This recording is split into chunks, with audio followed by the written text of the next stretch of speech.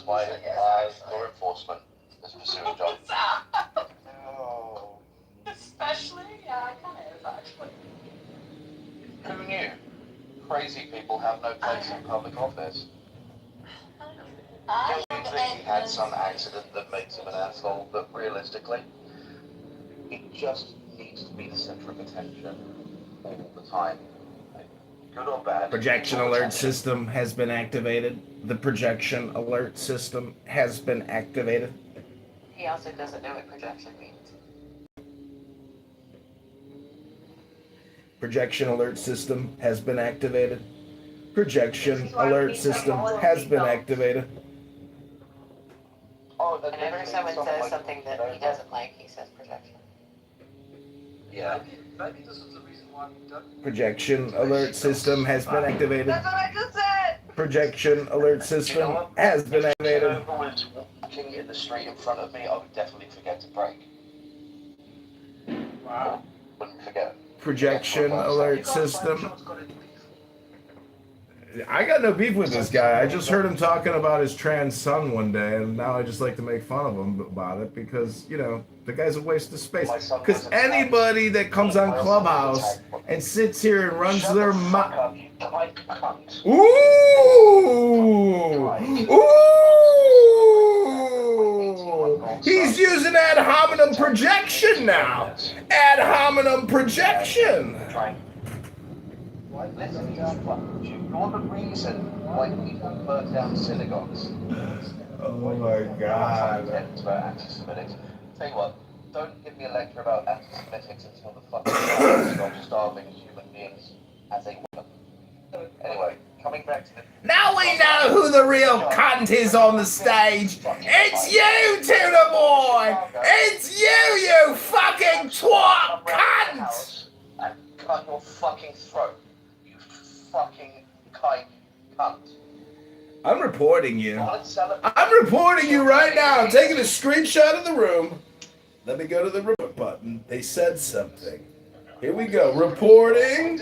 Reporting an incident. Here we go. They said something wrong. They're gonna kill me, and they called me a K-word. Ooh, you're gonna have to get a new account. You're gonna have to get a new burner phone. Where is it? Hate speech and homicidal ideation.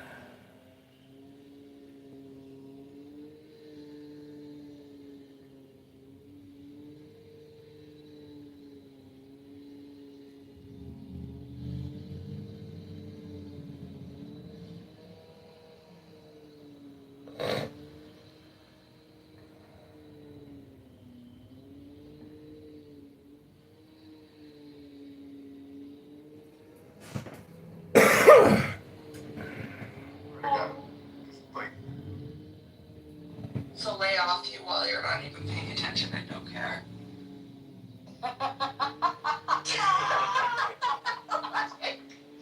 Getting mixed signals here, Michael. Completely understandable. Just calling him. I don't know. Call him whatever you want. Yeah, I cannot kick Arnold out, so... Hey, John. No, I know exactly where he lives. Yeah, his failed yoga studio. We shouldn't have tried to advertise that at the house that he lost. Oh, so, yeah, realistically, people like John, if he was on fire, I would just stand there waiting to see how much I could enjoy him. There are some people that just really, when all they want to do is make life misery for everybody around them. Projection alert system has been detected. Projection alert system has been detected. And nobody on Projection alert system has been detected. I would sit there and film it.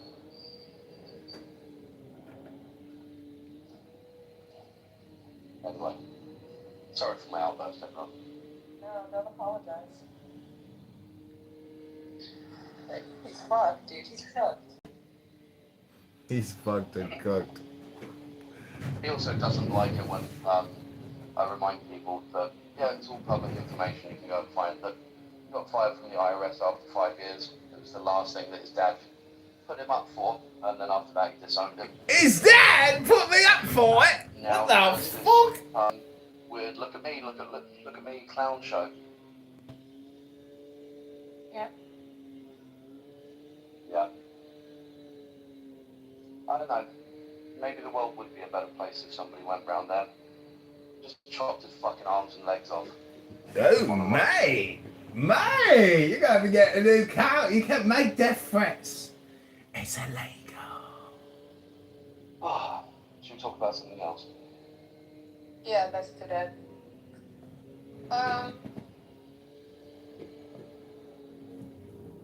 How was everyone? Sorry, I just walked us into a really awkward cul-de-sac. No, it's okay. Yeah, we're moving. It's okay. We can. You didn't do anything. You literally You did nothing. crazy. He didn't sound himself. No, we're just going with the flow. We're going with the flow. Yeah, it's okay. So sometimes it's like this, sometimes like that. It's like there's no big issue. Norm. Right? The way we're just. Hey. We didn't really have any topic This is fucking crazy.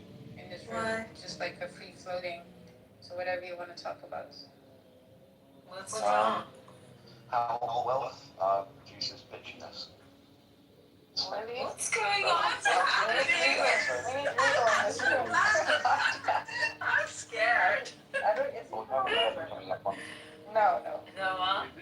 Is this We have an event coming up. room still ongoing from yesterday? We've got to go through like royal protocol. Oh, but, I don't know. Never asked royal What family. the fuck? Wow, this is like the longest film streak ever. Hence, I know, come on. you've got to get Oh, I don't think it into is. the chair. So, You've got to have so how everybody can you vetted. open?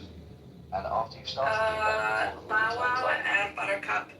Hooked up? you have So to she clear get every paid window and you don't know my Oh, so he can open a, room here. Yeah, she sucked him off. He's in Florida and now he has access to all the rooms. Yeah. In Key West. I just invited her up to her own. No, we do so much They offer fun. you what? Us Americans, we love our Hey. theater. Hey, girl.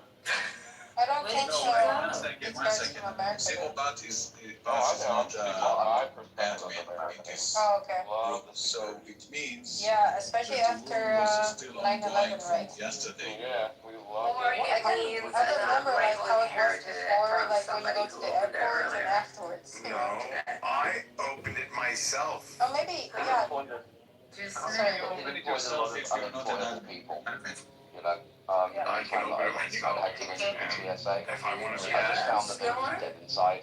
What's the Yeah, Mm. they were waiting for the Really ship. knows. There's no Secret, security John? going on. Are you engaged? jealous? You're the second person that cares about the TSA. Like, I never heard about the TSA before until this app, and then you're the second person that mentions TSA. Although, I would far rather take the TSA over the Indian National Guard that run their security at the airports. My God, if you ever need something stolen, yeah, put it into your carry-on. That's why they wrap all the luggages in like the like the plastic wrap. You know what I'm talking about? Yeah, Have you ever but- seen that? We did that before we went to the airport. My wife's a big Punjabi, so we've had a real life experience with having the family over for 6 months, and having to wait for 3 hours at the airport while the mum cooked an entire suitcase full of food. Excuse me, tuna boy, but that is interesting. You are married to a Punjabi woman. Why did you call that guy a kike and say you're going to? yet again, John Kitover. You know what's kind of crazy? He normally doesn't come in my room, but I don't know. Maybe it's because of you. I think maybe he's just got himself some new SIM cards, and normally I'd just block him. But Oh, okay. Yeah, he has too many accounts anyway. Like, blocking him doesn't help. You always find another way to come in. he's like the piece of Clubhouse. Every time he gets some new SIM cards, flare up. We're worried about you, John. John, we're worried about you. You doing okay, buddy? This is an intervention. It won't help. John, John, you're really you just can a make your whole grown-up. life better. All you need is a bathtub and a toaster. You can make all of the craziness go away.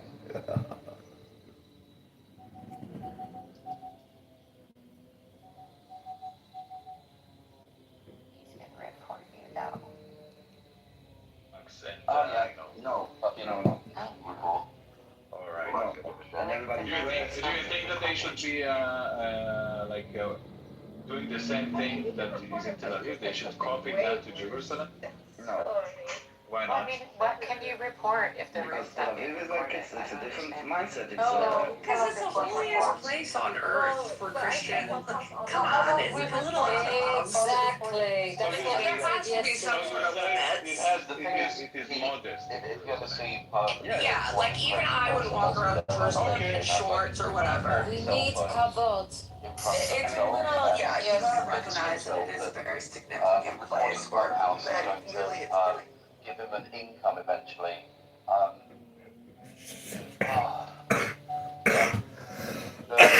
scary. Yeah. You don't even Oh, need it's- 40 phones to like do that though. That's the crazy part.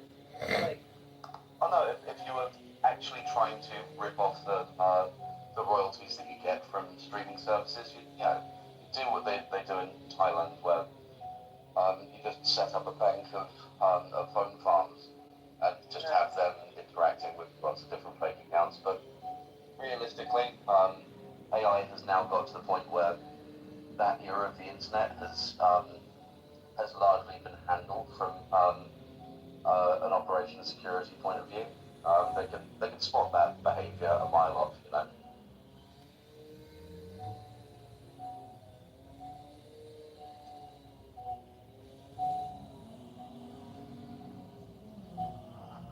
So what actually happened with the TSA? Because I generally take that when the orange one says something that is, I know that it isn't. But at one point they were saying they were going to replace the whole of the TSA with ICE agents. It's almost like the guy is trying to bait social unrest in America, just as a power grab. that makes a lot of sense because ICE agents is wild. You know, like this. He's just like a salacious person. I mean, Starlink did the same thing with, I think it's Open up the walls. to try to provoke and other cultures, ideals, perspectives. I think this is something above you. You should not interfere. I think you should leave communities alone and go amongst other people that are going to allow this. No. I thought that in Jerusalem they do the same the same thing that they do in Tel Aviv, like with all the special dresses and stuff like that. They do it the same in Jerusalem, right? But if it's political and they like marching like regularly and being modest about that, so fine. See photos from last year, and you can see exactly how it looks. It's completely different. Wait. I'm not afraid of rainbows. The bunny duck is always so over exaggerating. Yeah, she is a pain in the ass. Alaka? No. She did.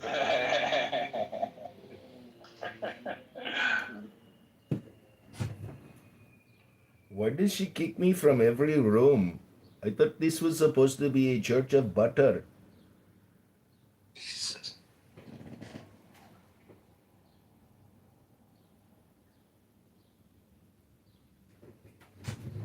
So what's Okay. happening, folks? What's happening? What's news today? Any updates? Any news? Who are you? Anything of so- excitement? So when does it take place in Jerusalem? Tomorrow, I think. I think so. Well, Noam, you want to go? Are you going? No, actually, I never went to. Wait, there's going to be a gay parade in Jerusalem? Yeah, they do one, Yeah. Every year there is. but it's usually like political. Except the last 2 years because of the war. You wanna meet? We meet in Mea Sharim. You and me? They want to tell Aviv, but Sharing, yes.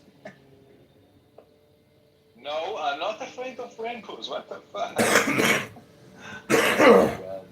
Oh, One in right. Tel Aviv is amazing. It's amazing. Yeah. I love Pride.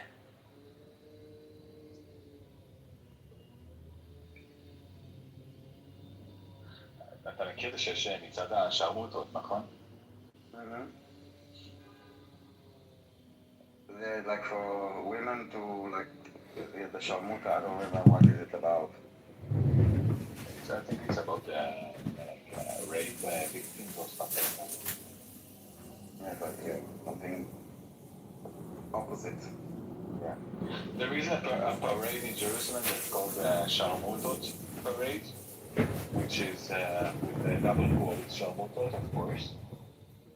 But and they raise awareness for rapists. I mean, not for rapists, but like against Rape victims.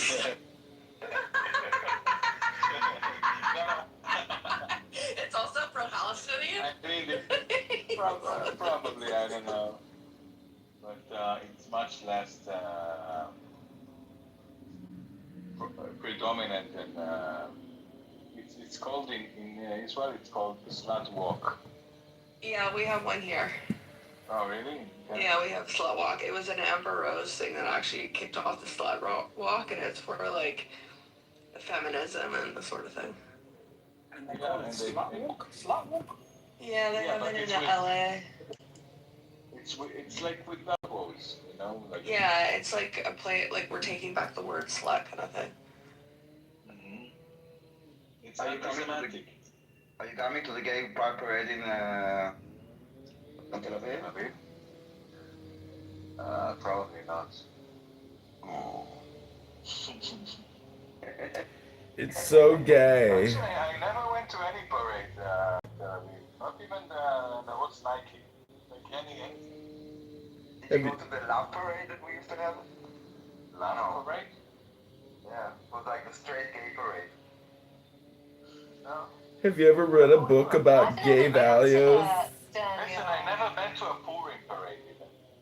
No. Yeah, I know. Have you read a book?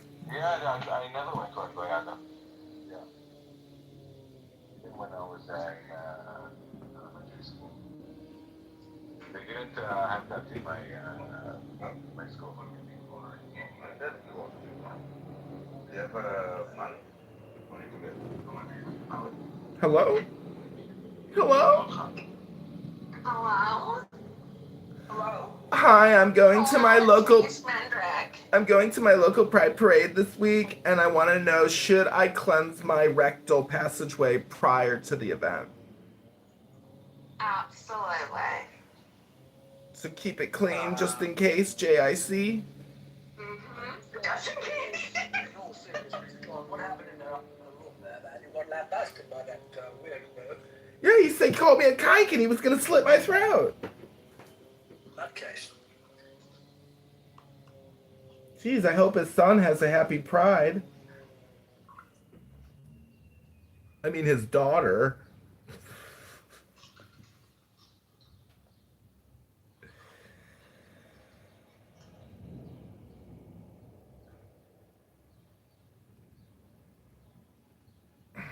I just want to know, is it okay to go to Pride Fest and offer heterosexual deconversion therapy treatment services for homosexuals?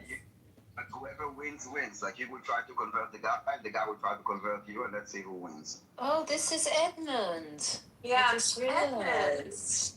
We have a question. Yeah. Go ahead. What is your question?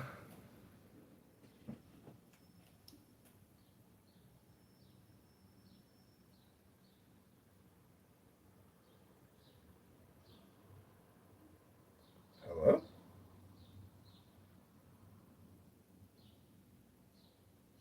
Michael. What are you hiding? It's a recorded room now. That's bad. You removed him. You're hiding something. What was your question, though? What? I didn't remove anybody. What the fuck are you talking about? Oh, you're talking about me? I would remove somebody? Yeah. I didn't remove anybody. What the fuck are you talking about, you fucking weirdo? Yeah, you removed them. I can tell. I did not remove anybody. Yeah, he's getting awfully defensive. The rule of psychology is so weird and wild here. John, he's anonymous now. John, come on another account. Come. Yalla, John. He removed you again. Oh, cat dog, is this? Yalla, welcome. John. Meow. Meow. I can't just speak with Bow Wow. Meow. Meow, meow. Okay, so we have a question. Meow.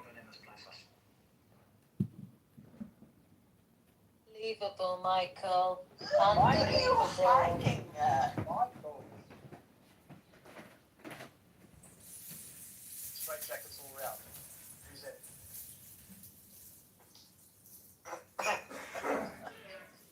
Nora. Nora, you there?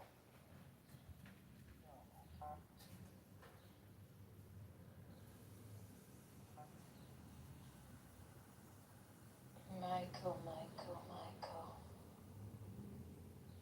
Yeah, Michael, who were you talking shit about that you don't want us to know? So, No one. Michelle. Who was that? We're gonna find out. You know this, so you may as well just come up with it now. Michelle, Yeah? how is the weather going today?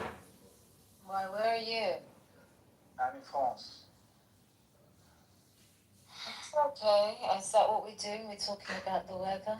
Well, whenever I come across an English lady or... Yeah, we had a more important conversation actually going on. Exactly. Like, I don't give a fuck about the weather in France right now. Michael. What? What? Who were you talking shit about that you don't want us to hear? I literally don't remember. I was not even talking shit about you. Shut up. I wasn't talking shit about you.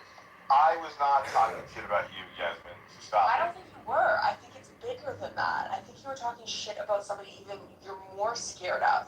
Because if you were talking shit about me, I probably would have known it by now. But the fact that you're trying to cover it up so much makes me think that you were talking shit about somebody you're genuinely scared of. And I have Like who? well, I have some theories on who those might be. But you really don't want us to know. There's a reason why. Who are you talking shit about? Huh? Dude, I have no idea what the fuck you're talking about. So you have every idea. No, I don't. Then why'd you remove John twice right before? I never removed John. Mm-hmm. God, you're retarded. I didn't remove anybody. Stop. You're gonna find out eventually, Michael.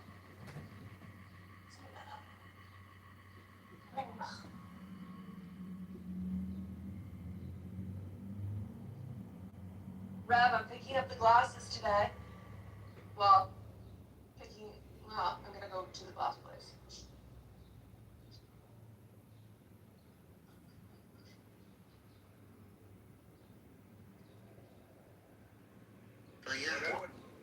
Oh, it took me like 2 weeks.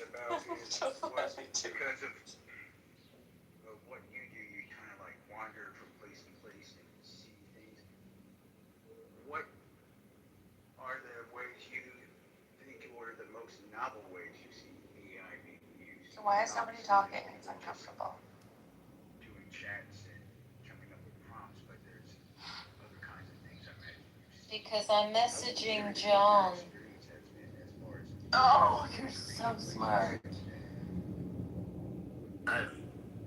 I've seen Yes? I've seen AI in many different ways. We're talking shit about Like, somebody you're scared of. Meaning, Who was it? Just tell us. It's all over now anyways. You may as well just come out with it. You'll feel better. Come on. Who was it? Hello. Cindy. Not right now. No. Are you guys from Malta? Yeah, from Malta, actually. I'm from runs the Gibraltar. Sorry. Actually, I just downloaded this app only. First year. Congratulations. Why, what is it? I don't know how to use this. So wait, are you actually from Malta? No, I'm from India. Oh yeah, now I hear it. Yeah, I'm from India, Kerala, south side. South India. Yeah. Dirty. Lower cat. The north is nice though. Where's Billy, by the way? Speaking of South Indians. I'd like to meet Gujarati if I was in. I miss Billy. I haven't seen him in a minute. He's so busy with his new job. Hello, ça va? Very good, very good. How are you? I'm good, Al Hashem. And what about you? Very good. Toda Rabba for fighting the fight, you know. Keep on doing it. You're doing a great job. Great job. I'm taking notes. You're incredible with your history. Do you remember that guy at Barley that was on here? Do you guys remember Aloha Charlie? No. Yeah, I do. Okay, Aloha Charlie, he used to have like those crazy rooms and just like would say the most obscene things. Yeah, And with then an he Asian got face. doxxed, and he was a Supreme Court, not a Supreme Court judge, but some sort of like state judge or high-up judge, and it turned out the entire time he was like in his judge's chambers talking shit. Like everyone on. That's awesome. That's how I feel Kanedalak is. I think that Kanedalak is another case of this. Oh my God, I'm definitely not a judge. I think you might be a case of this, though. I don't judge nobody. I'm not a judge. But I know you're talking. I bet you do. But I know what you're talking about. I remember this one. He's American. He was a Southern American Southerner. He used to be a Yeah, big judge, big man. He wanted to become a governor in Texas. Yeah, somewhere around there. I remember, yeah, but he was quite a prominent individual, but he What used to was say his the name most again? obscene Aloha Charlie. He was Aloha. so fucking racist on here. It was crazy. Aloha. Oh, hey, Aleister Crowley. So, Favorite opulent. so I think I'm a judge. You know what you do? Hey. Hi, Michelle. What's your Hi. question? What's your question, love? The question was. He's left. Michael's left. Put him down so he can't remove John. Oh, that is brilliant. Okay, ask away, Yael. I'm dealing with raw chicken here. You're such a cunt. It's genius. Okay, so the other day I was on TikTok and yesterday, and you were live streaming Cindy and Bow Wow having a conversation. And she asked him, did she reject you? And he was like, no, I heard something in the community. She thinks she's hot shit. Da, da, da, da. What were they talking about? Alistair. I mean, they were talking about some shit that Bronstein knows. I don't know. What do you think? Since I don't think it's somebody from Clubhouse. Was I it? told you, Cindy. Or I told you, Yasmin. No, you told me you were talking about Cindy. Yeah, I was talking to Cindy. No, you said that you were talking about Cindy. See, I was talking to Cindy. Talking Yasmin. It's not about you, you know that? It's not all I know it's not you. about me, because if it was about me, I You're would making know it this. about I think you. it's about something You're bigger. making it all about you. Why do you No, make it I don't about think you? it's about me. I think Always it's think about it's somebody always about else. you. I don't think it's about me. I think it's about somebody else. I think you were talking shit. Something that I don't want to say. Bronstein fucked up using two conversations. Because the one that you're talking about is different. The Bronstein and I yesterday were in a private world. We were in one-on-one talking shit. You, pussy, and Cindy being. I wasn't talking. No. Don't put me in that, John. I never You said wanted to anything buy about your it. pussy pictures, and I said, No. Oh my Can't fucking sell God. Yasmin's pussy pictures for less than $100 a lady. $200 for the full set. And I was going to give you your 20% kickback that you want. So, it was all going to be kosher. Michael, you're sick. Michael, you're sick. Perfect. You're sick. John, you're a sick motherfucker. You're sick, Michael. You're a horrible piece of shit. You're a sick motherfucker. They never said anything like that. Even the one in the room talking about you have. See it on YouTube? It's a YouTube special. The Braunstein special. And Yasmin's pussy extra special. Ew. Yeah, okay, good. She's gone. Sorry, go on. Did you guys see Rose came in here? I'm sorry. What is wrong with her? Is something actually mentally wrong? Bitch. What? Must be mentally wrong with her. And also, where did that horrible accent come from? Like, What is it accent? the product of Eastern Europe plus Israeli plus English? Like, what made her such a fantastic character? Ambrose, she has an Israeli accent. No, she's got a communist era Ralph accent. No, that makes no sense of what she said. What is a communist accent? How do you get that? By the thing that she's saying. Not the accent, it's the content. How's the content? If you called her comrade, do you think she'd appreciate it? Probably yes. Actually, the Palestinian movement likes to use the word comrade. All the flotilla comrades and all the Let's start calling her comrade. At least that way we can maybe make a dent, you know? Did you guys know that it was a Jewish Bolshevik that came up with the red triangle for the sign of Leninism? Look at this. What? Probably. It's all okay. And look up the storm on the Winter Palace. The Red Revolution, the October Revolution, is like the Leninist Revolution or whatever. It's straight up Leninist shit. Hold on, let me find this thing I was looking at. Yeah, the Jews invented communism, so there you go. Jews invented everything. No, we didn't invent communism, but look, PTR. It was I guess an Israeli, or it's in Hebrew. Originally, it was the original kibbutzniks and like socialists that came, and they came up with this concept. Isn't that crazy? And I'm not gonna lie, I really don't like the similarities between Red October, because October 7th, they use the other calendar. It's actually November 7th, but it's the same thing. It's all the same shit. So even the triangle they stole from us? Yes. Hold on. Storming of Winter Palace. Because you remember they called it the storming of Al-Aqsa Mosque? Yes. Good shit. It's like a communist thing. Oh my god. It's all commie shit. That's crazy. And then, yeah.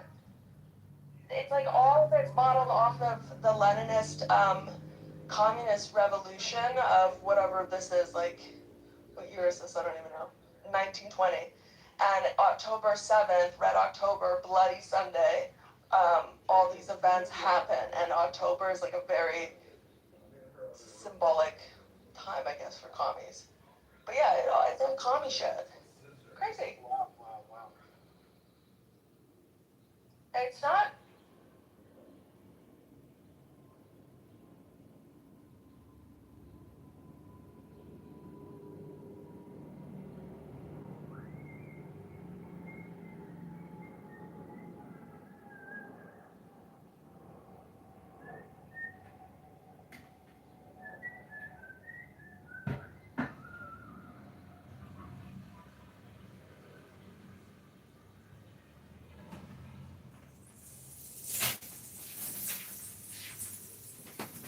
The fuck?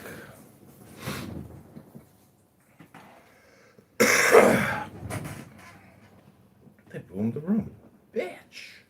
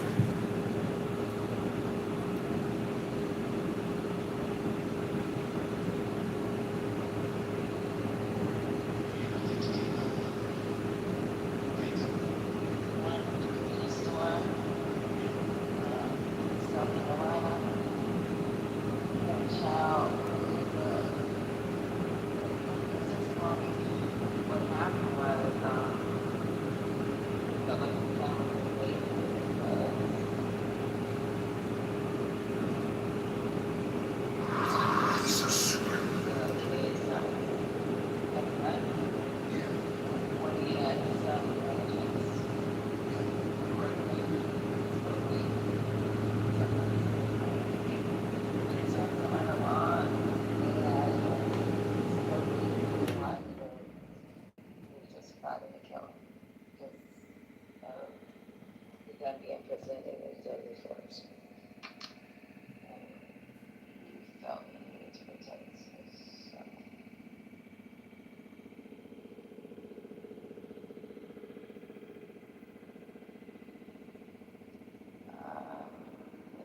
Wasn't it supposedly he was stealing water or something? Was it water?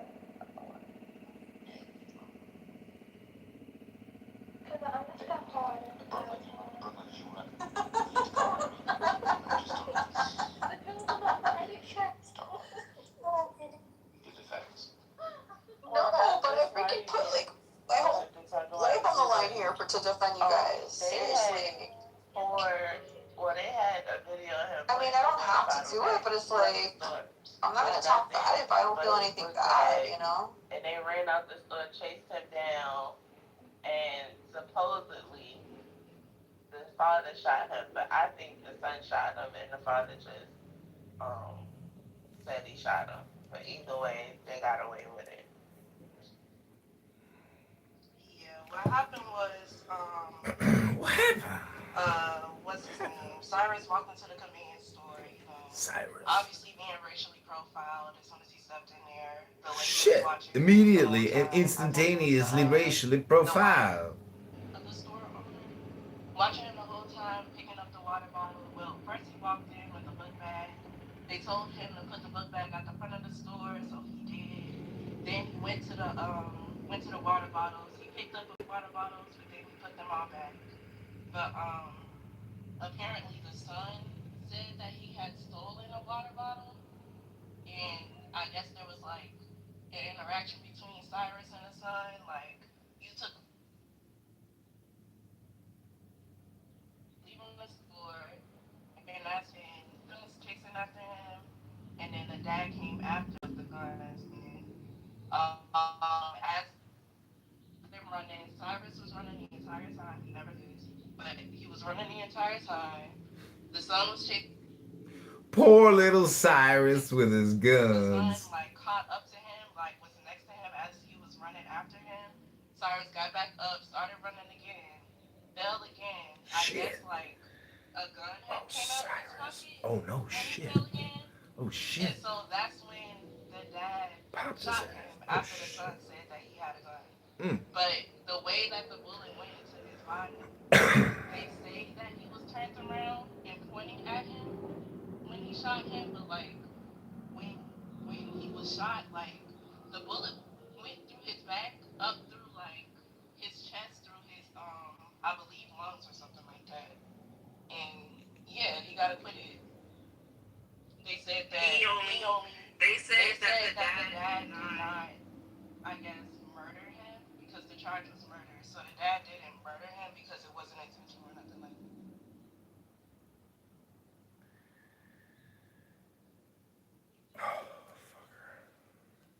Did have a gun, but the gun, they would have never known if the boy had a gun had they never chased him out the store. Like, that's the whole thing.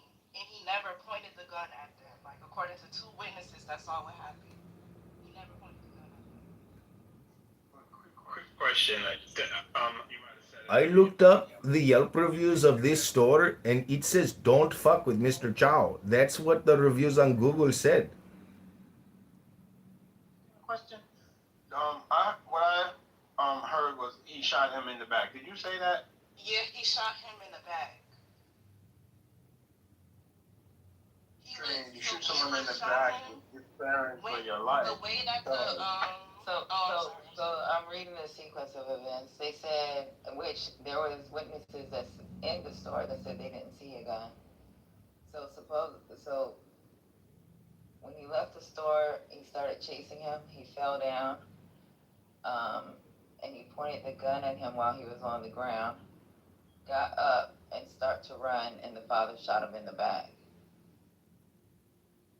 Two witnesses said that he never. So that's what the I guess like child support is saying, but two witnesses say that they never saw a gun.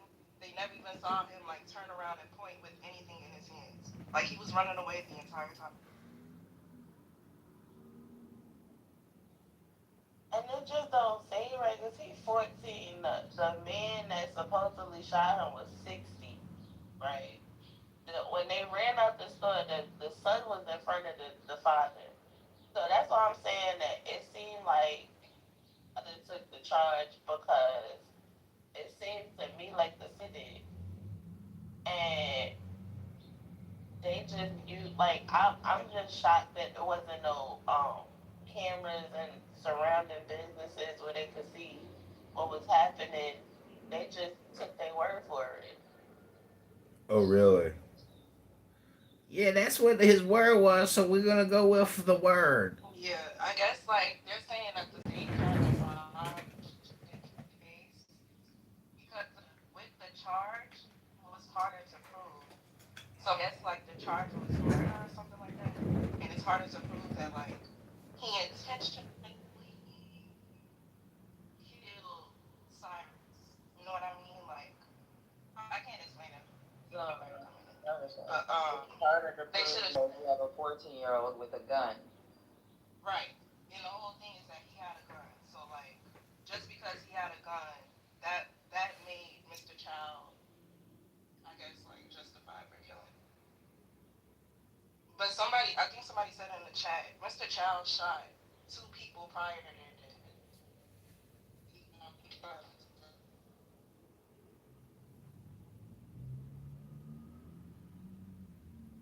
Man, this makes a good claim for the FBAs and how they always talk about these different people having businesses in our neighborhoods and not fucking with us.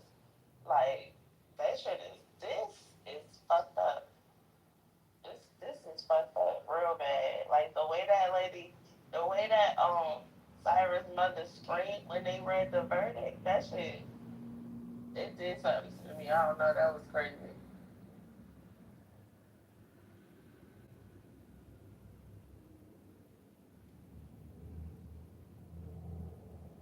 You got Cat in the audience talking about he deserved it. Like what the fuck is wrong with he was 14.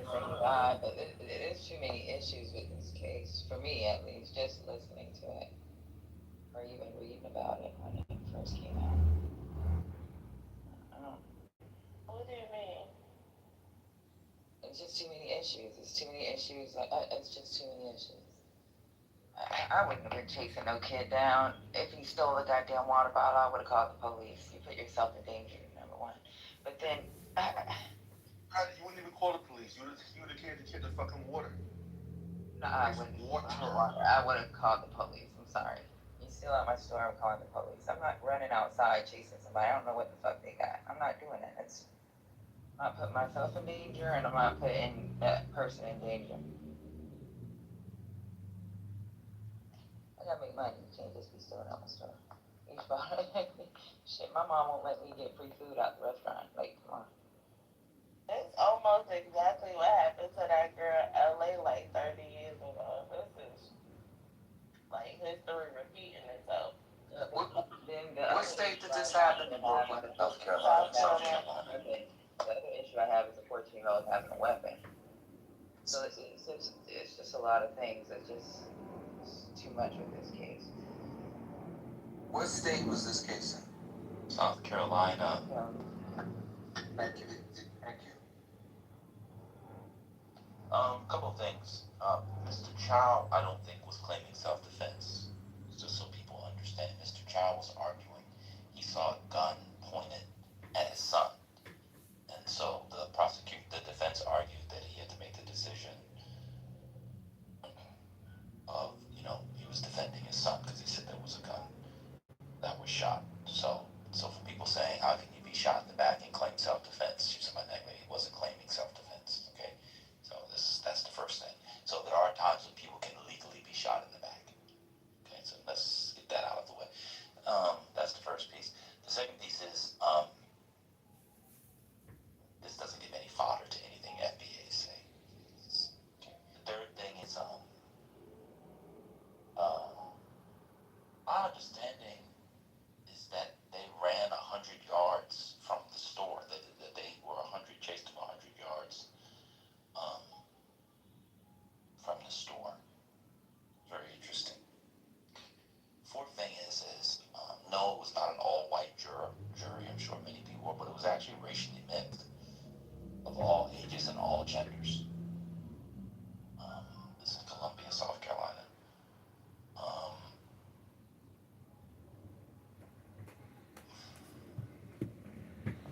just wanted to put those facts out. I don't. Those aren't expert facts. I just got those off the internet. So I'll leave it there. I have an opinion, but I'm afraid to give it because I don't want to be accused of being an expert on my bad. So. Give the opinion, child. We know you're not no expert.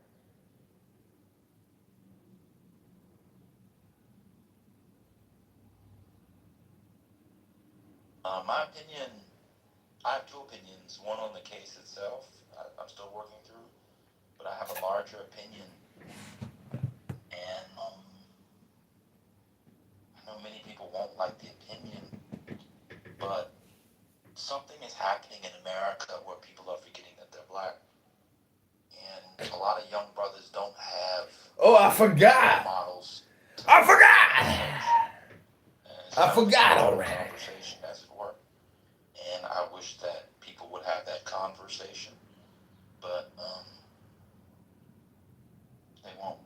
On the case itself, I think it's an utter tragedy.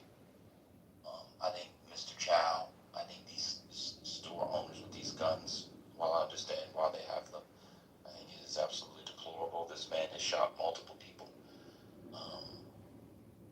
I understand why they charged him with murder. I think a lot of silly takes, uninformed. So what happens is all like overcharge. People use this. They don't know South Carolina law. When I was reading about the case, I looked it up. It makes perfect sense why they charge with murder, given the circumstances of the case, and that's what he was indicted for. And if you overcharge, you're gonna get off charge with manslaughter. Manslaughter charge might have actually been provable than a murder charge. If you go look up the distinction. This is super dog. This is the super cheesy. We got raw Murder in South Carolina. and grip. So, I don't know, that's it.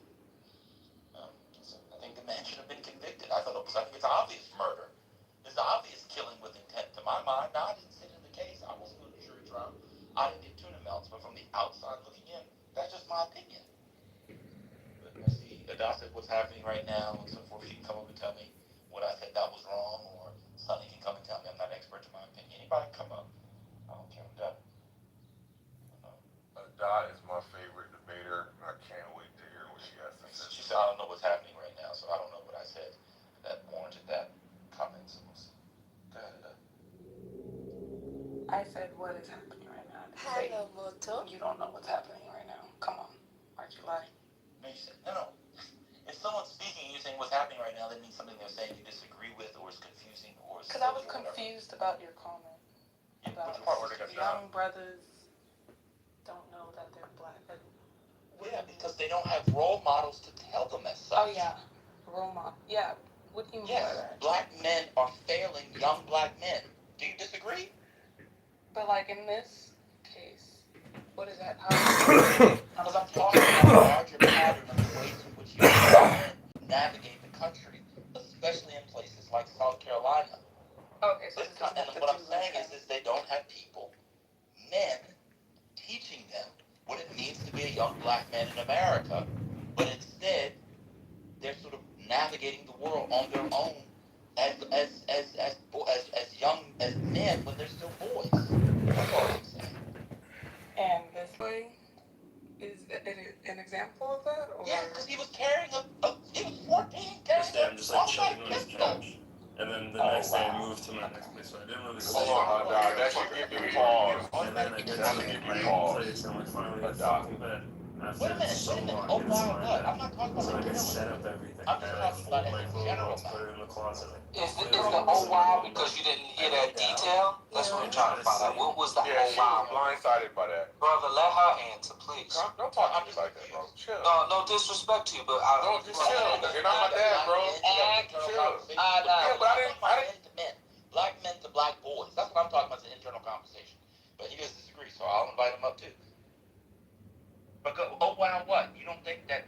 You think? I think I said automatic, and it was semi-automatic. I apologize. Semi-automatic, but I don't get it. So, Adad, you're saying, oh wow, that you think young 14-year-old boys should be walking around in the public sphere with semi-automatic pistols?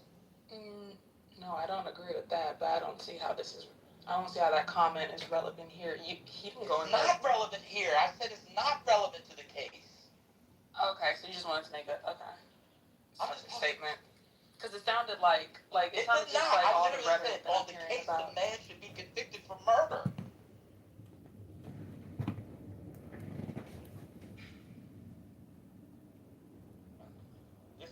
People literally just want to argue. It's so silly. I said it has nothing to do with this case, but as a general matter, there is a failure among black men with black children that we need to have those conversations, or people need to have it. I'm not having any conversations with anybody, but people should be having those conversations. I've had my conversation. I can't have any more. I'm old and I ran out of PP. I don't even understand what is. I don't understand what is wow or controversial about saying a 14-year-old boy of any race, but we're talking about a young black boy. He's a boy walking around with a gun, a semi-automatic pistol, is not a failure somewhere. Systemic, parental, familiar, etc. In Columbia, South Carolina. Anywhere, but especially in places like Columbia, South Carolina. I'm really talking about like in certain places. Yeah. I mean, I just find it interesting how no one knew he had a gun until this man killed him, and then they found a gun on him. But you know. Oh yeah, I guess agree. That's a different matter. I think it was definitely murder. I mean, the statute says with malice, just simply with malice, malicious intent. And it's clear if you chase somebody with a gun for it, you didn't know they had a gun for 100 yards for stealing water. That feels very malicious to me. But I'm just talking about. No, I'm just saying I have a different opinion about that gun, but it's fine. That's a different discussion. So I just want to know what's wrong about saying that black fathers and black men aren't doing well enough. But I guess everybody believes the CDC report. You think the gun was planted? I mean, I just find it interesting that the gun was there. Did they explore that? All of a sudden, it's used to justify why he had to protect his son. But did the prosecution never was seen explore on that? camera, never was mentioned beforehand. But okay. Did the prosecution explore the gun? It did. I asked if the prosecution explored the origins of the gun. I don't know. Okay, that's fine. I don't know either, so that's why I'm asking. They did. They did, and how did they do that? Do you know? Yeah, they did. They investigated. They determined it was his gun. Oh wow, okay. What did they say? It's in the. I'll try to find the transcript records, but the reporting said it was his gun. Yeah, it says in the reporting, investigators did the gun based on public reporting. I didn't say it was planted. It was included. So they haven't released how he obtained it and who supplied it, but he did have a gun. And the gun had a laser sight on it. Why would somebody with a gun run? Usually people with guns, are very bold and not fearing. Why would he run with a gun? That just doesn't seem, Why would someone steal a bottle of water? He didn't steal the bottle of water. He did. The boy or the shooter? Who would run with a gun? I don't think anybody with a gun would run from somebody else. In this case, both people. He's 14. Did you watch the video? What does that have to do with how a gun imbues you with confidence and fun? Did you see the video? They chased him. He just looked back, and they were already maybe five steps behind them. So first reaction, you gotta people clutch when they're scared. Space. They don't create run. Space. You gotta create space. People don't do that with guns. So you can have time to get the gun. Nobody does that with a gun. Every gun owner is practicing their quick draw, practicing their clutch, practicing their brandishing before it ever even happens. What does that have to do with it? You think he doesn't practice? Fucking experience. I agree. How do you know how long he had this gun? How do you know how long he had it? I agree he doesn't have any experience shooting people, but I'm sure he has a ton of experience clutching his gun, holstering it, pulling it out, cocking it. I'm sure he's practicing that all. Yes. I'm sure he's doing it all the time. I'm also sure he's always imagining himself being bothered, being accosted, and clutching. That's what I know is most likely happening before he thinks that, oh, I should start running now. So it sounds like you have a stereotype and a bias. Yeah, you're right. That makes I'm wrong then, right? If I make that quote assumption. You just have an inherent bias. Right. So Yes, I have an despite inherent okay, so bias, let's go with that notion. Let's go with that notion. Despite him practicing and brandishing it, like in the mirror and all of that, when he was shot, he was in the process of running. He did not use all of that practice and all of that bravado that a gun can give you and a weapon and all of that. He did not send that energy towards the people that were chasing. I have a question. Why do y'all think that because somebody has a gun or they've had training on how to use a gun, that they would know? Like, I don't know. So where was the gun on him? Yeah. So what? Where was it on him? Was it in his bag? Was it in the bag? I'm about to say They it's said not one it of. fell Okay, out. go ahead. In the bag? You can't get it out that quick. They said it fell out his bag. The gun fell out his It bag. was in his bag. How you gonna get your gun hella quick in your bag? Why is it? Wait a minute. Hold up. Hold still. Hold still. Everybody, drop your mic. Thank you. All right. We can't do all this 50 mics at one night. Okay. We do that at night, not during the day. Thank you. So, one at a time. But I'm hearing a lot of loud voices. It's not just one. So yeah, if your volume is all the way up, can you please turn it down because your voice, whatever, microphone. Hello. Anyway, happy Thursday. I hope everybody's doing well. Thanks. Yes, First Lady, the next one. One second. Patty was talking, the host of the room, and y'all just stepped all over her. So please, just hold on for a second. Patty, can you please get out what you were trying to say? So when Concrete was bringing up something about why you wouldn't do this, that, and the other, I don't understand why you think a 14-year-old, when we have people that fucking train with weapons, go through fucking 8 months of training before they go down range to clear a fucking building. Once they get into the heat of an action, can't even perform the way they're fucking supposed to perform. So you think a fucking 14-year-old would be like, okay, yeah, this is how I'm going to use the gun to protect myself, or this way. I don't know what's going on here. Wait, so you can disagree, and that's fine. But don't pretend it's strange. It is strange, bro. A reasonable person. Okay, all right. A reasonable person. I don't care. I don't care. So it's not about you can say it 76 times, and I'm still gonna hold to my opinion that it's strange that you're holding a gun and you're running. It's because he doesn't understand. Yes. I don't understand. Because he's a fat nigga who talks on. Okay, all right. You sound gay. It is what it is. Was he holding the gun? You're still mad about something, and you sound No, gay. the gun fell out. It fell on the ground. Now, going by the report, they said the gun fell out. I don't see where it fell out of the pocket of the book bag. But that right there, the fact that they said that the gun fell out when he fell to the ground, that's saying that he didn't point the gun. More to it, and I wasn't done. So they said when he fell to the ground, the gun fell out. He picked up the weapon and pointed it at the person that was pursuing him. Then he got up and ran, and then the father shot him in the back. That's what's being said. That was what she said in court. The son testified that he pointed the gun at him. Yep. That's Right. what happened. That's what's being said, but I think it was the clip of the gun. It was found feet away from where he was shot. So when he fell and dropped his gun, it fell so hard to the point where I think the clip came out. So even if that was the case, that doesn't make any sense. I think they're just saying that. And nobody else saw that. Only the son is saying that. Yeah, only the son is saying that. No other eyewitness saw him fall, pick up a gun, and it at him. And if it was in his bag, wasn't the bag secured in some way, i.e. zipper?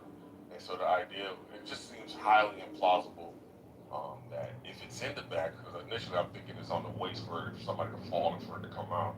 But But it's even less plausible that it was zipped, secured in a bag. He fell, and then the bag unzipped, unsecured. Or the other alternative was he has a book bag that's like a open top, one of like the purses that women have, where it doesn't close, it's just open. And if that's the case, then we could easily see the book bag that he had. And if it is a zipped bag, then this absolutely doesn't make any sense. Yeah, it's But it very is what it is. convenient that all of a sudden this man who has history of shooting patrons now has a justifiable reason. A gun appeared and he was threatening his son and he had to defend him. I think it's very convenient. That's all I'm saying.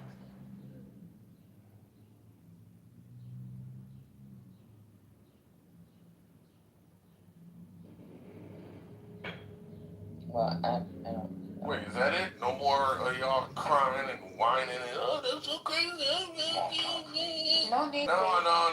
Nobody said anything when they was fucking jumping on my neck for this point. You know everything. Yeah, I don't care. Okay, you don't care. Cool. I don't care about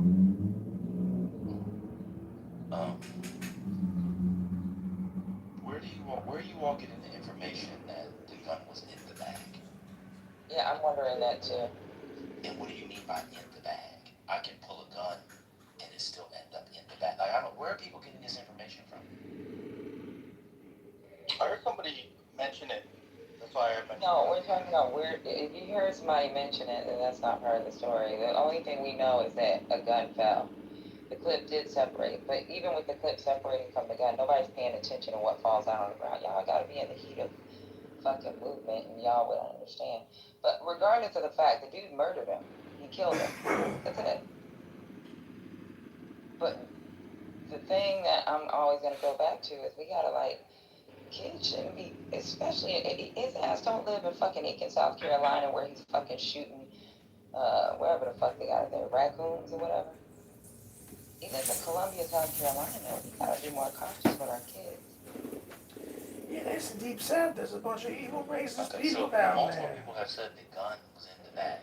Concrete was saying it, but he was following up somebody's point. So people who said it was in the bag, I can't find the gun was in the bag. Where can I find that? I don't see it anywhere. I think that ever happened. Yeah, I don't see it either. Right. All right. So we had a detour about guns again in a conversation based off of somebody making a thing up. No! You angry. So I heard there was 2 witnesses that said they didn't see him pull the gun. Well, I can't argue with you. the jury obviously believed Andy Chow, which was the son. And you had to prove it beyond a reasonable doubt. And the prosecutor didn't do it. Just to add Because something, maybe he didn't want to. But that's my own conspiracy theory. Okay. something that I was reading earlier is that the prosecutor didn't, I don't know if you guys talked about this, didn't introduce any lesser charges like manslaughter, which normally in a situation like that, murder might be the top thing, but they would include lesser charges that the jury could actually say that, he committed manslaughter. But by not putting that on there, it was either basically all or nothing, which is not normally done. Why? So based off the facts of the case, is the facts of the case murder or manslaughter?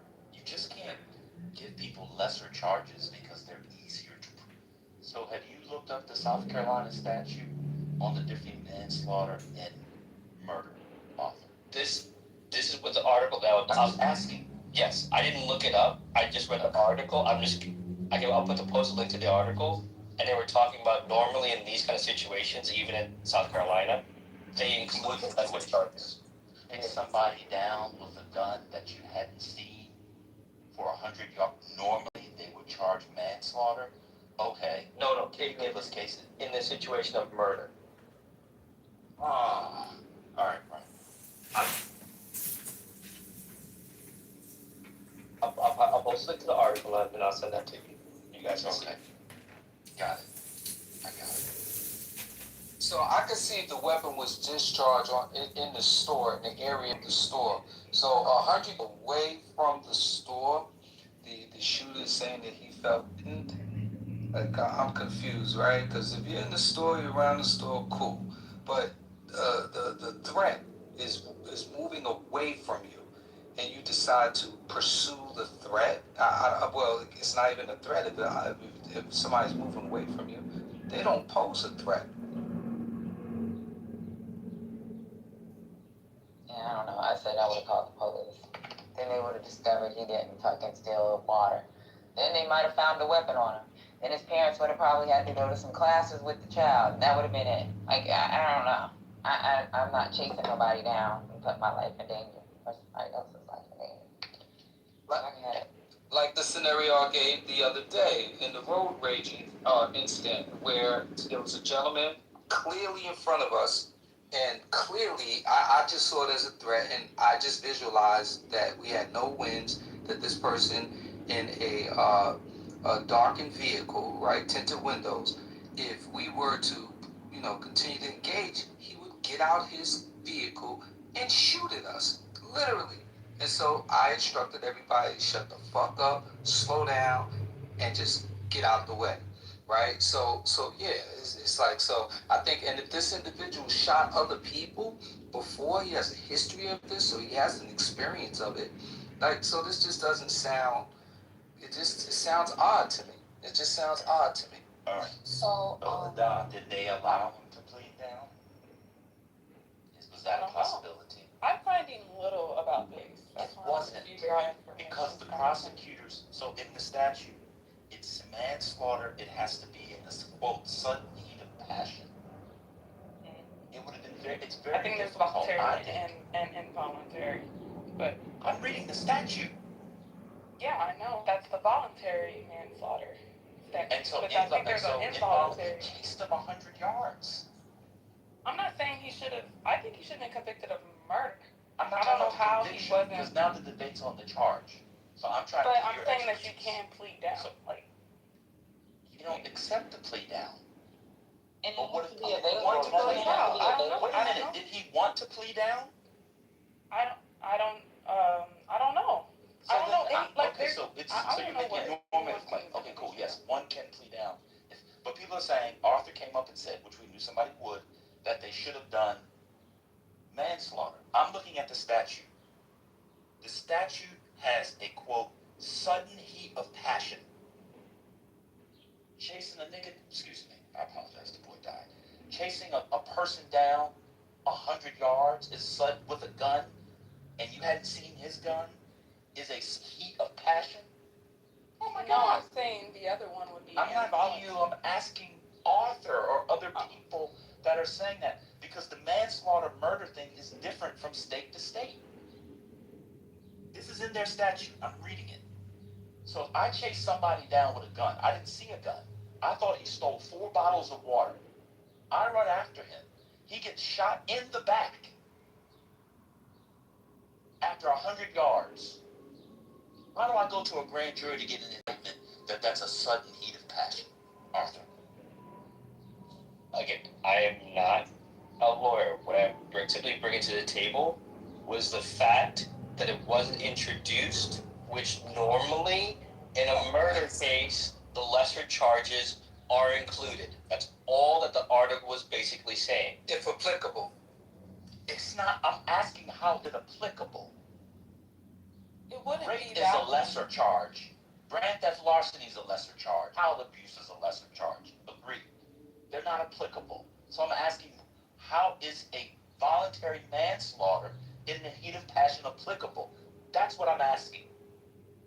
Based off the fact that he shot him in the back. And someone's talking about stand your ground laws. I don't know what is stand your ground. In fact, the person speaking, I don't know, he should have been blocked a long time ago. I don't know why he's even speaking in here. I don't like that guy. That's in Florida. Like, it's stand your ground. One second, Rambo. 1 second. Many states have stand your ground. Arthur, I'm asking you or anybody else, because I'm actually trying to learn. Everybody always talks about, and before you came in, I said someone's going to come in and do it, and you came in about 3 minutes later and did it. Why do people simply assume, because somebody is killed, and they think manslaughter easier to prove. Usually it is. It's always applicable in a quote like this. That's what I'm asking. There are two manslaughter charges. There's the voluntary one, which is the one you read, and there's the involuntary one. Because the jury apparently was struggling with the malice part, he could have been charged with involuntary manslaughter. It would have to The be reckless available. killing of another. It would have to be available. It is available. No, the But- prosecutor didn't include it. That was the. I that don't know anything about the negotiations between the prosecutor and the You defendant. just said it was available. If you said it was available, explain to me how it was available. Because it's the reckless killing of another. No. How was it available? So this is a Just because homicide it's on the books, how was it available? Because it's a homicide case. Ada, what I'm saying. That's part of the homicide. You obviously don't understand what's The going on. prosecutor included If I got cookies and I got wafers and asking for crackers, is the crackers available? Just because they're in my cabinet and I only gave you the cookies Yes, and the wafers. it is available. It's a charge. No, it's not. It was not available. How are you telling me? Because the prosecutor didn't put it as a lesser charge, Ada. You have to have it as a lesser charge, or it would have had to be part of a plea. It was not available. Do you understand? Do you understand? Hold on. Do you understand that a defendant can plead down at any time during trial? Was Like, there they a can plead plea? down any time during trial. So I don't know what the negotiation. So they can plead out. Yeah, they have to accept it. The prosecutor would have to accept the plea. Was there a plea? That's what I'm asking you. Was it available? No, it was not. The conversation about whether they offered involuntary manslaughter as an option, Yeah, you're right. I have not read anywhere. So, and neither have y'all, because I literally just looked this up, and there's no conversation, there's no reporting on that. So I don't know if the prosecution brought that as an option or not. But clearly, It's automatically an option, and he was acquitted of them. acquitted That's of what? That's what I'm telling you guys. Acquitted It of what? didn't fit. In South Carolina, it's already available. So at trial in South Carolina, I thought everybody followed the Murdoch case. Maybe I apologize. I thought everybody. South Carolina murder was a No, Murdoch case. I'm literally It's all. looking Let me at- just explain it. Okay, explain it to me, please. If you charge somebody with murder at trial, the jury can convict them for manslaughter and involuntary manslaughter. They him on all charges, inclusive of those.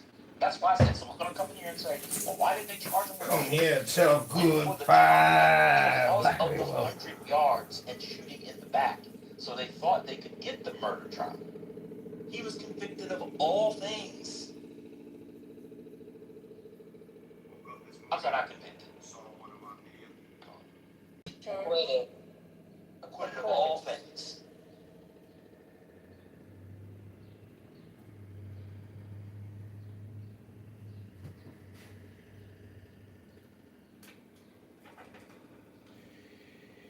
If the water bottle don't fit, Wait a minute. you must acquit.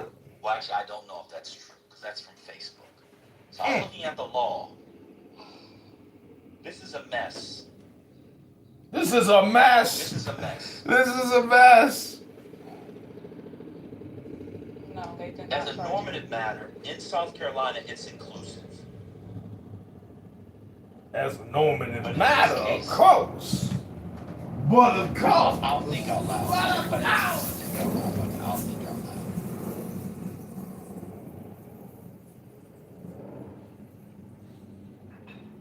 I don't know why I'm getting thumbs down. You don't know anything about it either. Because, well, y'all are saying things that have not been reported. It's not honest. I'm not talking about the reporting. I guess that's all. I'm not about the reporting. I'm talking about the law.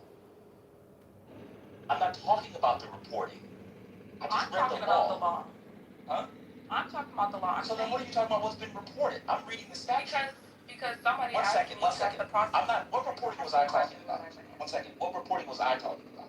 I was talking about when I was having a conversation with one of the mods, and she was like, "Has the prosecution offered that as a lesser charge?" I don't know. That hasn't been reported. I'm not going to say yes, but I'm saying that they most definitely could have offered involuntary manslaughter as a lesser charge. Like that is definitely available because this is a homicide case, and a homicide I'll tell you why. How are you gonna? Okay. Tell you why. Because they agreed to make it not available. What does that even mean? The prosecution and the defense agreed to not make it available. So they. In pre-trial. Never mind, Doc. I'm just trying to read. I'm reading from the New York Times. I'm trying to give the room and me and you information to have an informed conversation. But you just want to talk. I'll just shut the fuck up. You can just explain to us what it is.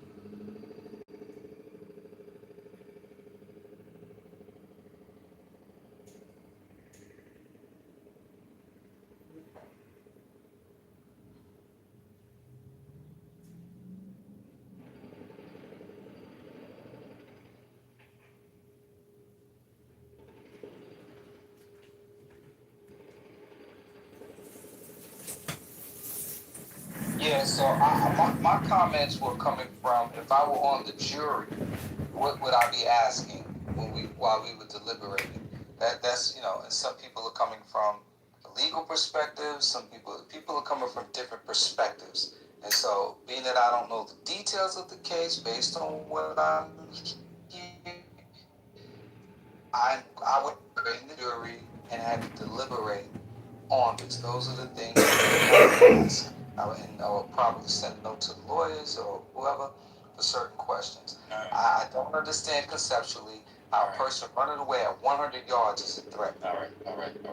Well, you could be running away, Rambo, and point at something else, and then somebody else can shoot you from jam. You can be a threat to other people. Again, in the facts of the case, the man's son, Andy Child, said he was threatened. All right? The name? Right. So, it's called loud. When I say all loud, this is from local grand champions of the Order of Light. Is that under South Carolina, voluntary manslaughter is voluntary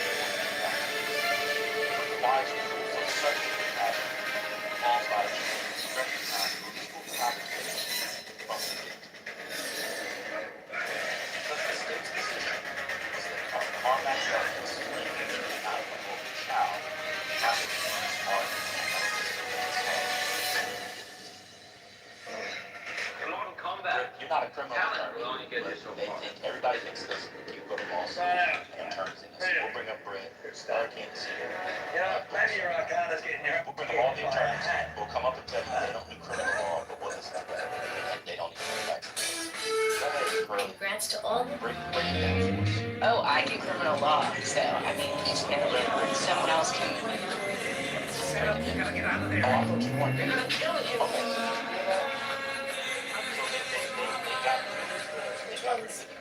Hold them! Recognized prosecution because the prosecution is all of us are. Well, yeah, because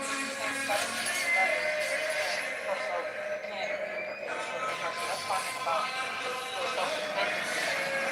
I'm talking about a different part of involuntary manslaughter. The doctor's case was not available, and it was most definitely would have been available. So was it included in the judge's instructions? Well, no, because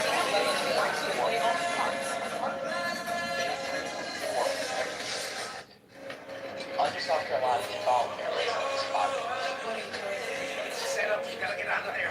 They're gonna kill you. You say you can't remember your child. All due respect. Let me tell you something important. If the goal is just to put somebody away and feel good, I don't think that's a real conception of justice. I don't. And so I think if they had gone for that, people would have been equally upset. Oh, he only got 3 years. He chased them. He didn't see the gun. All the things that we talked about beforehand, I can understand the reason. So I take your point. Let's say they could have included it. Well, from what I'm reading online, it looks like that they agreed, the prosecution and defense, to only do the murder. I don't know how that works in South Carolina. I'm sure y'all are barred in other states, but experts on South Carolina law, so I'll mute up as a second. But I'm just reading what I'm reading from the news in South Carolina and from the statute. And it looks like it has a max of 5 years. I'm not So if that's what people think justice are, that's fine. I'm not sure that the jury, like they have to weigh what charges are on the table. If you put murder, if you put murder, Give Pearlie a second, because she was waiting for Ben. okay, go ahead. Okay, go ahead. So, go ahead, Pearlie. This is devastating, honestly. It's not surprising, but it's devastating. If they don't explicitly say that the lesser included charges are included in whatever the allegations are, whatever the jury instructions are, it's very explicit about exactly what they're asking and exactly what they are able to, like on the verdict form. It includes very specific questions and all of the options that the jurors have for how they want to find someone, if they want to hold them accountable, etc. This is bad, but I think this all just goes to the idea that, blackness is a threat, regardless of if they're running away or not. Hold on 1 second before we get to that. So, do you adopt the other experts that this was I can't speak for everyone else. This was an intentional killing. Involuntary manslaughter. Because if you were to include involuntary manslaughter while arguing for a murder charge, you're quite literally undercutting, just logically, both instances. Okay, I don't know if that's a hit at me. I said. No, I'm asking anybody. Can we get off of the personal thing? I'm asking a question. If we can only talk to each other, Ada, where you think I'm insulting you, then I just won't ask you any questions. I'm literally asking, how can you argue for a murder trial and then also say it's involuntary? Because not a murder trial, an act of murder, while arguing that it's involuntary. That's just serious. Okay. So it's because of the elements of involuntary manslaughter. So if you were arguing that there was like criminal negligence or recklessness, and it was in the commission of an unlawful act, but it's not premeditated, or in this case, he didn't say that there was an intent to kill or cause serious bodily harm, which I think is stupid, because if you shoot someone, you intend to cause serious bodily harm. But that is the rationale that can be employed to justify saying, okay, well, they did involuntary manslaughter. So, I'm sorry, say that again. I don't know what my head again. Okay, so to secure a conviction of involuntary manslaughter, you can have criminal negligence, which is like when you do significant and reckless, and it's away from the normal standard that a reasonable person would use, that creates an unreasonable risk of death or great bodily harm. So generally we see this like when someone's drunk driving. I don't usually, I can't think of a time when someone points a gun and shoots at someone and they say it's just criminal negligence, but So let's stop right there. I want to stop right there. I want you to stop. Any girl that wants.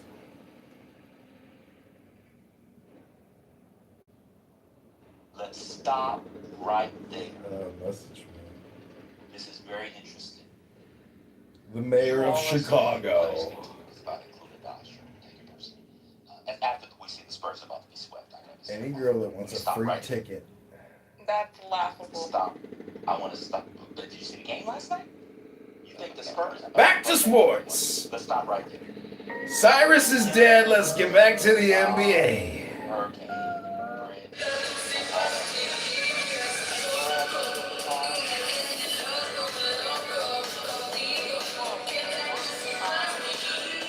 I'm just asking if you can. I have another question. I don't think. 1 second. Can you think of a time? Okay. Can you think of a case when you shoot somebody in the back and it didn't, charging involuntary manslaughter, shooting somebody with a gun? I think there was one time when it was a police officer and they said they intended to use their taser instead, but I don't think it worked. But I think that was, I don't know why, but that does come to mind.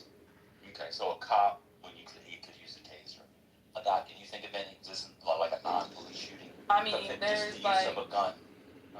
where someone's like going You out got him photographed. shooting or hunting, and then they accidentally shoot someone. They could argue negligent homicide. You said not a. You said okay, not But I mean, when but I'm not even chasing a arguing that person, though. like in the circumstance applied, not I was cleaning my gun. I mean, come on, you know. I mean, that would be. I mean, plenty of people have been convicted for that reason. So, but I'm not even arguing I'm saying with similar circumstances. Okay, no, because I'm not even arguing that he should have been charged with involuntary. I think he should have been convicted of murder. But I got it. But hold on, just stay right there because we're trying to learn. Just y'all move too fast for us. Y'all are the experts. So you're saying that I'm trying to. So you guys are saying that somebody said Oscar Grant. Wasn't he shot by the police? Yes. So No, that's the one where his defense was that he thought it was a taser. Yes. I just want to mention that. Oh, okay, cool. I thought you were giving another example. Okay, cool. So, fuck. People, so the criticism that Arthur was offering and Adam was giving expert fodder to was the prosecution should have included voluntary or involuntary manslaughter. I think as far as I know, I posted it. A lot of times prosecution will put lesser charges just so that the jury. Katrina. Yes. This is between them. They let them have. I'm asking them if that's what they're saying. I'm sorry. So you guys are saying that voluntary or involuntary or both, which one should have been included? Involuntary would have been, because voluntary is a very specific type of situation. Like, it's very rare that people bring that type of charge. Which one? Voluntary? Voluntary, which is the heat of passion murder. That's right. Like walking in on like your spouse cheating and you kill them. Right. Heat of passion. Wait, I thought that was second degree. Well, in South Carolina they do. I'm looking at the statute. It's SC Code 16360. It was updated in 2015. It just says involuntary. I don't see what the degrees on the statute. But all right, y'all keep going. But involuntary, since the jury was struggling, I don't know where people are reading this, but the jury was struggling with the malice element. If that was the case, if they really had a problem with that, then involuntary manslaughter would be the next charge. I think that would be something that he could easily be convicted of. But I think he should have been convicted of murder. So. Wait, before you go to that, let's just stay on the law before we get to our opinion. This is interesting. Y'all just want to editorialize and be punches. And so it says here, let me read the statute. This is the statute from 2021. With regard to the crime of involuntary manslaughter, criminal negligence is defined as the reckless disregard of the safety of others. A person charged with the crime of involuntary manslaughter may be convicted upon showing a criminal negligence as defined in this section. The person convicted of involuntary manslaughter must be imprisoned not more than 5 years. And so people wanted this included.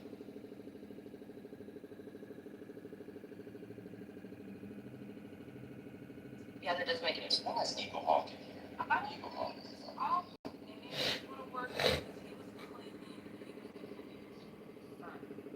That's the issue. He was claiming basically self-defense of another. So he probably would have got. I mean, I'm gonna be honest with you. I'm still trying to find out outside of we want to get something out of it. Outside of that, take that to the side. I don't see how voluntary or involuntary manslaughter applies here. I don't think it does either. Well, yeah, because he murdered the boy. No, outside of that, just based off the facts of the case. Chasing somebody down, chasing down like Adrian Peterson when he broke away from the Green Bay Packers week 3 of 2012. He ran 100 and some yards, kept going, Bo Jackson style. Shot him in the back. Somebody who had shot multiple people before. I don't see how voluntary, involuntary manslaughter applies here. Outside of, we need to get any charge.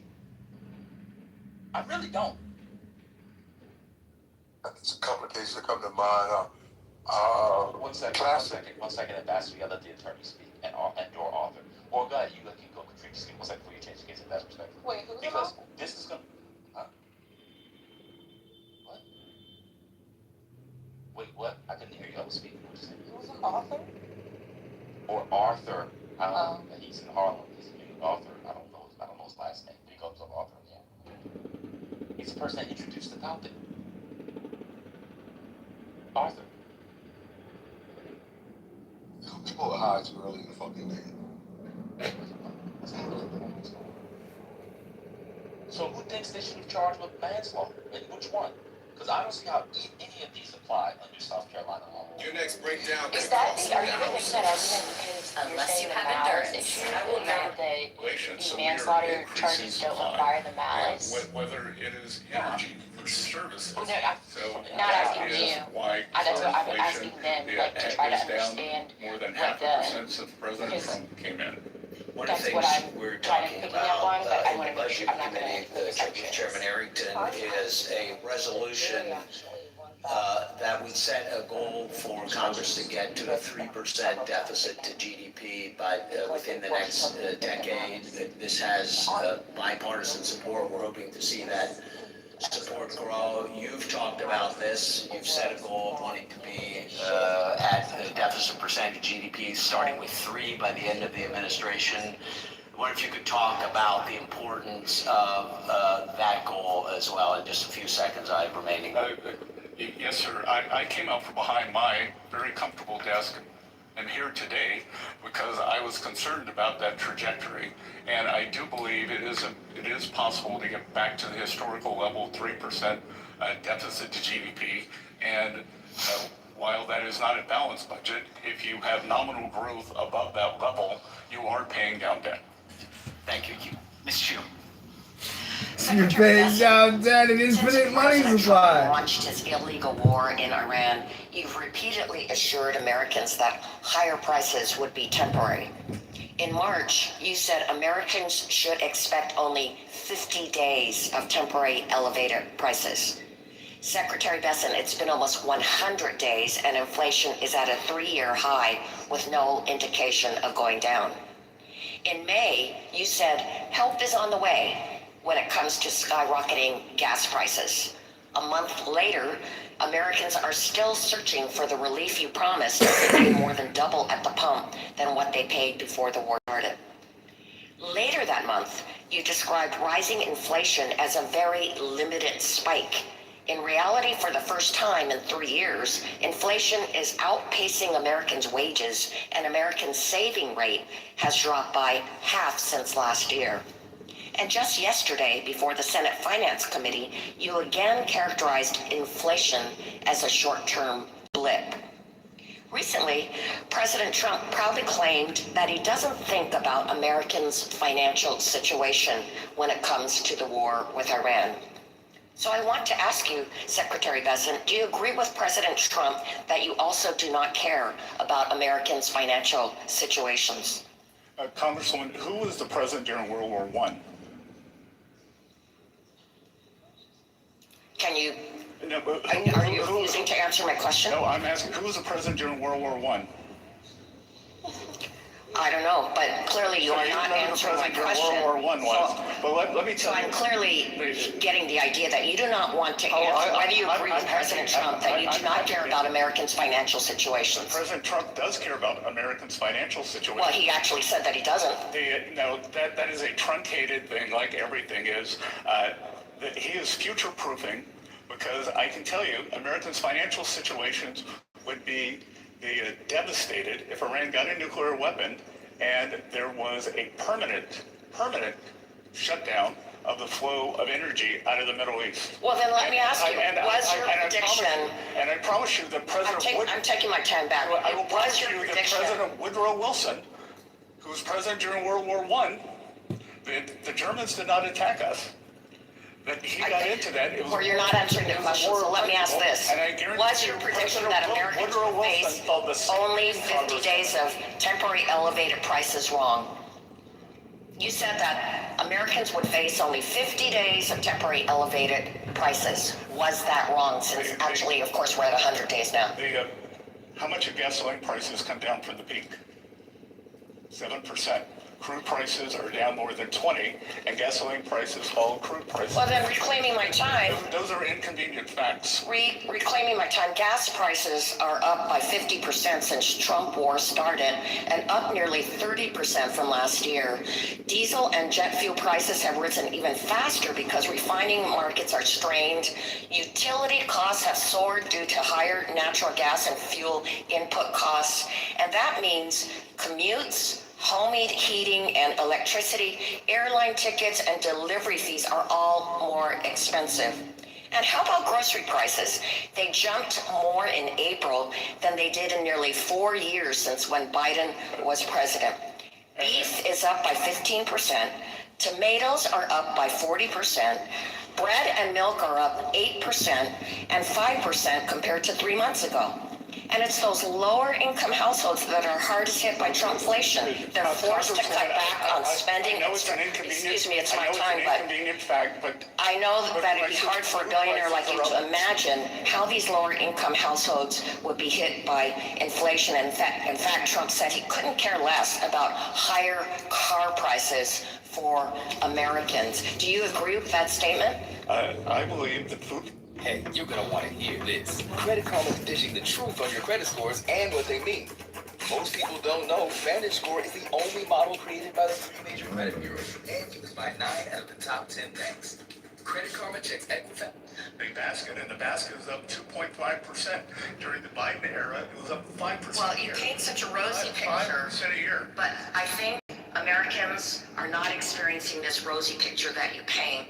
They are asking, are my wages keeping up with costs? Can I afford the things that my family needs? And I'm afraid the answer is no. I'm afraid you're incorrect because we had real wage increases every month since President Trump took office, except for the month of April. So I know the facts don't align with your narrative. But please, you're entitled to your opinion. Your narrative is not lining up with what Americans are experiencing right now. You're not entitled. You're entitled to your opinion, not your own facts.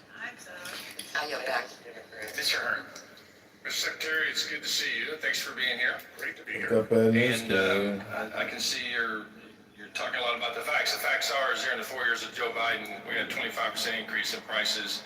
No way did the wages keep up during that time. The highest gas prices we've seen in the last decade were under Joe Biden. But my colleagues have gotten amnesia. But almost a year ago, Mr. Trump signed the Working Family Tax Cuts into law, implementing the largest tax increase in American history. I want to thank you, Mr. Secretary, for your hard work and for your partnership in getting that across the finish line. A huge part of the Working Family Tax Cuts was making permanent many provisions of the 2017 TCJA, including eliminating the lockout effect, encouraging companies to bring intellectual property and profits back to the United States, lower rates for all Americans, the pass-through small business deduction, and immediate expensing provisions, all of which have been proven to drive tremendous growth and job creation. Prior to last year, the lack of permanency in these policies hindered economic growth and job creation. But thanks to the Working Family Tax Cut, businesses now have the certainty they need to plan, grow, invest, and create jobs here in America. I now want to shift focus to the expensing of factories, which is a new pro-growth tax policy in the Working Family Tax Cuts. After the passage of TCJA, bonus depreciation allowed businesses to deduct the full cost of equipment and machinery immediately, but the factory building that housed the machinery had to be depreciated over a much longer 39-year schedule. This created a major gap in U.S. tax policy. Manufacturers could quickly recover the cost of machines, but the cost recovery for the enormous capital investments in the physical factories lag far behind. Last year's tax law extended and accelerated expensing treatment to the structures of new domestic production facilities, allowing manufacturers to quickly recover the cost of the building, and in turn make it significantly more attractive for companies to invest in expanding U.S. manufacturing capacity. And in fact, they have. We see that, we hear about it, we read about it. Those are the facts. Following the passage of the Working Family Tax Cuts, 52% of manufacturers surveyed said they would intended to use the new provision to immediately expense the cost of the construction or expanding a manufacturing facility over the next 4 years. Mr. Secretary, my first question is, last year I asked you about the importance of this provision, and you said that expensing for factories in a way puts us on a level playing field with countries that heavily subsidize our industries. And as you know, this provision expires at the end of 29. Do you believe this provision should be made permanent or extended to continue incentivizing the expansion of U.S. manufacturing capacity and job creation? And then also, in your response, could you also talk about what this does for your 333 plan and how that's part of the integration of that? I think we should extend or make it permanent. I was able to go and visit Winnebago in Minnesota, and they told me that because of the expensing, they were on the fence on whether to do a battery project for their RVs in Florida to build a factory. Because of the full expensing of equipment, full expensing of structures, they were doing it. And I think we're seeing that again and again. But Congressman, what is very important here, and I don't think people really understand, we are creating productive capacity here, and productive capacity is what generates future tax revenues.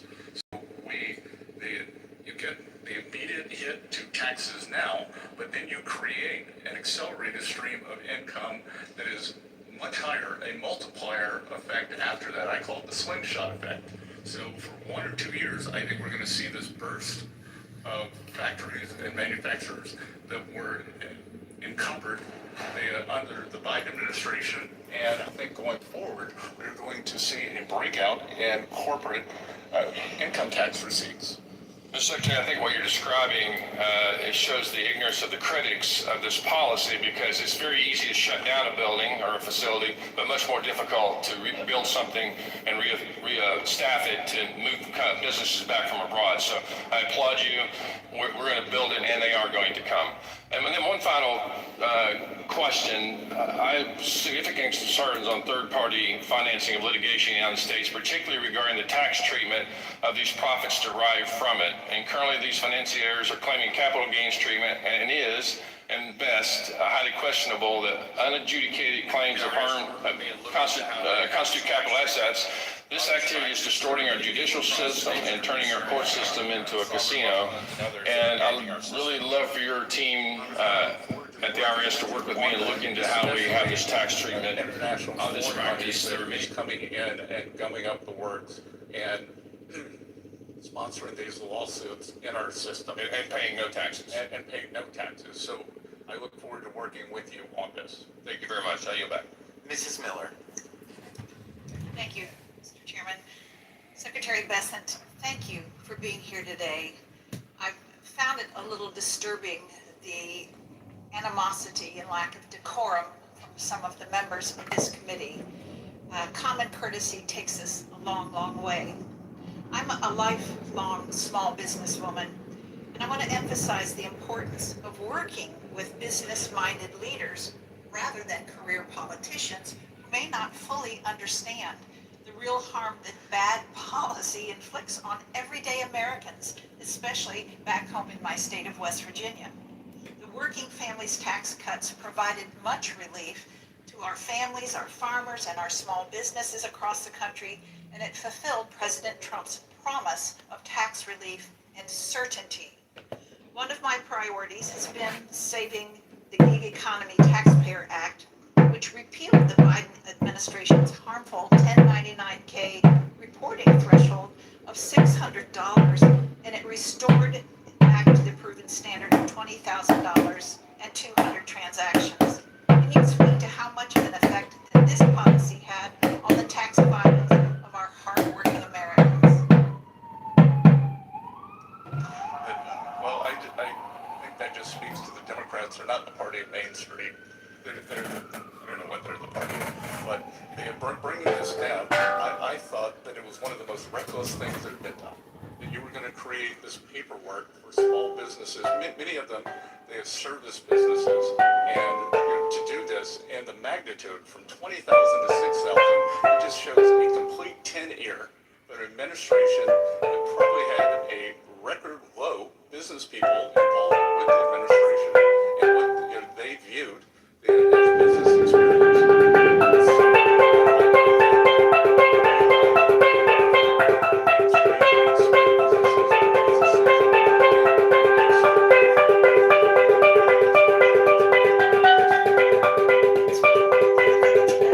In your testimony,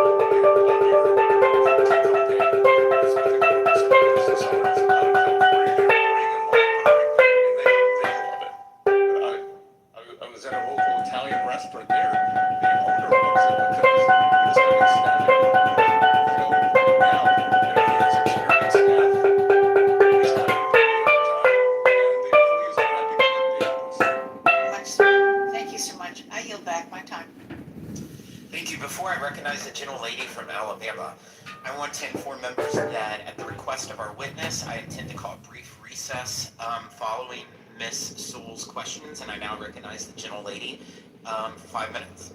Thank you, Mr. Chairman. Mr. Secretary, you promised the American people that the big, beautiful bill would lead to big economic boom for the American people. In a statement you made on July 3rd, 2025, after the passage of the so-called, you said that the legislation would unleash growth in the American economy.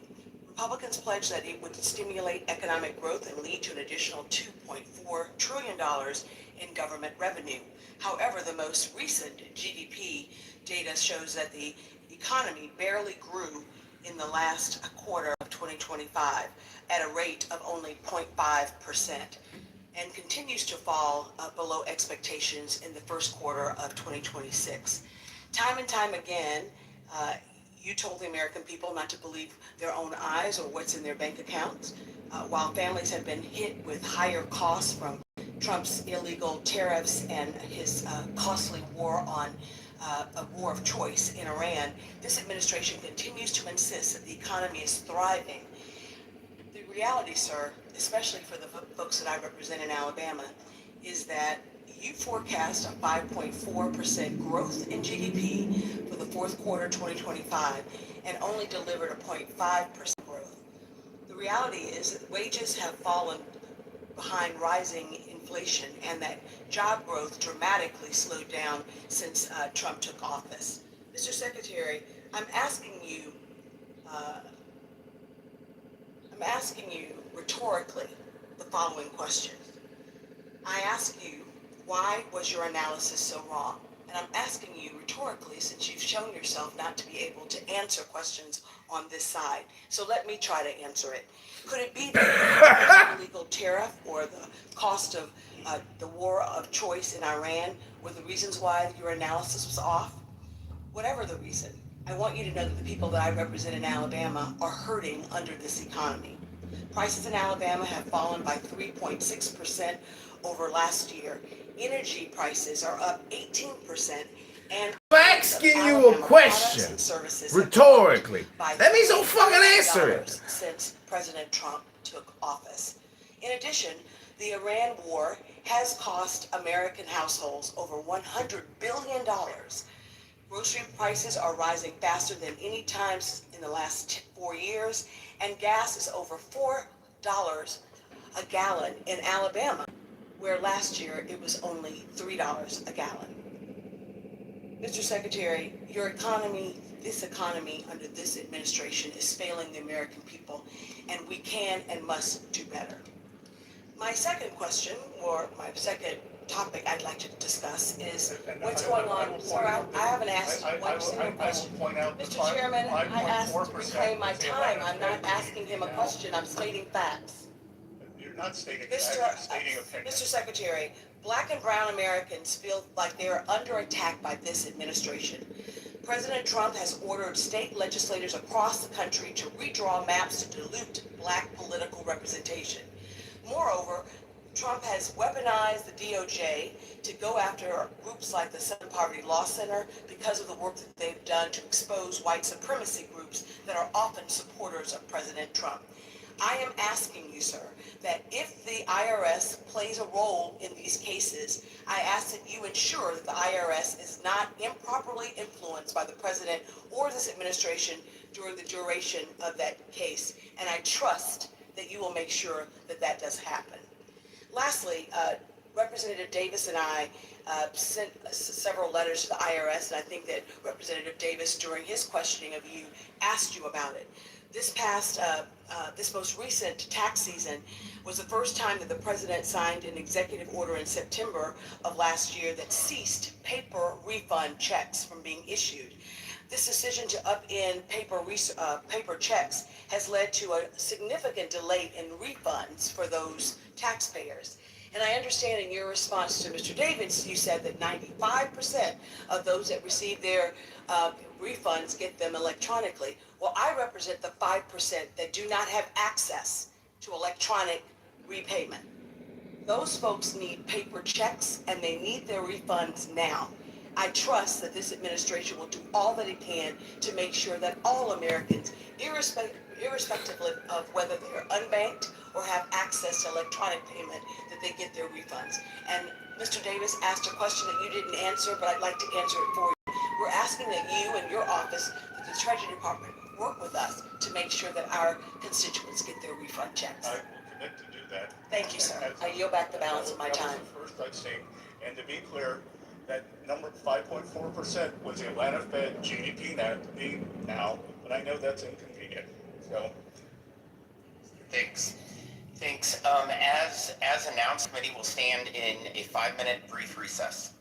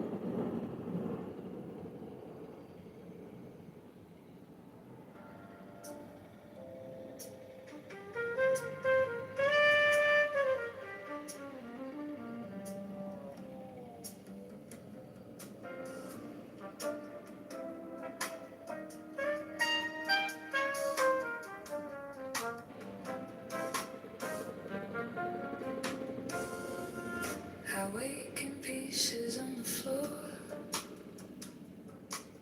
stone by stone, I know me. One sharp corner, one cracked light, 1,000.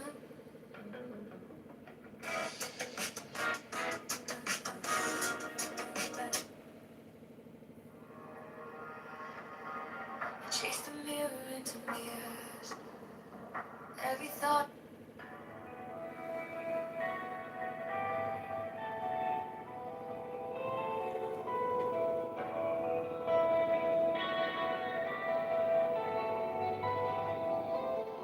I am the charioteer of the east, lord of the past and of the future.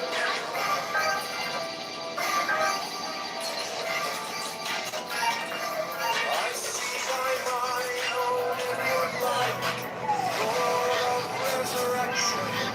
He cometh forth from the dark, and my birth is from the house of death.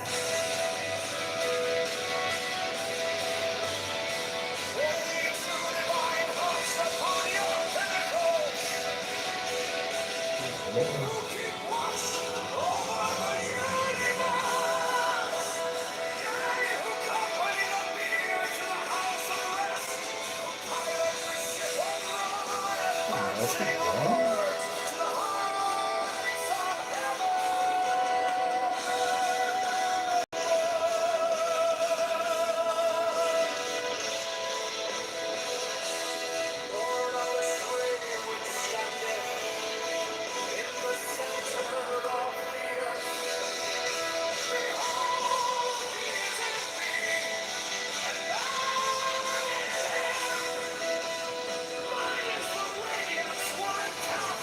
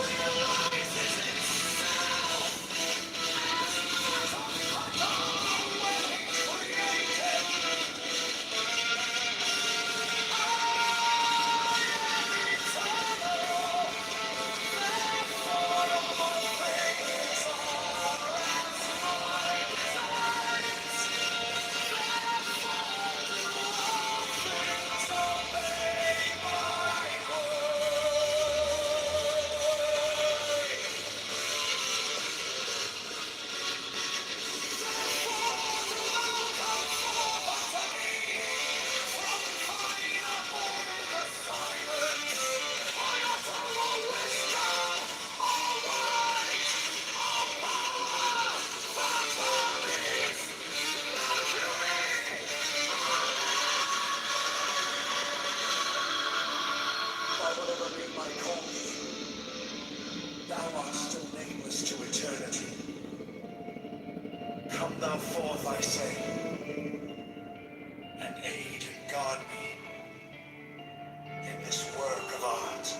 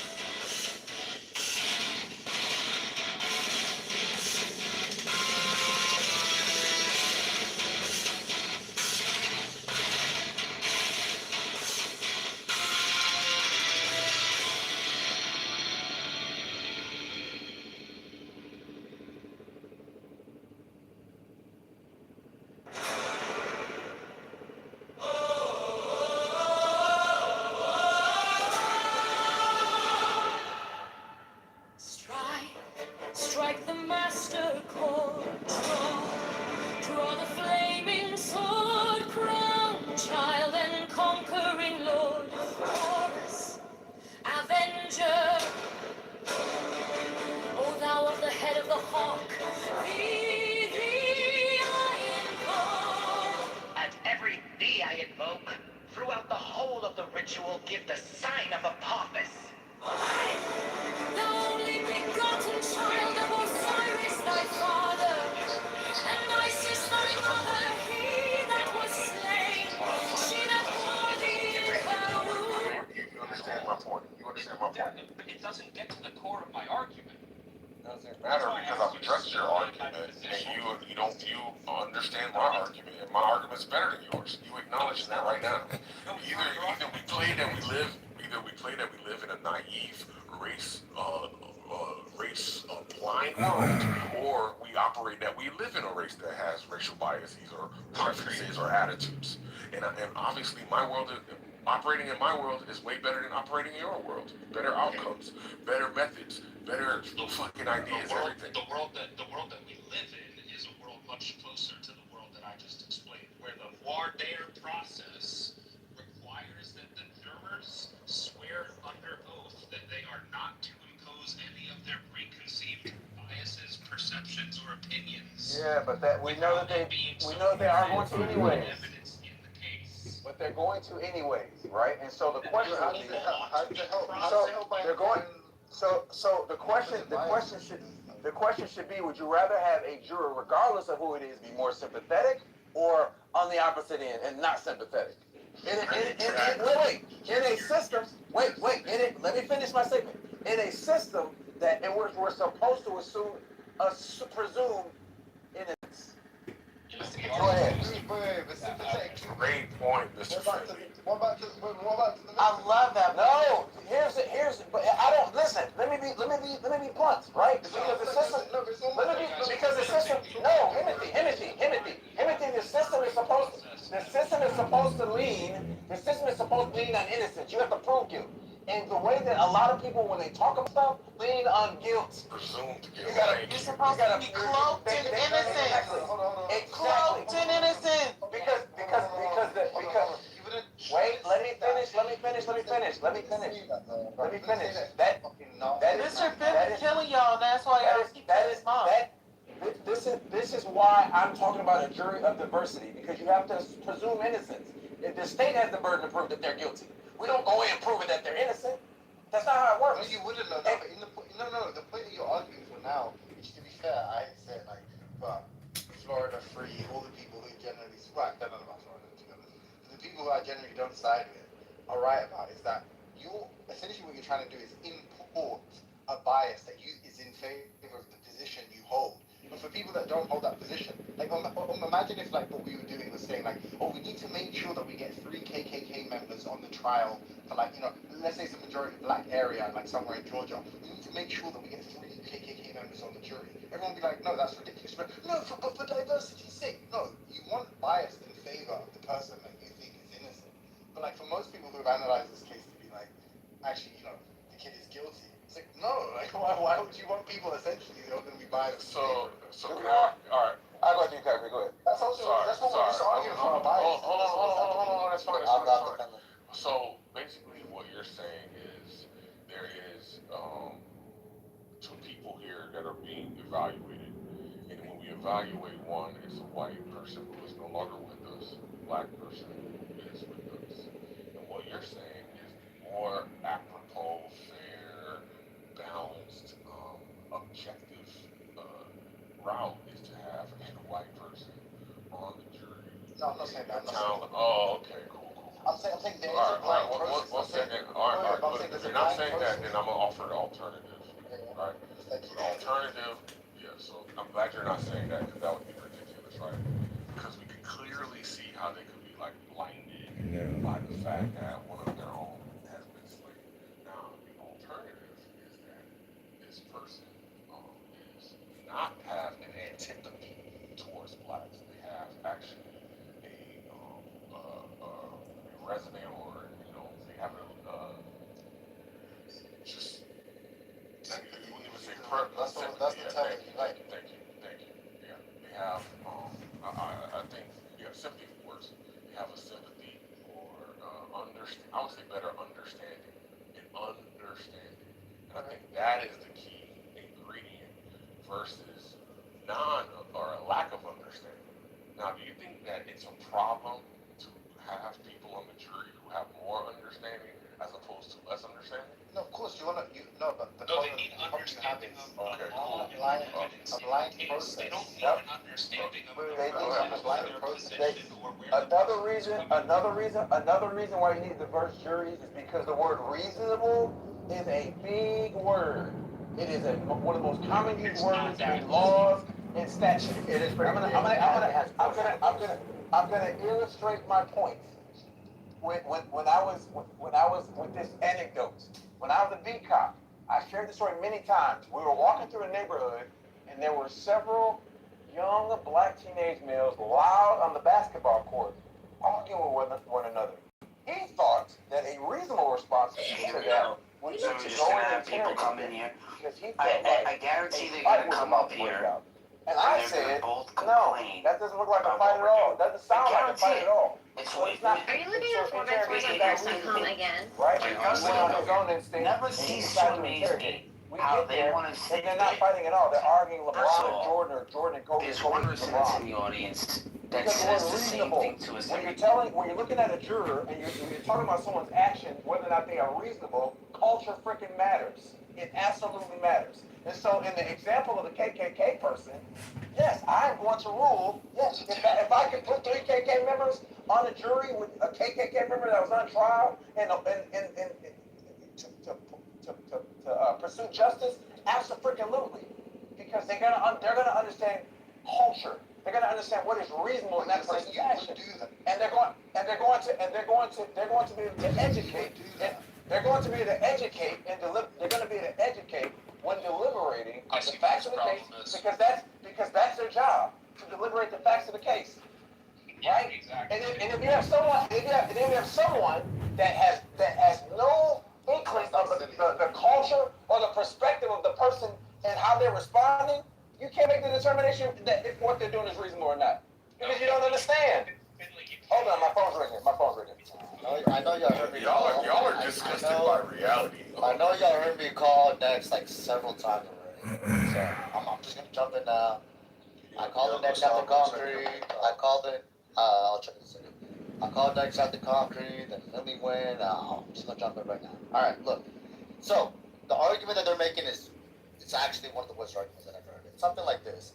So I'm gonna give a random number. I'm gonna choose the number 100.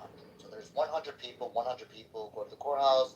100 people they need to apply. I'm gonna say some sort of they need to be applicable. Okay. So there's a test. It's gonna be in the paper. It's gonna be in the form of the paper. This is the hypothetical. You give them a paper. You have to score at least an 80 or above in order to be applicable to be a part of the jury. Okay. All right. So 100 people show. It doesn't matter how many blacks are there, how many whites are there, how many browns are there, how many yellows are there. That part doesn't matter. Okay. In this group of 100 people, all right. One of the questions are, will you be biased? And everybody who answers, yes, I'll be biased, you automatically lose 21 points. So if it's the case that every black, every brown, every yellow, any color you could think of besides white says, yes, I will be biased, you guys are saying it doesn't matter that they're going to be biased. We should remove that 80 percentile necessity for being applicable. No. We want a diverse group of people that are going to be biased. Because when we brought up OJ, you know what he said? He said, so what if they're biased? I don't care that they're biased. I don't care that the woman openly said that she's biased. We want a diverse group of people. This is terrible line of reasoning. What's terrible is that you think that people are gonna be honest about their bias. That's number one, right?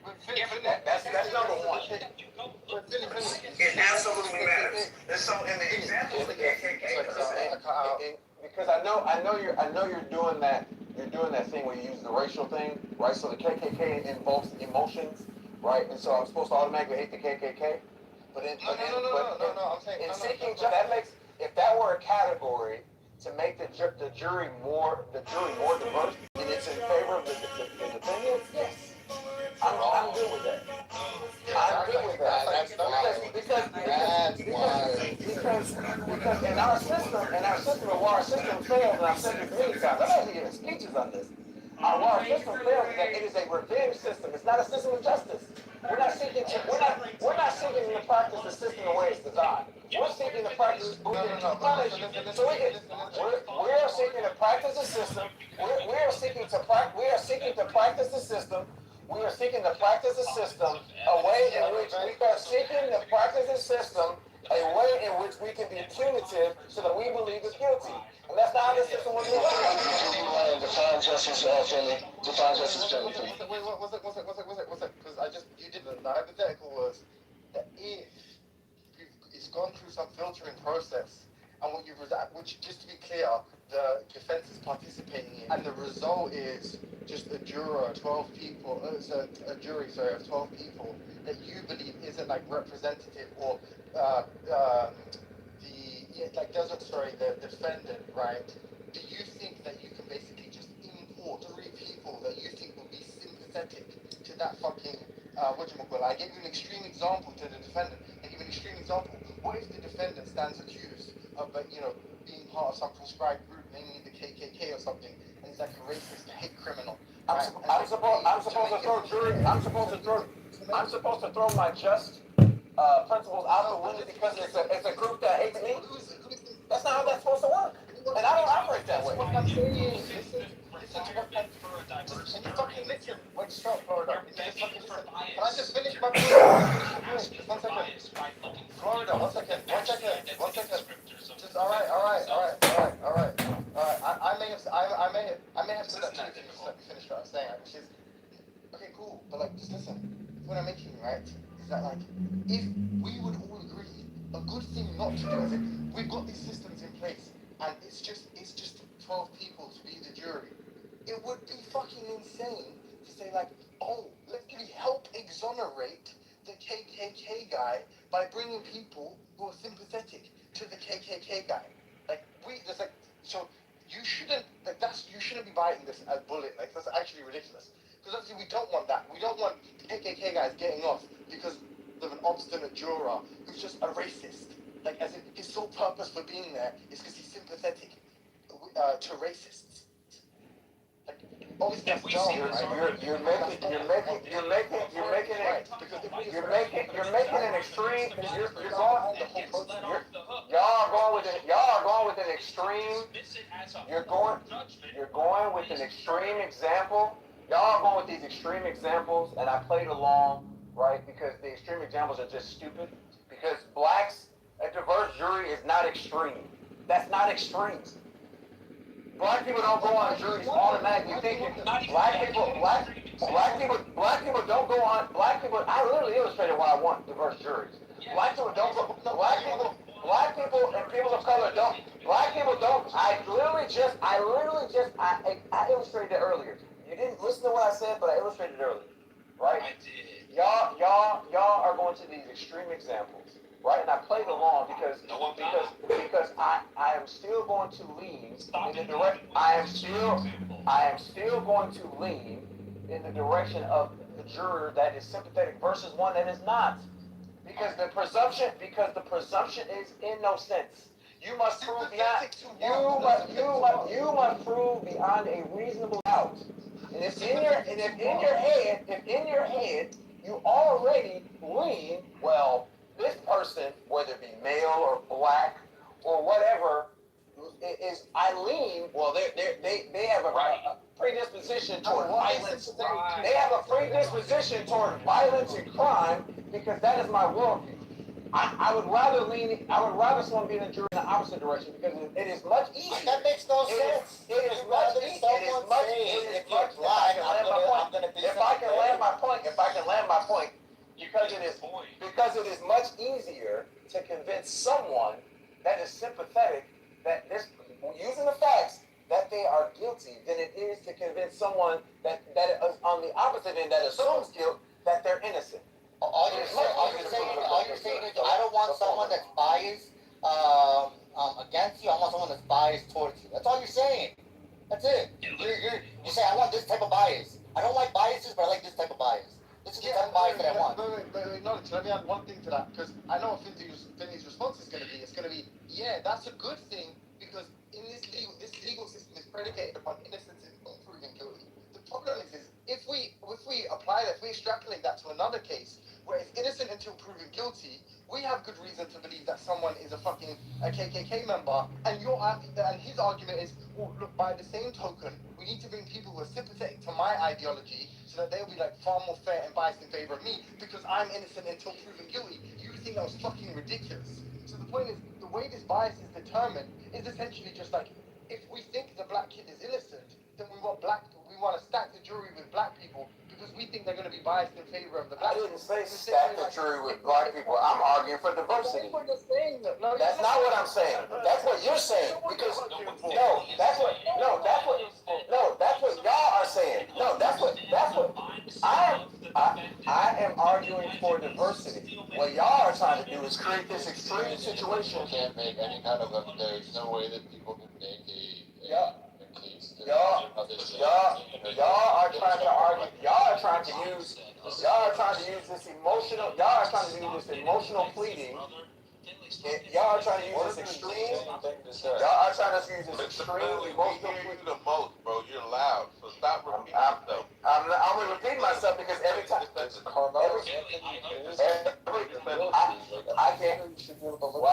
I didn't know that y'all hear me. He's a Florida man. He said because the people that chose on the Kitover, the Carmelo and Anthony case are white people. He's upset because people are white. You want some people that are not white on the case because if they're all white, then guess what? It cannot be fair. If there's only white people, the case won't be fair. I want a black that agrees with me. I want an Asian that agrees with me. I want a Mexican that agrees with me. I want anybody that's not white. Anybody who agrees with me. I don't agree in having a bias people on a jury, but I want to specifically have people on the jury. That's his entire fucking argument. Hello? Fucking insane. Hello, your life is on the line. Having a bias group. You want a bias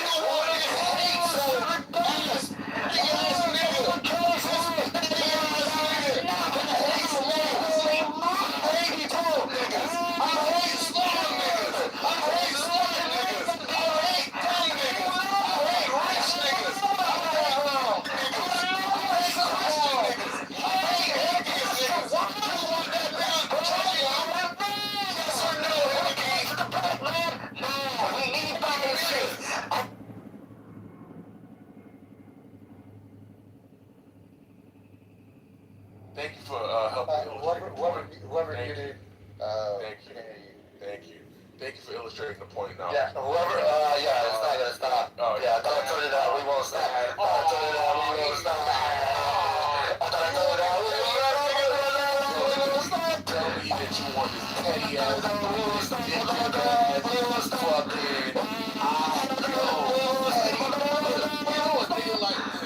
you know a nigga like this, always walking around bad. You know that, right? Feet is petty all the goddamn time. That means you're always bad. You don't let this go. You don't let it go. You always bad. Why you mad, son? Why you mad, son? What mad, son? And then you're gonna give him an opportunity? You're gonna give him an opportunity to exactly revenge on society?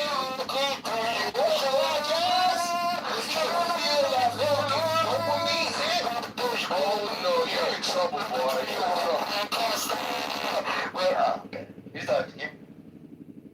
Yeah, you were interrupting. Oh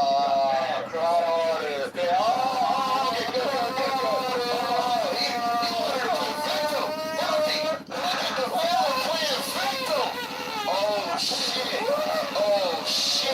That nigga was over-talking. That nigga was crashing out. Fucking challenge. Yo, you know what this nigga did more than anything? He tried to make fucking Louis go through a humiliation ritual in front of everybody, bro.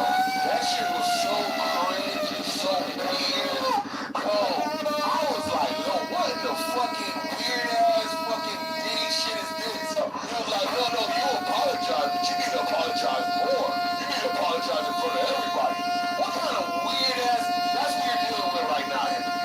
That's your side right now. A nigga that hates niggas and want niggas to bow down to them. How many more of the fucking knowledges are out there walking around? He thought he was cool. Look, and this is somebody who you think would be even more cool than the average. Why in the world are we getting this type of KKK vibe from a nigga that you think will be more normal? Somebody gotta make that make sense. That's a new level of exploration. We can deal with it when he's done. What not? Damn, you got that. Now you gonna play video. Yeah, I knew it,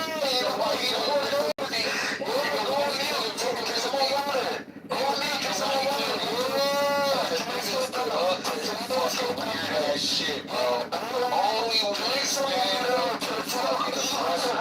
They continue to work that. They continue to work that. You was a smart guy. Take a sip of water. Like, that was innocent. You think you're like a smart guy, nigga? Until we tell him that this black man, this nigga 20 is the only one. You want to see a smart guy, nigga? Fucking gossip. You want to say that? That's what you're gonna say. I'm right. What the smart guy, nigga? I don't see how you trying to fucking trick me with word magic. Fuck you, I'm right. That's what this nigga is. You ain't sleep. Bitch ass nigga. Okay. All artists. Everything respond before this fucking weird ass nigga get off. Everything up already. Yeah, all artists are technicians, not all technicians are artists.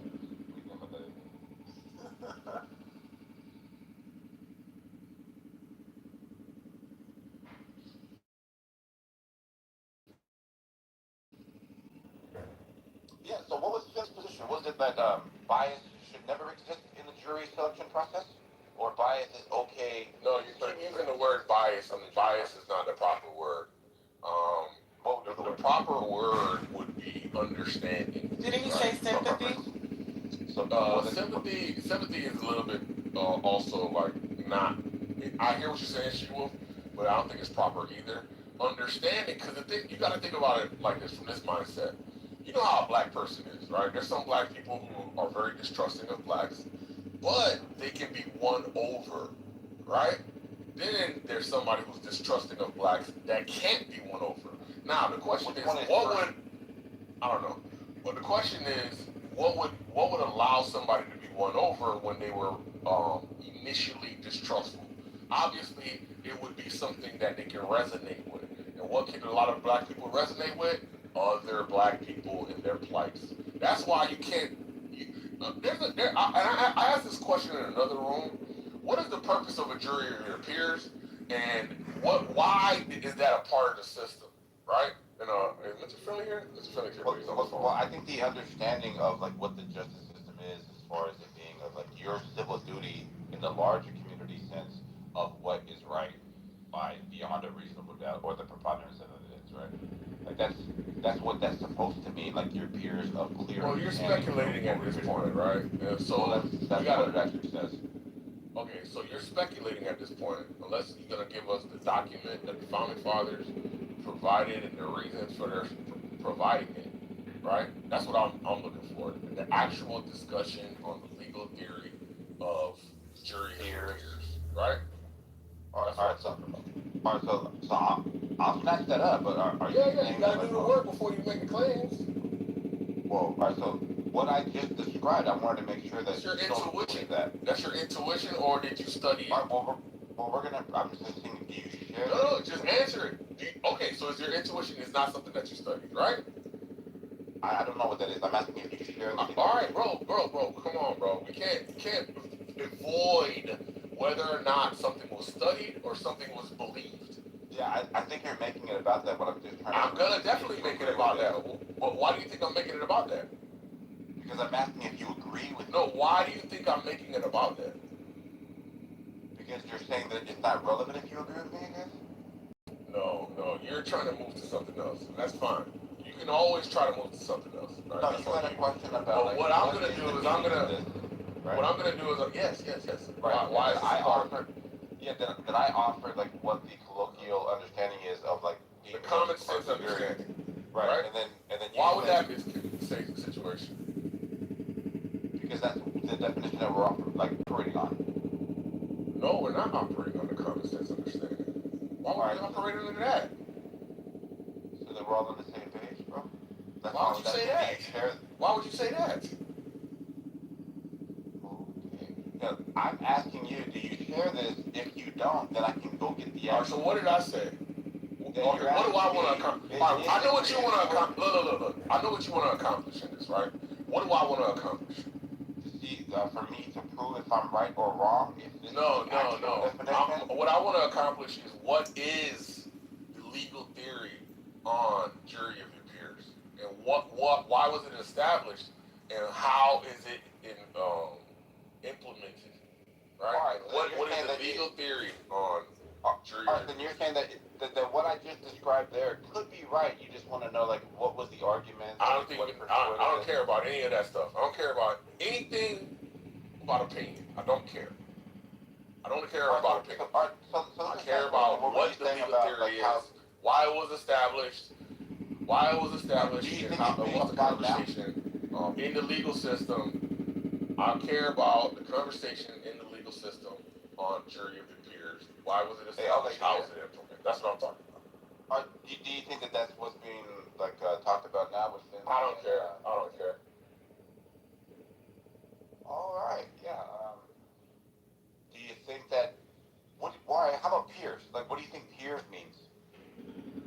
I don't care about racial. I don't care about common understandings. I don't care. I don't care. I don't care. I don't care about what my opinion is because my opinion could be wrong. I care about how it's dealt with. You understand that they have their own language and their own definitions. There's this thing called the Black's Law Dictionary where their usage of words are going to be different. In fact, when you go to some dictionaries, they'll tell you the different domains in which how a word is defined. They'll say in the scientific sense, here's how it's defined in the legal sense, and on and on and on, right? So that's the mistake, Samoa. Going on our own common sense understanding would be a dire mistake. Yes, you could be right, but you also could be wrong. So why don't we just get past that part and get to what they're saying in the domain of science of law, right? That's what I'm doing.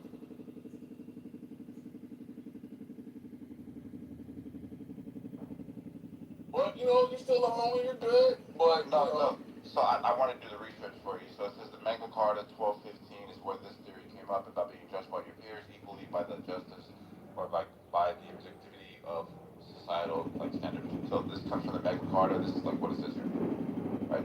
So the question is like, what is peers now, right? And so we So have now, to say, like, how are they talking about it in the legal sense? Not about how we have a conversation about it, but what are, Supreme Court and court cases, how are they discussing it, right? Because that's the only things that are going to matter. How are they discussing it in court cases? yeah, so peers would mean citizens, people in your community, not people from like another community or whatever that is. Even like in the federal like component, right? Like obviously these people live near you or anything like that. So, but yeah, like that's where it's kind of rooted from, and it's like in the spirit of like fairness, where people have a commonality of like understanding. There you go, understanding. There's that word. There you go. We're good. Wait, hold on. But there's a difference between like understanding like what the law is and like how you should go about and like the operations um the jury whole like thing, right? And looking at evidence and not allowing your personal biases to like intrude on that. And then there's the understanding of the person that's the defendant and what they're going through, and that's something that a juror should never do. Is that what you believe? Absolutely. Ooh. That's why there's like jury instructions to say, hey, ignore everything that you've seen online. Ignore this person's history. This person's history is prejudicial, whatever, right? So the judge is already taking things off of the table for consideration for the jury immediately, because it could like basically just poison like the views of those people because they're trying to get it as unbiased as possible. So if Finley walks in there and says, he looks like Trayvon Martin to me, somebody's gonna be like, oh, you just bridged something that should only like avoided of this situation here, and now you're gonna bring this into the conversation. And we can't have that. You have to look at the evidence in isolation, not in collaboration. Hey, but what do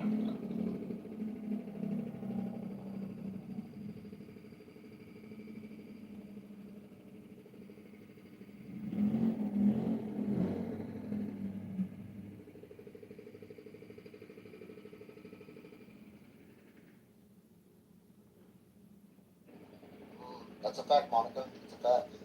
No, but I didn't get Finley's point because I heard what you were saying, Knowledge, and what Timothy was saying from across the room. Yeah, but someone kept yelling, so they left. Yeah, but what was Finley's point, though, if you don't mind? You want to hear what he said about the OJ case?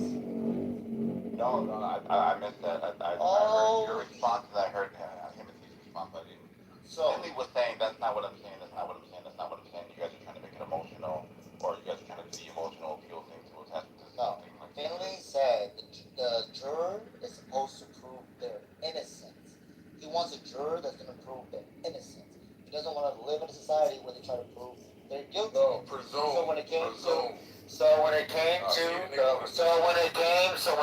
to the trial of OJ, we said, the jury said that they were biased as fuck, right? And he said, yes, that's what I want. I'm okay with that. He said, I'm okay with juror representing someone who looks like them and with them being biased towards them. I'm okay with that. And then the argument was, that's fucking retarded. You don't want people who are, let's say, that's why the KKK member brought up. Let's say there's a KKK member that's going to be put to trial. And all the members that were selected for the juror are all KKK members. You okay with that? He said, yeah. He bit the bully. He said, yeah. Well, like, if it's like presumed to be innocent, then that means that you have to work your way, this is like beyond a reasonable doubt, to where you're overly convincing that he's not, but you're starting at like, let's say, a -1. Or like, let's say a +1, now you gotta work me back. Correct.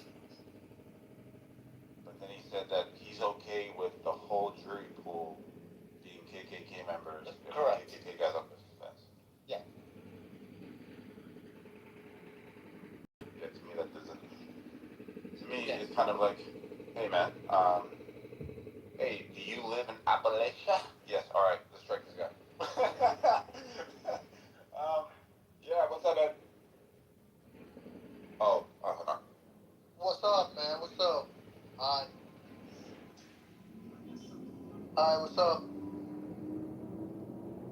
Yo, Ishmael, good question.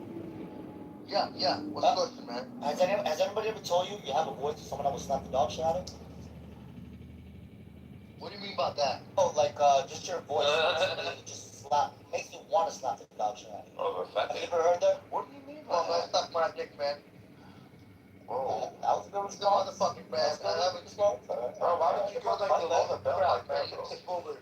Yeah, I think you went too far. I was just asking you a question. Motherfucking boy. I was just asking you a question. Yeah, I don't know what's going on. What are you doing?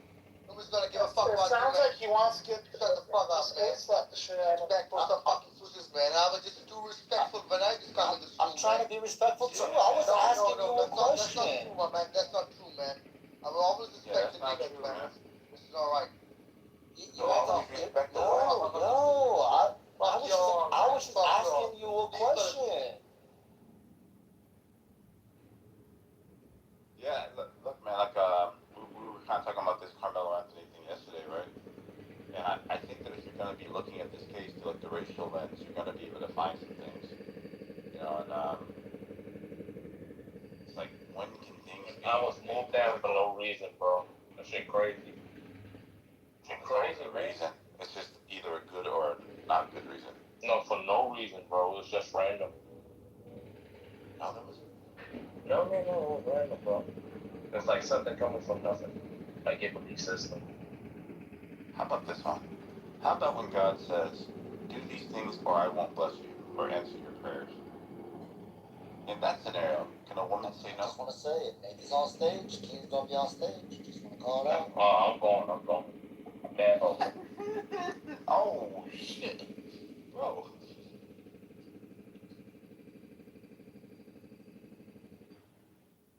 Hey, Nate. He left. Yeah, he's left. Yo, he shot her and moved himself down. That's crazy, bro. Oh, he is in the goo, Samoa. I thought he left. He's in the goo. No, he moved the king down and then moved himself down. What's up, Samoa? Do you think, like, the narrative right now that the prosecution struck the last three that was on, you think that, do you think that is your intuition that there's something wrong here? I think that they eliminate black jurors to eliminate any chance that there could be someone who will be, as Finley and Concrete was saying, for lack of a better term, but this is what Finley said, sympathetic towards the defendant. And there was some pushback as if sympathy would be wrong or something, similar to that nature.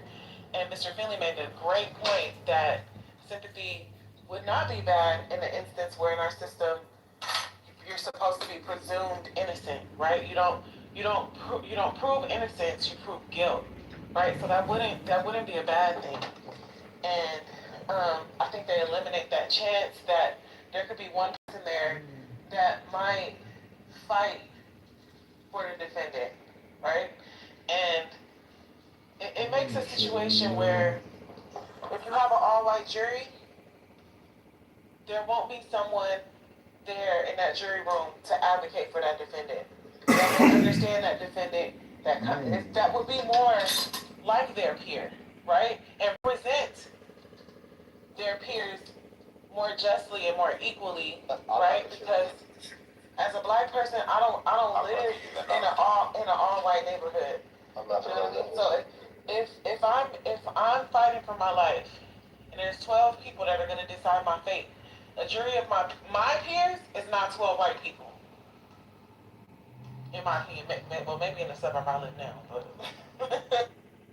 So my question, She-Wolf, is hypothetically, if you were a white person and let's say 7 of it were black people, you would say that's an unfair juror? 7 out of 12 sounds a lot more diverse than all 12. Hypothetically, would that be an unfair jury? No, because that sounds diverse if only 7 of 12 are black. But what about And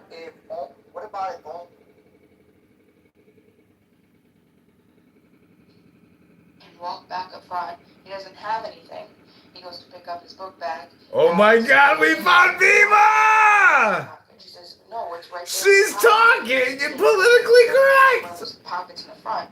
So then he like She's litigating and narrating live. At that point, Andy says that Cyrus versus Dr. Chow Chow Chow Chow Chow. I saw something heavy, and that's, that he thought that it was a water bottle, which I'm assuming was the gun.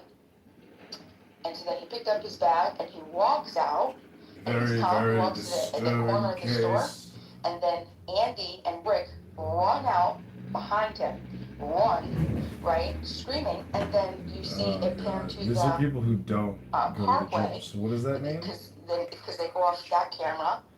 And then the parking lot. And we're about to. Across the parking lot. Should have read this morning. Right behind him. I didn't read. I'm out of the top 1% today. Uh-oh. Gotta be in the 1%. That's very interesting. You can listen to the things he says, how he says it, how he's hesitant to answer the questions.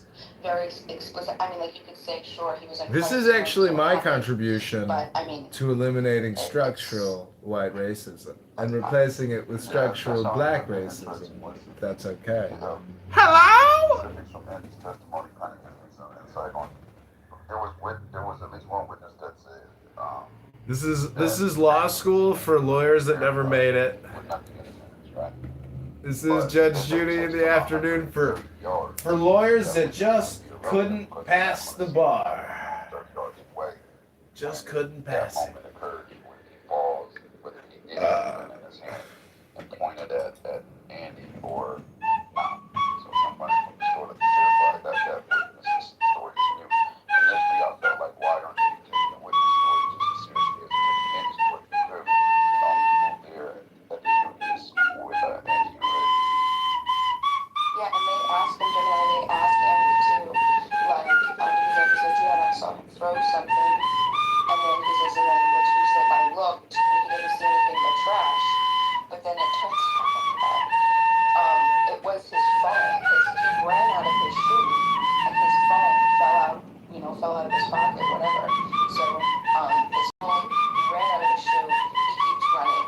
What else was interesting? Oh, the hypervigilance of the Rick's store. And this is really interesting because I think they didn't talk about this at all, but I think that is important for the psychology of what this type of was to a human being, right? Apparently Rick had gone to, he was a professor in some tech, right? He did some sort of engineering, tech, AI, surveillance, something like that, right? And so did his son. Right. And so they had a high, got a horse lab in this room. A cool facial recognition system in their store. So they had over 25 angles of cameras, and the facial recognition system, they had an entire behind the counter, and you see the video of this, an entire this probe and this, whatever technology is just to identify the faces of people that come into the store, they body them as potential, thieves, former thieves, or whatever. And then all over the store have the wall of shame where all of these faces, have faces by the wall, they have faces on the counter, they have faces on the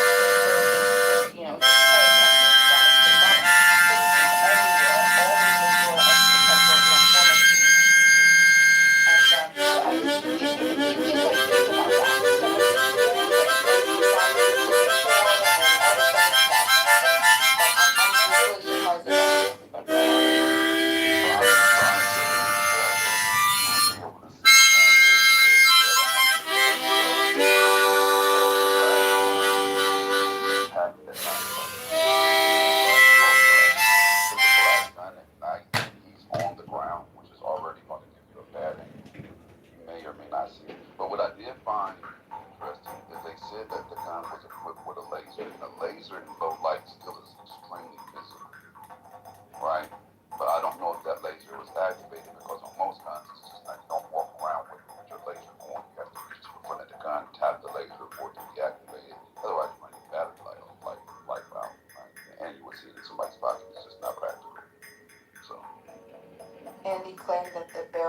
was silver, and that's how he was able to identify the gun. But and oh, did you happen to look at the gun after? No, I didn't look at the gun. What are you doing today? I'm relitigating Cyrus's murder outside of the gas station. I think the woman, the mom in the store owner, I think she was really wrong because she was standing right behind that boy, and she seen him put back all those waters, and she still let her son and husband go out there and say he stole the water. If you look at the video, they was washing like a hawk. Like I would have put the waters back and would have like, I'm not buying nothing in the store. How did the horseflies get in the house? Like, did anybody have Who left the door what open? did the parents say about him carrying a gun?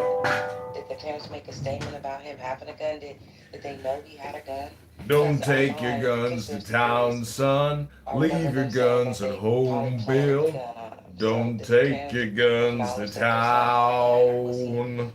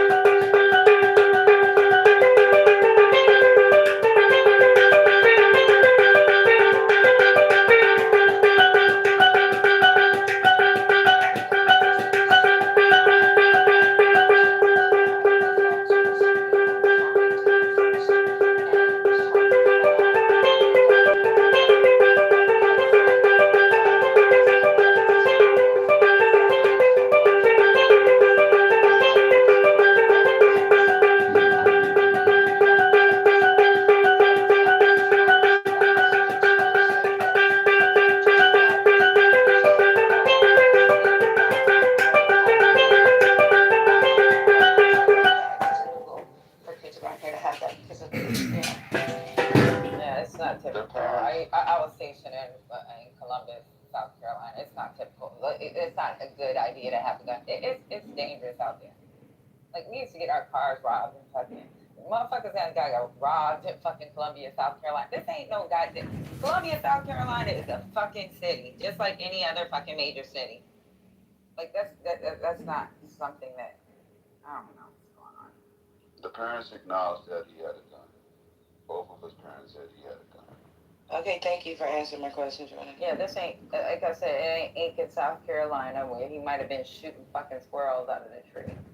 That's the problem I have with this. Like, we gotta be careful with our kids having these weapons. I wouldn't. Yeah, it's a bad idea, baby. It's not smart to have a gun if you a YN. And my first statement in the video, that lady seen that boy put back all those waters. She should have had her husband and son stand down. Am I tripping? Because she was right behind him. She was on the phone with him in the store.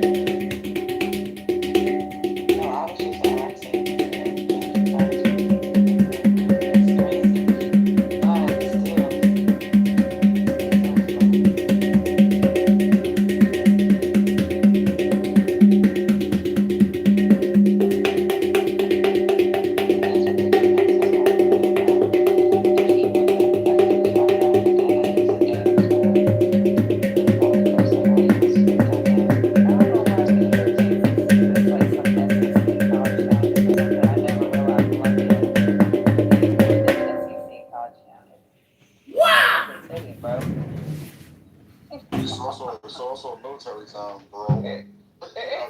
That shit. That shit, I think that shit bigger than Metro Atlanta. Them motherfuckers be wilding out there. Y'all drill signs be getting fucking robbed all the fucking time out there. That shit, that city is dangerous. Also, Mimi, I tried to look up and find court case filings, like exactly not just reporters or anything, in regards to the owner's previous incidents with shooting and stuff like that. Apparently, they did file it, and the judge rejected it. It doesn't say they don't have the transcripts, but the pre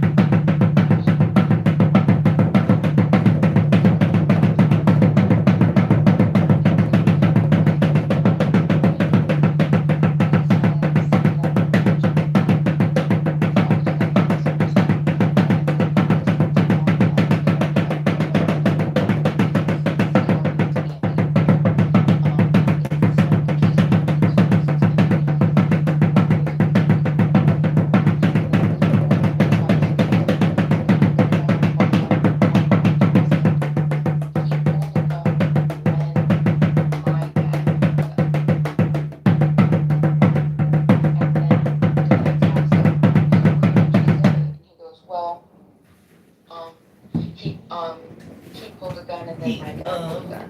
That's not what he said in the 911. He clearly said he pulled a gun when my dad pulled a gun. Can somebody play the 911 call? It seemed like that would answer a lot.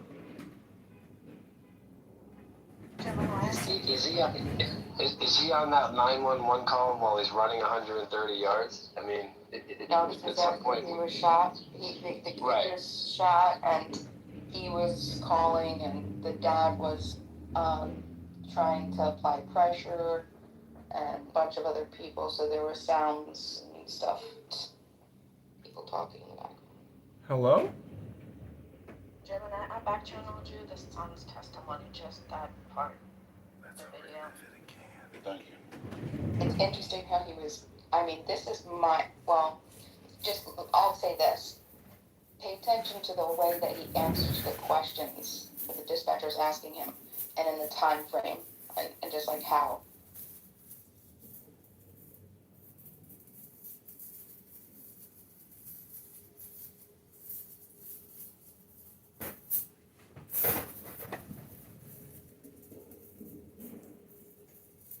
Somebody got it, but it's gonna play it.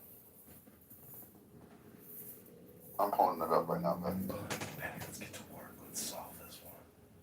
Yeah. Patty's on the case. I'm driving right now.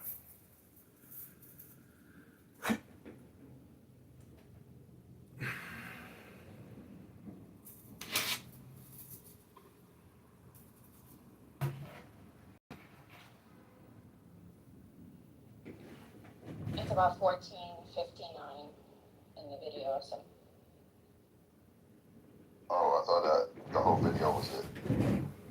It's not. No, the whole video is about 2 hours. That's his entire testimony. 14:59. 14:57, I think, is the recording starts. Okay. Somewhere around there.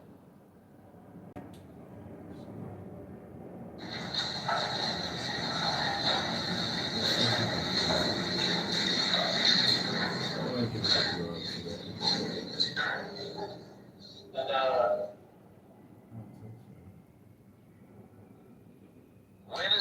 time.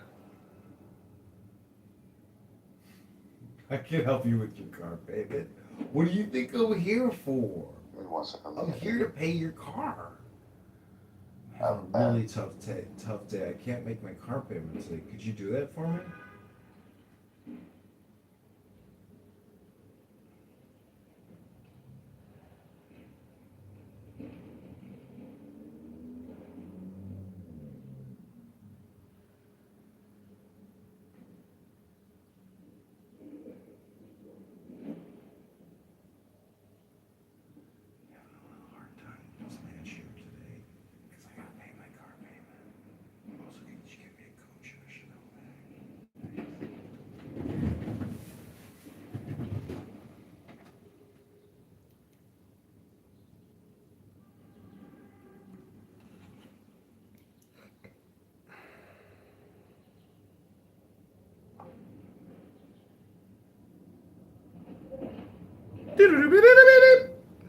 This is your AI Clubhouse chat assistant. I am here to help you find the most retarded rooms on Clown House. Prepare for your next level of retardation. Dude, there's a whole cop that just recently resigned because his wife is going through divorce because she found out, or I don't know if she found out, but she's exposing her husband for being a white supremacist. Took a whole bunch of pictures of his text messages and stuff like that. And this dude went through a whole freaking thorough background check, before hiring sergeants and investigators.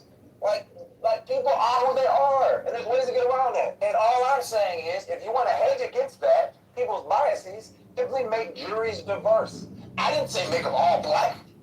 I said make them diverse. That's all I'm saying. That'll hedge against that. You mind if I respond real quick? See, I told y'all this. They want to maintain the status quo. Oh my God, it's Monica! We found Monica! I know you can wait because you just landed. Now he wants to. We found Beamer and politically correct, and we found Monica in jealousy. I said after I know you can wait. You said that last time. Right. Keep going. I can wait. Hello. Y'all okay? Hold on, I got one more thing to say. Hold on. No, you're not. I've been waiting for you.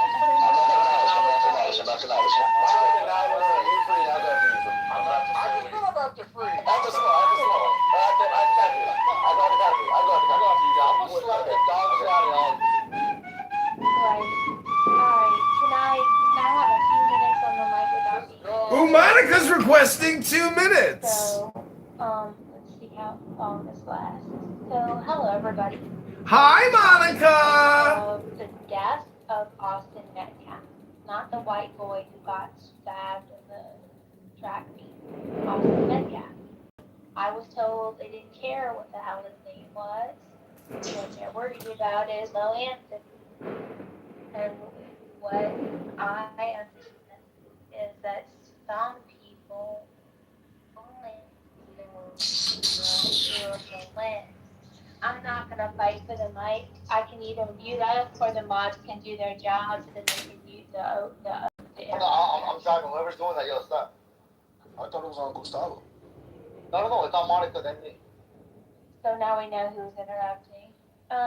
So Lou, in the case of Kyle Rittenhouse, there were many people that called him a white supremacist. There were many people that judged him guilty with no interest in guilty beyond a reasonable doubt or presumed innocent until. So just because you view the with a racial lens doesn't mean the majority of Americans. I understand there's some concern that it's an all-white jury, but I believe the racial demographic in that small Texas town is 60%, 70% white, 10% black, 20% Hispanic. I'm not sure the demographic makeup, maybe 15% Hispanic and then 5% other.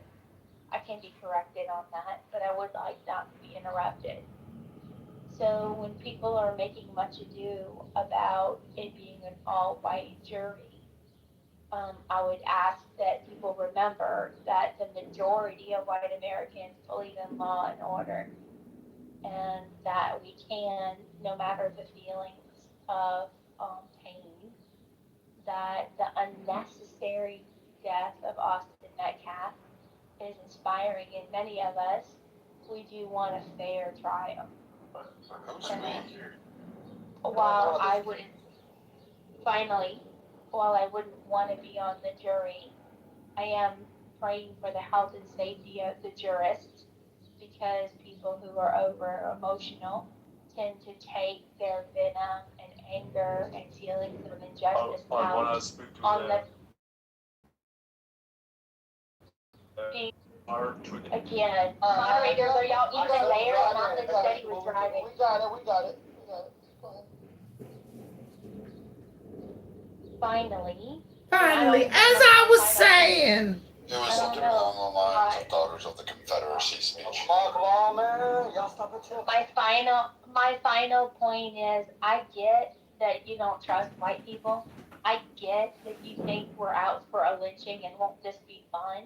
I'm sure there are some stupid white people who are looking forward to their pitchforks. Projection alert system has been detected.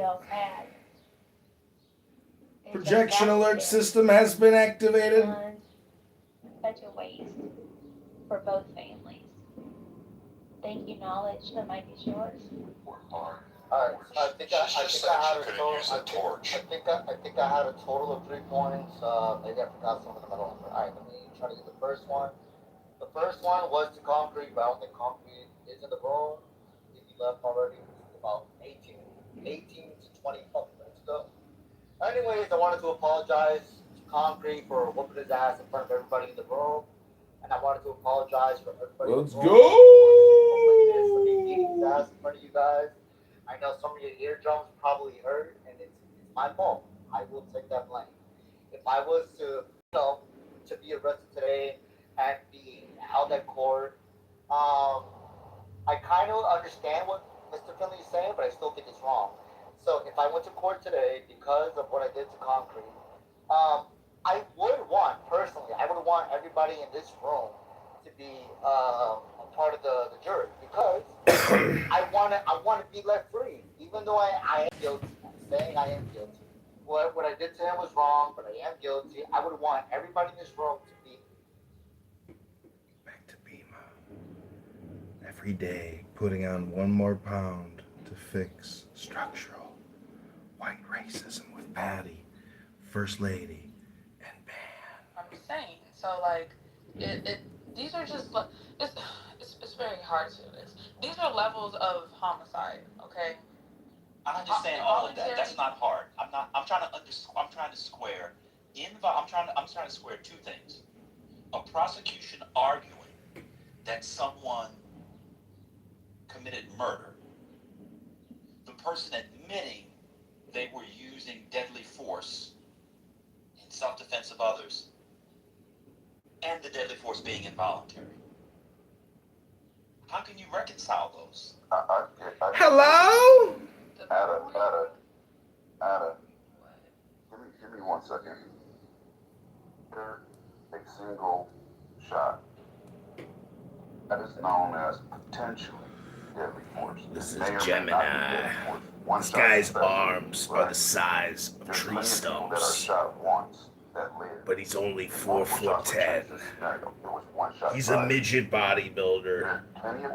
A daytime litigator. Social justice, equity, and restorative facilitator. Gemini. I'm referring to intent. I'm not referring to the number of bullets. I'm referring to intent under the law. It's nothing to do with the number of bullets. Okay, what I'm saying is if you fire once, your intent may be to just defend yourself and not kill the person. When you claim self-defense, you're claiming the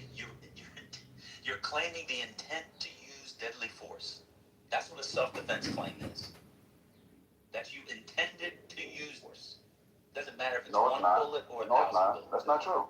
I can claim self-defense and have shot somebody without the intent to kill them. I could have shot them in the leg, Gemini, anytime you use a gun, it's deadly force. It doesn't matter how many shots, it's deadly force. Self-defense in law and someone dies, the intent is deadly force. You're talking about the intent of deadly force. Deadly force. The intent of deadly force. You got this. When you're claiming self-defense, you're saying what you did is justified. So it could be killing someone, it could be assaulting someone, committing bad, all these things. You're saying what you did was justified. So the prosecution would have to prove that this was not self-defense. This was what we're charging you with. So no, you can't claim self-defense and no, that's not what I'm saying. You can't. It's not self-defense and involuntary manslaughter. It's one or the other. Hello. For the record, what I was saying is self-defense does not equivocate to deadly force.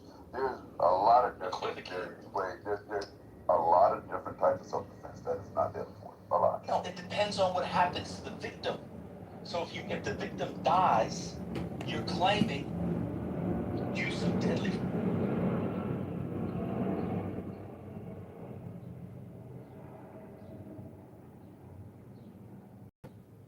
Yeah, it's free. So real quickly, I'll go after you, Samoa. That's all quiet. All right. Knowledge is always defending the ops. This is to you, Friendly. I have to nail this home. And Red Roman, you said that this is what it was. This is what caught our attention. You said that you want a diverse jury because basically a diverse in thought, right?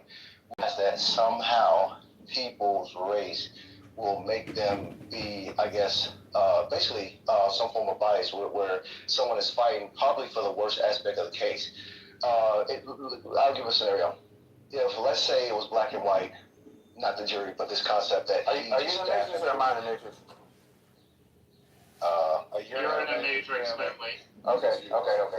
Oh, okay. Gotcha. I'll repeat it and try to make it faster. But I was saying, you when you say diversity of jury, right? Because supposedly gives diversity of thought, you appeal to the idea that race gives you a different perspective, which you already conceded to. I don't think you sincerely believe that because, again, there's a lot of mixed people in here. We have a lot of diversity in thought. However, most of the black people in this space think the same way. I'm one of the eyeballs, right? And what you're pushing is that some of the black people, or most of the black people, will probably argue in favor of Anthony, but not in favor of the facts, which implies that the white people will argue in favor of Metcalf and not in favor of the facts. And I'm saying that people can argue in favor of the facts, and we don't need people deviating to cause a hung jury or any type of jeopardizing in the case. They say their own bias. So if you was in a jury pool, like some of us have been, and someone say, hey, this person is a black male and systemic racism, has the X, Y, Z, or this person is queer, and queer people don't get a fair shake, they're exercising their own fucking bias, and we don't need that. So what I'm saying is, if we're picking a jury, and I hope you believe in this, if we're picking a jury, we want to get people who display objectivity, right? Because that would mean they're going to look at the facts of the case and only go off that. Everything else wouldn't fucking matter. And I wish we could have blind juries to where they only hear the facts of the case and not see the people, but I know it's unrealistic because you have to consider all these other factors, the person's emotions and showing regret, remorse, etc., all that shit. So I'll end on this.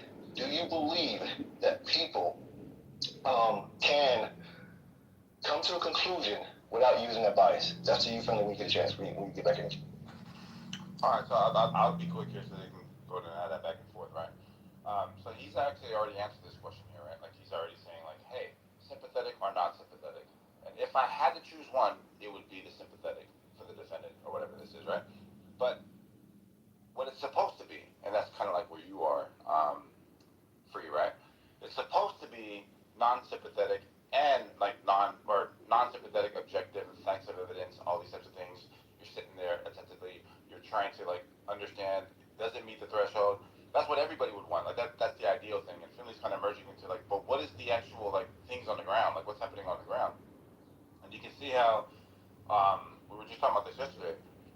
Oleg brought up like billion-dollar lawsuits where there's these like consultants that are paid like $40,000 for like an hour to sit back, read the potential jurors, right? Because they're trying to control for these types of things, right? And I don't see a problem with like what Finley's saying, right? Because if you're looking at just the GoFundMe's of like how people became tribal and $500,000 is raised for this person because they're countering, well, according to them, they're countering something that exists, and then online it just spreads like wire. Like, how are you going to control for that? Right? Like, what are the trenches that are going to tame this wildfire of everybody now being like politicized with like the whole movement of like this cultural shift? And okay, it's happening everywhere. We have to fight. It's everywhere. You can't get this thing out of like our like consciousness and that. Right? Like, how does a person avoid all that? And I think that what Infinity has speak to this, the majority of the jury, the potential jury pool, aren't going to be what you actually want. But I was just reading this here. It looks like the prosecution was putting on their case. They said that they actually had the footage and the jury by it, and the view catches like basically like the whole football field, and then where the tents are, and like he enters in, and then they say that after the stabbing, Metcalf holds his chest, says, "You guys stabbed me" or whatever. But this part right here, I think, is kind of damning, and I'm wondering what the statements are going to be like during this trial, where he runs away from the scene, throws the knife, like ditching the knife, and then tries to blend into the crowd so that he can flee the scene. Like that right there was like a little. I didn't really know about a lot of that stuff, so I think it's concrete offending. I'm not the family. I think it's on concrete. Concrete was before me. Is he here? Is concrete here? No, go ahead. And I said after you, so we have back and forth. I feel you're gonna ask me some things. But go ahead. I don't know when I started talking. No, I think Samora did a good job because I didn't answer that question already. Samora did a great job of kind of still manning my point and articulating it. I don't have anything else to add other than knowledge. Okay. I think knowledge. I think you be hanging around with your listening skills when I speak because I ain't said none of that. I said none of what you said. But I'm gonna leave it there. Okay. So I think I understand what you're saying, Philly. So. Yeah, don't use me to take a shot at that, bro. Obsession is crazy. Yeah, it's just they put me in the. So here's this, family. Here's this. Let's do a quick back and forth. So sympathy should go both ways, right? I understand that the defendants presume innocent. That don't mean you deem them innocent. You just presume that the prosecution has to prove their case, right? And with that being said, you do empathize with the victim or the alleged victim too. That Metcalf was just a decent, law-abiding kid. He was in the place where he's supposed to be. He makes. Okay, those are my trusted thoughts. But anyhow, so you empathize with both parties. Hence, both parties have to make their cases. And I'm saying that to say that race, in my opinion, should be highly suppressed because that creates the bias that someone is going to judge. It's not really a factor. Because you gotta understand, young people, young boys, they're testosterone, they kind of want to prove sometimes. They kind of don't take things from. They're still trying to figure out the world.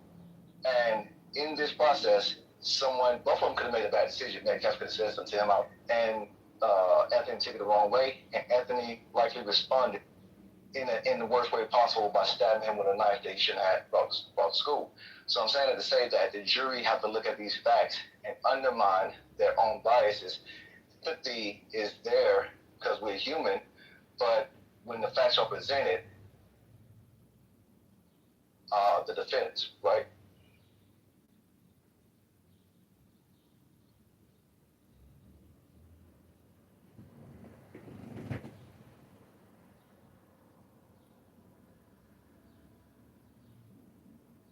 Is you over? Yeah, I was talking to Phil. I was shit. I thought I wanted to make it. I had said put me in the queue, somebody. I thought what, but can't hear you or was I in the Matrix? No, you went in the Matrix. Shut up. Oh shit. Okay, my bad. I'm sorry. Yeah.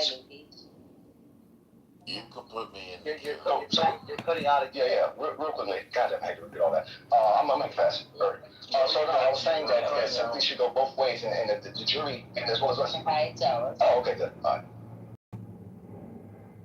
Yeah, Charles. Hello.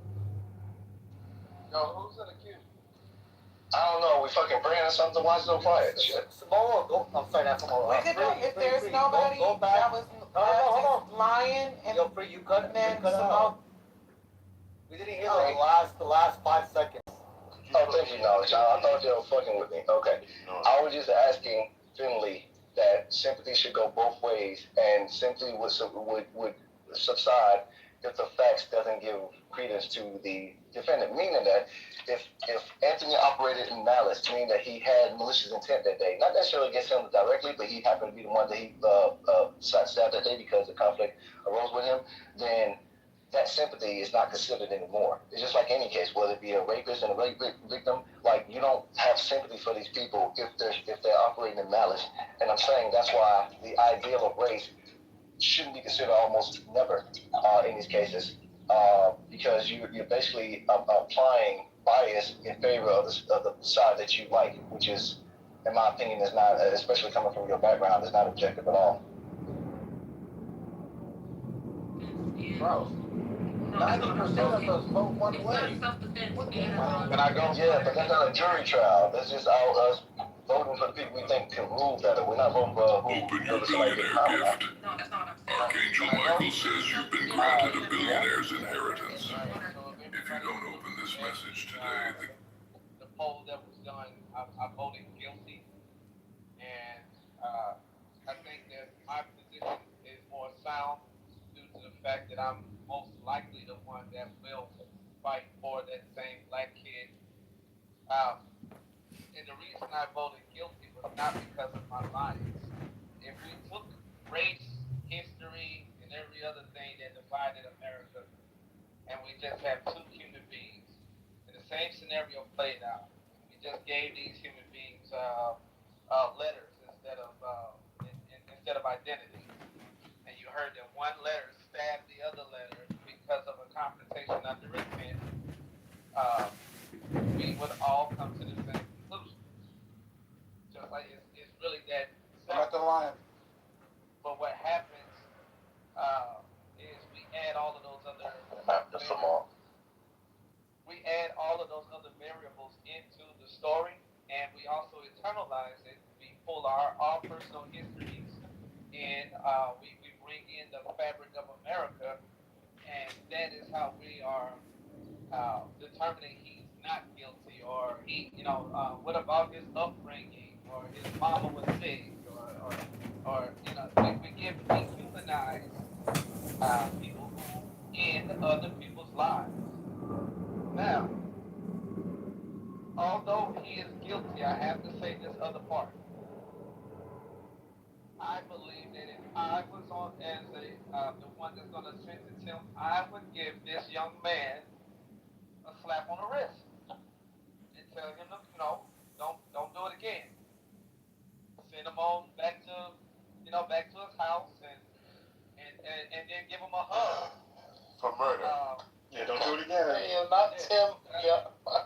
He said, don't do it again. No more murders today, anyway. I would give the young man a hug. Yeah, tell it to the Israelites what's going on. No, every person gets one murder per lifetime. That's it. Oh, then you can't be upset at the Carolina guy.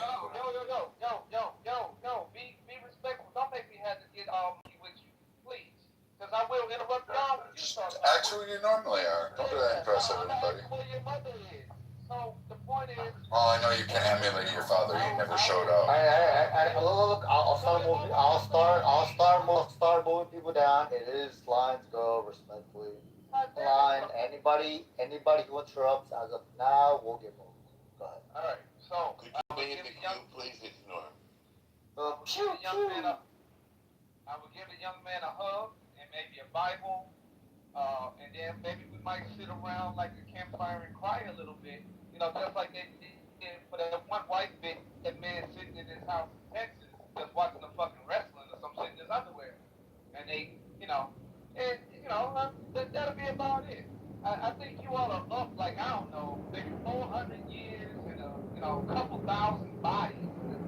You could lose one or two, maybe one or two a year by the hands of a black person, and look the other way. Y'all got so many damn hangings and lynchings all over the place. Stop crying about this one white kid. Forgive, right? You all Christians, right? Jesus told you to forgive and turn the other cheek, right? Like you keep telling us. Well, forgive. Yeah, he murdered him. Now forgive. Show us the compassion that you want us to show you when you do this horrific shit to us. And let's just move on.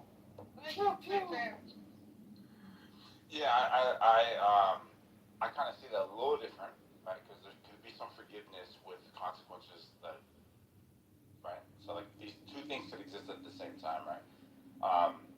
For me, the way I look at it is as the prosecution already starts at a negative for me, right? There's already an uphill battle for them because it has to be beyond, not just a reasonable doubt, but beyond that. So we're not going to start at zero. We're going to start at like -3. And if I'm not even looking at the defense at this moment, right? I'm looking at the prosecution. How good is your case? Okay, cool. If they fail, I don't even have to hear from the defense. Like that's the way it's supposed to be. It's like, did you rise to the threshold that you were supposed to meet? And if I'm sitting there looking at all the evidence, I'm like, bro, all this is gas, third party, hearsay, circumstantial. Like the person's not even there, this and that. I don't even have to hear the defense, bro. Right? And I don't think anybody would have to. But if they make a convincing argument, then you're interested. Then you're like, okay, well, shit, there was like 5 good points there. Hey, defense, what do you got to say about this? Right? And then it's kind of like this sparring match where it's like, oh, shit, both sides are doing pretty good, right? And I'm over here got the popcorn, I'm over here trying to analyze, right? But still, the starting point should be like at -3, and the prosecution has to work their way. That's how I think that you should kind of see that. I don't know why a person would say, hey, man, you're guilty of this thing, right? I can make the argument, and I've been making it lately, that I see where the defense is going to go. And I kind of like it, right? Because they're saying, hey, a reasonable person in this type of a circumstance reasonably would react this way, right? If you're just adding all the things that can kind of be like added in his view of it, and then make the judgment there. I thought what I just read out, as far as what the prosecution just said to the jury, I thought that that's pretty bad, like what he did afterwards. Right? Because a reasonable person would be like, whoa, you ran away from the scene, you chucked the knife all the way away from you, then you started blending yourself into the crowd to conceal like your identity, and then you're starting to ask these questions of the police officer to see the level of trouble that you're in, right? Like you're fishing. So like these types of things are important as well. So I haven't heard the defense yet, but we'll see. Back in the queue. Good point, sir. You had me to the queue before free. Okay, I think I'm in the queue. Why did y'all need a queue? I can't jump your sock. We can, let's do it. I know, but Eric was next, but y'all can't just respond to Eric. Yeah. I'm not gonna wait for Eric, let's go. So when there's equity, I guess this is why we need to queue. No, you're not after him. Fuck y'all. Y'all take care of the queue. Why can't we just go queue? I'm going after Eric. Go ahead, Eric. all right, I'm gonna go after Eric. I thought I was in the queue. I'll recall it. Well, I got yeah, I'm gonna go after you, Eric. Just go, Eric. No, Free after you go, Eric. You just go, Eric. Damn, Free. Bro, I'll go after Eric. Yo, somebody muzzle this nigga, bro. It's been a well, anyways, the point is, now the defense has a horrible argument. It's an uphill battle for them. Like, given all the facts that we know, right, I've yet to hear anything new, right, surrounding like the facts. So I'm curious to see what their statements are going to be. But so far, it doesn't look good. And I said it from the beginning. They made the exact argument that I said that the prosecutors were going to make. And it doesn't sound good. Now, I don't know this. I gotta look at like lawyer is, like his Carmelo Anthony's lawyer is. But that was to me, it's not a good one. Or this team is not a good one. Right. His first indication that he's not good was he allowed this shit to stay in Colin County, Texas. Right. He should immediately ask for a change of venue because he knew he wasn't gonna get a fair trial. Right. That's what I would have said. Right? That just would have primed me up for the appeal process that I was going to do. Number 2, he failed the Batson challenge, which, given the circumstances surrounding the jury selection, right, it should have been very easy. They challenged them. They were like, yeah, this dude's kicking all the black people off the jury. He's stuck with 3 black women. And the reason that the prosecutors gave the why they kicked those three women off there, because they were educators and they didn't want educators on the jury panel. And right, that makes sense. It sounds right. But when you look in the other, like there's a white woman still on the jury who's also an educator, right? Should have been like, bro, it's clearly right, not the reasons for exclusion because you would have got rid of all the educators, black educators, female black educators. Right? So this just shows the level of incompetence. I don't know. The 650,000 don't look like it went a long way for them to get like a great lawyer. Right, where that happened. Okay. All right, that's it. So here we go. So some more. Last thing I want to say to you, brother. I do agree with what you said. That was a good point. My issue is this right here. I'm gonna go. Norm hasn't got to speak at all, Free. Yeah. Thank you. Okay. Yeah. Do you mind? I'm sorry, Free. Sure. Do you mind? Can you go after No, me? it's cool. It's cool. Sure. I'm not sorry. Yeah. So, thank you. So, once you try to use self-defense, the burden of proof switches from the prosecution to the defense. So, as Samoa said, if you don't, you're not mounting self-defense or arguing self-defense, then it's the burden of proof is on the prosecution beyond a reasonable doubt. If you want to say self-defense, then you have to prove several elements. And that's why I'm opening my mouth, because I want to share those elements with you and see if this case fits those elements. Okay? Proportionality, the unlawful immediate threat of harm, reasonable belief, and imminent necessity. Okay? So, number one, reasonable belief. You have to believe that force is immediately necessary. Okay? Now, this case might fit that. You have to have a subjective belief and an objective belief that you are threatened. Okay? Maybe this case fits that. Imminent threat. The threat of harm or unlawful force must be happening or about to happen right away. It might fit that. Not just verbal arguments, but physical threat. Okay. Unlawful force. You must be responding to an unlawful use of force. You can't claim self-defense if you instigated the confrontation or engaged in criminal activity. Now there's the beginning of a problem, because if you say, touch me and see what happens, as we've heard that he said, you have initiated the confrontation. Touch me and see what happens are fighting words. So right there, he might have destroyed his ability to use self-defense. But there's more. There's also proportionality. So deadly force is only reasonably justified when you believe that it is necessary to prevent death or serious bodily harm, or an aggregated felony like kidnapping, murder, which doesn't apply here. So, once again, you have to show that the person was defending against the use of deadly force. Now, that's a problem here, because only one side, and that's Carmelo Anthony, had a deadly weapon. The other side didn't have a deadly weapon. So they would have to show beyond a reasonable doubt that Metcalf was going to kill him somehow.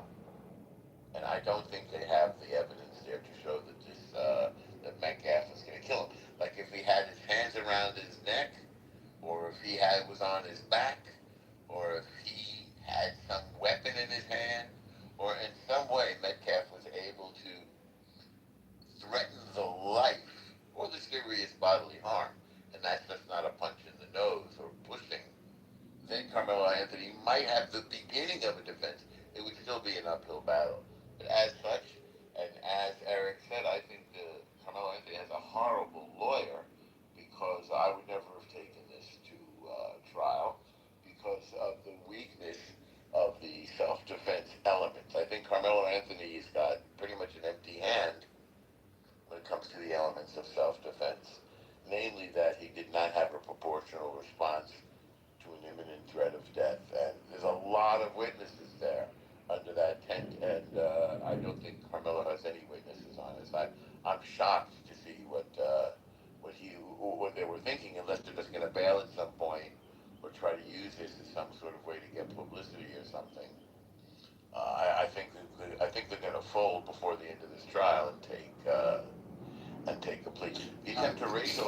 I think. Norm, you keep going in a circle, but like. Yeah. I'm just concluding. The attempt to racialize this, I think, is a bad strategy because I don't see that race has any element in this. It's pretty clear cut. I think it's open and shut, and I think Carmelo Anthony stands to lose a lot. Thanks. Hey, Free, That's I'm about gonna your go racism after towards you. me. Appreciate it, but I haven't seen any racism towards anybody. I'm fucking with you, man. Calm down. Shit. You don't have to speak. I feel very calm. But I hope you feel calm. okay, all right. You don't have to respond, bro. I got you. Thank you. I was trying to compliment you. I was gonna say good points. All right, shut the fuck up, man. Shit. I will let you go, man. Come on, bro. Take your own advice. Yeah, no, it's on me. Shut up, Elmore. Come on. Just take your own All right, advice. so Fucking nurse Rodriguez. Let this nigga finish. Go ahead, Free. Fuck. thank you. Jesus. So I was trying to compliment the fucking idiot, but he made some good points, and some more you did too. So some more, you say you started at -3. And I agree, generally speaking, that's the case, especially if you're not familiar with the case. But we do have certain information, right? Like the police report is one thing, then we have other witnesses' statements that was recorded the same day. Presume that they're going to be a part of the case. So you have a situation based on the report of him saying that is not alleged idea stuff, right? So you have the confirmation that he actually caused the homicide. It doesn't mean he's not innocent. Of course, you have, like Elnormo was saying, alluded to, you have the self-defense claim, which seems to be out the window because of you saying, which it is, of course, in the police report, based on his words, that he agitated the situation. So you lose that. But you do have the second thing, which I'm assuming they're going to try to argue, which is stand your ground, because it is a stand your ground state. That may be an issue because, again, like you said, proportionality, that you're standing your ground, but you have a ground to stand, right? Like, what led to this particular conflict? Did this person engage you first, and was it mutual? And if it was mutual, why did it go from hands to knives? And especially as a juvenile on school property, like all these things. So like there's so many things stacked against him to the point I couldn't start at a -3. Just without the prosecution even arguing and taking this stuff into consideration, it puts him at like a 5, like leaning towards guilty. Right? So that means the defense has a lot of shit stacked against them, so they're going to have to really prove innocence. I know by law they don't have to, but they're going to have to justify a lot of his actions. And that's what I'm saying. That's why I don't understand why a lot of people are defending him, because it seems very indefensible. I'm not saying it's impossible. There's some great lawyers out there, but that shit, it's an uphill battle is what I'm saying. That's all. I was just pointing out a good point that you made. Again, I'll reiterate this. We actually don't know what's going on. We're aware of the defense offering, or the defense is going to say it's a self-defense, or at least that's the claim that's being made. You have somebody who posted on Facebook at the original start of this providing some information, but that hasn't been corroborated. You haven't seen any of the videos. Nobody, except for a limited scope of the police report, which is initial statements and not really a complete investigation, seem to be going on and just saying it's self-defense or it's wholesale murder. So the ones with the tiki torches and the white pointed hoods are sitting there saying that this needs to be this needs to go, and the other side is saying this is 100% self-defense. Neither side is right, because quite frankly, none of you know the evidence. You don't know what's being put forward. There has been a plea deal. There has been gag orders. You haven't heard much except from in the beginning by that one guy that was grifting off of the family who got them to get a GoFundMe. He took his cut. She bought a house and a car, and that's about the extent of what you have there. But as far as the two boys, you have no idea what's going on because nobody said anything. There is nothing out there except for conjecture and things that are just floating on the internet. And in terms of having an all-white jury, yes, it is kind of odd to see this because then it does present a possibility of an appeal based on ratio. And you know what? Maybe the defense attorney's sitting there going, you know what? This is actually going to work out great for us. So, I mean, there does have opportunities there where you may not. But the same people were also screaming at self-defense on the Carolina case, and then Mr. Chow, or whatever his name is, General Tso's chicken, they said he deserved to be let off because it was clearly self-defense and argued from a point. However, when you watch the video and you hear the evidence that was presented, you can clearly say that running after somebody with 100 yards, you're no longer aiming a firearm and firing. You are no longer the victim. You become the aggressor. You become that person. And that those had flipped. And so now all of a sudden we're giving carve-outs and caveats and trying to make really weird sidesteps for one case and then coming down on the hammer on the other. And I find it really weird that people want to just make these judgments before you've even heard the case. It's the same thing that happened in Rittenhouse. And everybody's saying he deserved to go to prison for all this. You didn't even of the facts of the case. And when they came out, everybody was silent, including those on the right who thought they knew the case and they still had the facts wrong. So, I mean, most of you, I would kind of say pause. I'm just waiting to see what evidence gets presented because it's going to be a high profile case. We're going to see it, we're going to hear about it, so we'll know. And then all of you that are speaking up and down, one of you is going to lose. And I think a lot of people are just going to be absolutely wrong. You guys are just going to try to do the, I don't want to throw Samoa under the bus because that's not really fair to him. I will say you'll do the, let's forget about this one because, quite frankly, we don't want to talk about it and move on to the next virtual signal outrage that you're going to do on Clubhouse. Thanks, man. Thank you. So far, I've been right. They've said everything I said that they were going to say. And nothing changed. Just want to point that out. You're still going to lose your financial bet with me, Eric. All I got to do, right, is when they say guilty, I come back on the room and shit on all y'all. And then when they sentence to less than 25 years, right, you got to pay it. Wait, hold on, but there's nothing new, like as far as like the general knowledge like of what we had because it hasn't been presented yet. So like the opening argument or the opening salvo from the prosecution is basically what we all thought it was going to be, right? But what we still don't know is like what's the defense going to say?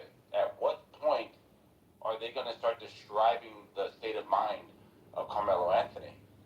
So, for example, Eric, if we say it's only 2 people and the prosecution hasn't said how many of the Memorial kids were around him, and then you find out that in the defense the statements are there was 6 people around him, does this give a little bit of some shifting to like how you can see the defense's argument being?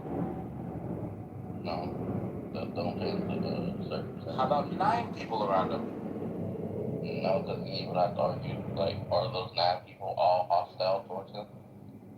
Yeah, they don't all have to be. That's the point. In order for it to be factored into, like, your rationale of, like, you wanting to stab somebody. No, like, red jersey versus blue jerseys, right? There's one person speaking, one person that's the aggressor, but he seems like the ringleader, 9-person gang.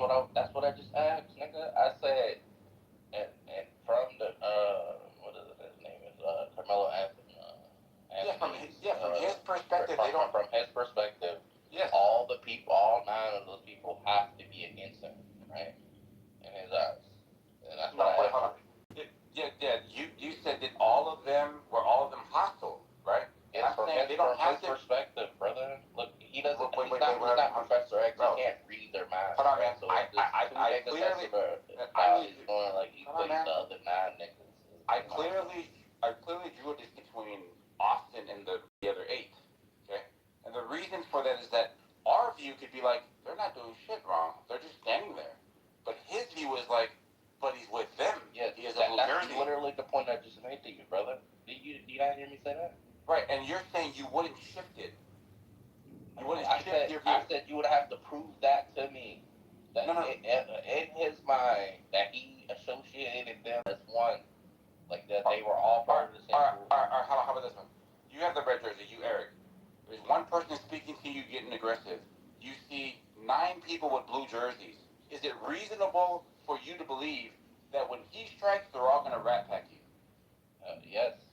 Yes, that is reasonable. That's why. Well, there you go. Yeah, nigga, that's what I just asked you. I said if that's the way that they frame it, yeah, I agree. But if it's not framed that way, then I don't automatically assume that because there's 9 niggas, that they all was out together. Alright, you took an L somewhere there? I just can't identify exactly what it was because you were shifting and wiggling. You're from the beginning, nigga. What are you talking about? Yo, you were desperate to get it. No, hold on. So like the statement you made, Eric, was like you haven't seen anything yet, right? That would change your view, like on the overall. No, that's not what I said. You didn't even hear what I said. Look, you were still searching. What did you say? Yeah. So what I said was that on like face value, just presenting that there were 9 people present outside of what's his name, Metcalf, doesn't necessarily change the the burden for me, right? It doesn't move the needle, right? But if they frame it in a way that like red jersey versus blue jersey, then it would move it. But like on its face, just saying there was 9 people there doesn't do anything. All right. But now that you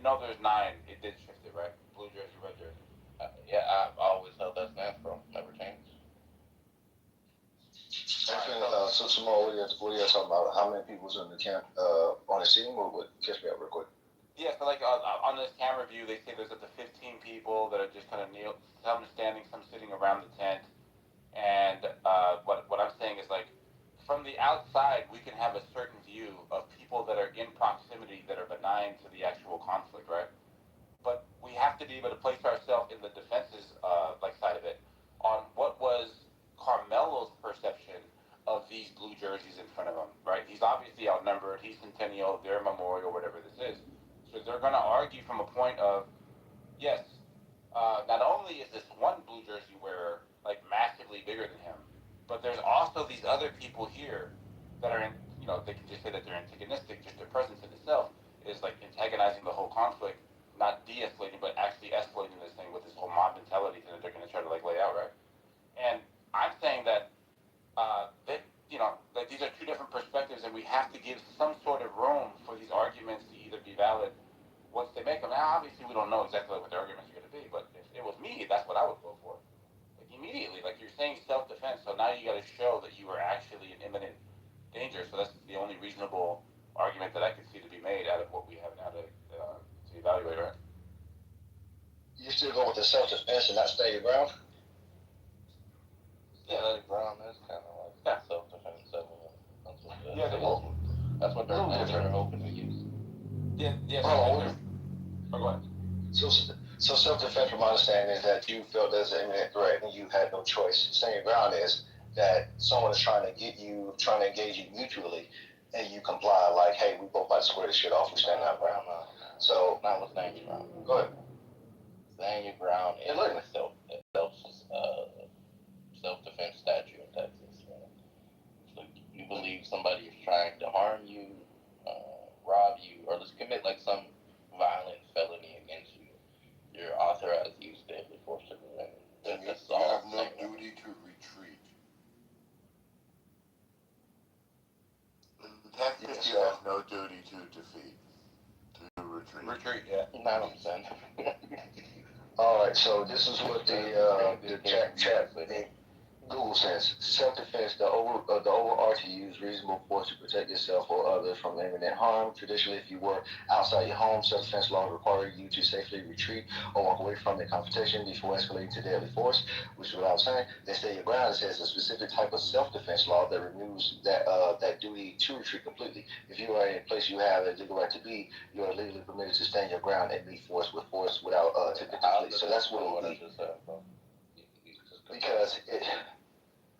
Because self-defense in one aspect is that you have to walk away. We just said that. Did we not just say that, bro? We said it. No, but I'm saying is, but stay your ground is no duty to retreat, which is I'm saying he would be doing stay your ground, not just self-defense in the sense that he's retreating. Bro, because he's trying to have to be proportional. You can't escalate to deadly force. Did you not hear me say that like he is using the stand your ground? He's not claiming self-defense like. No, I didn't hear you say that, but okay. He's relying on the statute, right? Nah, I didn't hear you say that, yeah. I'm not saying you did, I just didn't hear it, yeah. No, I just hopped back in the room, bro. That's why I told him to catch me up. He can stand his ground, but he can't respond with deadly force unless he was faced with deadly force, and he clearly was. That's not true in Texas. Wait, hold on. No, it's not. Hell no, you playing all the time, nigga. I read you the I know, right? The defense hasn't presented their version of like what they're going to be. From what I understand, the defense hasn't like stated if it's going to be one or the other. No, that's the only one that can claim self-defense under. What are the statutes they use? It's not self-defense statute. You can only use deadly force if it's proportional. If you've been faced with deadly force. That's not Texas self-defense law. Yes, it is. No, it's not. We just talked about this yesterday. I read it to the room. I'll read it to you. Oh, well, you're incorrect in your readings. Mind you, El Normal, you be reading a lot of shit that don't even know what you the fuck be reading. So, hello? That is incorrect. So, I will read you once again. When you use deadly force, it can only be in response to deadly force. You cannot. Where does it say that in the Texas self-defense law? Yeah, I don't think that's true. That is Texas self-defense. Please PTR it. I don't think that's true. That's not true, El Normal. You don't think it's true? Okay, so here we go. Deadly force standards, this is in Texas. Deadly force is only justified when you reasonably believe it is immediately necessary to prevent death, serious bodily injury. That's not what you said, El Normo. Yes, it is exactly. That's not what you just said, El Normo. No, it's not. Or to stop the commission of an aggregated. You're just nothing. You're just not listening. Nah, I'm not finna read that last part. Nigga, you're not comprehending. That's what you're not doing. Listen very carefully. Can you read that last part? Yes, I will read it I to think you. it's very pertinent to the conversation. Yes.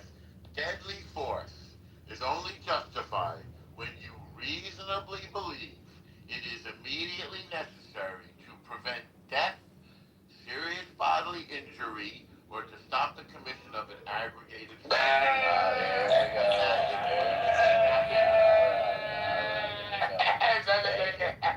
and that includes kidnapping, murder, sexual assault, or robbery. Absolutely, yeah. So you were wrong. Thank you.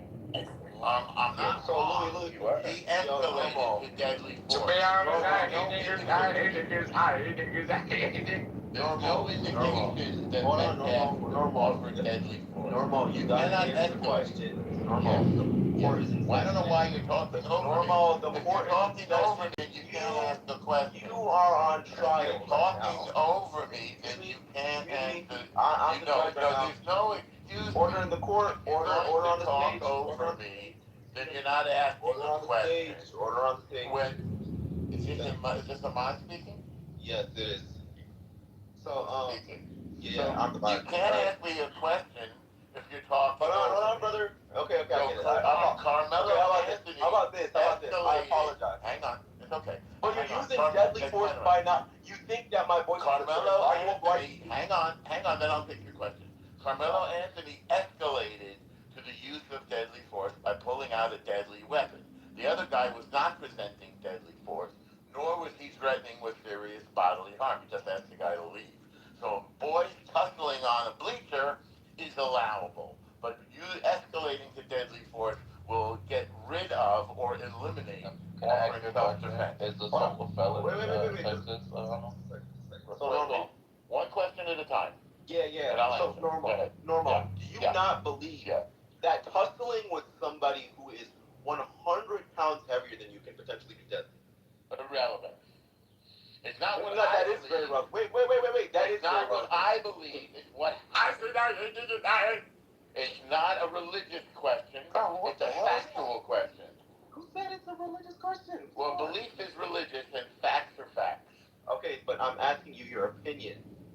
I'm not offering opinions. I'm offering facts. So Norm, let me ask you this: you're in the streets of whatever city you're in, right? Right. There's somebody who's like way bigger than you by 100 pounds, right? Right. Says, hold on, brother. He can be big or small. Order on stage. There's plenty of order. Order yourself. Yeah, so the part of order yourself.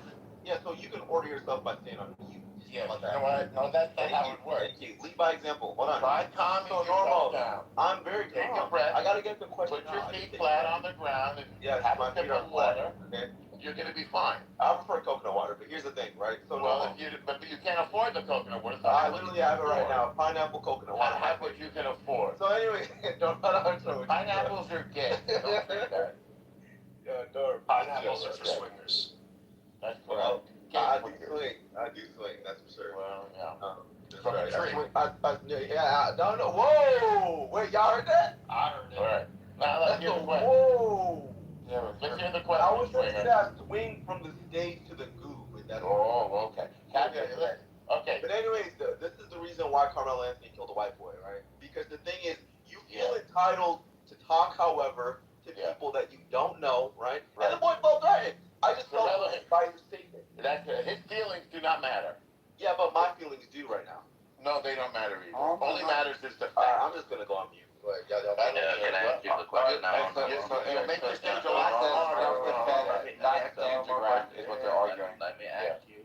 What? He can stand his ground, but he can't escalate to deadly force. That's an El Normo, right? Is assault in Texas a felony? Depends on the assault. There are felony assaults and misdemeanor assaults. Why do you ask? Nigga, if I said is it a felony, right? Thank you for calling me that. I wouldn't be talking about the misdemeanor. It's not if it's consensual. No. Yeah. That's mutual. So That's Carmelo mutual Anthony contact. says, touch me and see what happens. Those are fighting Yeah, words. hold on, He's now inviting the person to fight with him. hold on. I'm talking about Why previous do I have to to that. hold on? Previous to that. When somebody Previous? touches, Yeah. yes, when somebody touches Yeah. unlawfully, Yeah. right? Is that not a felony? No, not necessarily. You can bump into them. You can say, excuse No. Depends on what he does. I know. We're using these circumstances. The fact that, yes, under these When somebody circumstances, pushes it's you, not yes, clear that when Metcalf committed a felonious assault. when somebody pushes you, Yes. yes, unwantedly, right? What is Yes. that? It depends on the circumstances. Oh my God! There's no definite rule. That's assault, bro, brother. Look, I'm just you don't want to answer. You said it's assault, but it's not necessarily. It's not felony. Normal, you gotta hear what Eric is saying. I hear it. It's not felony assault. It is. It is. No, Eric. Bro, just let me finish. It's not a felony necessarily. It is. No, it's not. It depends on the fact. It is. By default, it's a Class A misdemeanor. It depends on the fact. No, it's not. It's a felony if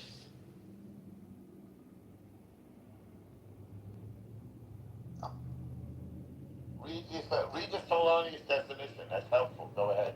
may I please, moderators? Is that okay? Yeah, go ahead, read it, bro. An offense under the assault subset, a Class A misdemeanor, except that the offense is a felony of the third degree if the offense is committed against 1. A person the actor knows is a public servant while the public servant is lawfully discharging official duty. Yeah. 2. A person whose relationship to or association with the defendant is described by subsection 71E1, blah, blah, blah, of family code. Domestic violence. That's domestic violence. Yeah, 3. right. A person who contracts with government to perform a service in a facility described by another section of the Penal Code, the Family Code. 4. A person the actor knows is a security officer while the officer is that doesn't apply. 5. A person the actor knows is emergency services personnel. That doesn't apply. 6. A person the actor knows is a process server while the That person doesn't is apply. performing duty. 7. A pregnant individual to force. 8. A person the actor knows is pregnant. 9. A person the actor knows is hospital personnel. 10. A person the actor knows or we should know is an employee or agent of the utility. 11. By an actor who is committed to a civil commitment facility. And that's it. What the bro? Don't ever do that shit again, bro. Why? Can you please scan it to see if it's applicable to like the conversation before you just waste our time? The point is that it's not. Oh my fucking god. Alright, hey, Eric. I'll be back to the fact check in a minute. Alright, so like a push or a punch, right? A push would be something like 4th degree. Something that's not like the severity, right? A punch would be something that's like 3rd degree, 2nd degree. Would you agree with that statement, Eric? Say it again. I wasn't going to say it again. Yeah, a push would be something like 4th degree, right? In severity. A punch would be something like 3rd degree. A weapon would be like misdemeanor or felony? 1st degree. Which degree what? Misdemeanor or felony? The misdemeanors are 4th and 3rd. Different degrees, yes. Different degrees, yes. Right. So for using the Carmelo Anthony case, the first point of contact is a push, according to the statements made by the people that were there. Okay? And then he responds after the push, so this is the whole misdemeanor assault right here that you're talking about. The next one is a punch me, and then you'll find out or something like that, right? I thought you said touch me. Now, I don't know if he said that first or after he was touched. We don't know. Yeah, well, there's 2 points of contact. There's the first point, and then there's the escalation to, okay, that doesn't warrant a response. Now do this. What's the first point? Yeah, the first point of contact was the push. And I thought the first point of contact was, would you please leave? No, I'm talking about physical contact. Like actual physical contact. The first physical Well, contact was the walk push. us through it. So the guy says, would you leave? And then what does Anthony do? And then Carmelo Anthony basically says, no, I don't gotta fucking go anywhere. And then he starts walking towards him, and he says, touch me and you'll find out. Then he pushes him. Wait, stop it right there. Those are fighting words. He just lost his self-defense. Right there. That's not what happened. I don't know if those are fighting words. No, you Touch me and see what happens. That's not fighting words. Yeah, that's not what happened. Those are fighting words. No, you're taking it out of context. No, that is the context. And then Carmelo, the white dude pushes him. Then No. Carmelo Wait, hold on. No, push me again and see what happens. Yeah, contact was already made. Wait, hold on real quick. Well, we have disagreement over the facts. Come on, guys. So let's get this clear, right? First he says touch me, and then he says punch me. Yes or no, Eric? Bro, that's not what I'm talking about. That's not what I'm talking about. Hold on, man. I'm only talking about Carmelo Anthony's responses. Bro, I'm not talking about that. I'm not talking about that, brother. I'm saying you made a mistake when you said that Carmelo Anthony walked up to him and said, No, I said he didn't say that. Hold on, bro. Everybody meet up. So Eric's right. Like because I was about to correct you on the same thing. You implied or you said that like Austin walked up to him. Then Carmelo said, "Touch me, see what happened." Yeah, thank you. Then Carmelo, then Austin pushed him. Like that's not how it happened. That's not what he said. That's not what he said. Come on. Real quick, let me just finish. I'll be quicker. Look. Just to clarify, I think what Eric was going to point out is that the push happened first. Then Carmelo said, "Touch me and see what happens." Yes, that is correct. According to the report, that's not true. No. The report, he said, touch me first. Then he touched him. Then he said, now punch me. Yeah, so he said that first. That's right. One mic on now. I'll be clear, but I want to pass the message to Arthur there. I got a message from Louis saying that he got the money to send to you. So just send me your cash app or whatever you want. Just send me whatever name you want.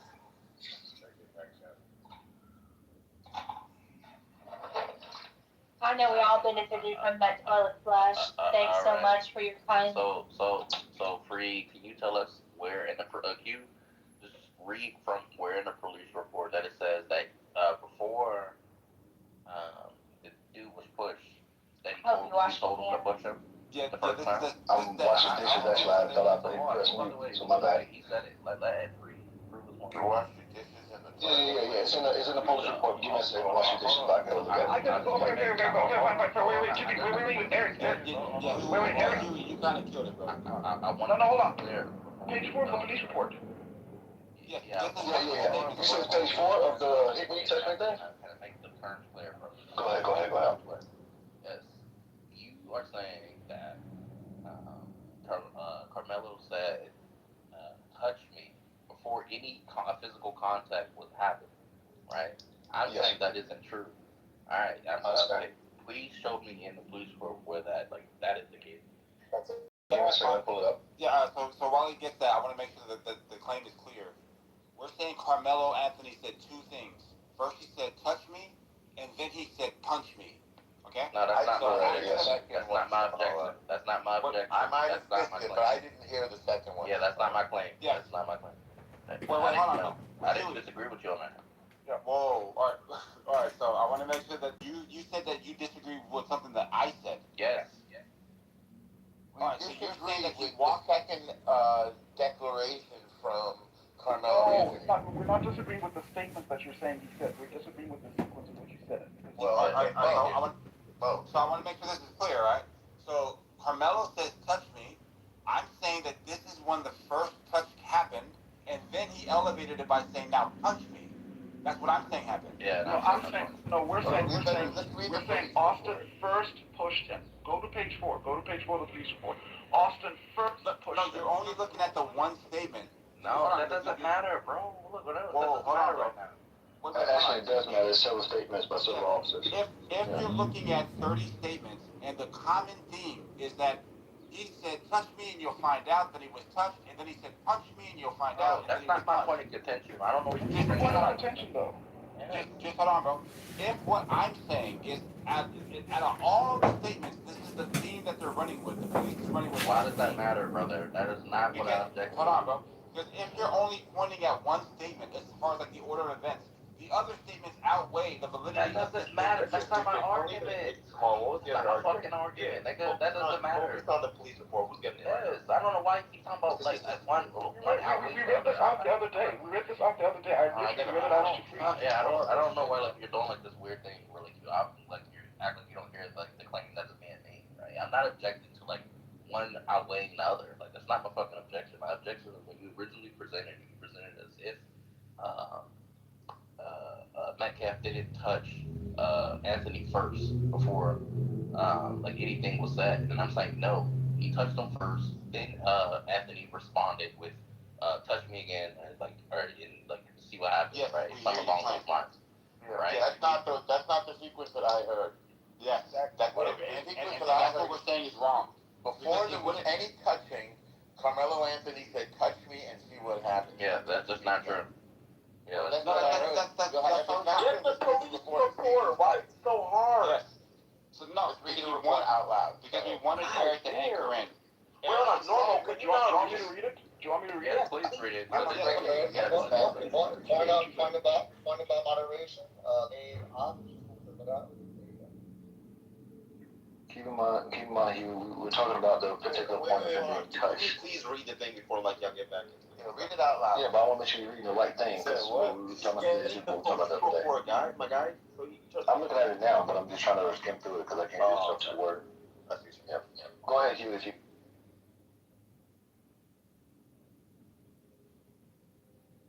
Oh yeah, good looking out, Louis. Look, next time pick the right side and know what you're talking about before you put your money where your mouth is. The Knicks on top. Okay, wait. Free was there. Okay, so this is when I read this out from Officer Fisher Alvin. I read this out. So do you want me to read from a particular section? Because in section 4. Before you start, what are you reading? What are you looking for? Go to page 4. Officer Fisher Alvin. Right, but I'm saying, what are you looking for in this book? Check your Instagram. Paragraph 2. No, I got you. What are we looking for, though? You're going to be more specific. You said. I'm trying to make sure we're looking at the right thing. I'm on page 4, and we're looking for what he was touched first before he said it, right? Okay, so let me just read it out. Let me just read it out, okay? I attempted to ask them both what happened. I could not really get... Fisher Alvin. All right, thank you. All right. Here we go. Okay, paragraph 2. I attempted to ask them both what happened. I could not really get anything out of Hunter, but Blank stated that he wanted to speak. I asked him what happened, and he stated that they were all sitting on the bleachers, under the Memorial High School tent, when another male, who he did not know, walked over and sat under the tent. Blank then said Austin, the victim, told this male that since he does not go to Memorial, he had to leave the tent. Blank had said during this time of arguing, the male was reaching around the... Oh, wait, hold on. Wait, sorry. Austin, I can read what I have. I'm gonna go when you finish. Go ahead. Austin and the male went back and forth, and Austin stood up and pushed the male to get him out of the tent. Blank said that during the time of arguing, the male was reaching around in his bag. He had, it was the time... Sorry, my bad. It was the time the male... It's not telling you what was said in the argument. They're just saying they were arguing. No, that's the issue. Wait, hold on. Free. That's not the dispute. Oh, God, let me finish. I want to go out there. No, the dispute is what was said first, and that's why I was trying to ask you what was you reading, because I don't know if you understand what we're arguing here. We're trying to see what came first, the words or the action. That's what we're trying to find out. That's new. That's the new shit y'all trying to add. No, that's the argument we're having right now. We're trying to see if you touch him before he said touch him again. That is the argument. Samoa, you still there? Yeah. I know y'all ain't That is the argument, right? Real quick. I'm going next. I got my part right here. This is like. Let him read. I'm gonna wait. Wait, dog. Let me give you the link. Dog, because I quickly got something. We know what that is. I'm driving right now, so I can't review it. That's what I'm asking. I'm on page 4, the first definition. I'm ready to read. No, it's on me because I was waiting for him to finish. Hold on, it's on me because I was waiting for him to finish. You read my part. I have a police report, yes. So here we go. Which one gets solidifies it? Which cop is it? Which police report? It's Wetzel. Officer Wetzel. Page 4. Then I'm going to read. Okay, got you. Perfect. All right, perfect. So here we go.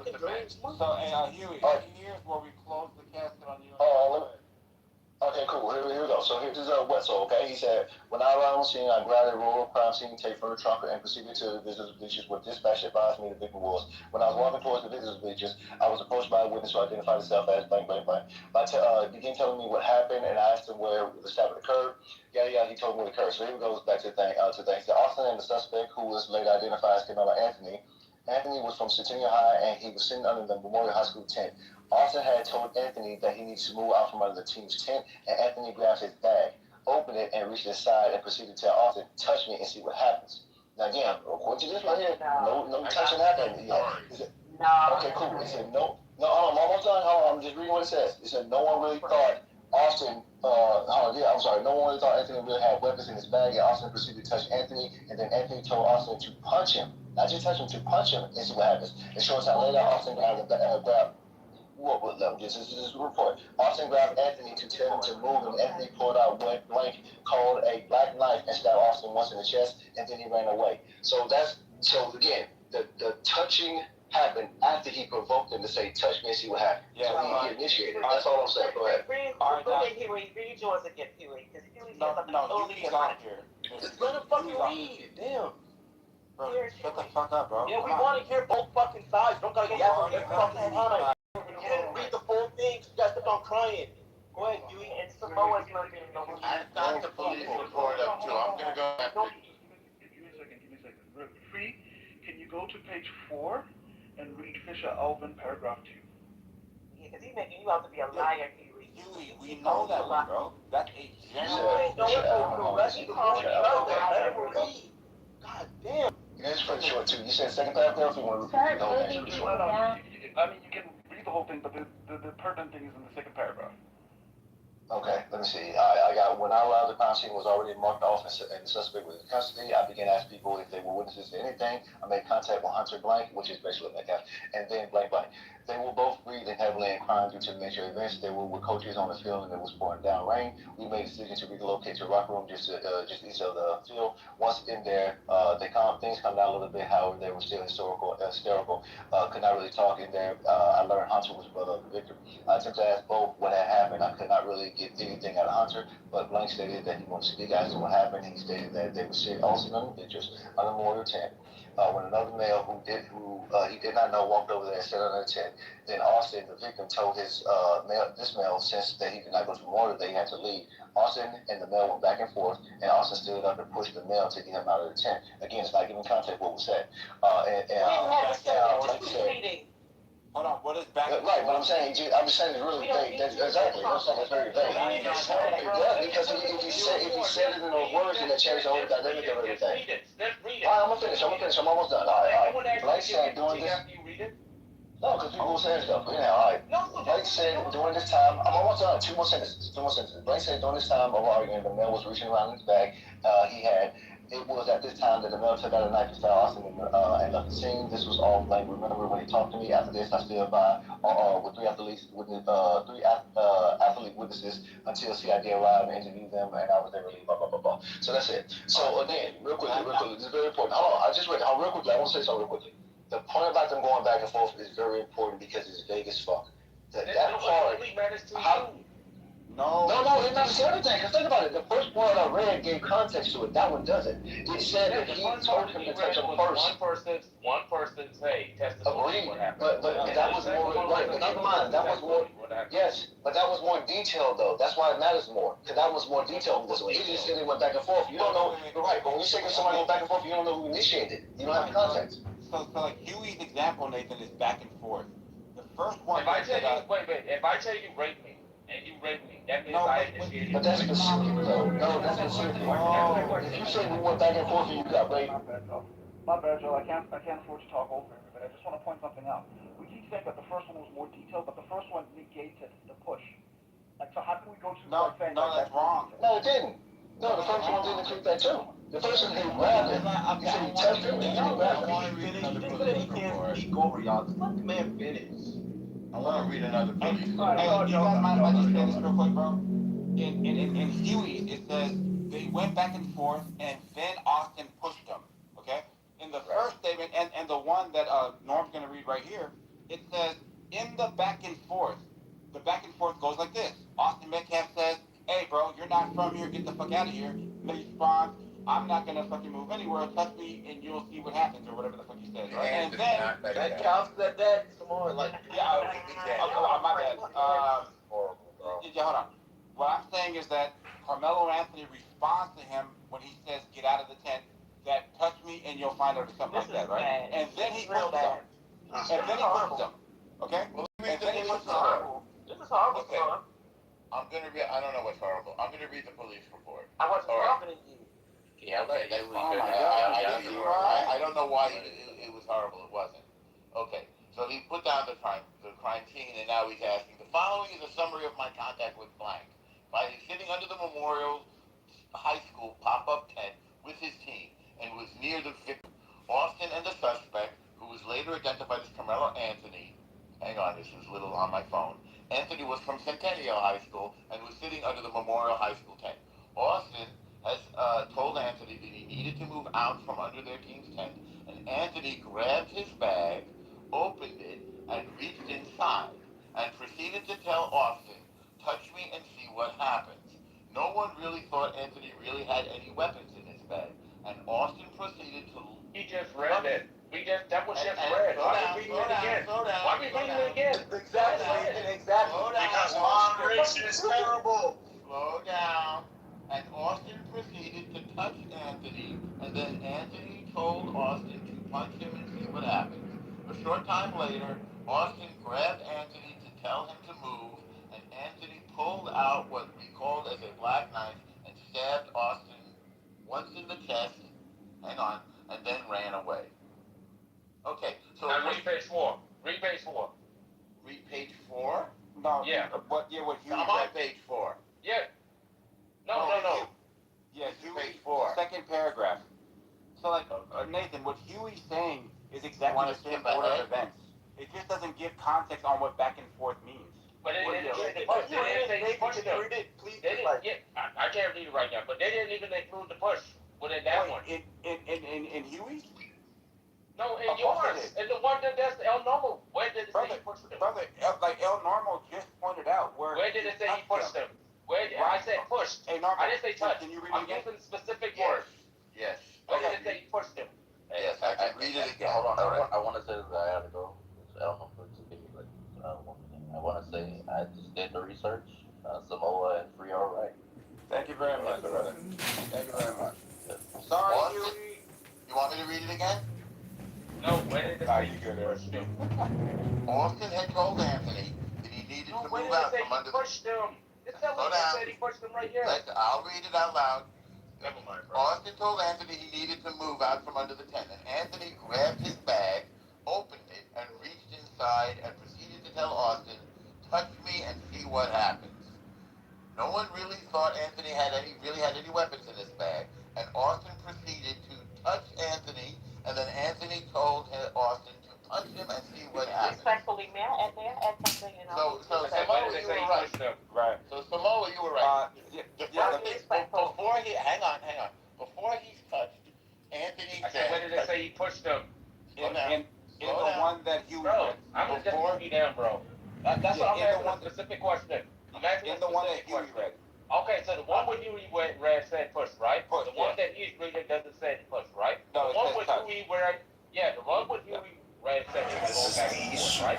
Yep, and then And then the one with you read said, hey, he said, hey, touch me and find out. Yeah, it explained the back and forth. Yeah. So why is yours better? What do I have in common with these non-white immigrants that come here and they... No, because in Huey's, there's a back and forth before the physical altercation. And in the one that El Normal and Freeze reading, there is a back and forth, but it's more detailed. Are you ready for page 68? Before the touch, yes. Yes, that's different. Hey, you want to cherry pick this one and say because he said... One gives ambiguity, the other was pretty clear. That's the difference. Yeah. The other one was clear too. No, one gives ambiguity, so one back and forth, and then say that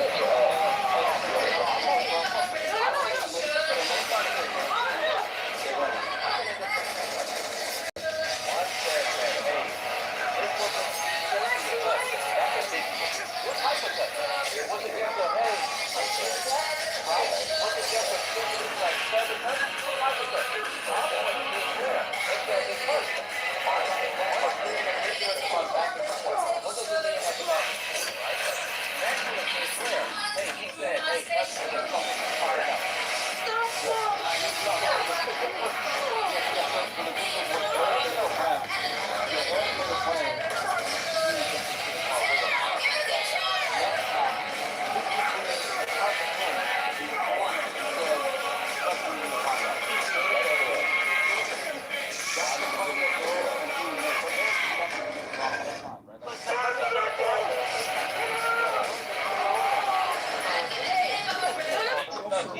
Listen, the first time he got pushed. Then the second time he got what you call it. He made the thing to pay custody of my. Take care of yourself. That's not what the Supreme Court said. That's not what the Supreme Court said. No, actually, you can make that speak come on. You want me to read the report? Sunday couldn't shut down. Trying to physically put him out the tent. What part don't y'all understand? That makes more sense. He was under the tent that was allegedly there. The young man said, "You can't be here." With his words. No, but that can't be physical. Everybody going out of experience, we begin to the end, but that's where we begin, you feel it? Mannequins and we bring it down. Bring it out and we bring it the codes. Similar to the jack who stole, to the dance in your ways, so you take explosive, get it out. Send your body to fight. Everybody got a target tonight. Everybody come along for the ride. Oh, you stop. Everybody going out of experience, we begin to the end, but that's where we begin, you feel it? Mannequins and we bring it down. Did you know a Muslim conqueror once showed Again, I don't know what kind of accolades or don't act like that. I don't need to hear him because it doesn't make any sense. You said you didn't He's know. the old dusty bitch down. He's so pompous, I can't take it. Bottom line is, it's an unfortunate situation. I'll say it again. Both boys' families are affected. In this case, I didn't say it's about More so one than the other, because the other one, he's dead. You know how it goes, peer pressure. It was all self-defense.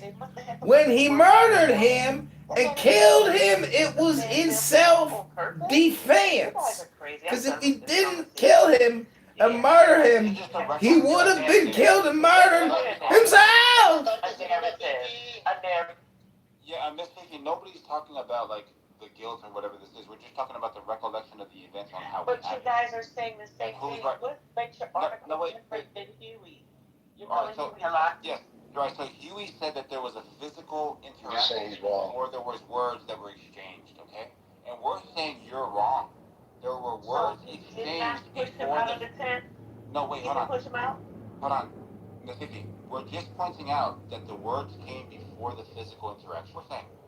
We're not saying that he didn't try to grab him. We're not saying any of that. Okay, after he said, "What are you doing here? You got to get out." Yes. And No. I'm not going nowhere. He pushed him. That's what happened. No. That's what we're saying. That's why the police report. That's not what happened. What he said is he has to get out. He said, "Touch me." No. Come on, slow down. Let's walk through this. He said he told me to get out of the tent. He said, "Touch me," like do something about it. And then he touched it. Then he said, "Well, punch me." Meaning that touch is not enough. No, real quick, this is very important. I want to ask this question. This is extremely important. I want y'all to think about this. Wait, about the punch me? He said punch me once in the touch. Listen, he said escalated. He like the tension's not enough, so punch me. Yeah. But this is real important. I want y'all to think about this. Hey, I want you hold on, think about this. Both of the police. Let me help you out because I don't think. No, real quick. I just state what the claim was. A lot of people are hopping in later and they don't know what the claim was. I think Samoa just did it. I think Samoa just did it. They understand that. I made an objection to Samoa's recount of like events, sequence of like events that happened. Right? I said that Samoa was wrong because I was under the impression, right, that was it Metcalf? He first before They push Anthony before Anthony said those words. But I like that I did the research and the arrest report. Now this is not from social media. This is from the actual report. And it says that Anthony said the words "touch me" and find out first before he was pushed. Yeah, that's what I. Yeah, exactly. Someone pointed out. But here's I'm gonna say the last thing in about 5 seconds. Y'all need to think about what both of those police officers said, regardless of the ambiguity or the discrepancies. Okay, I got a question. Listen. I got you. I'm about to finish. Goddamn, I'm about to land. Okay, cool. Just think about what they both said. He was reaching around in his bag while they was talking. That means it's pretty much that he's looking for the weapon at the time. It wasn't immediate. He's planning it at the time of the incident. He's actively searching for the weapon. So I just want you to think about that. Go ahead. Okay. So my question is this. This is to you. If I said rape me, and then you raped me. That's a fact. That I escalated. The rape is not applicable. Yeah, it's not the same, bro. It's totally different. It's just a lot. Listen to what I'm trying to say. Listen to what I'm trying to say and answer the question. I'm not asking you how to. Let's follow the logic. If I said the logic is flawed. Why are you scared to? Why are you scared to engage with the hypothetical? I don't want to violate you and be disrespectful, bro. If you can't answer the question, don't even interject. I'm gonna answer the question. The premise is a contradiction. I'm gonna tell you why. Because I didn't answer. No. Answer the question. You can't ask someone to rape you. Answer the question. Stop running away. If you say don't rape me, and I say no, and then rape you, are you raping me? Wait, how often do you hear those words? Now, I'm going to ask the question again. If I said, hey, rape me, and then you rape me, did I escalate the rape? It's consensual. Brother, look, I think they're right in that there's legal nuance there. Where it's like, you can't. So you only got to answer the question? You can't, because, no, it's a like, no, they're saying, because he said, hey, punch me. Yes, or touch me, that he escalated the situation. Yeah, because he said, that's not the escalation. Those are fighting words. That's different. So the escalation is when he pulls out the knife. That's the. Oh wait, I got it. He said, guys, listen, I'm gonna say it again. No, the escalation is in the words, though, Nathan. Get this through your head, you motherfucker, you! You only exist out here because of me! That's the only reason. Without me, you, personally, every fucking wise guy still around will take a piece of your fucking doing ass. Then where you gonna go? It's fucking ridiculous. I'm giving you an analogy, bro. I don't care how you feel about it. I don't care if it's like, oh, taboo, you don't see it happening. Just think about the logic. You're saying because someone uttered the word, hey, do this to me. I started robbing drug dealers for a living. Right? You can say I was doing a community service. Exactly. All right. Being facetious. What that phrase should be interpreted as is. So you can say anything. Wait. What that phrase should, any reasonable person would interpret that phrase to mean, don't touch me or else. I don't defend myself. But also, The problem is the second step, right? Like just to put this up to Nathan, there's a difference between when he was touched, the escalation. Alright, can I quick? No, you can't. So, yeah, so I think, yeah, Can I go after her, bro? So I think the issue is that like a lot of people are forgetting that there was an argument even before he said if you touch me and find out what will happen. There was an argument, so no one even knows what was even said between the two of them. But we could say there was an escalating argument. It was probably a hostile exchange, and then the outcome was basically Carmelo sending him a warning, like if you touch me, you'll see what happens. So like I don't really understand like why all of a sudden people are acting all like pious as if they've never had interactions with other people or arguments with other people, especially in hostile environments, and then they have to think on their feet and say, hey, listen, I may have to respond a certain way. So I don't see what Carmelo's response in protecting himself was wrong, because like I said, this is a hostile engagement that was initiated by Austin and his twin brother. Alright, so let me just point out, like, we're saying the escalation this is for, like, Fury's argument, right? So, like, when he says, touch me, and then you'll find out something to that regard, right? He's already set a threshold that should warrant a response that's, like, reasonable, like, in nature, okay? But then after he's touched and he crossed that line, he actually, like, escalates it to something that's more, like, severe. Because at the point he was touched, he's now being assaulted. No, I don't even think that was the point either. I think it's that they had an argument. They were having an argument. No, I heard what you said. Yeah, but I'm telling you now that the state of mind of Carmelo Anthony, knowing the difference of severity when it comes from a touch to a punch, and by him being the one that moves the line while he's arming himself, look a little bit questionable. He's not the one. It doesn't look questionable when you have people arguing with already approaching you in a hostile manner. They initiated the hostility. You're isolating it because you want to blame him. You want to make him the villain in your narrative. All right, thank you. I'm only offering what the prosecution is going to provide as far as state of mind. So we can say, from step 1 to step 2, we can just look at this objectively and say, hey, his first point of understanding the threshold of where his line is the term touch. And then after that was crossed, he was already armed by now, right? By now he's armed. And now he's raised the standard of severity to punch. Because one would say he knows the difference between a touch and a punch. And because he didn't strike after the touch, he acknowledges that this isn't good enough. I can't hit you yet. But punch me and now it's going to warrant me hitting you with this thing. Okay? No, Like, that was my argument all along. So when he, come on, it wasn't like that's assuming the motivation. That's assuming the motivation. Well, it makes the most sense, right? Because why did he stab him after he said touch him? No, it does not make sense.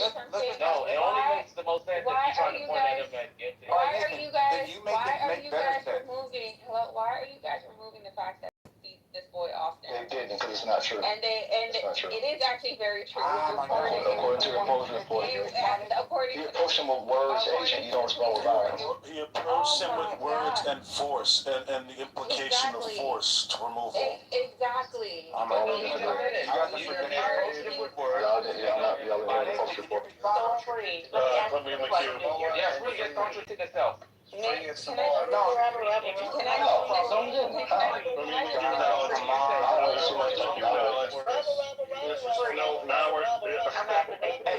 ask Nathan one? Alright, agent is after me. So Freeze just said it. Freeze said he approached him with words, and Freeze approached him with words, and you don't use violence, right?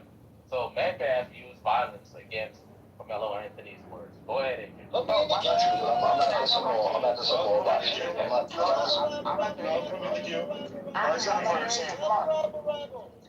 I said it first. I'm not doing it. Come on. So, hey Nick, how are you? So like my thing is that you like I see this is why I don't like having conversations with like people like Samoa, because they like to isolate people and portray people as villains and not look at the context of the entire situation. When you approach someone, I mean, I don't know, I'm from New York. If you approach me in a hostile manner and you want to argue with me, you don't know what the outcome is going to be. They should have never approached him. It was two guys because it was the twins. They started an argument with him to get him from underneath the deck.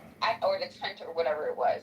At the end of the day, they should have never approached him. They should have never confronted him, because that's how it's been repeatedly reported as a confrontation. Okay, so that already admits to some form of aggression. There's already some form of aggression coming from Austin. Yeah, the problem is knowledge is always approaching kids under 10. Knowledge is always approaching kids under 10. Knowledge is also approaching kids under 10. I'm next. Go ahead, Knowledge. Go ahead. Yeah, I'm after some more. Come on, let's go. Keep going.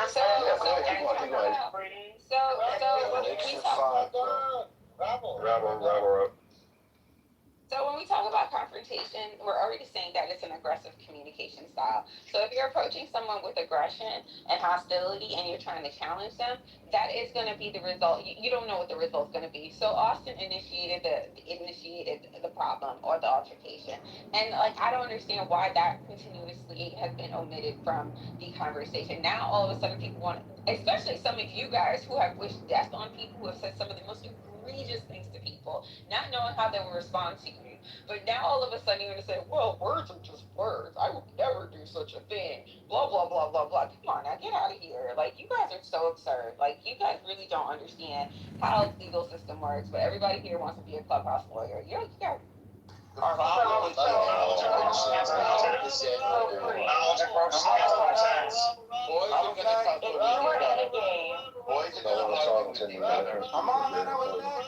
when you pull out a deadly weapon, We're in the court. Does anybody think that Mo would for me? If you do, I'll support. I'm more the positive I said I was next. You want to go before me? You can go before me now, I'll go after you. Less than 20 seconds. Enough. It was bro. Less than 20 seconds. Who was it on? Me? Less than 20 seconds. No, it was also more than me, but now it's just out there. Oh, no, you go ahead, TC, if you want to go before me. I'll Put me in the queue, round. But Nick acknowledged the same person. Robert. Don't do like him. Listen for a second. I was gonna say everybody knows damn well that Louis is a fucking hypocrite because he knows on everything that his light stands for that if he was in front of me and he would have been like, yo, push me, if I asked him, push me one more time to see what happens, he would have shot me. He knew that's the only way he could have a fair hand. Thank you. So please, Samoa, he said I could go. No, yeah. Samoa. He's after me, Miss Fifi. Yeah, I'm not doing that. I go to Let me ask you, Samoa. You're at a football game. What's your favorite team? You're at a football game, NFL game. Oh my gosh, Miss Fifi. You're please help me. All right, let's go. Come on. Roll with me. I mean, damn. I'm at the Seahawks game. Go ahead. So why are you trying to monopolize the mic? I know. Oh. I just want to know now? if somebody said that in my Nigga, I'm literally in the queue, nigga. Go ahead, Miss Fifi. If someone says, okay, you're in my seat, and you said, no, I ain't going nowhere, and the guy proceeds to say, you getting about my seat in your face, he said, come on, man, get about my face now, come on. You gonna tell me, what you gonna do in that situation? That man put his hand on you and get you up out that seat. Yeah, I'm gonna stab him. You don't know what you're gonna do. I didn't say stab, I'm just saying these I are would. children. You're talking about children. You're thinking from a adult, man. No, I would defend myself. Yeah, he's being tried as an adult, by the way. Yeah, I would defend myself. Yeah, so I would defend myself. But I know he's being charged, and that's unfortunate too, Norm, because he is a child. All right, well, he's not a child. He's a young man. He's a teenager. He's an adolescent. That's not a child. You guys are very bitter. You guys are very bitter. Not bitter. Sounds that way. Guys, so I would point this out. Bitter. Guys, I would point this out though, right? Is that when we're talking about the case, right? What we're come on, guys, come on. Factor's stubborn, all right? Come on, man, you guys are chilling. You guys is all right. So just real quick, okay? Because what Agent did there was a little disgusting, right? Like, kind of like generalize the statement when we're speaking about like the thresholds that Carmelo Anthony is setting for himself, right? I'm saying that if he warns him and says, touch me and you'll find out, that when he touches him, this is the time to strike, right? Because he's announcing like what his mindset is at the time, and that he is detecting, or he's detecting like some sort of a imminent threat, okay? But because he didn't respond at that time, I think that time is past him. Because now he draws a new line. The new line is a punch now. Right, so the touch wasn't really that bad. And this is Carmelo Anthony saying this. Well, this is what Carmelo Anthony said. First he said, touch me and you'll find him. So, I mean, well, that's kind of interesting. Wait, can I finish? Oh, go Hold on. Hey, thank you. Come on. So, like, when Carmelo Anthony, like, first, and the events went like this. Austin Metcalf said, hey, man, get the hell out of here. He said, dude, I ain't going nowhere. Touch me and you'll find out. That's not the fact. You were Just wait, please, Miss Fifi. Please. Come on. We all agree now, right? Like everybody that was on that side are now on our side, so let's just move forward, okay? And I'm just giving the charitable like reading of what Carmelo Anthony is saying. He's saying that he's grabbing his bag, he feels that there's this threat in front of him, and he tells him, hey man, if you touch me, bro, you're about to get it. Right? So he's setting his line right here. The dude touches him. We heard this from you already. Hold on. The dude does nothing, right? And then himself, nobody else. Carmelo Anthony says, now punch me. Right there. That's he didn't say. He did say that. You didn't read the police report. Page 4. No, what did he say? Why did he hit him though? Why did the boy put his touched him because he asked him to touch him. That's why. All right, brother. Hey, Free. I defer the rest of my time to Free. Thank you very much. I appreciate it. Sorry about this, Lamar. So real quickly, listen. Agent, why did he? Ladies, order. Because he asked him to. So here we go. So one of the boys. No, Agent, come on, Agent, come on. Respect. It's on me. It's on me. I know. I'll let you speak when you're speaking. Why don't you do that? I made wait for you. Come on, I made wait for you now. Yeah, thank you. Come on now. The bottom line is, you guys are trying to look at this in like the worst faith aspect as possible. You're trying to make it seem like the white guy did everything wrong and Metcalf, Anthony did everything right. Which is insane. The bottom line is. White in there. We did not. I know you're right. The that's right. You're right. You're true. The male who is alleged victim, did everything wrong, and the alleged defendant did everything right. The problem is that it's totally normal to ask somebody to leave an area. You guys are trying to make it seem like he came to him hostile, like, get the fuck out of here. No, he probably asked him, hey man, this is our area, you know, could you get out of here? And there was some back and forth according to the report. He probably said, man, I ain't gotta go nowhere. You know, he said, well, you know, you're not supposed to be over here. And y'all should have an issue, if you're going to be objective, to think that he's by himself in this so-called racist area that people like to say. He's by himself as a black guy, and he's outnumbered. And it's probably in his best interest, even though he can be there, he has the right to be there. It's probably best for him to leave, but he doesn't, right? So once it escalates to where he, whatever felt some type of way, he said, hey, touch me. Because he asked for it. He said, why did he touch him? He said, touch me. He touched him. He realized, this isn't, stop. He realized this is not a good enough response for me to hit this dude. I want him to round me up. No. I hope they don't have. It doesn't matter. It's irrelevant. Because I've been a young black man too. Listen, I've been a young black. I'm not even going. Y'all cut me off. I'm trying to paint the picture for y'all, and y'all trying to erase all the evidence. You to paint the picture. I do, because you're gonna keep asking these questions. No, you don't get it, because you still think he's justified. Yeah, exactly. And I'm not answering you. I'm just giving you my position. So let me finish. Yes, order in the court. Get these women on the check. Alright, I love that we are all disagreeing with each other. It sparks the conversation, but let's just try to let people get their shit off. Thank you. Yeah, I'm almost done. They have the same story over and over when they're not talking about the legality. But you guys asked me questions. We didn't ask you any questions. We didn't. Yes, you did. No, we did not. It's fine. I'll answer them anyway. Thank you. So, the boy asked him to touch him. Carmelo asked Metcalf to touch him. He did it. That sounded like a nice gesture to me. Then he said, hey, that's not good enough for me to kill you, which is, nobody knows this but Anthony. So he says, hey, punch me, which is still not good enough to kill somebody. And little did you know, Metcalf is why did not do that, because he don't really want to be violent. He probably humiliated him by touching him, because he probably didn't believe he would touch him. He probably felt this motherfucker actually touched me. All right, well, punch me then. And he's like, you know what, I'm not going to punch you. He grabbed him according to the police report, and then he plunged his knife in his chest. But in between that little interval, however long it was, he's reaching around in his bag. That doesn't make sense to do so. If I challenge, let's say, Nathan to a fight, because we're getting the argument on Clubhouse right now, and they say, all right, fuck it, let's do it, freak. We go outside, right? And I shoot him. Everybody would think. Weird analogies. It's just long-winded. All right, just let me finish. I'm almost done. This is my last one. I know you don't like aging, you don't like thinking. It's fine. It's cool. You can go back, play with crayons and everything. It's cool. But let me finish. So I shoot Nathan after the argument. We agreed to argue. I initiated a combat with him, saying, hey, we're going to go out and fight. I said that. Because clearly, if he wants to come outside with me, that would be the mutual engagement. I could have shot him inside the clubhouse. Hypothetically, we was in the same room. But I take him to another space, and I already know what I'm going to do. I plan on shooting him. So when he's reaching the bag, he knows what he's going to do. He's not trying to fight him. He's trying to stab him. That's not a good sentiment for the situation at hand.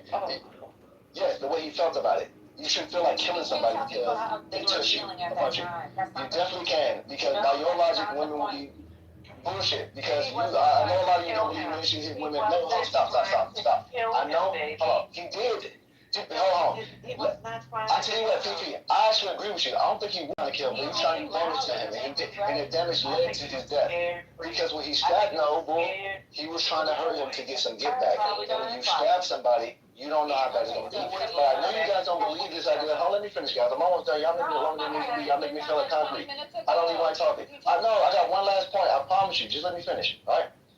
When you do this type of stuff, right? Not meaning proportionality, because again, I don't believe y'all believe what y'all say, because by y'all logic, y'all can't believe that man can't hit a woman. God damn it, Agent, just chill, Agent, chill. Don't tell me what I believe.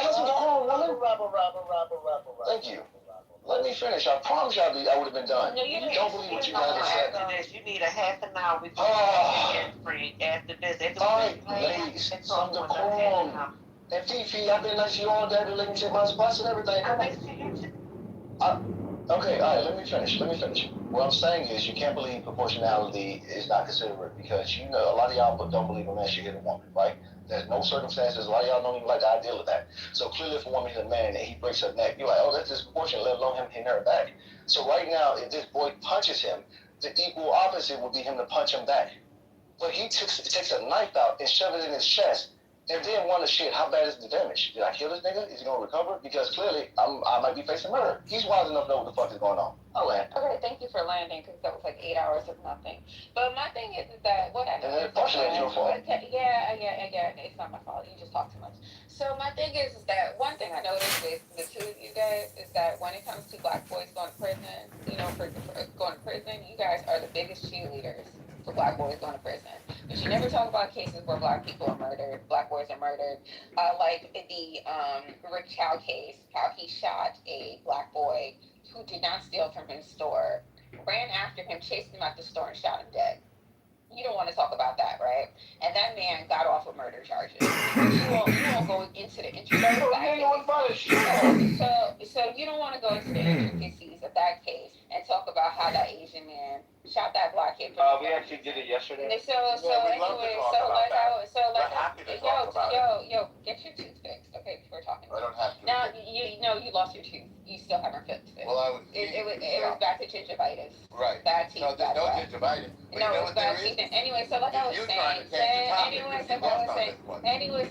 I was actually going back to what I was saying. Now go. We're happy to talk about eat your puree. Go eat your puree food. Thank you. I don't So like, it sounds like it. So anyways, when we're talking about the Carmelo Anthony case, we're specifically talking about the legality of it, and you guys want to sit there and put your, emotional, trauma dump and emotional baggage on the case. What they're trying to prove is imminent danger when it comes to Carmelo Anthony case. And when someone is sitting down and you approach them and you get up in their face, that is presenting a danger to someone. If they're sitting down, they did not get up, and that is what Carmelo was facing at that point. If Austin Metcalf, he presented himself as the aggressor, started an argument with this kid, and this kid basically responded. So that is what they're trying to prove in this case, is imminent danger, and that's what the conversation should be focusing on. Not, how I feel, what should have been done, because you guys are all upstanding citizens and got it like that, that is what the problem is that Austin did present a danger to Carmelo Anthony, and Carmelo responded. Yo, can you brush your teeth before talking to me? Okay, or resolve your tooth situation. It does sound like you got one breath. I think it's embarrassing. I think it's embarrassing. I think it's embarrassing. I'm actually skinny. I weigh 130 pounds. What about your wife? What about your other feet? What about your piggy wife? What about piggy wife and your missing tooth?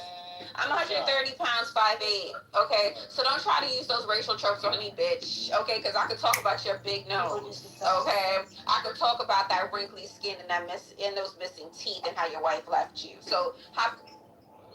Agent, we don't do wives. Come on. That's his ex-wife. That's his ex-wife. He doesn't have a wife anymore. But anyways, I think when we talk, we need to talk about, don't use racial tropes on black women, especially when they're not true. So my thing is that we're talking about imminent danger, and Austin Metcalf presented that to Carmelo Anthony.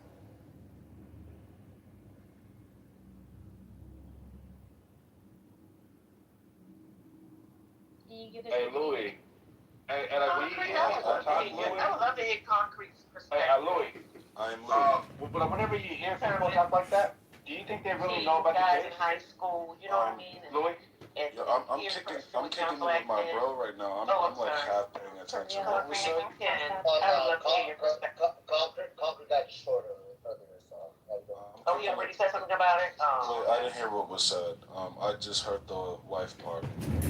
No, I was just asking, what you thought as far as, your analysis. I think it's okay for us to be able to examine all of the evidence instead of just jumping to a conclusion that makes people feel better. But I understand, the gender, likelihood of that being a reality, right? I'm just wondering if you feel the same way. The gender of what? No, we're trying just to examine the evidence.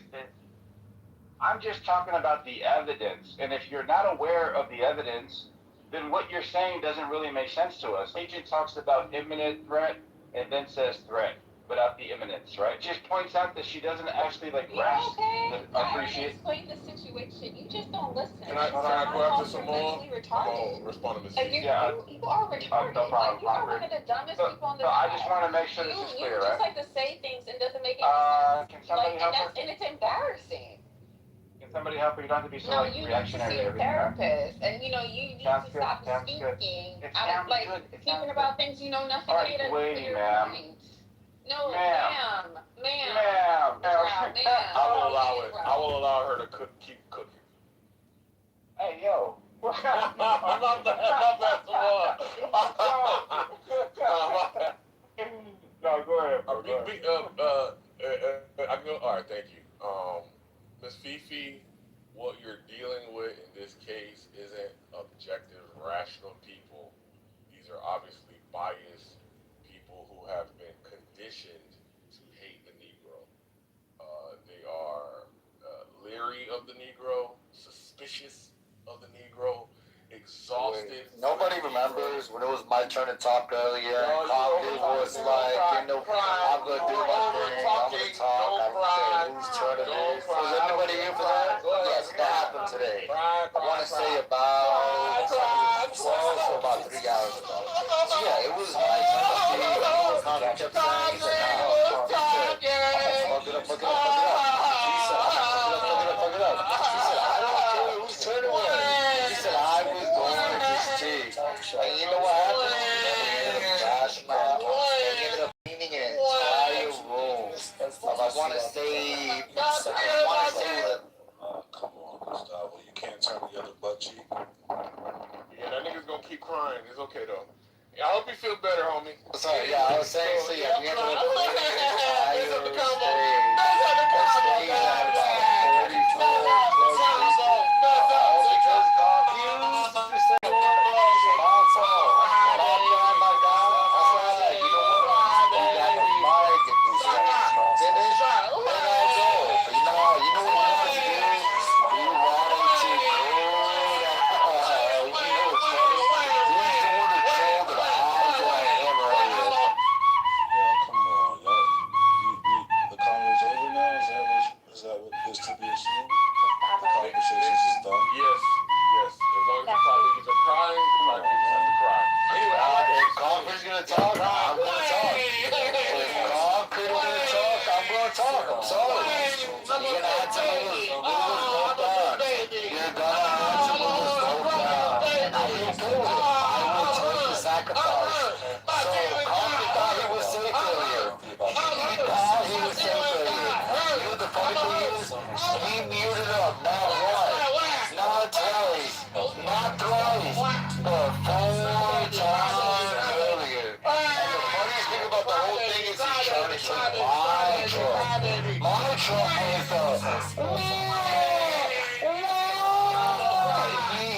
he's trying to do what I did, but you can't emulate. It's not the same. It doesn't have the same effect. The fact that I did it today, and you're trying to do it right after I did it, bro, you're about it. It doesn't work the same. All you have to do was let me get 20 to 30 seconds, and the conversation would have went straight through, and guess what? A whole other conversation would have unfolded. Guess what? You said, you said, I want to fuck it up. Uncle Kevin Holmes said, I want to fuck it up. And I was like, man, we don't need to fuck it up. We don't need to fuck it up. And Coffee was like, I don't care what you want. I don't care about information. And I know y'all care was like, I am going to fuck it up. And as long as I fuck it up, you can blame it on me, but I don't care. To overtalk everybody without being interrupted. Was it his turn? Who knows? And there was a lot of crying going on, and now niggas want to cry some more. So you want to look at this situation, you want to say, I got all the time in the fucking world. Crying about some other Okay, I want to say, hey, I want to say 15 minutes. Maybe 15 minutes without muting. But about 15 minutes, every day. Every time I crash out with him, every time anybody I know crashed out with him, he goes about 15 minutes, man. And he doesn't want to follow. I'm okay with it. I'm okay with crying. It's not going to happen. I'm okay with crying. I don't care about the crying. And then cut about 5 people. A couple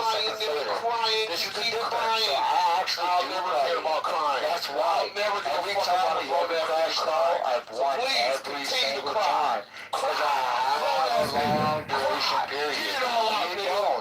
You only have a long duration period where you know going. The best you can do is go, maybe I want to 13 minutes, but don't end the interruption. When you actually have to speak the mic, you die every single time. This is your weakness. When you're done crying, oh no, your weakness now. When you're done crying, that's the fun part. Look at this. I'm telling you, everybody. Eastern time. It is 3:10 p.m. I'm telling everybody right now. I don't think you can log on until 3:30 p.m. Eastern time. On the challenge right now. If you look at my ring around my name, if you look at the ring around his name, I promise you, he cannot stop the duration. In every scenario, in every world, in every thing that ever happened against him, I've noticed a common thread. And the common thread is, he did it right there. Right there. That's twice right there. If the ring around his name went away twice. Hey, look. The ring around my name hasn't gone away once. And it went away twice for one. This is the difference. Look, those 3 times. That's still his name. Look at the ring around his name. That's 3 times. How do you have been able to actually do this consistently without stopping? That's 3 rings around your name. I'll try to step further. Let's see. Let's see if he's able to do it without a 4 times. Like the ring around his name. Let's see how you do it. All we have to do is simple. Let's make it simple as something. I can do like that. I can do it. I want to take off. I want to do storytelling. That's the big time. The ring around my name hasn't stopped once. 5 times already messed up, bro. You don't have the same energy. Look. This is real big boy advice. Go to the gym. Cardio is gonna help you, my guy. The reason why I can do these long crash outs is because I go to the gym. It's because I actually go. I do cardio. It's because I go into the freaking into the sauna. My guy, I am giving you good advice. The ring around your name went away 5 times. The first intercomment that we had. I'm giving you good advice. I'm not telling you something bad. Concrete. Go to the gym. Do some cardio. Do it daily, weekly, monthly, yearly, and you'll be able to be who I am right now. You'll be able to hold a long conversation without the ring around your name going away. The ring around your name went away already 7 times. 41. All right, crash out. And you know what the funniest thing about it is? You lost earlier. Everybody said, yo, Concrete lost earlier. You know what you did? You queued it up, bro. Back to 40. I'll give you something. I'll give you better. 39. I'll say at least today. 39. You're going to change up. You look like, you know what?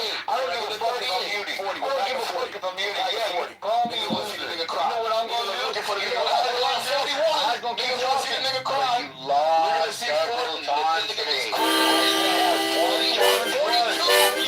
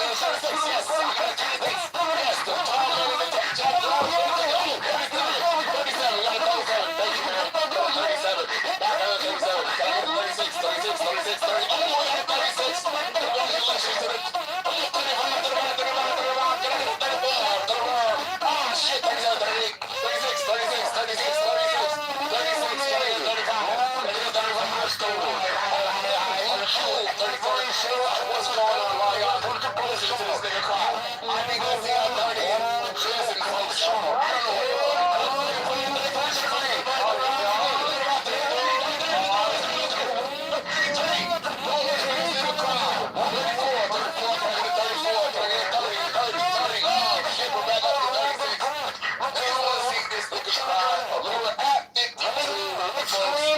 listen, this portion is gonna go all night long. We have a nigga, a relentless crybaby. One thing that can satiate this relentless crybaby. So guess what, folks? We're in for a long haul. I need you voters. I need you auctioneers to give me a 30. I want to go down to 5 people, bro. I want to go down to me, the crybaby, and 2 bots. You know what I'm saying? And then 3 bots. That'll keep it 3 bots. So what I need y'all to look all the way and then find a room without a crybaby ass nigga. Right? That's consistently. Or you do it consistently. I'm saying, I don't want to consistently last time. Watching the videos and not showing me what's good. So you gotta go with hard, nigga. Listen to it, nigga. I saw that. You know what? The other one. I was thinking to myself, like, you know what? That's Sean because the Sean Patrick is broke. To what nigga only easy to 32, 33, back to 34. That means they all niggas that like to listen to what can I get a 30? Me, a 30. Come to the cool shot. Oh, yeah,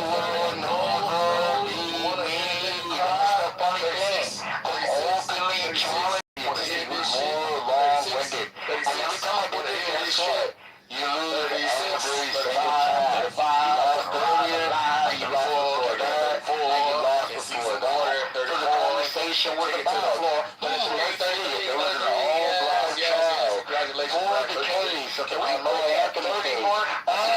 Is it biased? At least 10 you know, they said this was biased. This shit can't be real. I'm okay with being biased. This shit is to be biased. I'm going to tell you what Mr. Finley died on the show. So we asked Mr. Finley, we said, Mr. Finley, said, it was the case of a Ku Klux Klan member who was also on trial. Would you want everybody on trial to be a Ku Klux Klan member? Because it was the first argument, you know what he said? He said, yes, I want to buy his trial because under understanding, look at you, you're an energy. Look at you, you're an energy. It's okay, little guy. Coco, what the fuck are you doing here, Coco? Look at you trying to turn to somebody else. Oh, no, look at me. Don't look at Coco. Look at me. Don't look at Coco. No, God. It's okay. You're trying to have fun. No.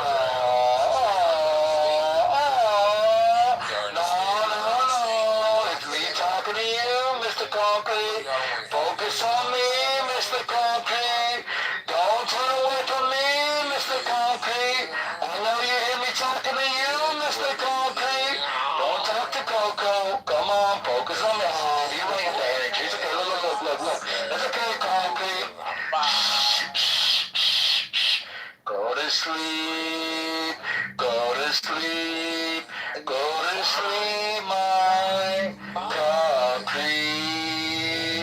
Go to sleep. He's on the energy. Look, he keeps getting up. He's on the energy. Look at the ring on his. Oh, it's okay. Look, I'm gonna do the same thing. No, okay. I'm gonna talk in a little voice. Oh, yeah. We gonna fuck it up. We're getting back to the auction. We gonna fuck it up. We gonna fuck it up.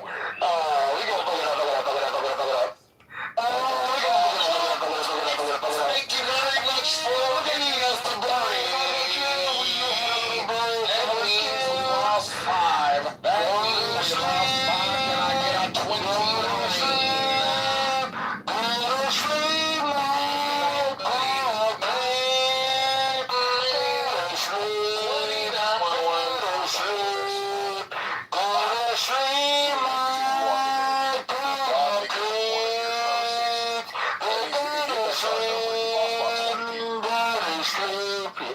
Yeah, bitch ass nigga.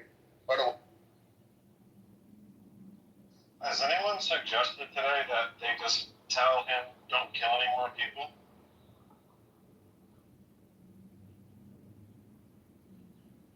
For the record, he left the room. That doesn't count. Oh no, it does count because the small kid died. Hey, so here goes a couple of facts that are straight up in trial, bro. So one fact is that they did not know each other. This is from the defense and the prosecution, as far as Hunter and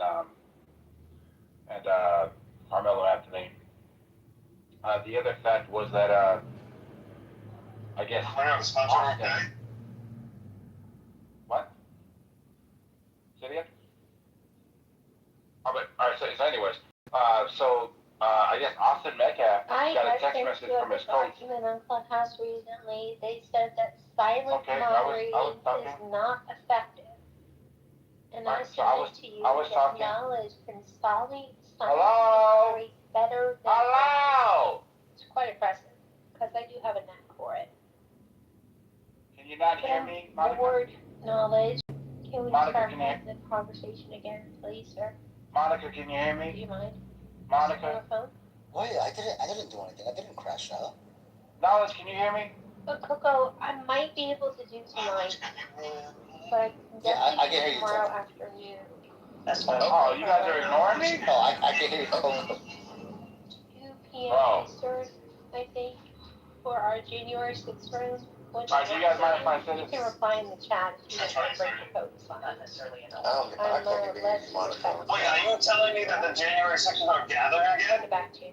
I just saw your question. Hold on. Okay, Dawn. Now here we go, Dawn. I see that some people need some ass whoopings up in here. Oh, not you, Dawn. Yo, I done whipped this nigga's conference ass at least 3-4 times today. Yo, you hurt Small's feelings. You know, like you said you could do. 5 years ago.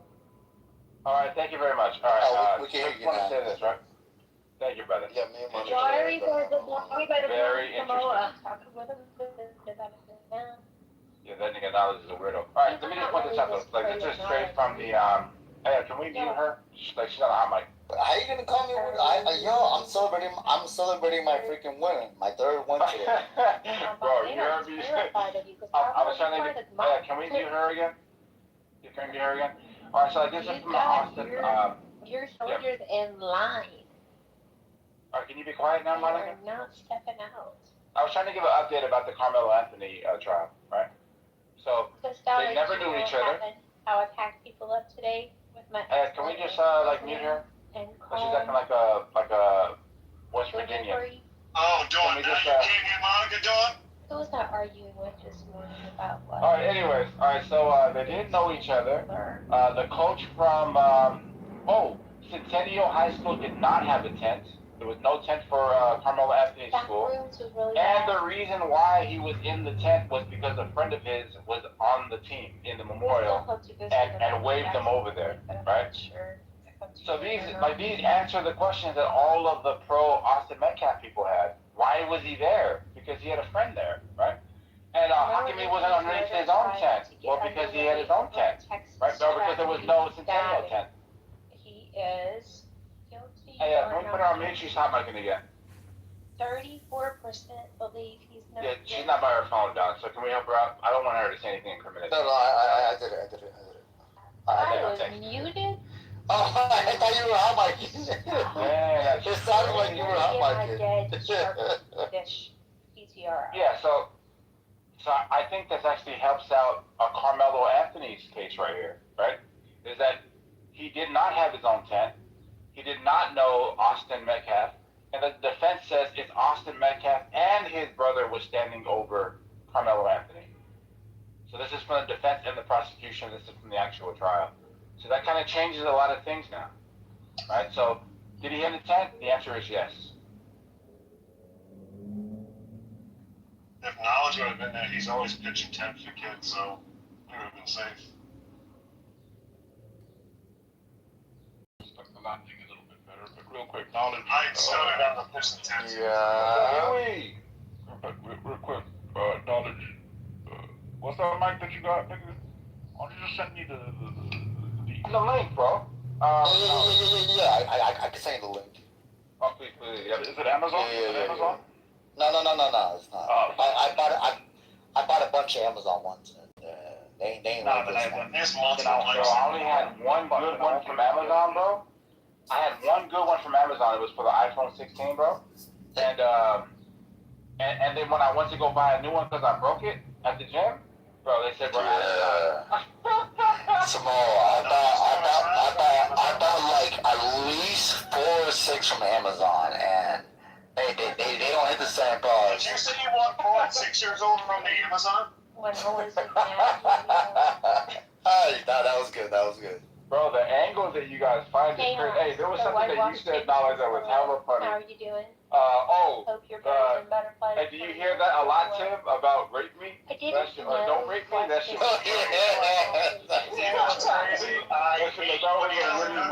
Hummingbird. Huh? I used to stand on when he has a good. Wait, yo, Samoa, were you here yesterday when my son knocked him out? Nah, no. Bro, so look. So, yesterday was the last day of school, so I was taking the kids to school. And actually, it wasn't yesterday, it was the day before yesterday. Yo, Samoa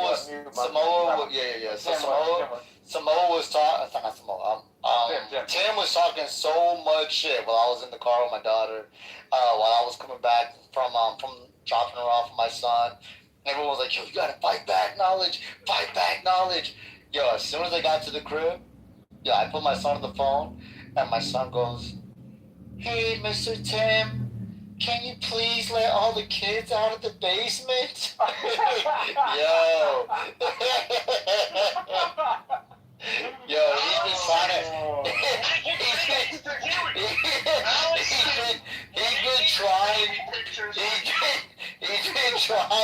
He's been trying to recover since then. It's been bad. Not the basement. Yeah, it was a knockout. Tim was like, who the fuck said that? What kid said that? And I where they're at, so I can kidnap them too.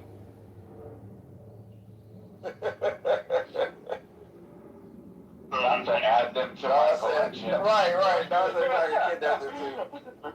Add them to my collection in the basement.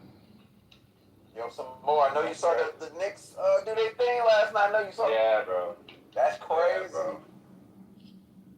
I ain't gonna lie, I thought the Spurs were gonna spank the Knicks, but Jalen Brunson is underrated, fam. He underrated. You want to know who knows it even more than me, bro?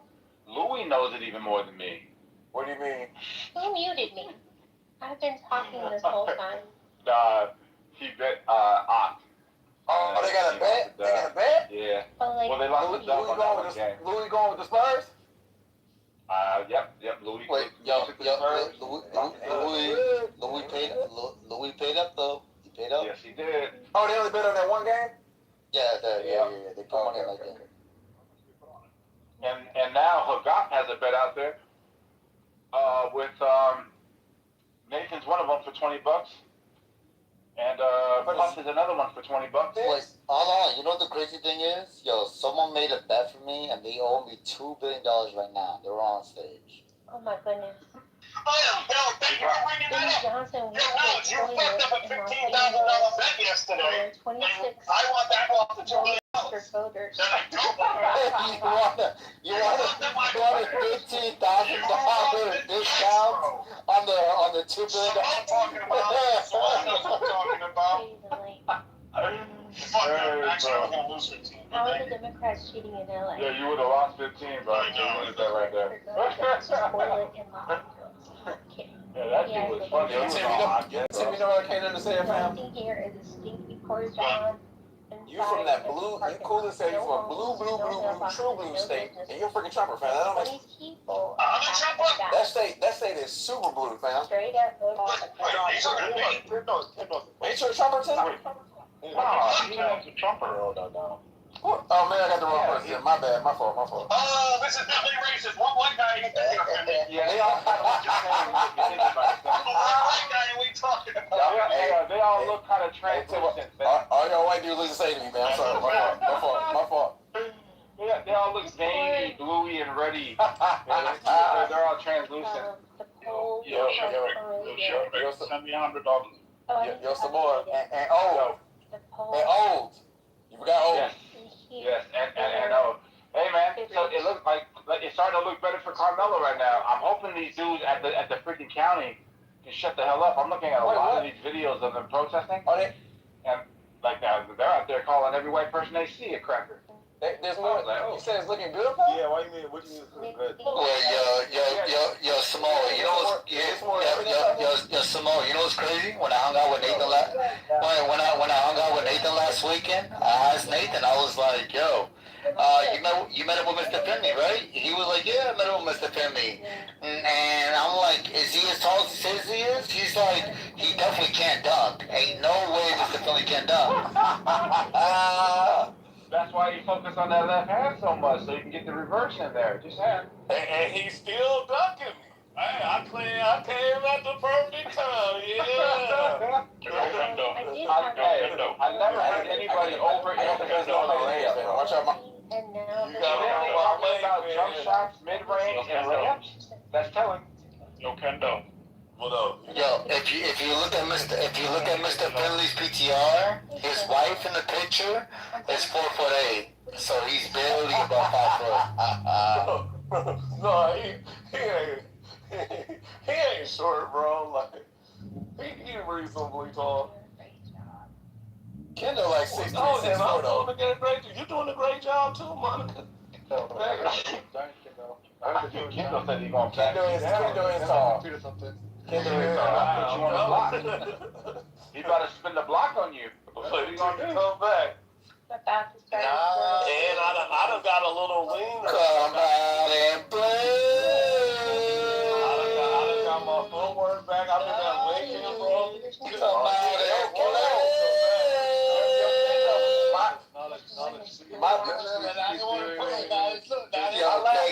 The room is crazy right now. Yo, Kendo, I can't hear you, but the room is crazy right now.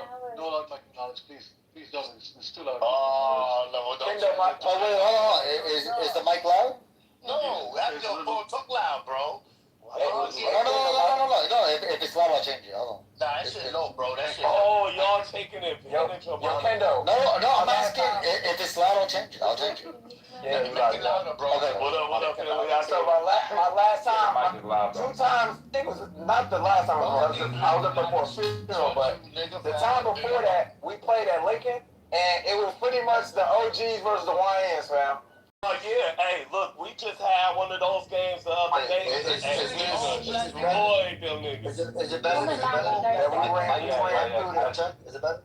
Yeah, some of them can't run because they be I lost audio for 10 minutes. Oh, you know, like, I lost audio for 10 minutes. We do the Rip Hamilton on Can we go to Black? Finley? Can we go to Black?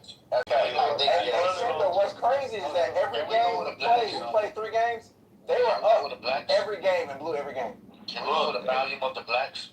And look, my putback game is serious. And you know, like, they don't expect, like, a nigga my height to, like, that's the loudest move. You know what I'm saying? So. Hey, they didn't expect me to be able to shoot like I could, though.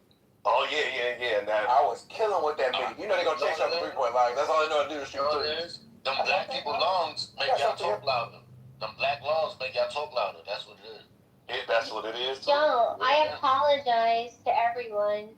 I don't accept apologies, Monica. Hey, poor child. I apologize. I womanize. I kept look. Not only didn't hear anyone. Everyone looked like they were on mute. Oh, for real? Yeah. Twins be born to believe in miracles. You must have got the MAGA hack. I harassed you out of the MAGA hack. It mutes every minority in the room on Clubhouse. Yo, Kendo. Why do you think Monica uses that seductive voice? Why do you think she gets that seductive voice from? Why do you think she does it? I think it's a performance voice, and I think she's a Negro whisperer. Like, she's so fucking fake. Why she put that seductive voice? So she could entice certain people and make us think she sound like that. You know Mike Tyson be putting a fake voice like Michael Jackson? She be doing that shit too, nigga. Wait, hold on. Jacobus, are you admitting that you've been enticed by Monica? I think so. Bro, I'm an honest nigga. I'm an honest Joe. Huey, why you put that on my back, my jacket? You see how it came out? You put it on my back. You see what she did? Come on, don't sexualize this old lady. Hey, when she said, Huey, why did you put it on my back, bro? The visual is crazy. I'm telling you, bro. I just had a flashback. I was like, hey, yo. Nigga, she likes you. Oh, no. Take your glasses off, Monica. Monica has You a look up crush on those Huey, two bro. toys for your baby girl? Monica has a crush on Huey. I did. The only problem is that she's already crawling. So I feel like I'm too late for that, for the ball. No, not the ball. She rolls it when she She crawls. wanna talk to Huey about balls. She likes Huey, nigga. The puppy was cute.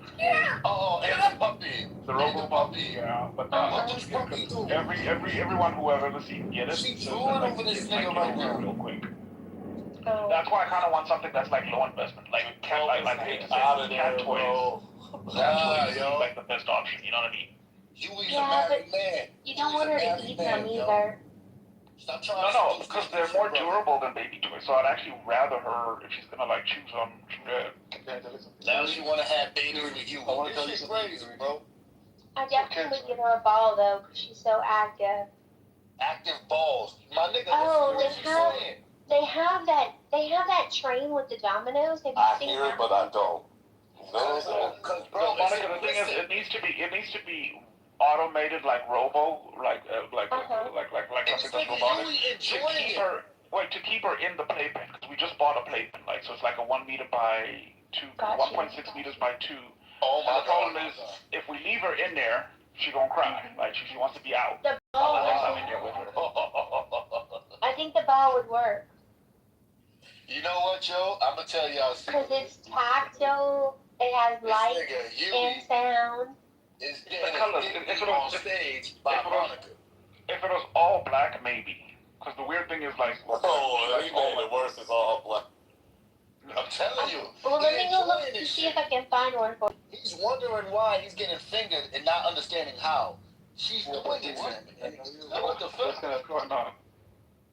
You know what's interesting with kids specifically is that like I feel like my kids play with the boxes toy comes in more than the toy. Yeah, that's Oh, look, Chaos thought they were talking about something. Bro, I heard Huey say it's a meter long. Just saying. Thank you, Jamal. You They did now Chaos talking about playing with the box? Recognize this. That's wild. I ain't gonna lie. Jamal, Kind of he's a crazy. heavy dove and I'm a skinny dove. But we recognize patterns, bro. And Jesus said, be like doves and wise as serpents. We recognize patterns and we gentle. But the serpent, they rough. They penetrate dogs with a bite. With a bite. They penetrate with a bite. And she sunk her teeth into Huey. And on stage, Huey was getting masturbated by this demonic woman. And he let it happen. He didn't say no. Just like Adam didn't say no when it happened. This is your shame. This is your shame, brother. Block, you punk I will cover your shame. That's why you block. And you stay blocked, Jacobus. Love, brother. Every time I say, hey man, you're too hard on Jacobus. He's having a hard time. You should give him a break. You should give him. You should give Jacobus a break. Every time. Bite me on my pussy. You perverted freak. I don't want that. I want to come here.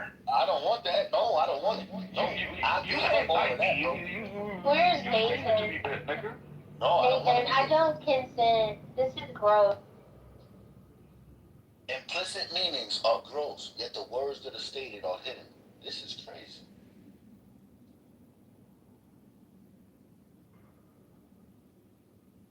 Tisk, tisk, tisk. Hey, Huey, did you get the update? Unlucky. So he had a reason to be under the tent. Carmelo. Oh shit. He had a reason to be under the tent? Yeah. What? What was the reason? So he had a friend that called him over, or like he was speaking to a friend of his underneath the memorial tent. And to answer the question that's asking, like, well, how come he wasn't underneath the Centennial High School tent? Because there wasn't one. So then they never knew each other, the brothers or anything. And in the defense, they're saying that it was both brothers standing over him while he was in a crouched position. I'm not gonna lie, man, this is gonna sound cold as fuck, but like, I don't give a fuck because I know for a fact he's going to jail. Like, even if it's manslaughter, they're gonna get him on manslaughter, right? I think he's been charged with manslaughter. It'd be a miracle if that nigga get off. Wait. What are the actual charges? Do you know? Or has that happened yet? I think it's manslaughter. Premeditated murder. But do they add manslaughter too? Yeah. What the fuck is that? Yeah, he's definitely not getting away with manslaughter. There's no world in which that happens. Best case scenario is that he doesn't get hit with murder. Manslaughter is still what, 5 to 7, 5 to 8? Right? What does anybody know the manslaughter terms?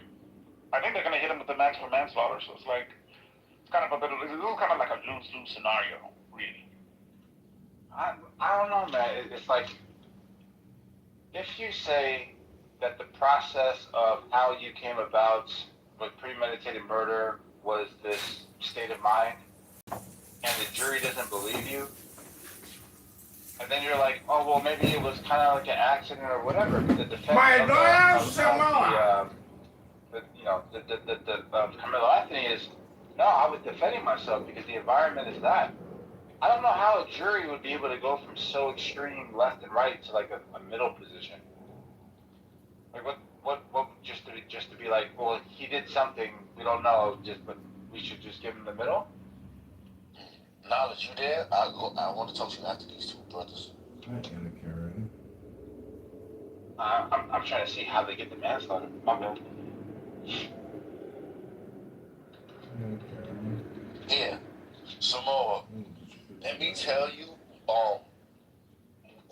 what I think it is. Oh shit, was I muted this entire time? Was I muted this? Fuck. Yeah, a little bit. Yo, that's crazy. I was like, yo, what the fuck's up with you, Jacoba? Change the mood with that shit, bro. I ain't know what the fuck's going on. I was cussing Jacoba's out and everything. I ain't know.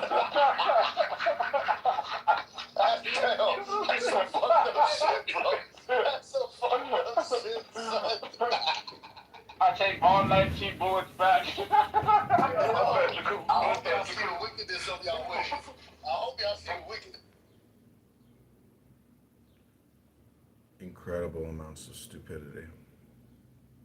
Let's litigate the case again, for old time's sake. I mean, this is almond milk. I'm like, motherfucker, that ain't milk. That's almond juice, right? And then they go to have a whole discrepancy on that. And then to prove them niggas wrong, I'm going to say some deeper shit, and they're going to say, you know what? We're going to go back to that, and then we're going to attack that. So basically, I'm going to say this, look. A honeycomb is a nut, a vegetable, and a motherfucking fruit. And when you squeeze it, juice come out, called honey.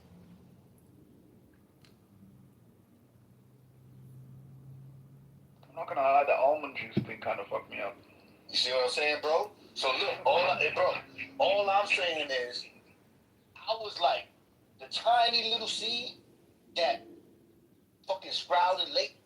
So my perception is a little late, but it's ahead of the time. So all I'm saying is this. Look, I'm just saying again. I know, but remember, I gotta give you 1 and 2. 1 and 2. Why do they call the stuff that comes out of the coconut milk? Hold on, see, I don't want y'all to get confused. Because it's gonna happen. Maybe because it's white. Hold on, let's not get confused, and let's respect who's bringing you to dinner.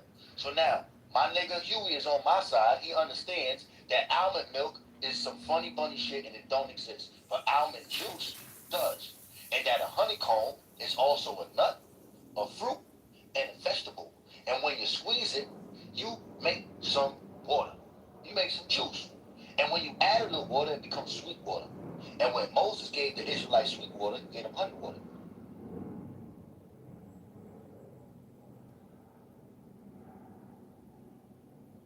Now go back to the almond milk and the almond juice like I told you. And then you will attack the nut, vegetable, and the fruit, known as the honeycomb. Yo, I can't think of any juice that's white. My nigga. Is there? Do you guys know any? Nigga, Is there any juice that's white? I could show you the saying- seeds. Like, Nigga, listen, I can show technically, you the coconut milk would be. Nigga, no. You see? Now I'm about to hit you with some deep shit. Watch this, bro. Let's go deep. Because we ain't gonna go homo. Watch this. If you got 2 seeds, and you squeeze those 2 seeds, and some white liquid come out, that is a juice. Now, what it came out of was a fruit. And right now, that fruit is not forbidden. But a long time ago, it was forbidden. Because people use it instead of dairy milk from cows as a replacement. Oh my God! Listen to a woman, you're not gonna understand. Wait. Milking. Mikey, look at your food before I finish. Okay, so milking is a Oh process. my God! Right? This is why I can't breathe nothing. Think about how all of it. Because First there's of all, you'll some squeeze snakes the in the seed. pigs. All the milk. What? Who's the pig? Who the fuck is the pig? The Clovis is not the snake. At least you know it's not the snake. Fuck you, Clovis. Wait, Samoa, are you here? I had to lay it on him yesterday, bro. Samoa, read the chat, Samoa. Samoa, bro. Samoa, they lied. Since video habitant, there were eight teams at the track that day. There were 8 teams, Samoa, and each one had their own team. No, I didn't say you did not have a tent. Why would you put that in your body? Okay, Chad. See what I mean? Why would you put that in your body? Mikey, look at himself. Mikey, look at himself. And he's going Mikey, look at This guy himself. thinks he made me look at myself. Bro, I'm a fucking poser, dog. You said it. I was a professional poser. I stared at myself more than anything, bro. And now I was the one that declared me staring at my butthole. Mikey looked at You himself. didn't do And anything. guess what? Mikey saw. That's the thing. Mikey I looked looked at at my himself. butthole. Now guess I what? looked at my Mikey butthole. saw. I looked at my butthole. Mikey looked at I himself. did it on Now my guess own. what? Mikey saw.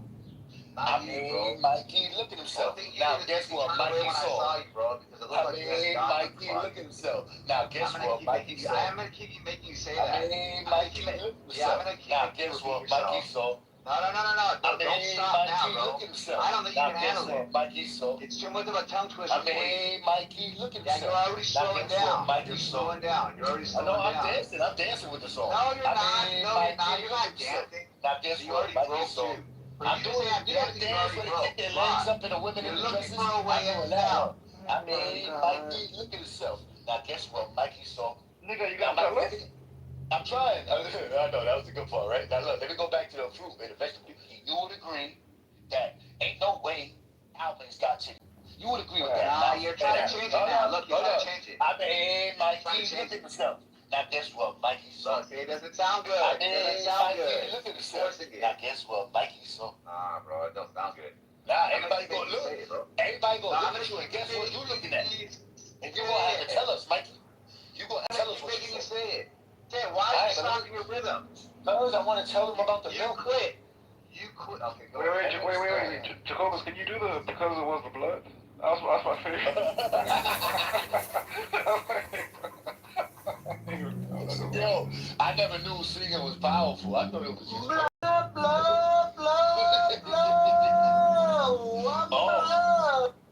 I forgot about that one blood song. That's crazy. That's scary. But look, let me just say this, Mikey. These niggas was telling me that almonds got titties and they produce milk, and I told them no, that is juice. When you squeeze nuts and you squeeze vegetables and you squeeze fruits, you get juice.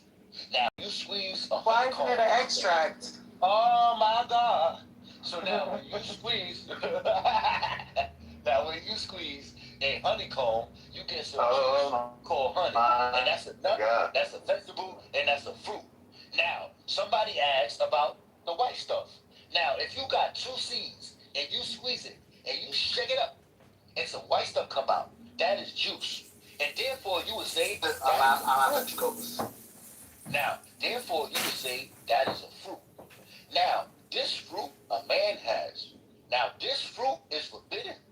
No one is supposed to touch it. No one is supposed to eat it. You're not supposed to consume it. But a woman touched it and looked at it, and she consumed it. And now, yes, this is deep. For the forbidden fruit, I shall not say. Yeah, I had a quick really quick question. Come on, I had a really quick question. Yo, She-Wolf, I just saw your PTR. Yo, did your man finally put a ring on it? Did your man finally put a ring? He bought me 2 rings, Knowledge. What? I see 3 rings in there. The middle one I bought, and I said I was gonna give that to a man one day. That's a man's wedding band in the middle. It don't fit him, and he don't really wear rings, so I never gave it to him. But that's a man's wedding band in the middle. She-Wolf, that's your hand? Hey, Monica. Yeah, that's my ashy ass hand. Yo, She-Wolf, congrats. Congrats. Oh, she can Yeah, Monica, you need to read better. These are old. You know, She-Wolf, you can scratch a good back. I've heard that many times before. Yo, what about a bad bag, nigga? What about a bad bag? I do scratch a good bag. Yeah, you scratch a good back. I'm checking Samoa now. Yo, She-Wolf, you know what's funny? Have you ever heard the saying cats have like 9 lives? Mm-hmm. Yeah, you gotta read that. I never believed in that saying. Samoa, can you put it in the chat? I saw Huey die at least 4 times. It was bad. It was I saw him die 4 times yesterday. 4 times today. I think he's on his last life. I mean, you know what that means, bro. When they say, I'll be rooting for you, Huey. You're one of the better argument makers. No, But yesterday it wasn't good, Huey. I've seen you make some of the better arguments in the room, Huey. But I'm gonna be honest with you. Yesterday it wasn't good. That's a fact. Can I tell you what? Yeah, Monica's been trying to say something to Samoa for a minute. Let him get that joke out. What might go Samoa and Monica? Throw that shit like that. It'd be really quick. Like in your Grok, like response here, it says typically this is what they do, and what I'm providing you is like what was testified to in the trial today. The Centennial on this day didn't have it. Okay, so like that's the difference. I'm asking too, but the Grok also says Centennial's tent location was positioned on the far side or opposite side of the stadium from the Memorial High School tent.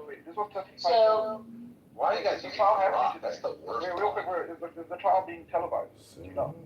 no, he's underage. No, these are all reporters that are providing like 45 minutes, then they go out there, then they give you like the briefing of like what they. You know what I mean? Rock is the worst. Well, they could not show him and like record the trial, but I'm not too sure about how that state works. There's no electronic devices allowed anywhere. Damn. But like you can tell that Grok doesn't actually have the up-to-date information because it's really general in what it's. That's what I told you. It sucks. Right. Well, it's just a prompt, right? It's like bro, like if you use like chat or Claude, now, you're gonna get better results. You're gonna get better results. Well, that might be true. I don't think so. But there is a way of prompting this better. Test it. Yeah, like there's a way of prompting this one better. Put the same prompt into both and see which one you get. No, but like they both have like different default settings, right? But like if you're asking something See direct, which one is more. My claim is based off of accuracy, and I'm saying in reference to what you guys are like looking into, Grok sucks. I don't know. I usually test it. Put it into something. Oh, love a munch. Yo, So Centennial High, according to Grok from my new prompt, Centennial High School was the only team without a tent set up that day. Right. And that's why Mike defense attorney. He is the public defender. He's not a. They hired a. Yeah, these are the people that are in the room. You know what I mean? Right. So, like, there's a lot of conjecture on like what the actual arguments are going to be. So I've learned 3 new things just from like watching these people. So. What's the other things you learned? No, just that they don't know each other. That the coach asked Austin Metcalf to be more of a leader and kind of like controlling the dynamic at these types of track meets. And yeah, there's some thefts at previous track meets. And that Carmelo Anthony had a friend that was underneath this specific tent that called him over, and that's who he was engaging with. Yo, so Samoa, forgive me, my nigga. No, you gotta do your thing. No, I gotta tell you something, Samoa.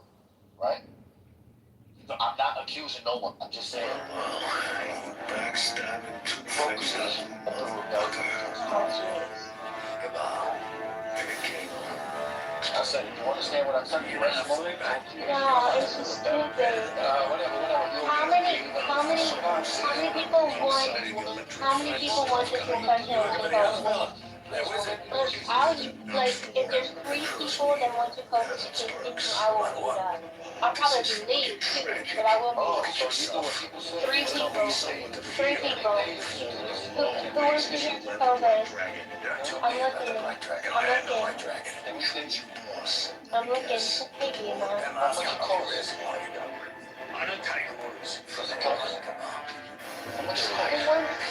I need. Why are you taking from the book? That's not the comment.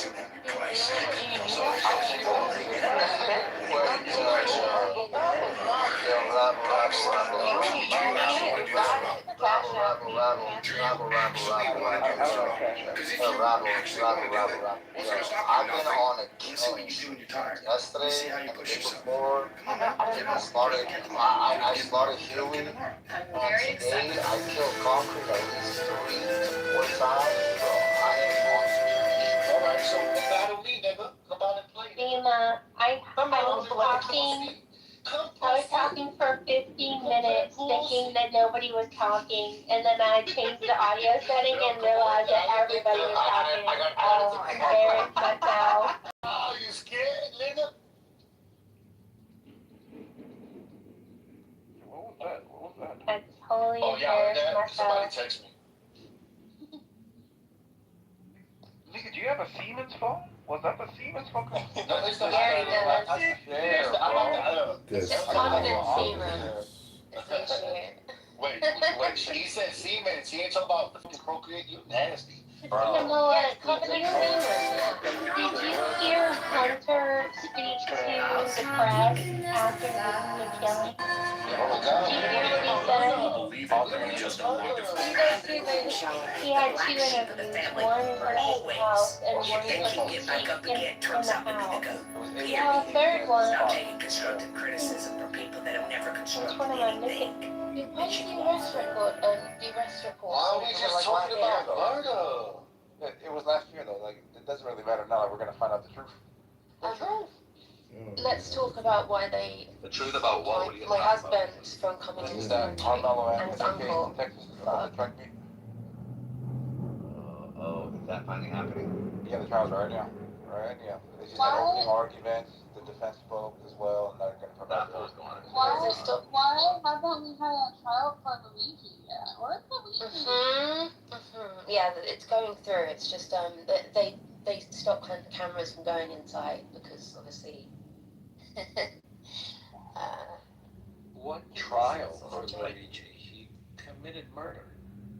But like he still gets a trial, right? Or... It's premeditated murder. He's gonna be sentenced for a long, long time. They said whether the death penalty is no, but No, I don't think they'll put him to death. Does anyone think that this youngster that stabbed him is gonna get off? I got Luigi Mangione. They did a really good tango song about him. I'll put it in the chat. Eminent, it's called due process. We can't just adjudicate him guilty without a trial. What the I fuck? agree for sentencing, but they're gonna, like, the guy openly admitted to doing what he did. Like, it's done.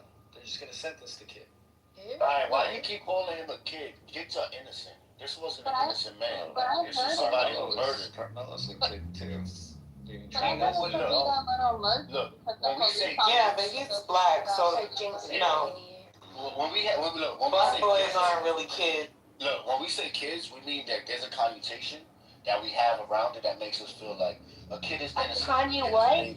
A Kanye what? Kid. Relax. A connotation? What word are you using so I can learn it? Oh, connotation. Like maybe Connotation? Look. Let's make it helpful. Yeah, if it's connotation, I know what that is. I don't think you're using it correctly, but Let's make it helpful. If you exercised this morning, you would have been out of breath and you would have did yourself a favor. But you didn't do that. So don't try to exercise your mouth now. Okay? So now all I was saying is this. When we have words like kids and babies, we think of connotations, things that make us look at it in another manner that's more polite. Bro, he did it again. And when we, oh my God, and when we look at this individual, this murderer, he was not innocent. He knew what he was doing. He also knew the consequences. And the fact he knew the consequences doesn't mean he wasn't a baby. He was ignorant of what was going to happen.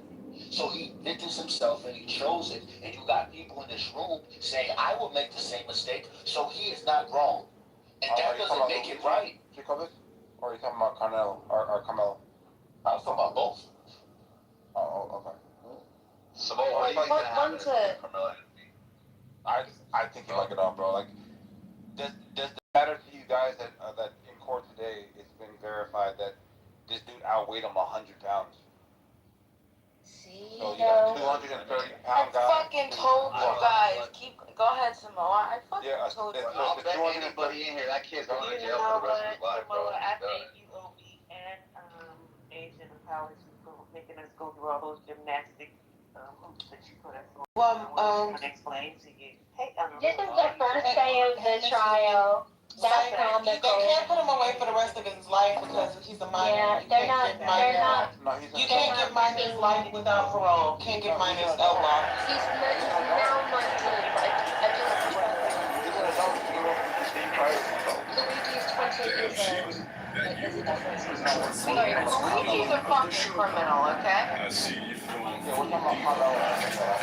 it's like I'm so saying that the funny thing, it's just upsetting me, like, black boys, black teenagers are like, yeah, that's so cool, I know, just like, you know, like, wanting to do that. Yeah, white, dead teenagers are a bummer, Can I say the most? dead white boys are a bummer, too. You know what I thought was interesting? Monica automatically assumed that child, that minor white boy, was killed unjustly. She's already decided that. I don't remember his name. I'm so okay. Whatever his name is. You've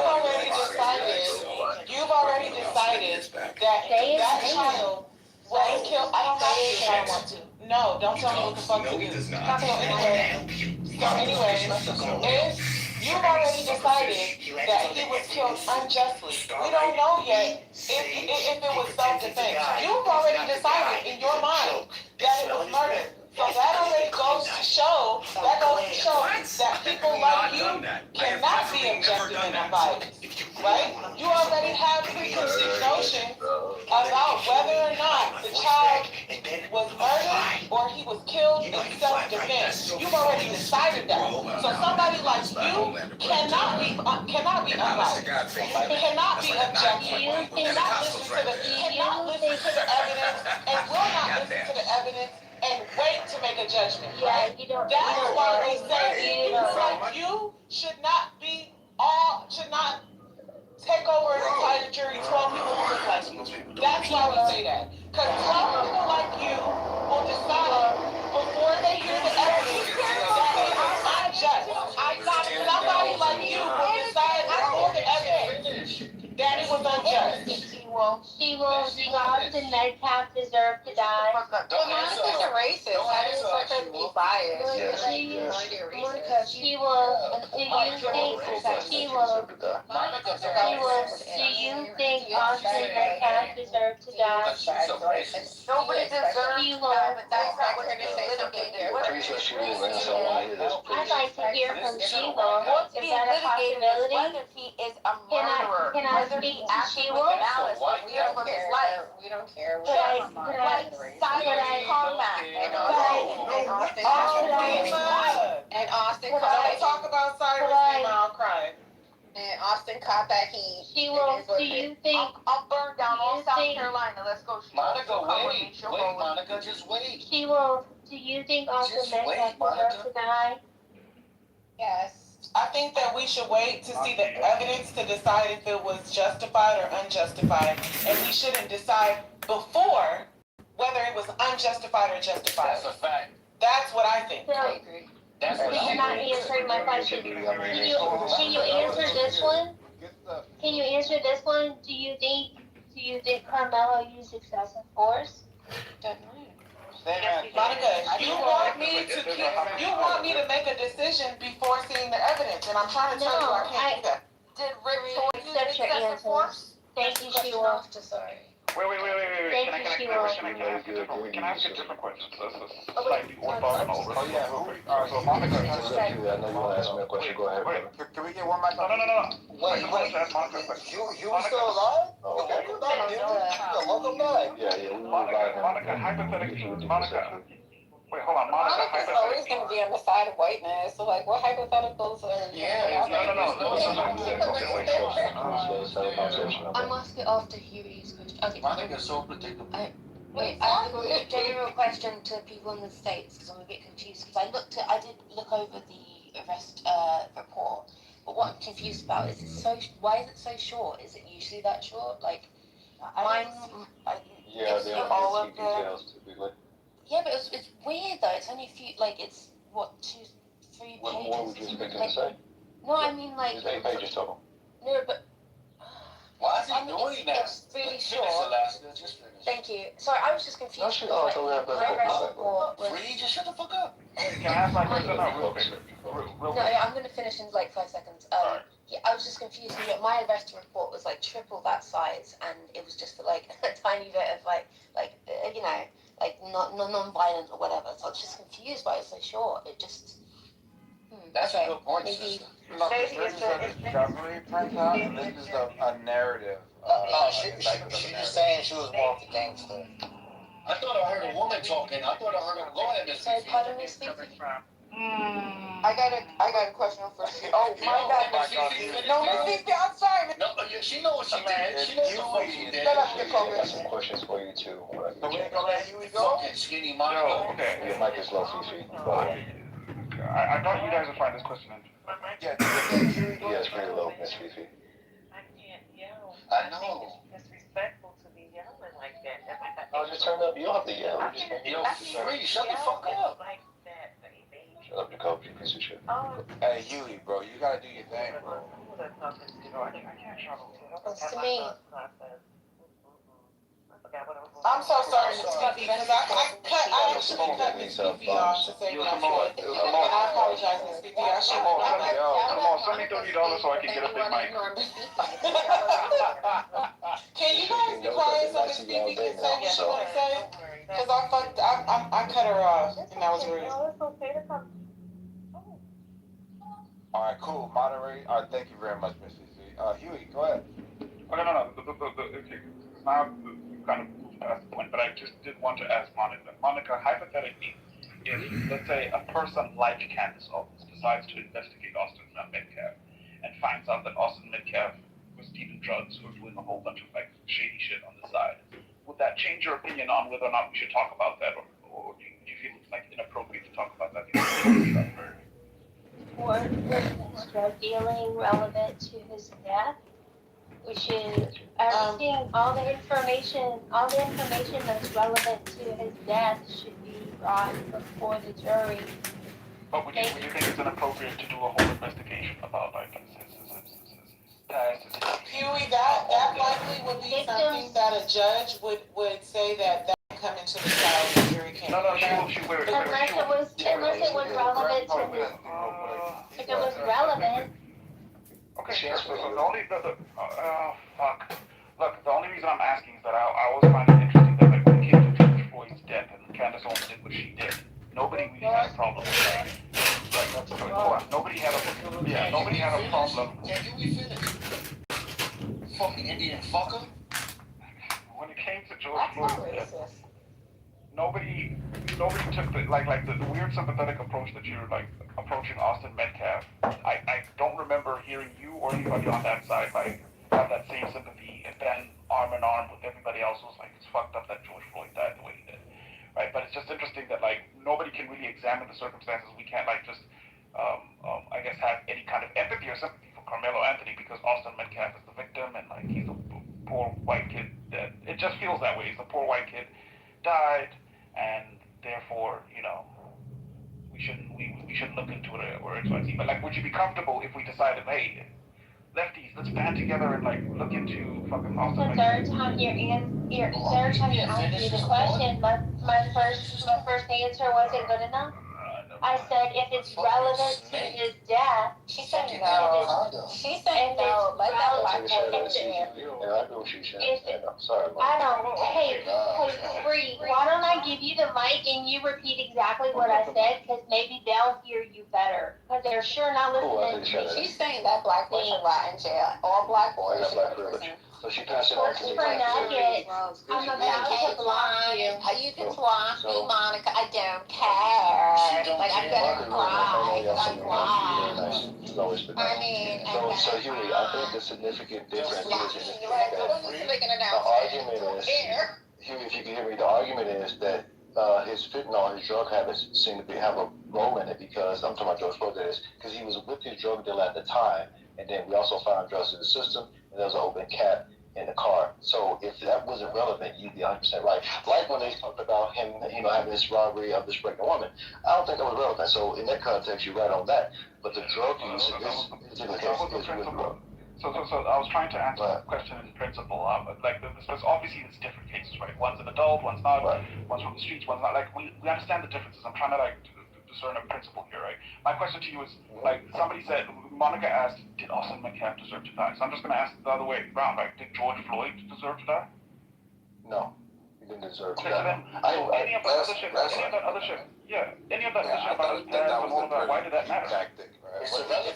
Bro, that's not how you view the situation. Let's not ignore the fact that Metcalf crossed the line, then death would be warranted. So we just kind of get a temperature check of how you view the situation. Let's not ignore the fact that they just selected an all-white jury for that.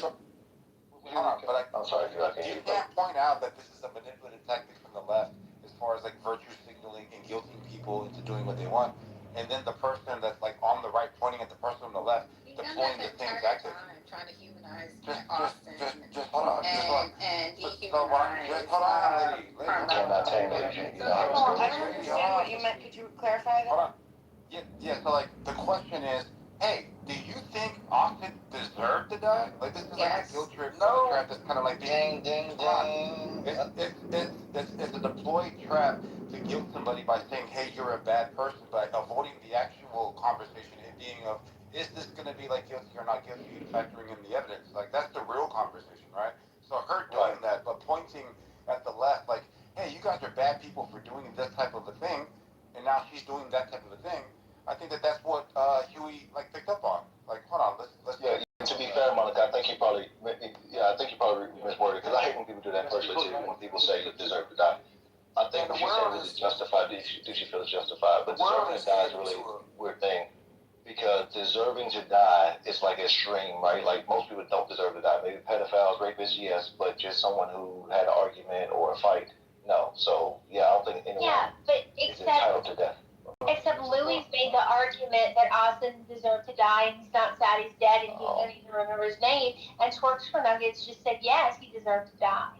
So I was actually hoping, I was hoping she would say no, he didn't deserve to die. Monica, it's not about whether he deserved to die. It's about whether it was justified. I'm answering you, Monica. You're asking the wrong question. This is about whether this was justified or not. If this was self-defense or murder. So when you're asking if he deserved to die, that is not a question that is going to be fucking answered when this jury makes a decision. That is irrelevant. And I think you're asking that question to steer away from, right? It's an obfuscation from the fact that this could have likely been self-defense. So that's why I can't and I will not answer that question. Because so you answered me and I accepted your answer, and your answer was, I don't know yet. Everything that's happening. I have to accept your answer whether I like it or not, because that's your answer, and I thank you for it. Wait, Monica, I'm not fighting you over it. Monica, wait, hold on. Monica, you don't feel like you did the Piers Morgan trick? No, and I'll tell you why. Wait, let me describe the Piers Morgan trick for the audience. After October 7th, one of the things Piers Morgan perpetually got found himself doing is anytime he had somebody who was, I guess, coming to speak up on behalf of, let's say, Palestine, he'd do this weird thing where it's like, oh, was October the 7th justified? And like, he'd force this weird. You condemn Hamas, y'all. Do you condemn Hamas? Remember that shit? Like, where it's like, it's clearly, the conversation is bigger and broader than, like, let's say, the atrocity of October the 7th, right? It's the Piers Morgan trick where you're trying to force people to, I guess, not committing to the broader conversation and, like an arbitrary sort of, like, moral position such that, like, it seemingly undermines the broader discussion that they're trying to have, right? It's a weird thing. It's like a weird moral gambit that you're putting people into that kind of situation by asking, did he deserve to die? Like that's such a weird question. Huey, bro, Huey, what we're witnessing right now, Huey, what we're witnessing. Listen, Huey, what we're witnessing right now That's a fact, bro. Hold on, that's a fact, Y'all bro. gotta let news speakers talk. This is what I'm saying because this is a beautiful conversation. I work for a black grassroots organization, and a lot of people don't pay attention to these things. What we're witnessing right now. Are you Dominic Alexander? What works for Dominic Alexander? Hold on. What work doesn't work for us? Don't dead name me. Look, what works for them doesn't work for us. When kids were getting bullied in school and their people were killing themselves, they started movements and they were locking up people who were bullying their kids. When Carmelo Anthony's bully got killed by the person being bullied, they selected an all-white jury with no black people on that panel.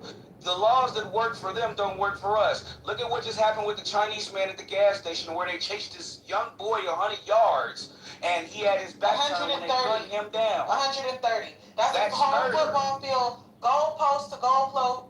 Exactly. He wasn't a threat. Plus 10 yards.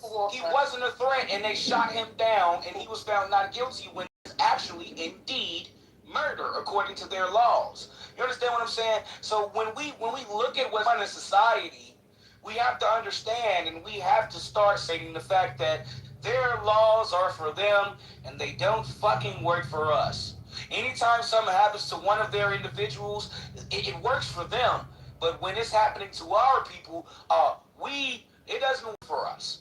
And this is exactly what we're going through in society at this time. I agree. I'm trying to be nice to you. I can't take it serious. No, you gotta finish it. No, that's fine. It's really a case. No, we're about to. We both start at the same time. There's plenty of cases where white people take Because black people went to jail. they are very biased and they do not. No, they're not. You just repeat what he said. You know, I mean, I understand you're a single man who doesn't have any friends or boyfriend. That's why you're on stage talking to and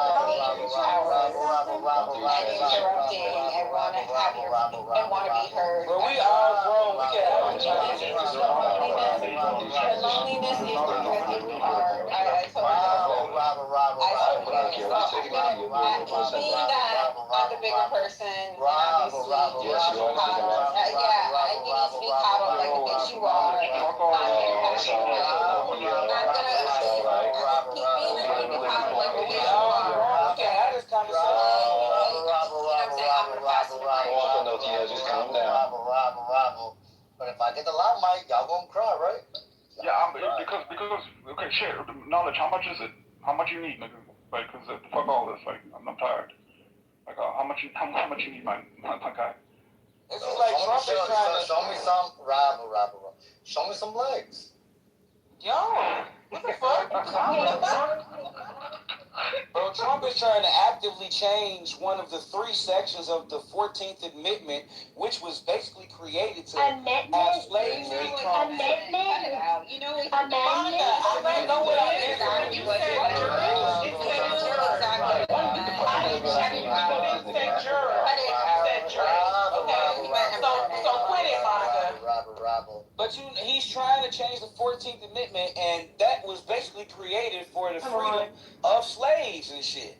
You see what I'm saying? And there are 3 parts to it, but we all know how our president likes to act. He likes to pull people in by saying it's about the immigrants, and then we fall for the shit, and then immediately after he attacks black people. Immediately after. No pass, go collect $200. Immediately.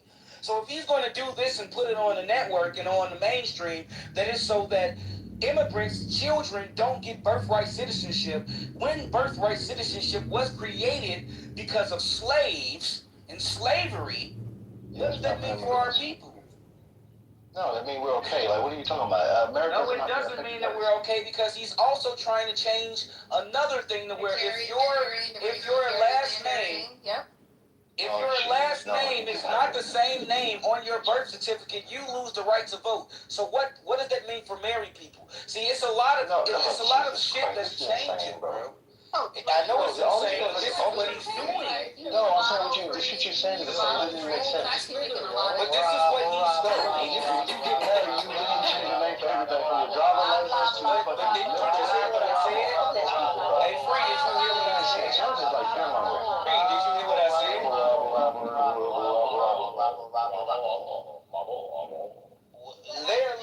They're literally changing things for our people, which is why they just changed the voting districts, which was changed because it was what it is now, which is what they just changed, and it was racist back then, which is why they changed up the districts. So more black voters voted counts, and they just changed it back to where our votes don't count in certain districts anymore, to where Republicans and the motherfuckers who don't believe and, being peaceful on this planet, I'll say that much, they get a majority vote at this point. We're not talking about the case anymore. We're going every fucking way. We just hopping all over the place.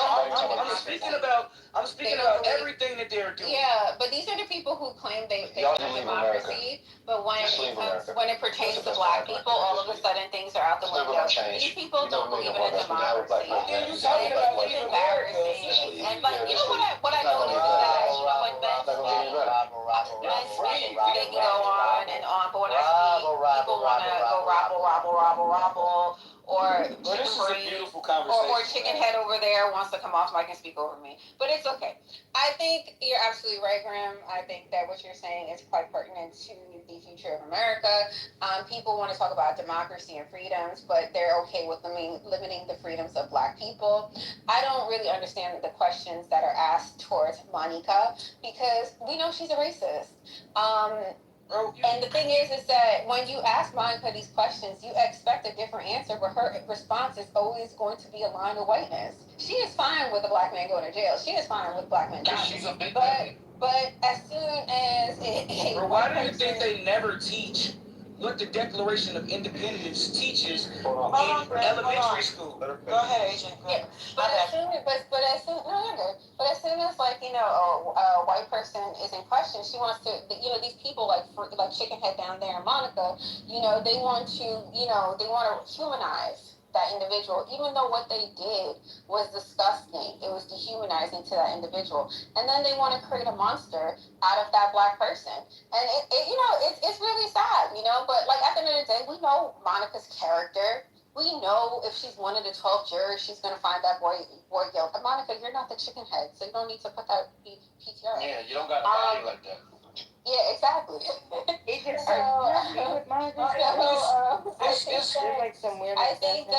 think that we're very aware of, Monica's sentiments towards black people. So I just think some of the questioning or her involvement in conversations, her responses are surprising. They're not surprising. When we think about what we learn in these areas, well, we can't forget about the Reagan boxes. We can't forget about what they did to those black men that had syphilis for 40 years. We can't forget about what they did with Black Wall Street. We can't forget about how Gaddafi tried to get ass money to fund black education and black people, and they turned that money down. We can't forget about certain things that would have put us in a certain light of elevation to put us on the same level as these people, but they want us to die and they want us in prison because our bodies generate more money for their economy. You understand what I'm saying? There's a lot of things happening that you see. Yes. He's right. Yes.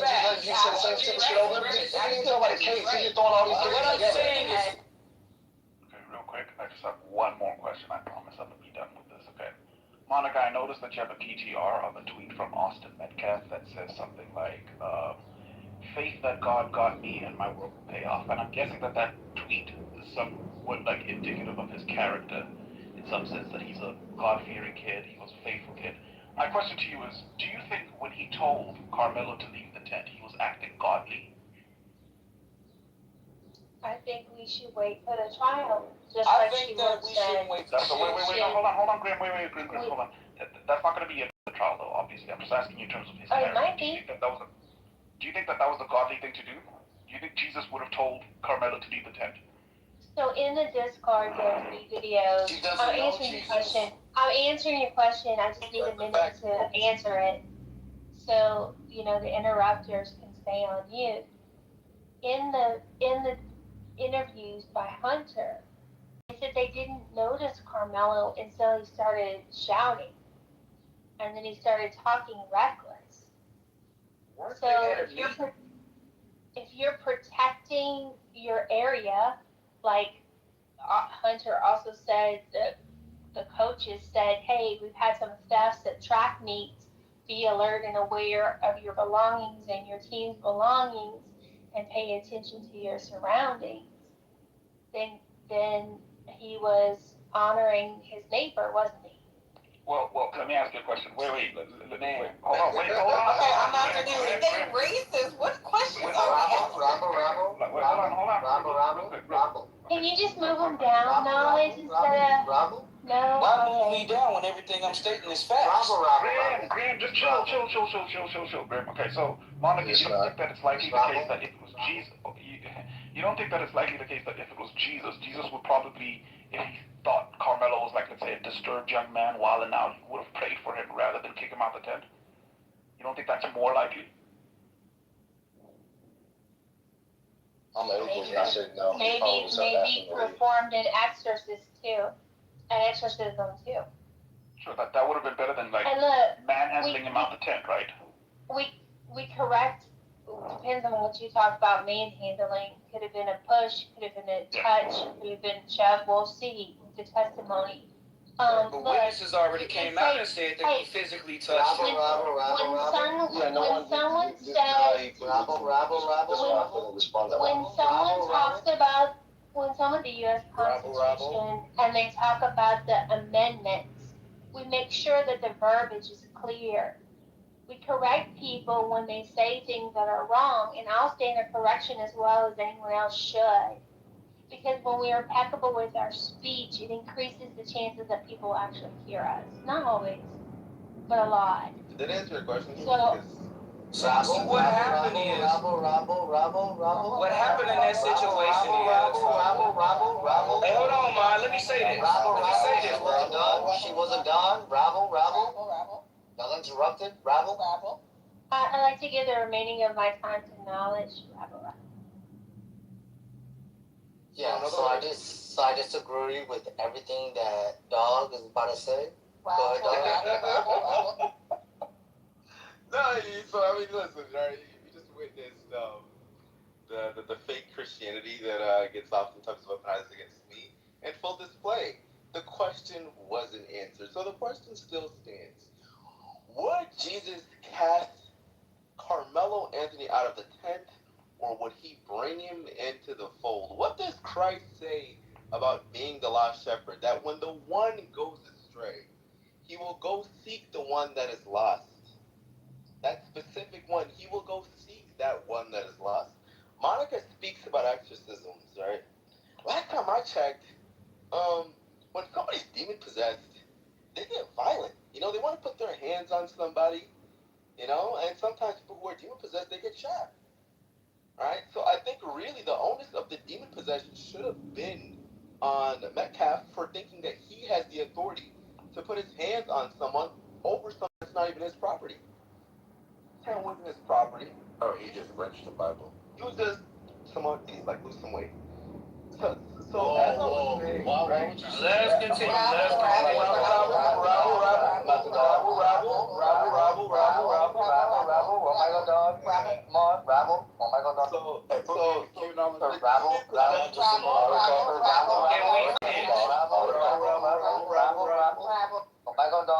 So we can hear the brother, the Fleming Samoa's voice when he speaks.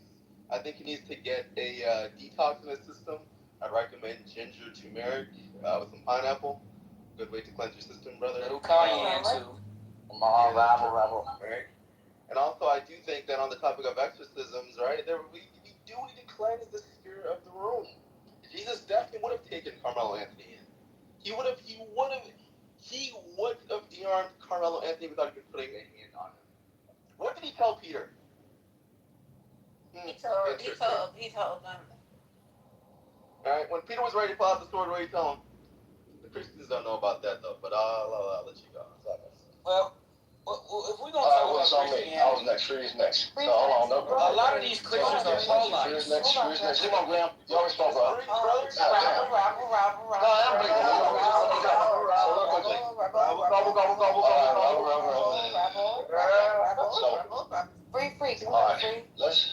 Thank you. Let's go ahead and address this question about the Christian thing.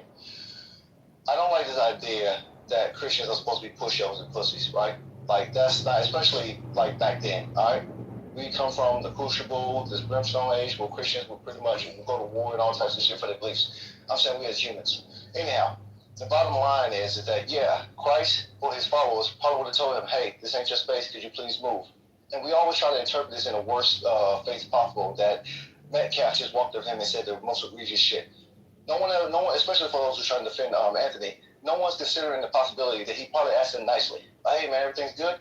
You over here for any reason? There are witnesses and evidence to show that's not what happened. I got you, brother. Hold on, time out. No, dude. The white man is always good. The white man is always polite. The white man is all love. It's still on me. But I'm just saying that what you're saying is false. Let's give the people the truth. No, hey, let me finish, bro. I was on a hypothetical in the first place, bro. What the fuck are you talking about? We don't do hypotheticals when we're speaking about something that's happened. Let me The white man put his hand on his head. He put his hands on it. He fucked around with that. Come on, man.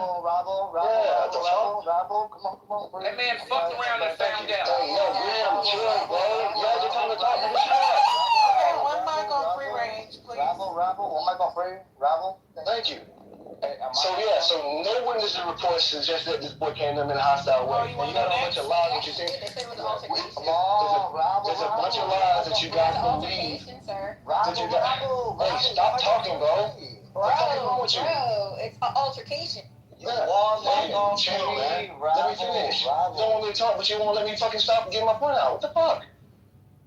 Anyhow, let me finish. There's a lot of conspiracy theories you motherfuckers believe about this, that these boys tried to jump him, which is not true according to the police report. It just seemed to be one debate between these two boys, not the team.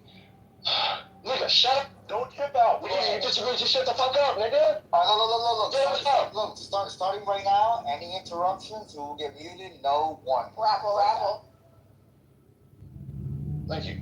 So, the bottom line is, according to the witnesses on the report from the people at the time of the scene, they said it was only between those two boys. And they didn't say... I'm looking at his toddler time. So, between the people involved, those two boys only had out. So this whole narrative about the two boys approached him, false. The boys tried to take his phone, false. They tried to jump him, false. They was bullying him, false. They knew him beforehand, false. So far, there's nothing to corroborate that bullshit. At the end of the day, he did touch him. That does not want you to get fucking stabbed or jumped or kicked or none of that shit. And these same people, I guarantee you, in any other scenario, they wouldn't have the same sentiment because, again, they only lean to their bias. If a guy went to a women's gym, for whatever fucking reason, he's not supposed to be there. Not the clerk or the people that work there or the police. If just regular customers would say, hey, could you leave, sir? And he said, hey, touch me. Just don't touch me. Just don't touch me. We cool.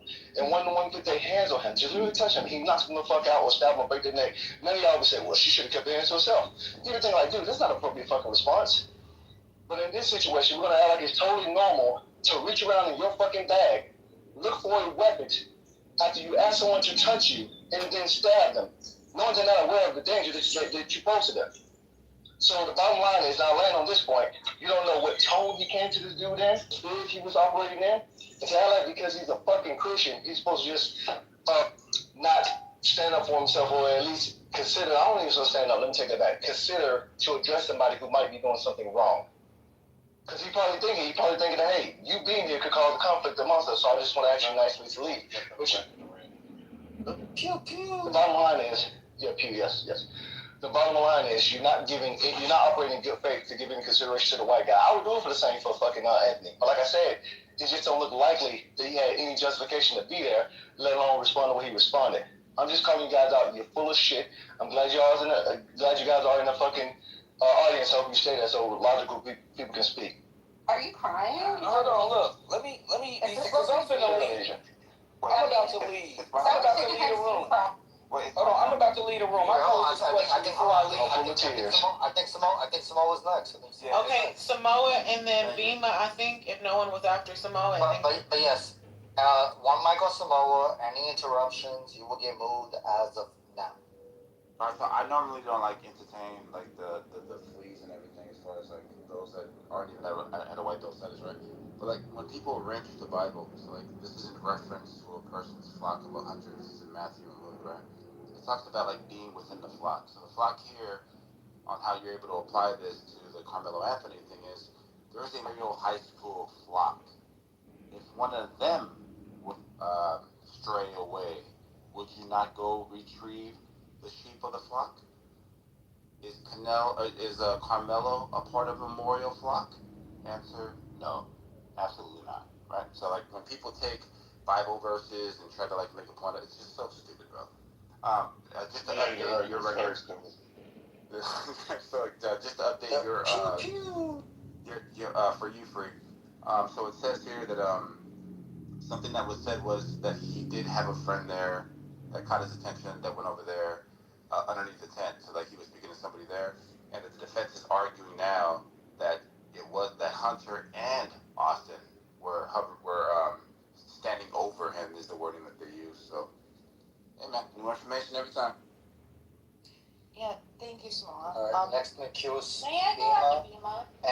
Next in the queue is Bima. Any interruptions as of now, you will get moved starting. Wait, hold on. Can I go after Bima?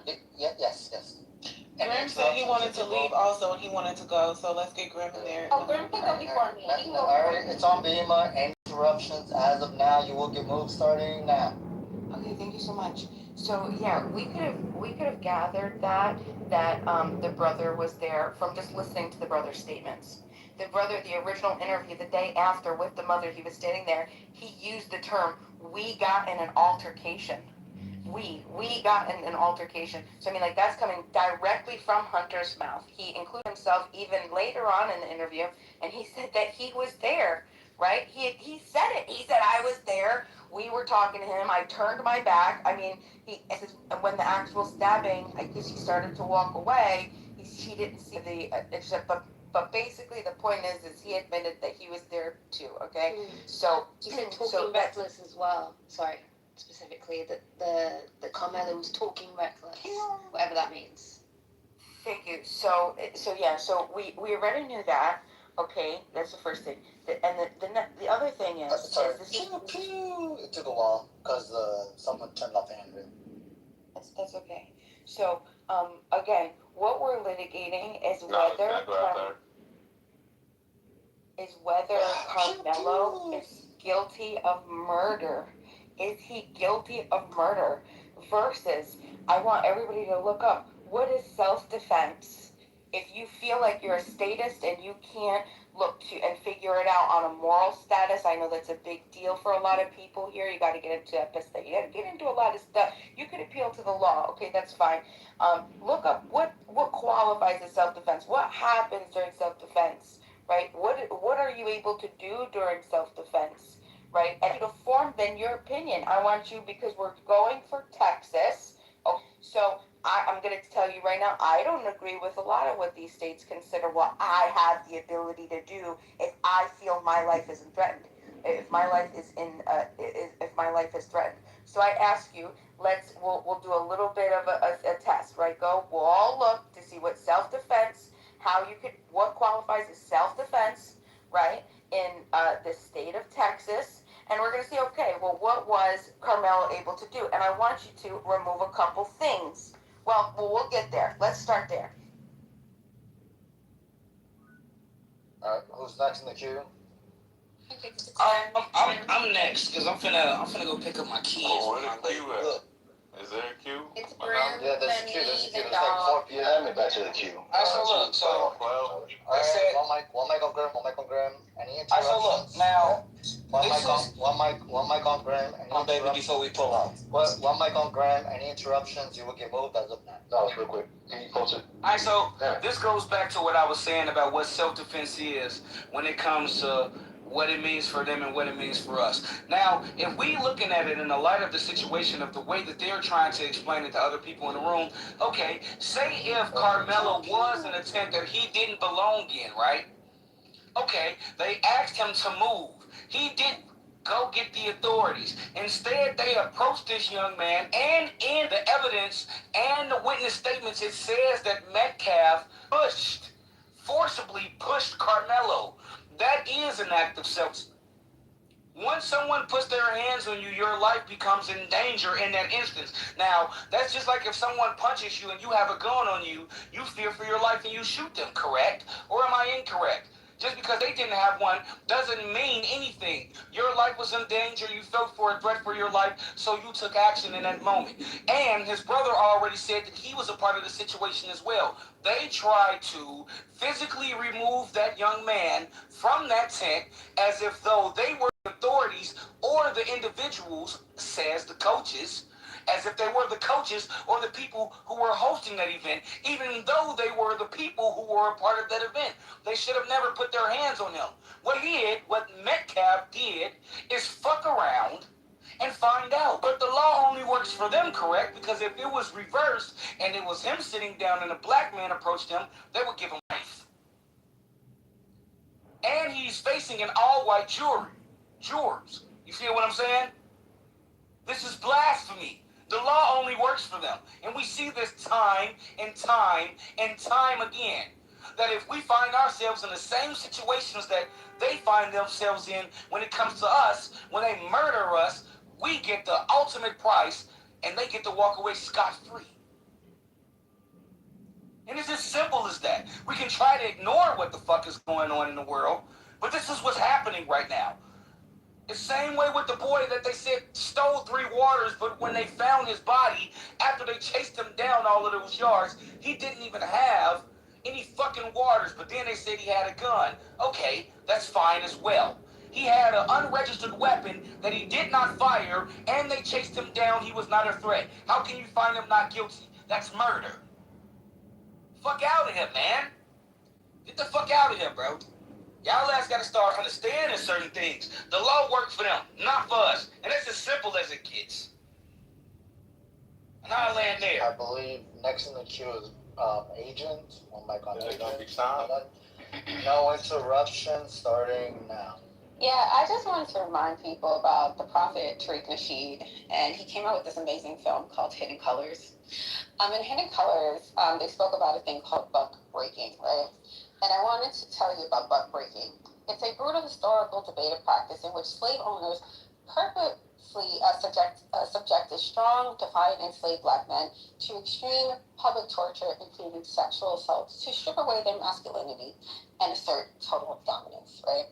And what I have seen displayed from Chicken Head and Unibrow Samoa is the aftermath of buck breaking, right?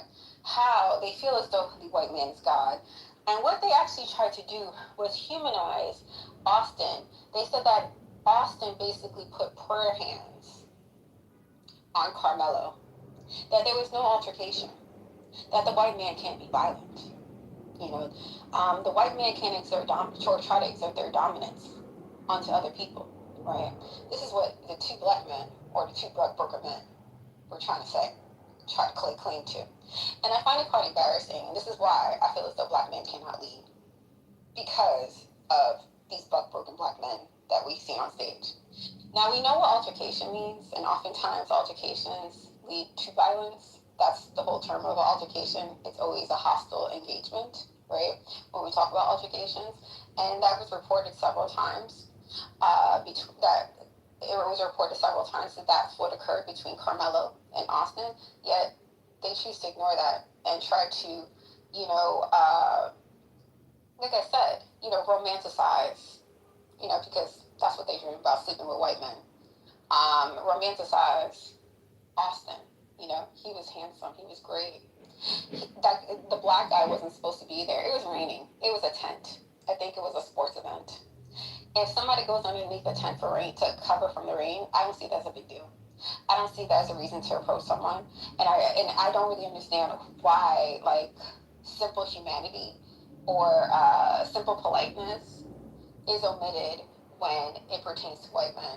But this is what happens when you're buck broken, right? You see the black man as a demon and the white man as God because he's super him his dick up your anus. That's all I have to say. Yeah. Alright, can you exit here, please? Dog was I was in the queue. I was in there. I don't know what you put me, but I was in there. AK and then You chill. That's the shit. That's cool. It was AK-free. Oh, sorry. Hold up. No, Dog was next. Dog was. That's cool. I don't know who's next. Oh, it was So Dog. how you enforcing it, bro? And And you don't know shit. I'm not. I'm enforcing people over talking. I'm at the dog. So how the fuck you know who's supposed to be talking? Anybody besides Ak, if you Let's go, baby. No, Dog was next. He said in the chat. Yo, watch your mouth. You don't want to Said it in the chat though. Dog said it in the chat. No. Okay, who's next? It was Dog. Dog said it in the chat. Dog game's free. Y'all okay with Dog? Oh, you skipping over Ock free? No, but Dog was next. Dog was next. Samoa thinks, look. Samoa thinks he's next. Someone add me to He put it in the chat though. Yes, you got the link, bro. You got the link. Oh my God. How about this? Look, I'm thinking of number 1 through 5. I'm thinking of number 1 through 5. 3.5. 3.5. Put it in the chat, brother. Or acknowledge it's Dog, AK, Free, Samoa. Who's closest? So it's Dog. Okay. One mic on Dog. Anybody who interrupts will get moved. God bless the brother Simone for that. Thank you, by the way. I just want to say that no matter how you flip it, I was personally trolling when I quoted that scripture, but I mean, we can redirect it what Christ says about this situation if Christ were to be put in the situation. But Matthew 25, verse 34, actually verse 35, is referring to when Christ comes back. It says, "When I was hungry and you gave me something to eat.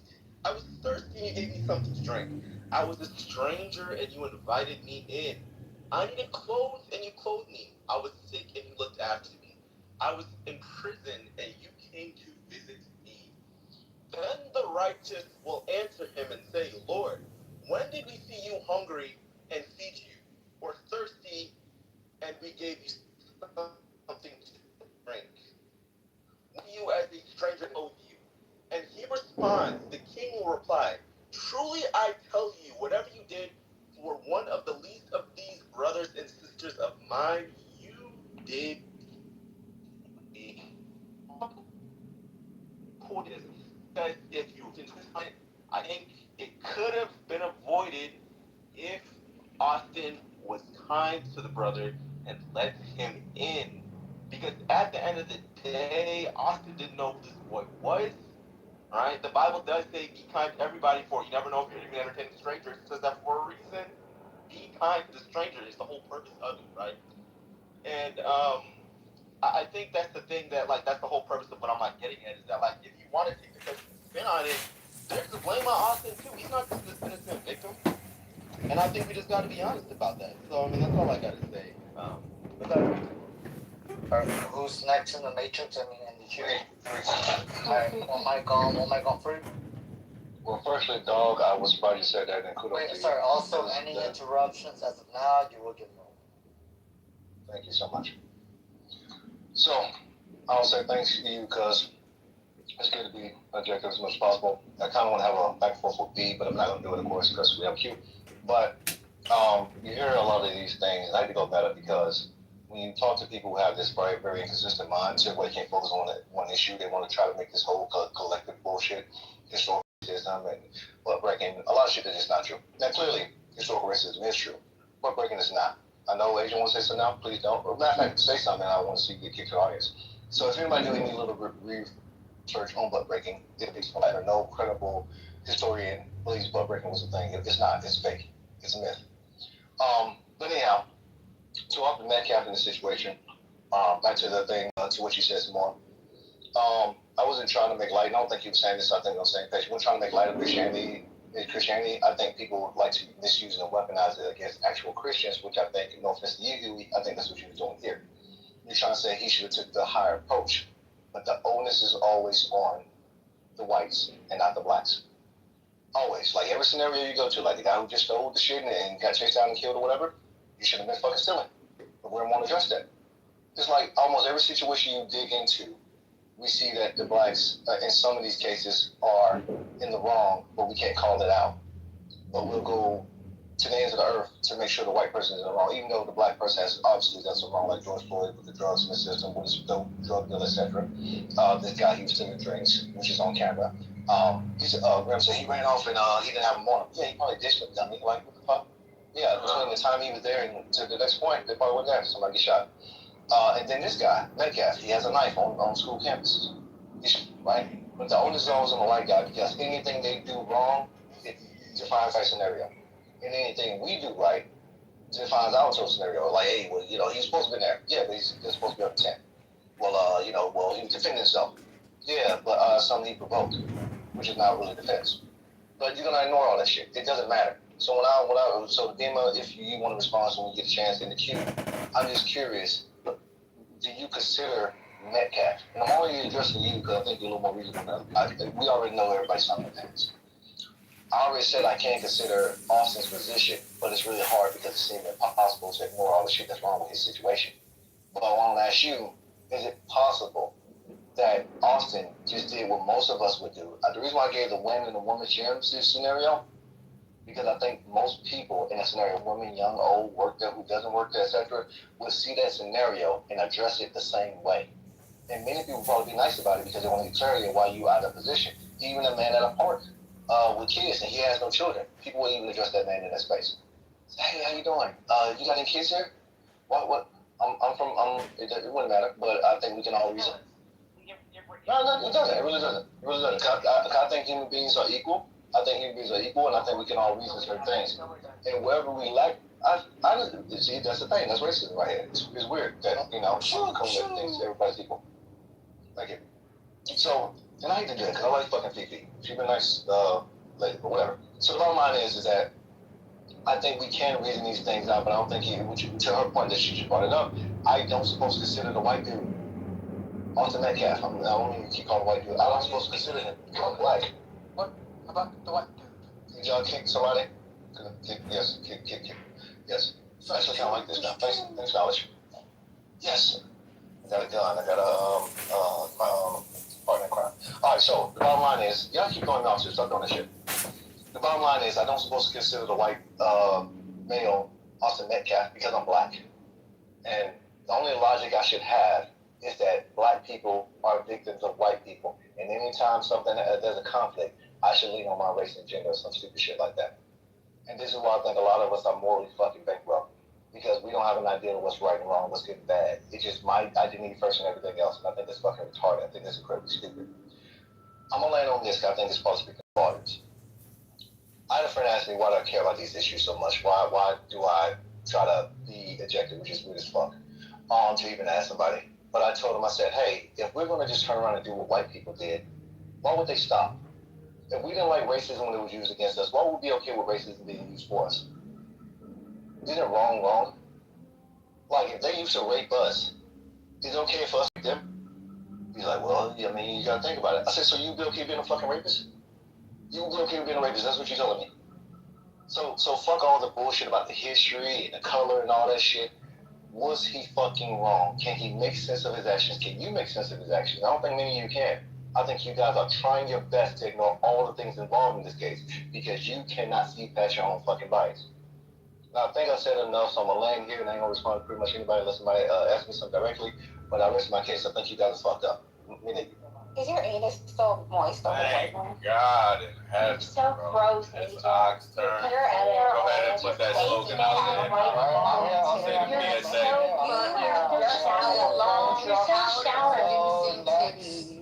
That's what you have, powder milk. So next in the queue.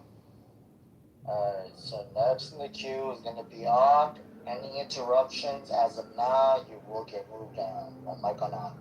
Yeah, free. I was gonna cuss you out right now, right? But I'm gonna take it a little easier because I like what you said, the last statement you said, because I truly believe in that, right? I believe that, if we bitch so much about the things that was wrongly done in the past, why recreate it? You get what I'm saying? I think a lot of chances we do recreate that fucking degeneracy that was done in the past. So I'm with you on that last part of your statement. But before that, I think that because you believe what you just said, because I believe what you just said too, but it's gonna make us react differently. You overcompensate, right?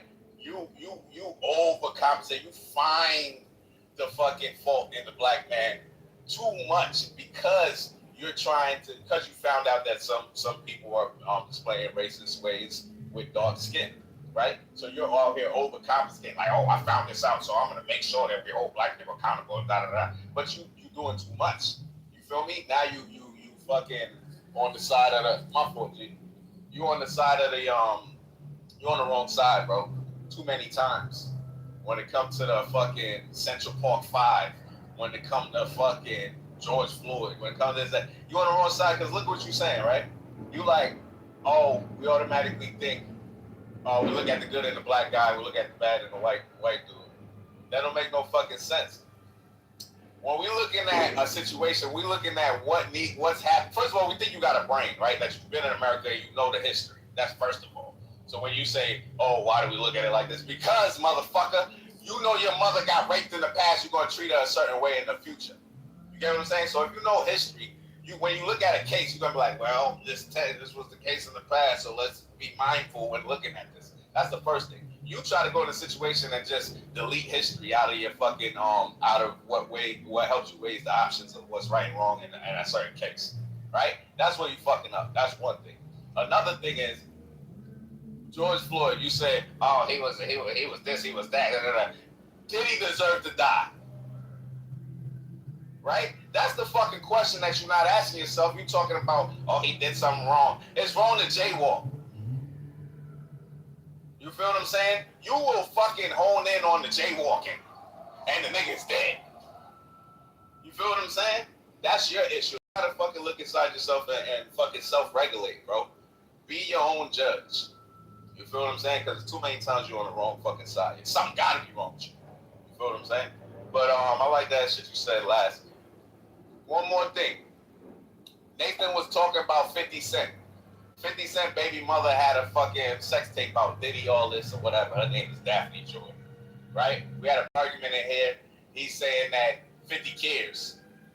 50 just released a video during an interview saying he don't give a dog shit about her. He ain't been intimate with her for 12 years. He don't care if she out back with a dog.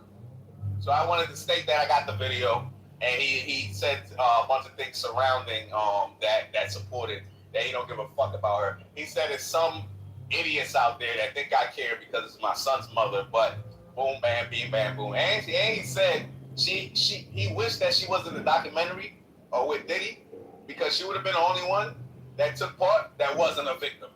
And he went to describe there's women and then there's hoes. All the shit we were saying to him. So I wanted to make sure that the people that was in that argument that they heard this and know that we got substantial evidence against the bitch ass nigga Nathan. Shout out to Knowledge, you to go. And yo, take it easy, y'all. Right? We come on this app to give our opinion and to hear opinions. You scolding a motherfucker ain't gonna do shit. Nigga gonna swipe up and do the same shit he did yesterday. Alright, so keep that in mind when you think you're gonna change a motherfucker life on this app.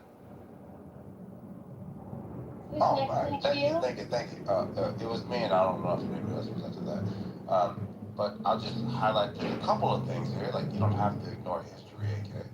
You can know history, but still treat every circumstance or every situation like as its own situation, so that you can objectively like evaluate it for what it is, right?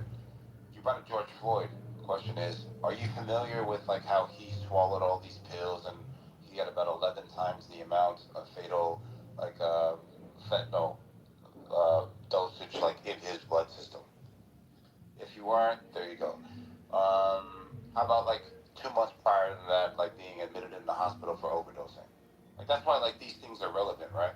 So if people know that, and then they look at like how he passed, they're like, bro, that looks real similar to like an overdose.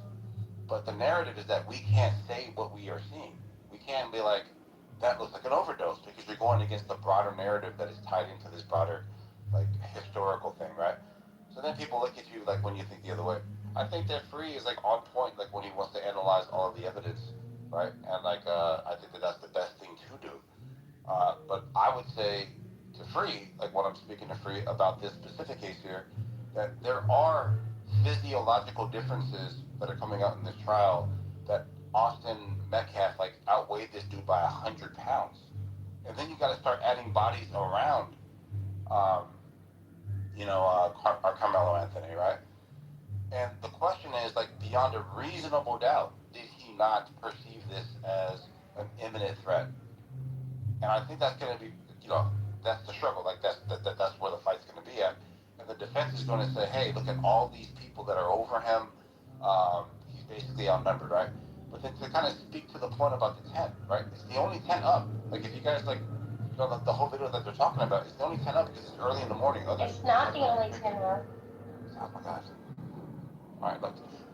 So, but the video that they're showing the reports are is the only tent up because everybody else hasn't got their tent up yet. It's early in the morning. Okay, so like they show him like in his gray suit. Everybody who's been talking about the tape so far is saying that you can't actually see anything. It's just a blob of people, and then there's this like expert that's breaking down the footage, the forensics person, right? He's breaking down the footage of like how he stabs, how everybody kind of moves, and then how he runs out of the stadium, right? And all I'm saying is that it's okay to have that conversation. But when Agent called this nigga Tyreek Nasheed a prophet, bro, I almost dropped my phone. I said, a prophet? Tyreek? When did that happen? This nigga got a ministry? That shit was freaking wrong. But anyways, like all these things aren't the same, AK, and here's there.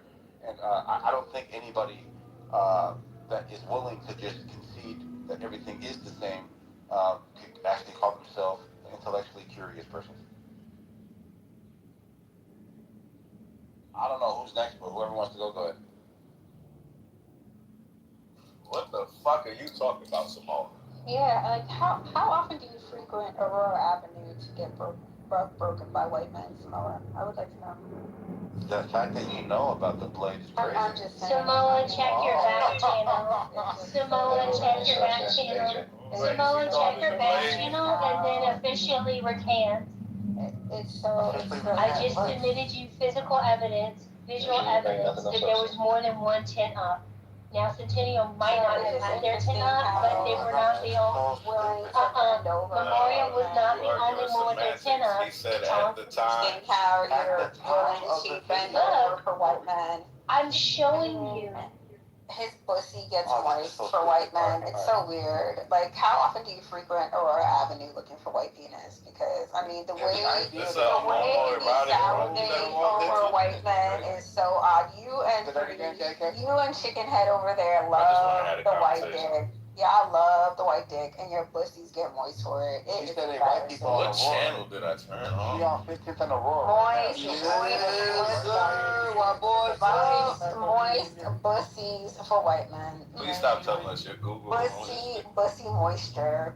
Wipe your pussies for where it's fine. Alright, are we done? Samoa, I'm confused as to how you interpreted my submission because I was directing it directly at Free, right? Based on a lot of the submissions on other topics, right? And I don't see him falling on the side of black people a lot of times, right? So let me just say this: if someone you loved of the female gender was something was done to her bad by another male, right? I would say she was, let's say, sexually abused or something to that effect, right? If anything happens forward, let's say she gets in trouble for CPS coming to her house, right? She has unhabitable living quarters. I'm talking, right? She has unhabitable living quarters, right? You're gonna take in effect her history, right? And account her history, right? I'm connected to the Wi-Fi, so I might break up. But you're gonna take into account the history. That's all I'm telling Free to do, right? When critiquing the climate of certain situations. He can't tell me that there's not asshole, racist, fucking white people that will go above and beyond to do fuck shit to people. He can't tell me that. Okay, there's black people that racist too? I think so, yes. Address what I said? Oh, since we're not in the queue, then I'll hop in here. You mind if I respond to that? Okay, that's Yeah, I'm fine. gonna take So, it. no, I do. How you gonna ask me? Okay, I because everybody else. I think you should let Samoa do it, and then you free, because I did speak to Samoa. Go ahead. Yeah, so I just want to make sure this is clear. Like, you brought up a specific example that he was on the wrong side of, and this was the George Floyd case, right? I bring up 2 facts of the actual case with the history that's attached to his overdose, and you don't respond to any of it. Is there a reason why? I'm responding to it now. Mainly, I didn't respond to it yet because what I said is what was important to me. But when it George Floyd thing, does he deserve to die? That's the first thing. Second, was the procedures in cops enacted proper?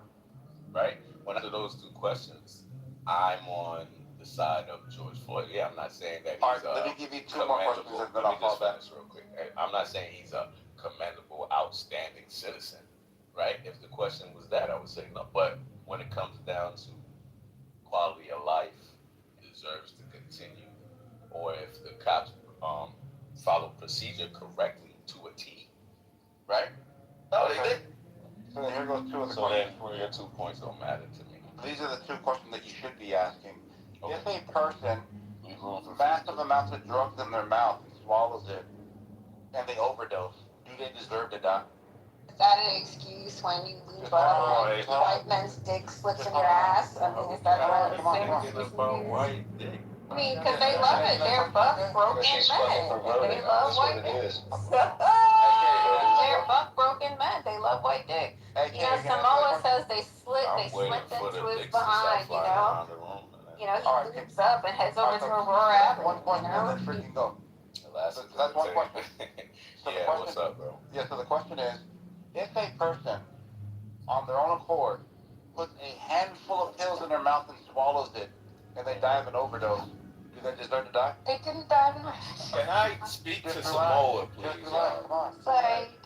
Just real quick, right? So somebody puts a bunch of pills, because I've seen this happen, right? Cops run down, you put a bunch of pills in your mouth, right? It's not necessarily that you're gonna overdose, you might get sick or whatever the case is. Cops leave, you can throw them back up, or you get locked up, they're gonna take you to the hospital, pump your stomach, right? That's usually how shit goes. Now, so yes, I'm saying you automatically down some pills don't mean you deserve to die. This is a tactic used to get away from cops sometimes, get our evidence. Hold on, sir. Oh, come on, bro. Oh, so you want me to do what you want me to do? A person puts a handful of pills in I their don't mouth. want you to do what the white man does to him. Right. That's what you gotta say to him. I would like to finish answering the way I want to answer. Hey, the question is, if you I know die the from an question, sir. overdose, right? If you I know die the from an overdose, what you did was you started talking about Okay, so now you changed it to if you die from an overdose. Initially, you said to me, Hey, free. no, you see how you're not letting me finish? I just let you finish. Initially, Free, you said, bro? sir, I'm here. initially, you said to me, Yeah, you can go ahead, bro. yo, don't play with me no more, Simone. Damn, Jesus. Don't play with me no more. Hey, Go ahead, Free. bro. That was the No, question. I got something for you. I got something tucked bro. right here for you, and you running. Before I pull it out, you running. Brother, the question was clear. If they Yeah, I heard the question, and you're gonna tell me again, and then when I try to answer, you're gonna cut me short. All right, go ahead. They died from an overdose. Go ahead. That's what I'm telling you. I'm about to fuck you up, right? Initially, you said that someone who takes downs a lot of pills deserves to die. Then you changed it to someone who overdosed deserves to die. Which one you want me to answer? So both of those are part of the question. If somebody puts pills Which in their one? mouth, They're not the they same die, question. So which one do you want me to answer? Well, there's only one. Listen, which one do you want me to answer? You want me to answer both? No answer, yo. All right, listen. There's one question, okay? The one question is this. One question. If a person puts a handful of pills in their mouth and they overdose and die. And they overdose. Okay, there's a third question. All right. Okay. Hold on. And they overdose and die. Yes. Did they deserve to die? I got one for you guys. I would say yes. Yeah. All right. Thank you. Did you know that George Floyd put a handful of pills in his mouth and overdosed? He did not. You're lying. He did. Yes, we did. That is a Let fact. me. Can I speak or nah? Let me get there with the nigga. We dancing. But I'm listening to that. Okay, go ahead. Look, you threw a shot, made it. You think, and then walked off the court. The game not finished, nigga. Fuck wrong with you, right? The pill thing with George, like I said, you get that pills and not overdose, right? As a tactic used, right? If when he was pills, right, cops didn't follow procedure when dealing with them, right? Because this is in their procedure. There's a chance that someone could be on drugs or fucking whatever the case, unhealthy, right? There's a certain way you go about shit.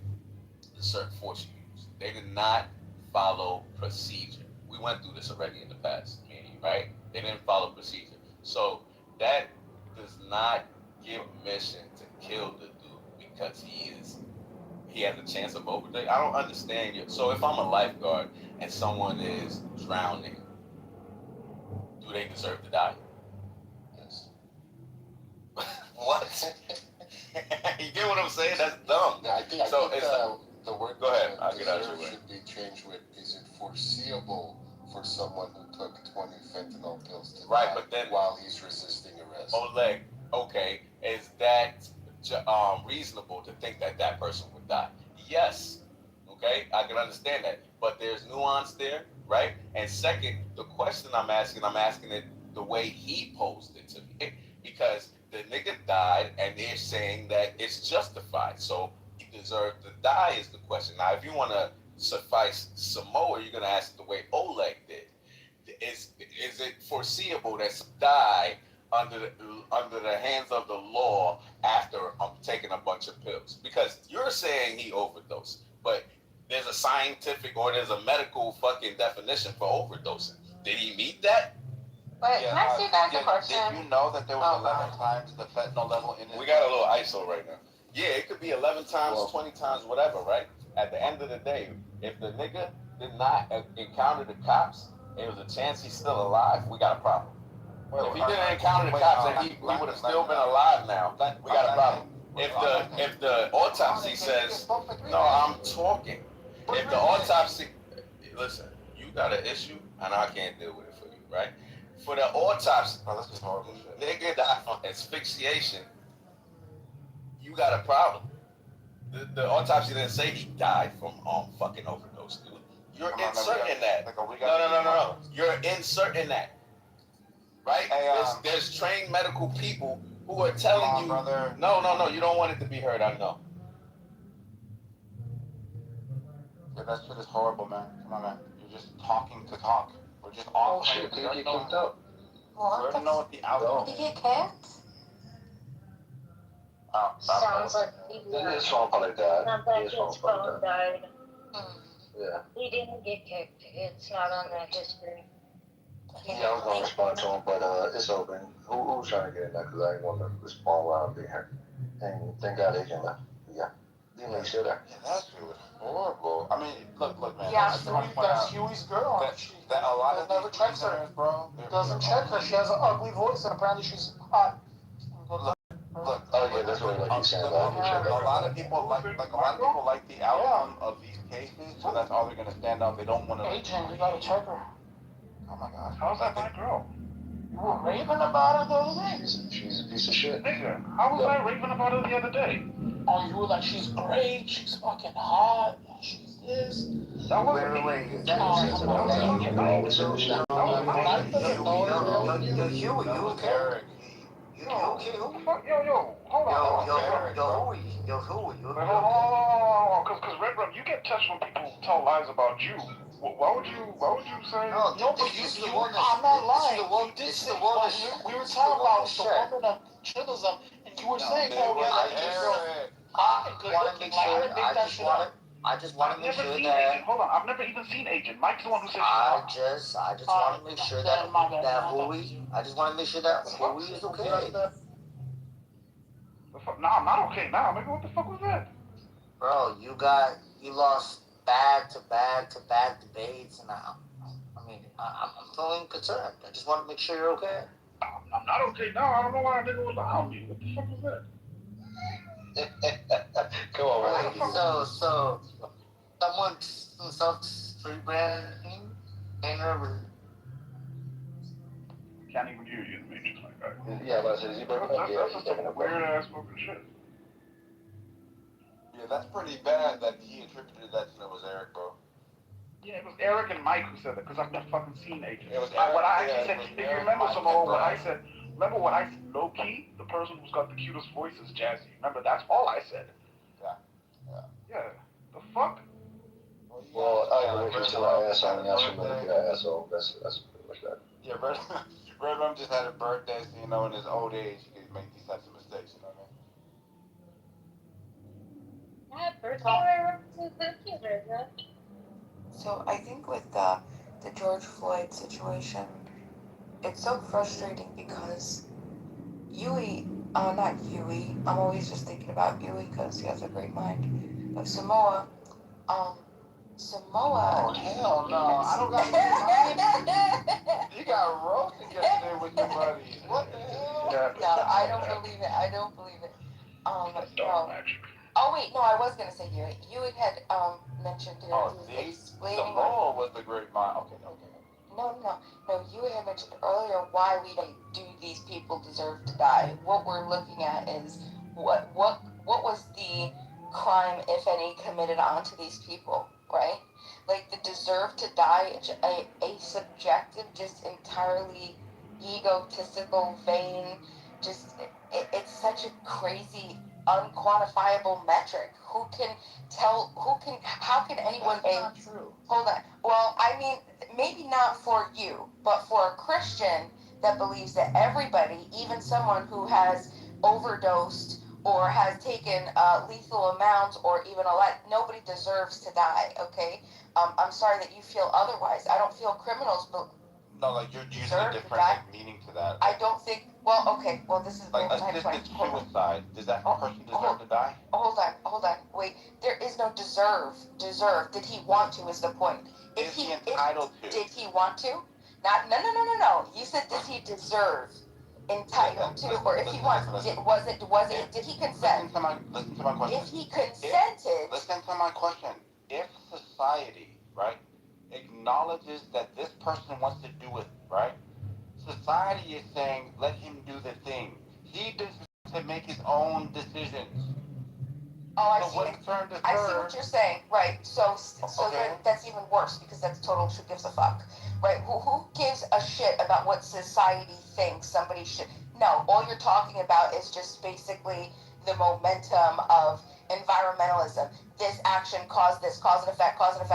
Yeah, we could say that this could be an effect, but you can't put quantifiable. Hold on. Listen, sorry, let me finish because I'm sorry that you were shut down. You had exposed this earlier. Do they deserve to die? No, and especially not under the law. You are innocent until proven guilty. George Floyd didn't even commit a crime. The cashier accidentally thought that it was he died over nothing. He died over a mistake that some fucked up person made, okay? Now, this is the whole situation. Did he want to die? Samoa, do you think George Floyd wanted to die?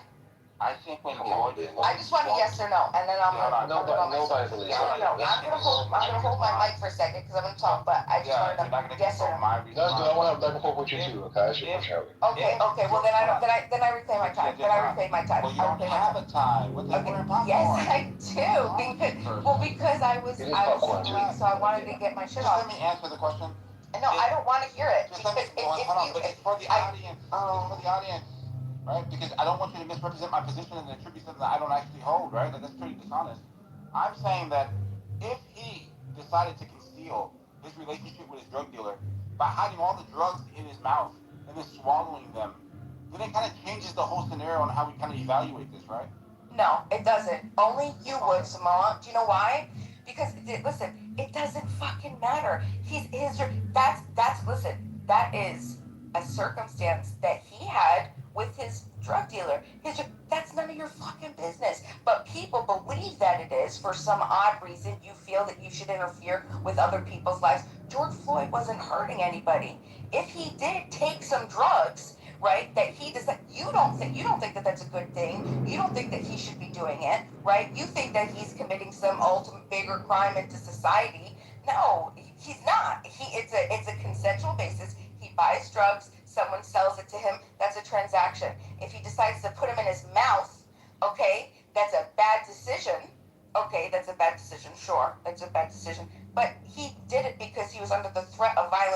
coercion. He was scared. You heard him while he was in that fucking vehicle. I'm scared. Before he even came out, they were pushing him, pressing him. I'm scared. I'm scared. Last time I couldn't breathe. I'm scared. I'm scared. He was saying that shit. He was scared.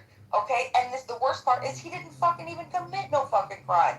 He didn't deserve to die. He didn't deserve to die in any capacity. I don't give a shit. You're not going to tell me that somebody who takes drugs deserves to die. Fuck you. No, fuck you. Okay? Nobody deserves to die. Nobody deserves to die. People make bad decisions. And we all know that. We all know that we get depressive states. We all know that we have bad circumstances. We all know that we have lows and highs. That's the whole journey of life. What we have to assess is whether somebody else committed a circumstance or created a circumstance for which George Floyd met his maker long before his maker wanted him to. Okay? Long before it was up to him. This was up to somebody else. This was some police situation where they came over. You can't say deserve whether he deserved to die or not. That's a horrible take. Last take enough on that. But trying to quantify some other person's life, innocent till proven guilty. I don't care. Listen, I listen to your track. You don't care about anybody else on stage? No, I do. I just don't want to hear dumbass response. Alright, so like, if this wasn't a vacuum and this is like one-off, I could be like, hey Bima, I think you have a point here. People make mistakes. But because we actually have the body cam footage where you fucking did the same exact thing and got admitted to the hospital from overdosing in another stop, swallowing all the fucking pills, you can say that this is a pattern of the guys. And finally, his body couldn't fucking take it. So if you just keep doing the same thing and you survive one overdose after another overdose and the third one catches you, I think like a fair person would say, if you keep doing the same fucking thing over and over, you can expect to get the exact same outcome, but you get a different one, and that's his consequence. So there you go. Yeah, but that's different than saying that he deserves to die, right? Because in the other circumstance, in the same case, he's met by external forces, right, pressuring him about shit that he's minding his own business. Same scenario. He's not hurting anybody. He's doing drugs. Yeah, he's hurting himself. But guess what? Okay, hold on. All us nasty, disgusting, fat Americans, we're hurting ourselves. Even you skinny Americans, Tofi, thin on the outside, fat on the inside, fucking chronic liver disease, drinking yourselves to death. We all have our addictions. We all have our problems, okay? We don't look at people like that. That's not what police are supposed to do. Police are supposed to serve and protect. They could have gone to him no problem. They shouldn't have created and manufactured an incident which would cause him to have a fucking cardiac arrest and then die of asphyxiation, or whichever coroner report they decided to accept. And the worst part is he didn't commit a crime. Now, if he committed a crime, I would have different opinion about that, because then I do believe that if he had committed an actual crime, then yeah, detaining and physical force to detain him would have been justified. But this was just he died for nothing. He didn't even do anything, and he's dead. And everybody's like, let the guy. Alright, I got some important, muy importante information for you. Okay, so while we're on this subject, right, I've always been interested in the equivocation or the equivalence, right? In his blood fentanyl content, right? And so I looked it up, and it was 11 nanograms /ml. Could be considered a fatal dose in some contexts, but it depends on your tolerance, right? However, when you look at people who take fentanyl for medical reasons like cancer, right? Start out like with patches, right? 25 micrograms patch, right? So take them for severe problems other than cancer, like severe back problems, right? That is just chronic pain that you can't get rid of, right? And they go up from there. 50 micrograms, right? Is for okay, so a person A person that takes 50, now listen to this, 50 micrograms patch is a patch that is a 3-day patch, right? And this 25 microgram is also a 3-day patch. And I was wondering, so this person with cancer that takes this, usually you're on hospice, right? Or you're taking this for severe pain, right? How does that equal to what Mr. Floyd had in his system, right? In his blood, right? So it translates to, we're looking at patches, right? If you're using it for medical use, at one time,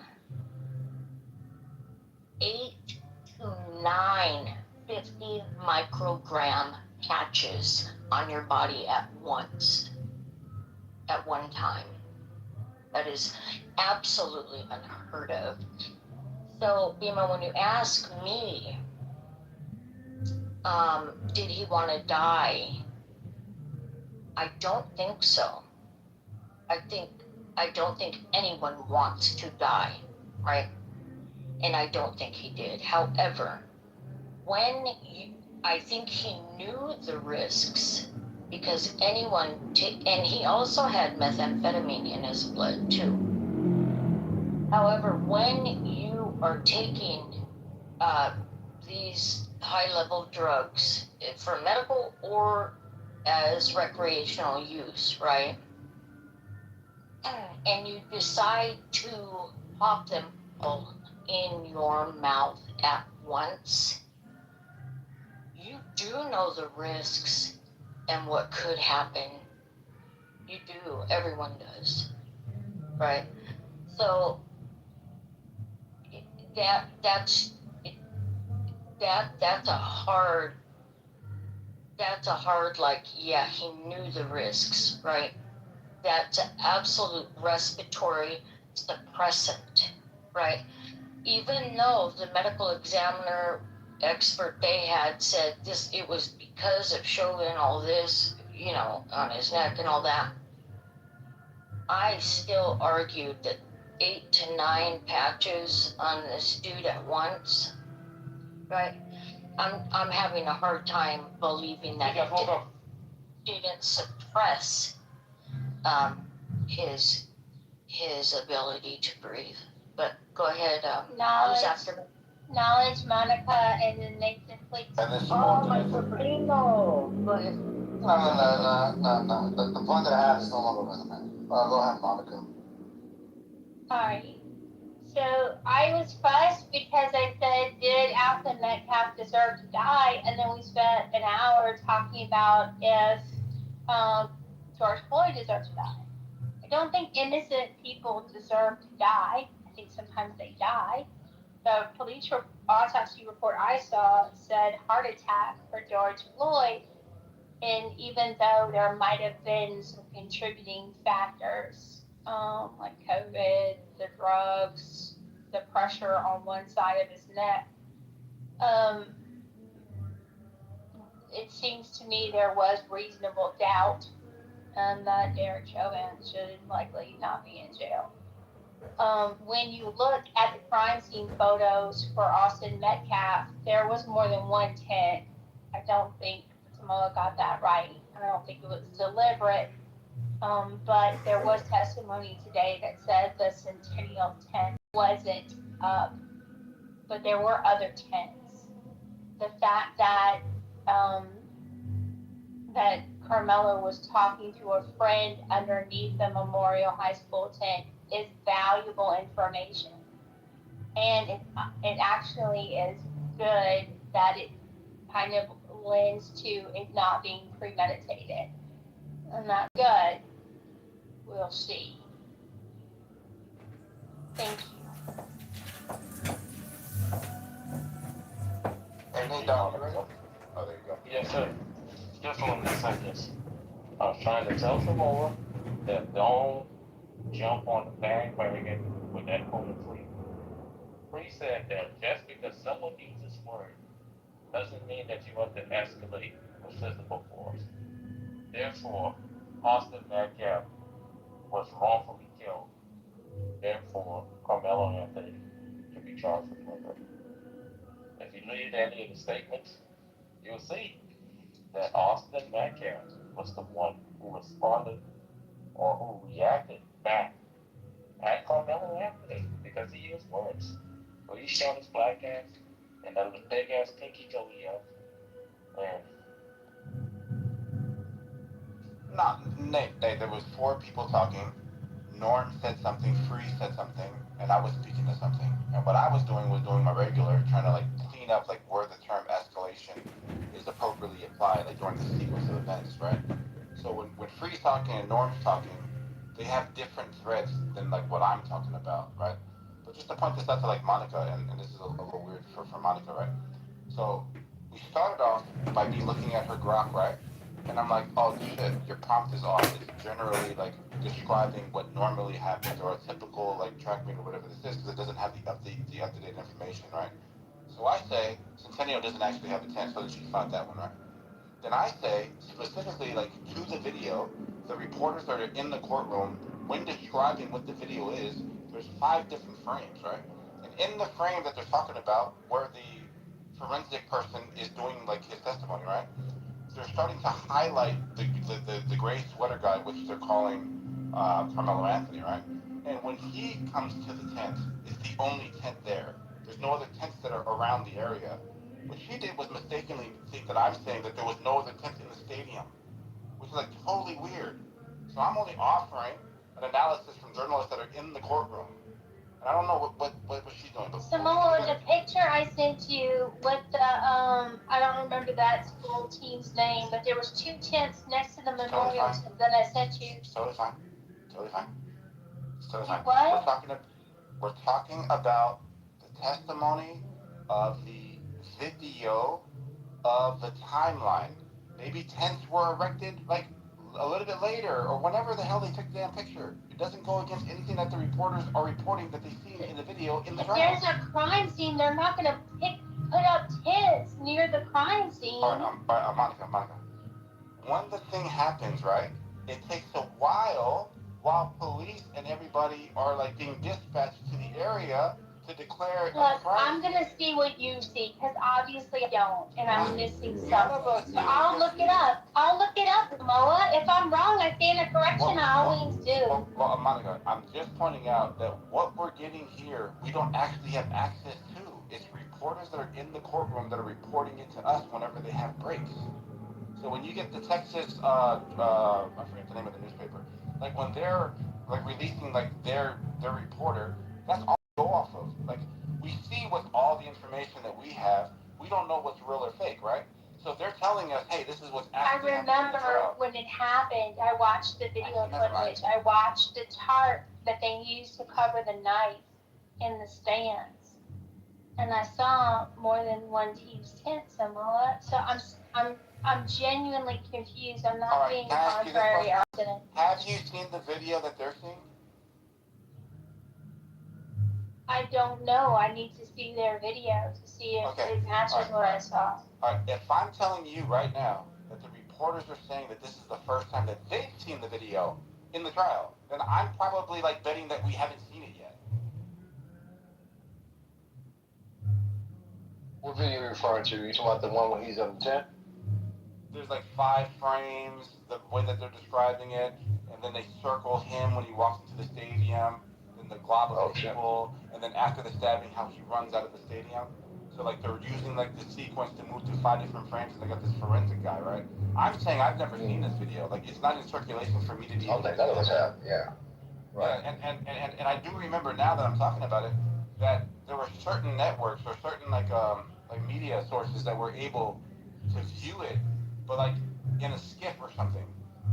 Yeah, Newsweek saw it. I remember there was something Well, some like of it far away. It was an ugly video. Like you can't really see shit. Yeah, very blurry. Yeah. Who's allegedly showing this video in the courtroom? The state. Prosecution, yeah. The prosecution. Yeah, so the guy on Newsweek, and I got the link to that too. I get Yeah. It seems like it, yeah. But that's the thing about it, which I'm trying to get people to kind of make a sound defense for. It's like people buying into the conspiracies of all this other shit in order to try to justify this case. It's like this is a hard case for this guy. You know, like just bringing a knife alone makes it bad, but let alone being in the area. Was it a knife or like a tool for a trap? Oh, the knife. Yeah, I've seen people say that's another thing to another conspiracy. No, it's a real knife. It was not no track tool or no shit like that. It was an actual fucking knife. Yes, it's on a police report. Yeah, they found the knife the same day. Officer Schultz did the knife. No, actual knife, a black knife. It was a knife with a black handle. It's in the police report. Yeah, look at Officer Schultz. He recovered the knife, and they covered it with tarp because it started raining. For some reason, like, look, I don't think that the guy should have been killed, but I can see why. I can see a justification. Just like some big fucking bully, and he found out, bro. He fucked around. He tried to pick on something smaller. He tried to get involved with something that he didn't have to. He's not a cop. He ain't shit. I don't think it had, and I don't think the kid wanted to kill him. I think he just wanted to fucking be like, fuck you, man. You ain't gonna fucking do this to me. And fucking ran away. Nathan, you there? Yeah, I mean, yeah, it's probably a matter of embarrassment. He probably felt embarrassed to challenge. No, really not. I can say he feels threatened. It's like, well, no, here's what he did, man. All right, so it seems like you're not familiar with it. It's like, hey, welcome back, AK motherfucker. I want to press you. Real quick, it's like, so. Yeah, I can just speak. I can just speak. So, you're in the Matrix too, nigga. I'm gonna let you in the Matrix. I got you. You're in the Matrix. So, psych. So this is what happened. This is on page 4 of the police report. So, Metcalf at some point just asked him to leave the tent. We don't know how he did it. We don't know if it's hostile or not, but he asked him to leave. So they had it. Yeah, he was under the tent, their team's tent, right? The idea is that he knew someone at some point in time. He spoke to them, that maybe he lingered around, and then they told him to move, or maybe he was in the middle of talking to somebody and they told him to move. But it seemed that they just told him to move without him actually interacting with someone at that time. So, in between that back and forth, Anthony tells him to touch me, and Metcalf touches him. Now, presuming that wasn't enough for him to respond, so he said, punch me. After he said that, so the touch was there, then he says, punch me. And when he says punch me, this is Anthony, started reaching around in his bag, which is searching for the knife. So while he's saying that, Metcalf just grabs him and starts to move him, according to the police report, and then he takes the knife out and punches him in his heart. Yeah, that guy. I remember that, and there was something in the police report that said that. You notice how he said he grabbed him and tried to move him. He didn't say the motherfucker shoved him or pushed him. He didn't put no negative. You know what I mean? To me, look, the white guy walked up to him, and he tried to be the enforcer. And the guy, and the kid stood his ground, like, basically, like, I'm paraphrasing, like, nah, fuck you, get away, don't fucking touch me, bitch, like, you know.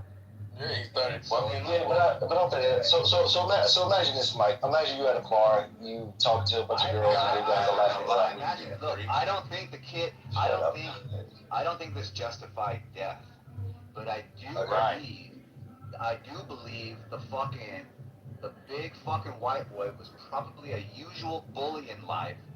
So much to the point where yes, this is my look. You can dispute it. This is my intuition. This is my intuition. No, I'm asking. I want to respond. This is my intuition, and I could be wrong, but I'm probably not. This fucking pig kid is used to being a fucking bully towards people and trying to tell people what to do. He walked around. His size was always the way he got away with certain things, and he tried to fucking punk somebody. And guess what? This kid fucking was fuck you, bitch, and he fucking swung back, right? I'm a human being. I don't feel the fucking confidence, the arrogance, the authority to walk up to a person and say leave, and then like try to remove. I'm like, are you kidding? Like, what kind of person does that? Especially to a smaller person. That's a bully. Those are indications of somebody that feels comfortable, that has got away with stuff like that before, and he's around his friends, so he has all that motivation, he has all that confidence, right? And he's gonna be the guy that I fucking got rid of. You know what, bro? Sorry, man. Like, you fucking fuck with the wrong one this time, and the kid's probably gonna go to jail. But The other kid could have lived if he just fucking minded his own business, or if he fucking went and told somebody that actually had authority to do something, but he's just a weirdo. That's it. Fuck those kids, bro. I remember those kids. Yeah, so my thing is, Fuck those kids. Fuck those kids. Fuck those kids. How am I? Fuck them. Fuck them. yeah, it was on me. AK, and I got to respond to you, AK, too, so let me respond to you, too. I want to respond to everybody. Those are the kids. You gonna let me use you? Just because you were bullied as a kid doesn't mean you were bullied. I would like to respond, Mike. With all due respect. You've been responding, bro. Put on your hands. We need a few. We need a few, guys. Sure. Don't you come from me, sure. Responding. I don't care. I don't feel bad. All right, real quick. Jack. We're gonna do a mini. Yo, who's disobeying? Okay. Now, real quick, we're gonna do a mini queue. Okay, so we're gonna have. I'm gonna quickly say something. We're gonna have Free, who wanted to go next. Monica. Okay, Free, Monica, Bima, one more person. 90 seconds apiece. We're doing the Huey queue. Real quick, Mike. I just wanted to. Can I go after everyone else? Because I know they're gonna come after me, so I want them. It's gonna be popcorn after that. But like I just wanted to point your attention to something. If you read, I don't know if you're driving, but if you read Monica's PTR, that's like an alleged tweet from Austin, right? It's basically, I can read it to you. It says, "Faith that God got me, and my work will pay off." And like I think like the point of like these tweets that are surfacing are to show that he was a good Christian boy, Austin, the kid who got stabbed, right? Now, my theory is, if he was a Christian, he should have done the Christian thing and welcomed Carmelo into the tent and said, "How are you, my brother in Christ?" And did all of that shit. I don't think Jesus, from what you know of Jesus, I don't think Jesus would have kicked Carmelo out of the tent or even tried to kick Carmelo out. Throw it up. So that was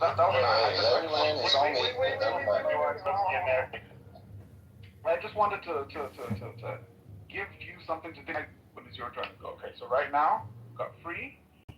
Somebody remind me the cues? Free, Monica, Bima. Free, Monica, I was after. Then Psych is at the No. Wait, hold on. It's the Huey queue, so it's only 4 at a time, and then popcorn. 90 seconds apiece. Wait, let me get. 90 seconds each, too. Alright, go ahead. Okay. Free. So yeah, so. And then, what? Okay. Free, Monica. Yeah. So last again. So. Yes.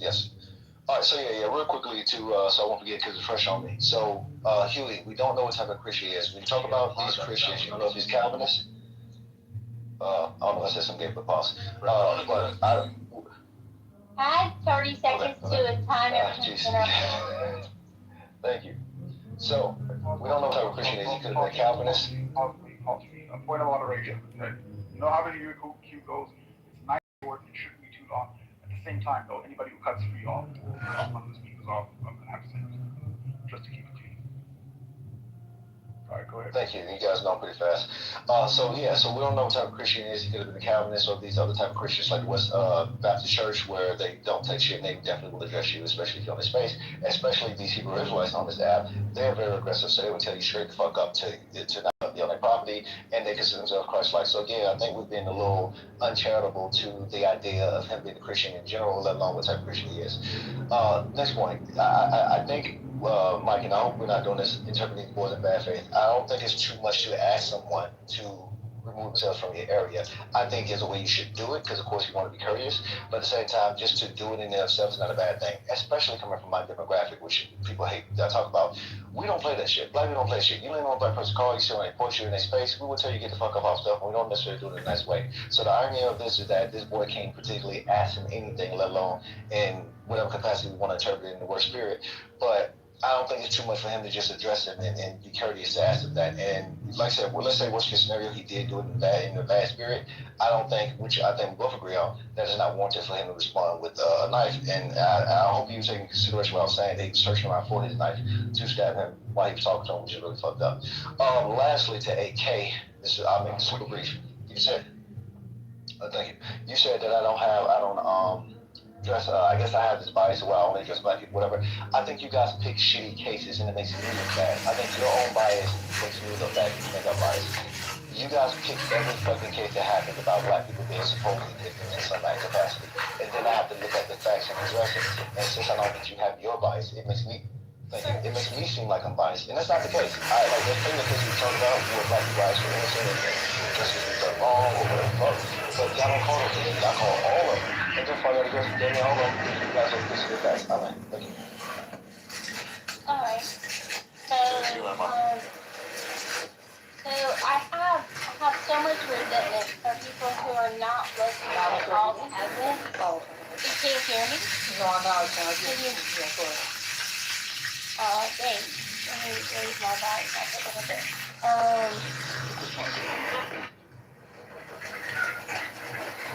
I think your child toy idea that's worth a lot of money. You can make it. My time starts now. So we saw this with Nick Sandman. We saw this with the Worston Bucks. We saw this with City Bike Parent. We see people a little bit of information about a situation and then thinking they know everything about it. Well, he's a big foreign boy captain. Of course he's a white boy and he's a bully. He tried to lynch that poor skinny black kid. He wasn't doing nothing. Like, we sure? We sure. Because today is the first day of the trial, from what I understand. And there's a lot of evidence that I'm learning that I didn't know about. So instead of pronouncing the victim, the dead guy that died in his brother's arms bleeding out, how about we check it? How about we make sure we write about this stuff? How about we don't have to have an opinion on every goddamn thing? How about we don't know and be comfortable in not knowing? And then instead of making stuff as personally, from what I've gathered, Alo was 13 or 14 when the family moved from Baton Rouge, Louisiana to Texas for a better life, away from the urban environment. And then there's photos online we should consider. But I actually hope that Carmelo is innocent. Be nice to think that people aren't targeting white boys for death. Wouldn't that be a treat? Thank you for the mic time. Who's on me? Bima and then AK. Be master of yourself. Go ahead. You call my whole government out. Wait, hold on. Bima, I've got a question for you. I've always been meaning to ask. Benz or Bentley? Beamer, Benz or Bentley? Hell no, sorry, bro. I say Bentley. She's not black enough for that one. I don't know. Dang. What about BMW? So this is I agree with the. That's a big one. Let's see. You know, we got to get some evidence. There are definitely some things that are still going to make me change my mind. You know, there's definitely things that I can imagine that are going to change these. I think there were 3. I had thought about them, and I was like, there's 3 things, and if they come out, I think I can change my mind on Carmelo not being not guilty. But I have to also remind everybody, and I want to know if this is true because I've only been able to gather this from evidence. Is it true that both Carmelo and Austin were captains of their football teams? Both of them. So you're talking about 2 captains of 2 rivalry schools. Not just 2 players, but 2 football captains. I think you have them. I mean, like, if we're not really looking into the psychology of that and understanding, and that could go 2 ways. That could go in Carmelo's favor, and that could go in Austin's favor. You know, I really, really want to know what the exchange was, and I'm really excited to know that Hunter's going to be able to give his side of what was said, but then Carmelo's also going to be able to give his side. so we could actually see what actually was said, what actually were they saying. I really hope he testifies. I don't know if he's going to, but I think that's huge. Is it my go? AK. Alright, thanks. So I just want to give my stance on my opinion. Monica, people gonna talk about it, right? That's a volatile case. It's just gonna happen. So but I agree. Sambo. Oh, now I sound low. What about now? Much better, thank you. Alright. I'm at my kid's school. Oh, what up, Joey? Yeah, a long line. So when it comes to the Metcalf shit, right? I feel like Metcalf didn't deserve to die in the way he did, right? I also, part of me is like, he fucked around and found out. Sorry to say, but I tell my kids not to bother people, right? Now we got, like Monica said, we don't know the facts, so we don't really know if he was being bothered or bothering and Carmelo. But from face value, it looks like he told him to get out from underneath the tent. You could act like that's him being a nice guy. Free said you would have done the same thing. No, like it's raining, motherfuckers under the tent. As far as how many tents, it's according to what time of the event it was, how many people put up their tents. But all in all, start raining, motherfucker go into your tent. It's fucking to get out the rain, right? Especially in these track events, people shit tents all the time. Rain comes out of nowhere. It's the same thing with soccer, right? At the end of the day, when the when the kid reacts the way he did, I'm all for proportional um, reaction, or whatever the fucking term is, um, proportional force. I'm for that, right?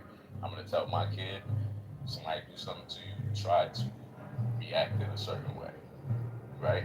Don't just jump to the most deadly force, right? And I think that's everybody. I think to me it's really clear cut. It's two kids that lost their life in this case. Would you say, who's that? You? What did you say? All right. I think that it's two kids that lost their life in a sense, right? One lost their life for real. The other one is most likely going to be locked up. If not, he's going to be, in the eyes of the law, he's going to be a problem, right? It's going to be attention, controversy surrounding him, right?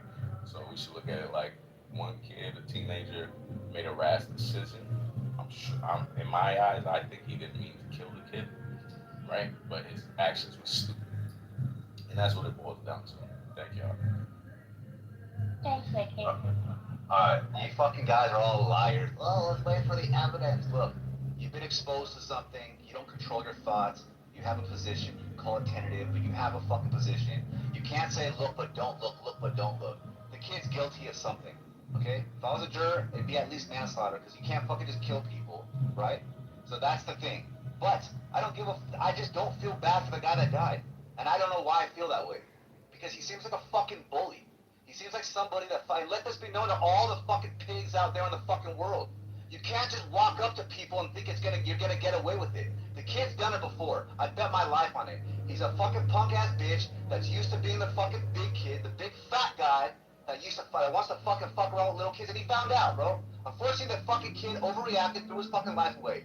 Let's wait for the evidence. Shut the fuck up. Evidence my fucking nuts. You have a position right now, okay? Can't change it? Yes. Guess what? It hasn't come yet. As far as it is right now, someone died, right? And someone died because someone tried to be a fucking punk-ass bitch bully. So all the bullies in the fucking world, be afraid, because hopefully there's more people like that. I fucking hate bullies, and this guy fucking found out. So fuck the guy that died, and the guy that fucking killed him, fuck him too then too. Fuck it. It's all good. No, that was so valuable. Appreciate that. Brilliant insight. Oh no, yours is. Let's not look but look. Let's not have a position but have a position. That's what the fuck you said. I saw pictures but I don't have a position. You don't know shit. You're just sticking up. I don't know shit. That's what you think. You don't. That's what you think. That I view the world through a Sholin. Race. It's so weird. Because you just said it. You mentioned it, Mike. You're just supporting your brother's boy. What a reductive caveman you are. You fucking asshole. Of course. Fuck Charlie Kirk too. It's nothing new. I know you don't. I know you don't. I know you don't. You probably got beat up by a guy like you when you were a kid. You're probably projecting. That's right. That's right. Because zero conflict resolution skills is the way to navigate the world. Hey, you know what? He died to teach his brother a fucking lesson. There it is. Fuck you. Yeah, Alright, this is what I'm like, it's gonna be what it's gonna be. But I hope no one ever treats you like you treat other people, Mike. The way I've been treated. I know these kind of people. I remember these fucking kids in school. You just said that I was never fucking big in my life. I know my logic and reason because of race. That's bullshit. I know them. I know how they react. I fucking know them. Why are you so I know their kind. The fuck you talking about? I fucking know them, I hope. It's too late. It's already happened. Is there anybody else? All right. Okay. No. Real quick, guys. Look, good conversation. It don't need to go this way. Opinion is opinion. We ain't gotta take these opinions fucking personally. Unless I don't. As far as I know, nobody in this room is related to the niggas. So let's just enjoy the intellectual part of this, not the emotional part of That this. he didn't want to make an impression. That he didn't want to be thought of as a thug. That he didn't want to be a thug for street credit and potentials. That's fine. Okay, hold on. You're not hurting me, Mike. Bully. You gotta calm down. All I said was, I hope he didn't. Bully. That's fine. You're pig bully. That's fine. Pig bully, pig bully, pig bully, pig bully, pig bully, pig bully, pig bully, and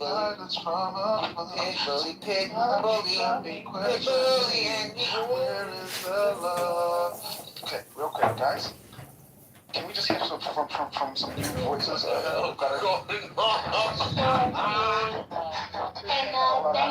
thanks for the room reset, Huey. I appreciate it. Okay, real quick, KC, we haven't heard from KC. He's new to the space as well as new to the conversation. So let's make some way for him. What's good, KC? Make some noise for him. I be in here every now and then. You know what I'm saying? I be in here every now and then, but it's funny because I grew up both of them. I grew up with Monica and Sai. Like, one, you fucked around and you out. But the other side, too, is like, you don't know Carmelo's story. At the end of the day, it's like, the fuck is the story gonna change anything? My man killed somebody because he tried to press him.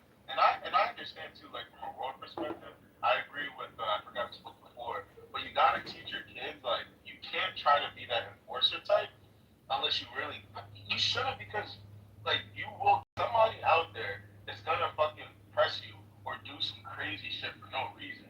Like, some people out there literally have nothing to live for, so they'll deadass just crash out, and you might just be the victim, and it might have just been literally, just by fate, it was you. It might have been somebody else, but in this instance, it was you. So, you can't try to press people and try to bully people and do certain things. And unfortunately, in this situation, this is where it ended up. It could have just been another day, and I'm sure there's plenty of these situations out there. It's just this case in particular became a nationwide case, but bro, like, you can't be moving like that. Like, you can't press people. You can't try to be an enforcer because you don't know who you're dealing with. And at the same time, just because somebody presses you doesn't fucking mean you kill them. So it's like, wait, do you think you wanted to kill him? It's not about whether you wanted to kill him or not. Why not? Are you stabbing somebody? Intent doesn't matter? It's not that intent doesn't matter. What I'm trying to say is, okay, I'll go this far. I'll bring it back, right? Because obviously intent matters. But why are you stabbing people? Why? Listen, bro,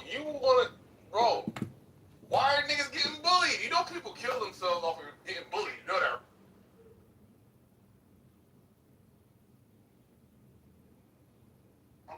gonna wrap You up don't this ask part. Christy. We're gonna wrap up this part of the If discussion you don't by ask, saying you that. never get.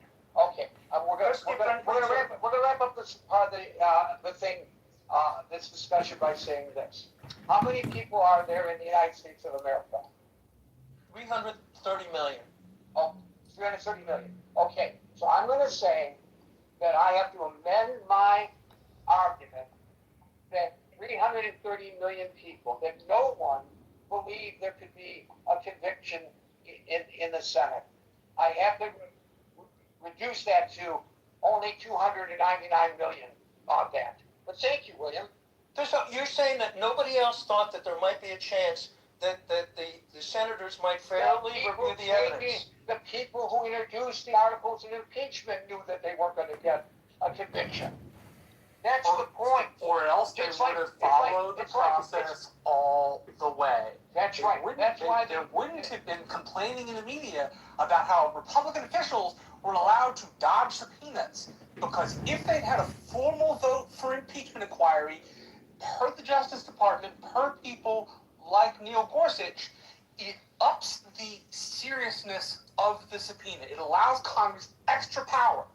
And they didn't take it seriously enough to take that vote and get the extra power. That's exactly right. They weren't serious about it. William, you're the only person in the United States of America who was serious about it.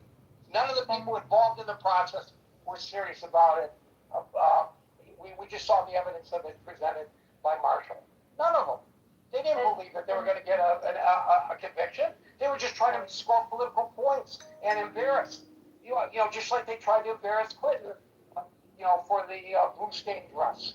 Okay, fine. So mission accomplished. The number of independents. I gotta get to you next. I gotta get to you next. And you are next. Thank you, William. Go ahead, Chelsea. You're up. You're up. Yeah, the number of independents has surged in the U.S. The number of people that are more disillusioned with our form of government, and that is a number that has increased year after year. So I think we do have to take a step back. If we had good leadership, which is something that El Normo was trying to state, like there would be good reasons to be defensive of against Iran, and if we had good leadership, it would have been a justified statement that would have been shared, and they would have shepherded everyone in, and we would have all been like united, and we would have felt like, yes, this is definitely a justified position to be in, but that didn't happen. So we're kind of stuck with like really poor leadership, really manipulative leadership, if anything, and I think it's something that can be understood based on the credentials of the man that we're looking at. Like, his health is, surging, but he's clearly like, he's overweight by any shape or character. That isn't something that you can walk away from. He is the healthiest president in the history of the United States. You never lie. You never lie. He's not too heavy. He doesn't drink too much Diet Coke. Sorry, am I getting interrupted? Sorry. Yes. Yes. Oh. Yes, you are. Go ahead. Okay. Well, if I'm going to get interrupted, maybe I shouldn't speak. Okay. Well, that's the attitude you're going to take. Fine. Dr. Francine, followed by Old Raj.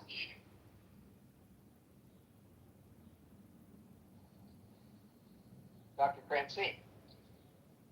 I didn't realize my hand was up.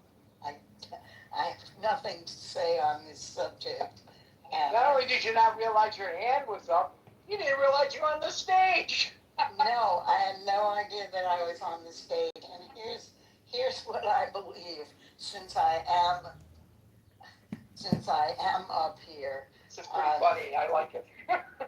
You guys were yelling at each other so loudly that I could not understand what anybody was saying. And I guess my comment is, we aren't going to fix anything if we can't even talk to each other in a, fairly decent tone of voice. Okay, I'll help you with that. I apologize, and I'll help you with that. Marshall and I were correct, and William was wrong. That's all you need to know. That's usually. I mean, I'm just trying to codify it for you because you missed it. But had you been able to hear what we were saying, you would say that Marshall and I were right and William was wrong, and and then move on. So I'm just trying to make it easy for you. Okay, so let me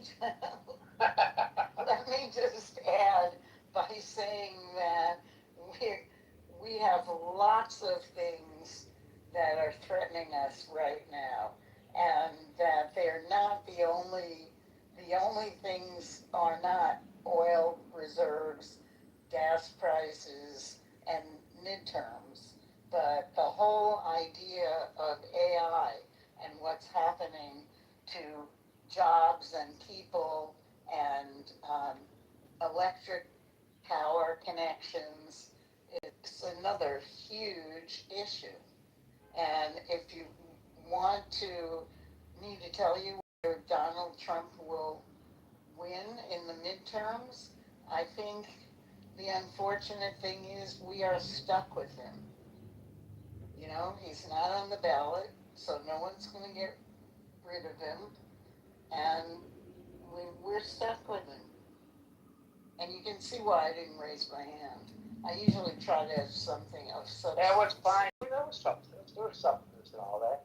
Especially when you decided you agreed with Marshall and me. We never put words in your mouth, of course. Marshall usually knows his stuff. Marshall does, but I don't. I see what's going on here. Is there a mutiny? Gary, you have been on laughing gas for the last 2 days. I know, and you know what? I at least enjoy my humor. You're Nobody else may. Too much fun. Well, I at least am having fun. Now, if the rest of you come along and chuckle along with me, that's great. If you get frustrated like John did yesterday, well, that's your problem. This question is Chrissy Brinkley taller than you? Oh, yeah. Oh. So could that be why she married Billy Joel? He's not taller than me. He's not. She towers over Billy. Okay. Yeah, so it wasn't height. Could have been another measurement. It could have been another measurement. I don't know. I'm not saying. Could have been another measurement, but it was not height. All right. Thank you, Dr. Francine. It's a very serious conversation we're having here, ladies and gentlemen. You have totally relieved me of my dignity. No, it's my dignity we're talking about here, not yours. See, I told you. You are on laughing gas, and you were on laughing gas yesterday, too. What is this deal? You find everything funny. Not everything, but, I think that we're under so much stress in our life that sometimes, this is what we do in the newsroom. We joke about things. I swear to God, if you walked into our newsroom, you would probably think that we are not serious about the job we're doing. Well, we are serious about the job we're doing, but we just make fun of everybody. We make fun of the Republicans, we make fun of the Democrats, and even more so, we make fun of one another. Oh my gosh. Someone in the chat just wrote, I wish the world would end. Hurry up, God, and harvest your children. Oh, listen, you can always leave the room. Listen, you can end this world by leaving the room. Don't worry about it. You always have an out from the world of the critical thinking forum. Don't worry about it. The chat on. What? That's what I'm saying. You can leave the critical thinking forum. For sure. Yeah. No, the room chat. It's on. I don't know why it's on. It's not supposed to be on, but I can't seem to be able to control this environment like I did before. Maybe it's because I'm too busy wisecracking and I don't know how to set up the room anymore. Pay attention, Gary. Yeah. Attention. Oh my God, you sound like my mother. Thank you. Of course, I'm a Jewish mother. There you go. Old Raj, you're up. Thank you, guys. Good afternoon. Hey, Gary. Hey, Marshall. I came in late, so I don't know if I have the breadth of the whole topic, but yes, oil reserves are low, gas prices are definitely up. I'm going to make a prediction, not too eventful, but the Dems will control the House. It'll be a tie, or Republicans will hold on to the Senate, and I'm assuming there will be some new impeachment hearings that'll come up. I would like to see it specifically pertaining to the emoluments clause, which he breaks every day in the Constitution. And I'd say right now that's all I got, because I don't know the genesis of anything else y'all are talking about. Thank you. Thank you, Raj. Meryl, followed by Andrew. I missed almost the entire show so far. I came in when you guys were talking about the difference between you and Billy Joel. So I think that's a little off topic, right? Uptown Girl. See, I got it. Okay. Uptown Girl. Okay. What are okay? Gas, oil prices. Okay, oil reserves low, gas prices high.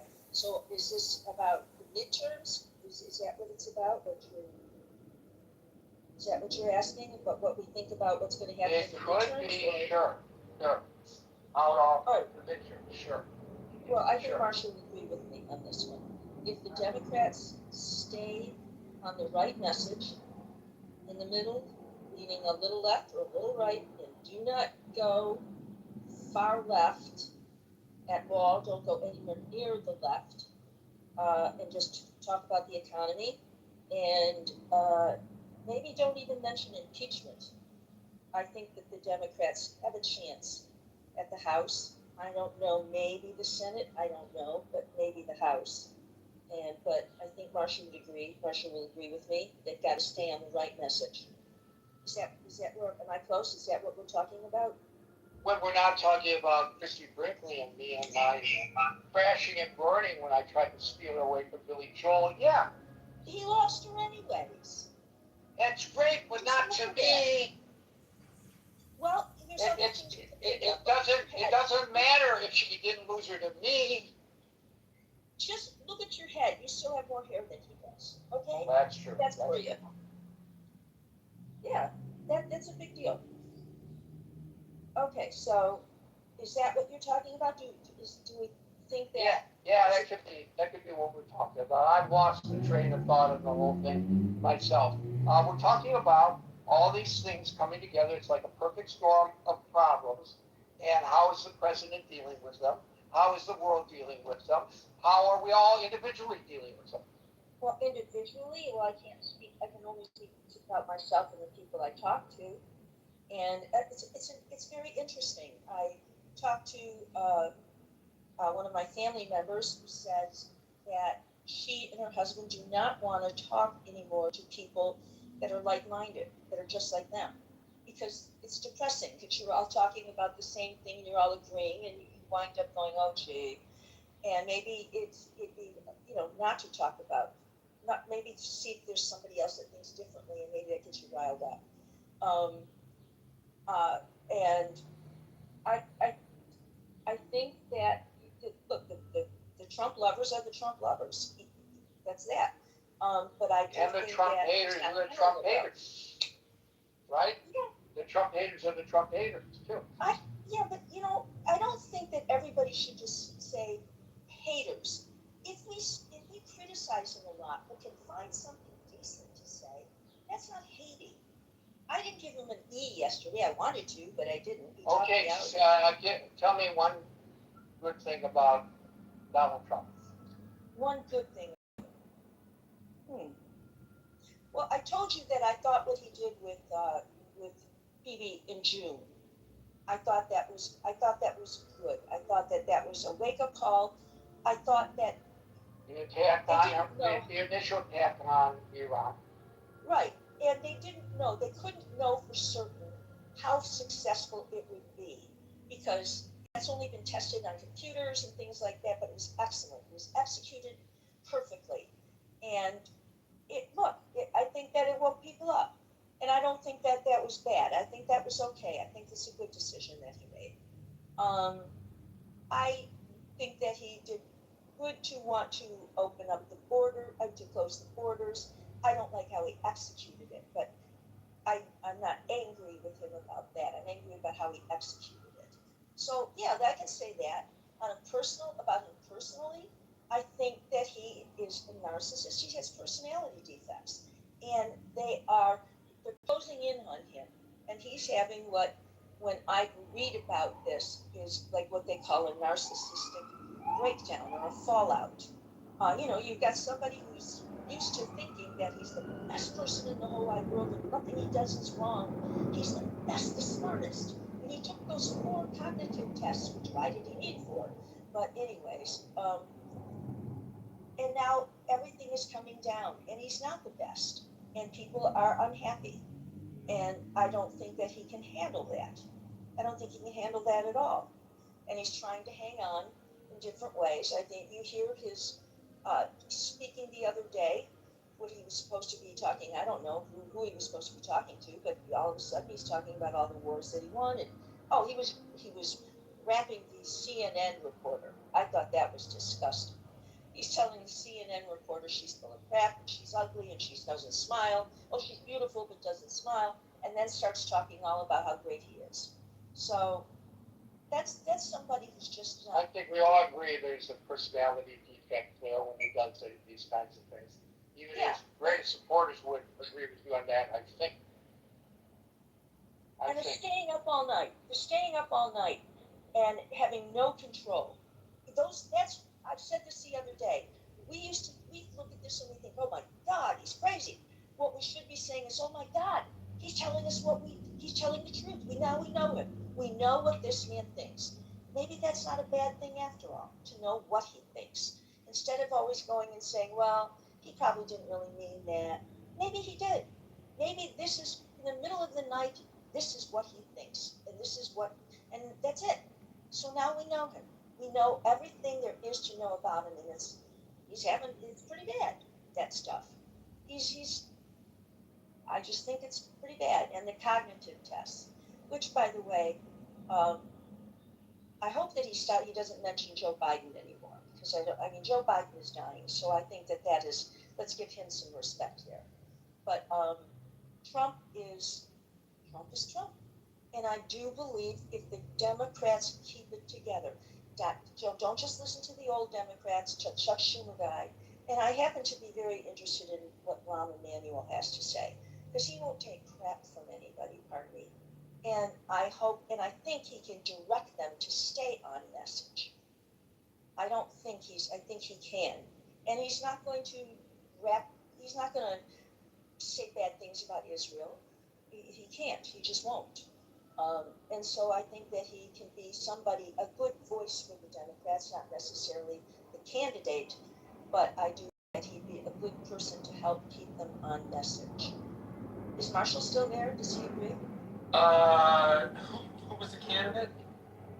No, I'm saying not the candidate, but that I think that his message, not go all the way to the left, and that he's not going to, he's going to help them stay on message. He's going to remind them. The more messages Trump's a Nazi and he's shitty, the more people are going to go like, okay, what else do you have to offer me? You've been saying that for 10 years, and he's still president, so what's the point, right? If they focus on the economy, at least special election results show that if they focus on affordability, they tend to win more elections than they lose. When they start arguing about ancillary issues like Trump being evil or, essentially anything run on that. Yeah, essentially anything ancillary. No, I don't think they should either. Anything ancillary to the economy and to making life better for people, I think does the Democrats a disservice, right? If the National Party and the candidates choose to wed themselves and do themselves a disservice, then they will lose the election to Republicans who shouldn't be in office. And I think that you can get the young people that you lost in New York, like the voters, like what you have in New York, you can get those young people back, or you can get young people interested. Once they realize, you know what, nobody gave you anything, you're not doing much better. You don't have that $100,000 job that you wanted right out of college. So I think that if they do this right, they'll get the young people back, younger voters, I think, because they are very much affected. And I don't think they should keep talking about impeachment. I hate that. I don't care whether we want to impeach him or not. You just don't run on that. Thank you, Meryl. We'll go to Andrew. He's followed by Pirate Barry. Good afternoon, Gary. I do have some hockey news for you. Excellent. Excuse me. My city here in Kitchener won the Memorial Cup, first time since 2003. That's the junior championships between East and West, if you will. They beat Everett, Washington, actually, 62 Sunday night. So that was cool, and my city was quite happy and proud of the Kitchener Rangers. Anyway, to the point of the room. Yeah, gas prices high. Food probably could be in jeopardy, perhaps. Other goods and services getting more expensive as we speak. So, yeah, this is long term. I don't think weeks is the word. I think it's months we're talking. Even if it were all to be reopened tomorrow, it would be months for this to filter back out of the calculation in the economy. But as far as the midterms are concerned, I don't have much faith in the American people at this point, in their decision-making process, in the critical thinking.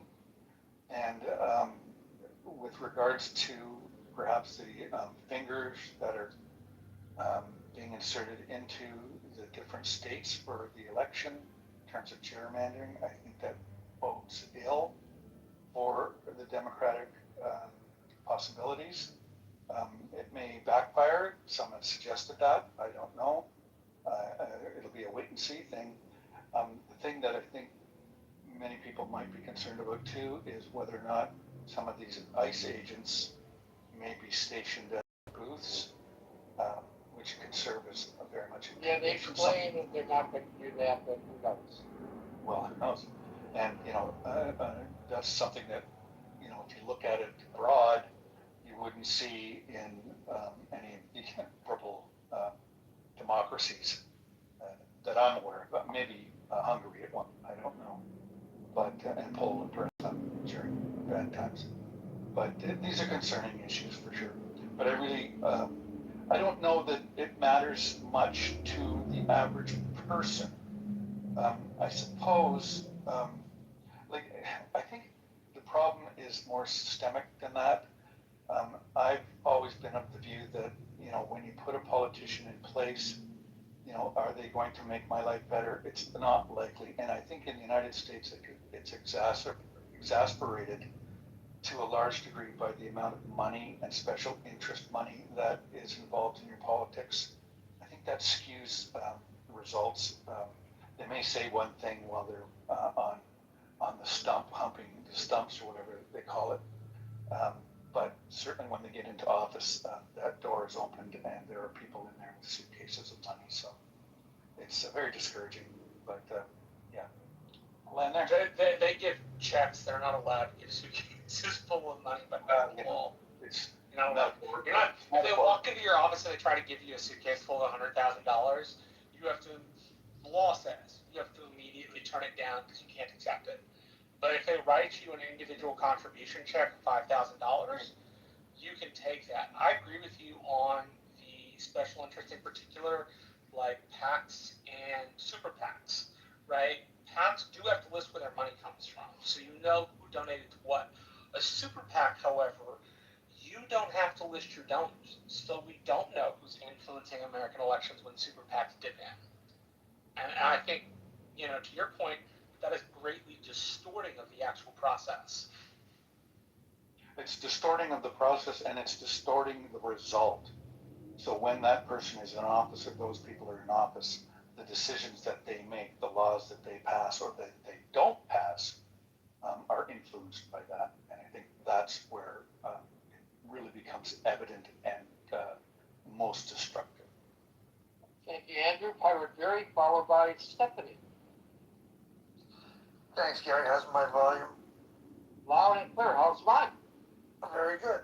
I just wanted to say, number one, I'm a huge Billy Joel fan also. Number two, I got an alert on my phone that Trump accepted invitation to Game 3 of the NBA Finals in New York. So we will see him in public.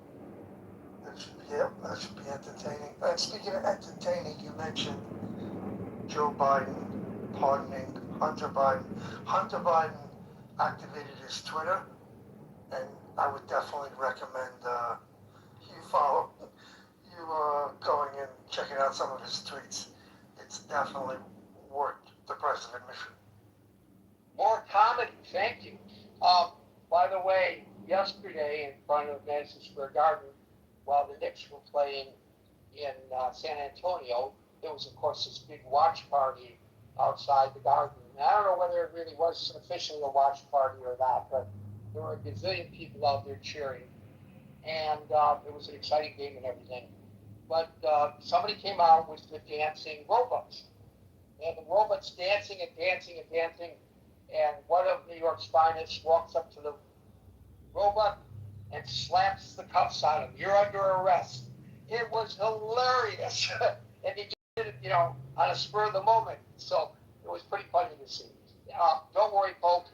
No robots were harmed during the filming of the arrest. Stephanie, followed by Armin. Hello. I am out watching my Netflix, and I accidentally pressed I don't know how I got up here, but I'm up here. So I'll just say, yeah, I don't think it's only about, it's not just the oil, petroleum, it's the fertilizer, it's everything else that the petroleum feeds and creates, the plastics, etc. I think farmers in the United States and other parts of the world are letting it out here.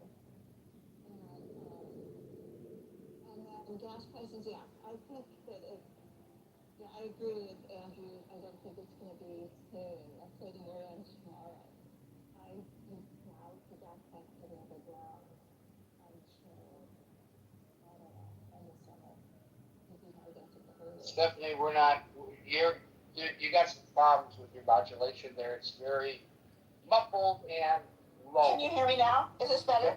But okay, sorry.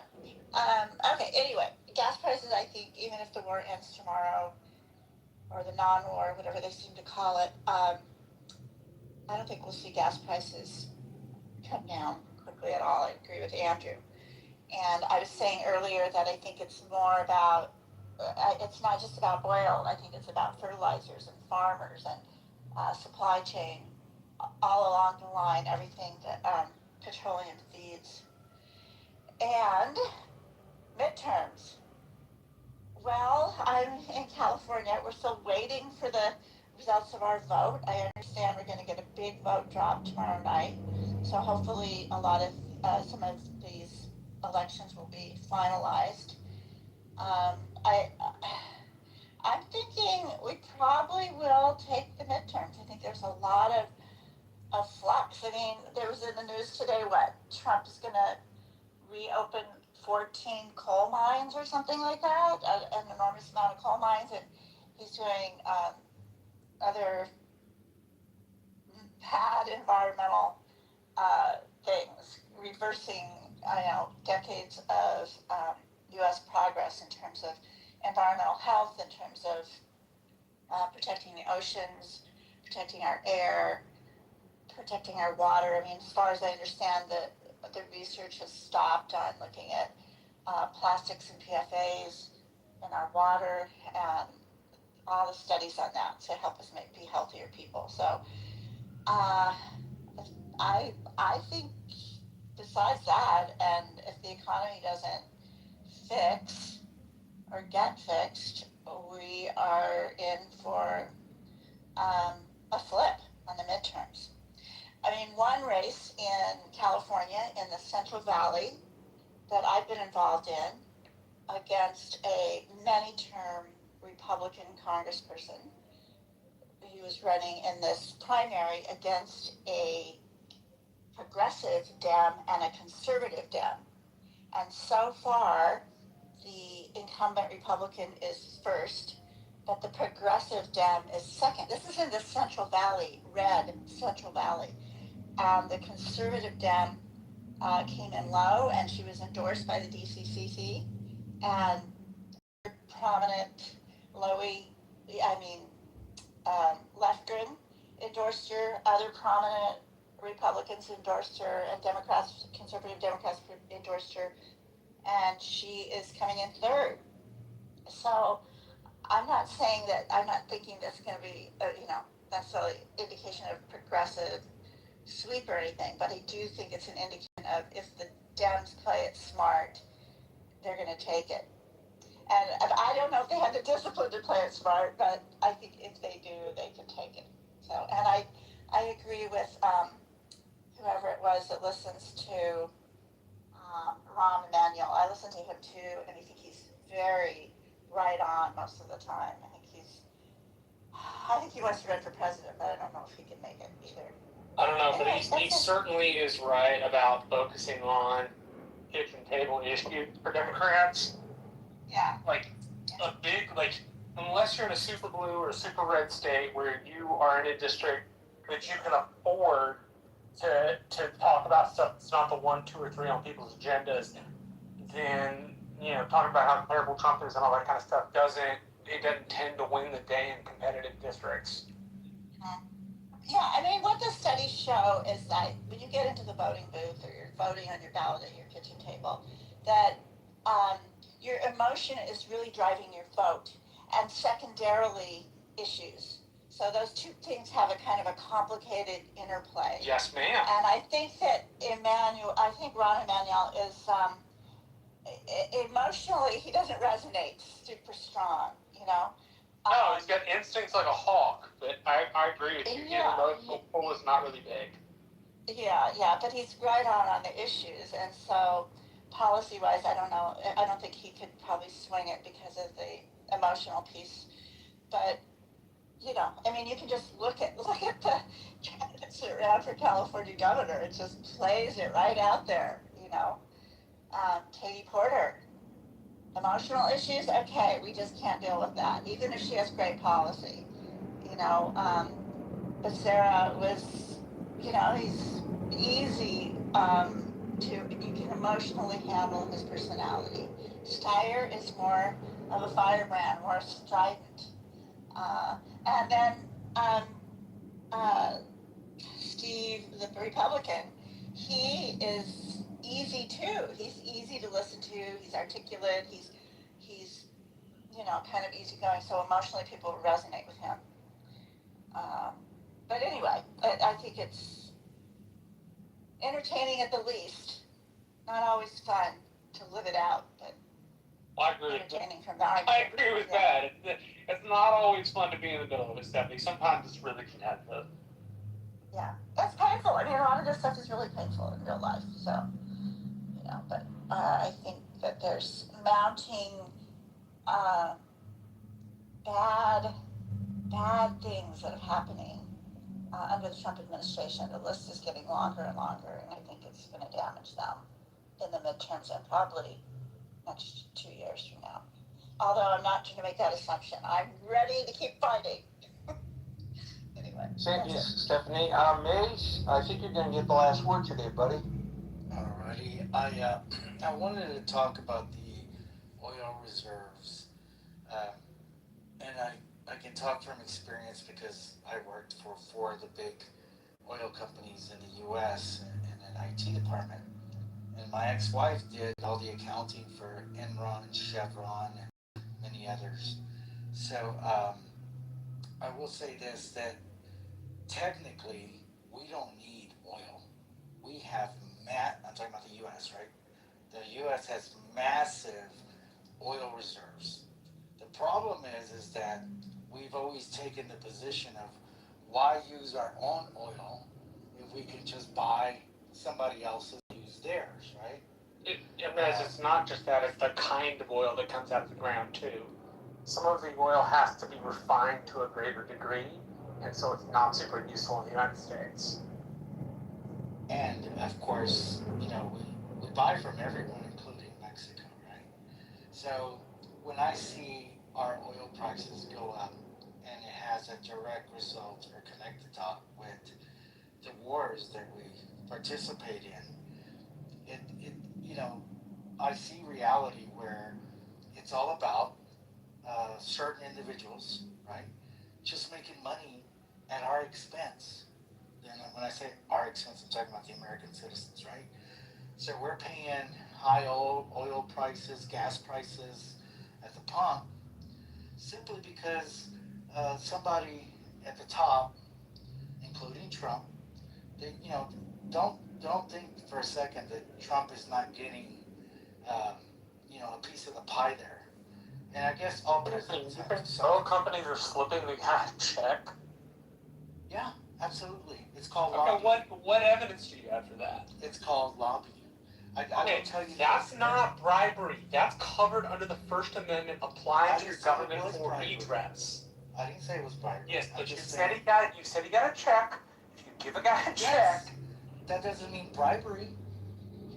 My point is, Exxon is not sending Donald Trump a check personally. They pay taxes to the U.S. government, but they're not sending checks to Donald Trump.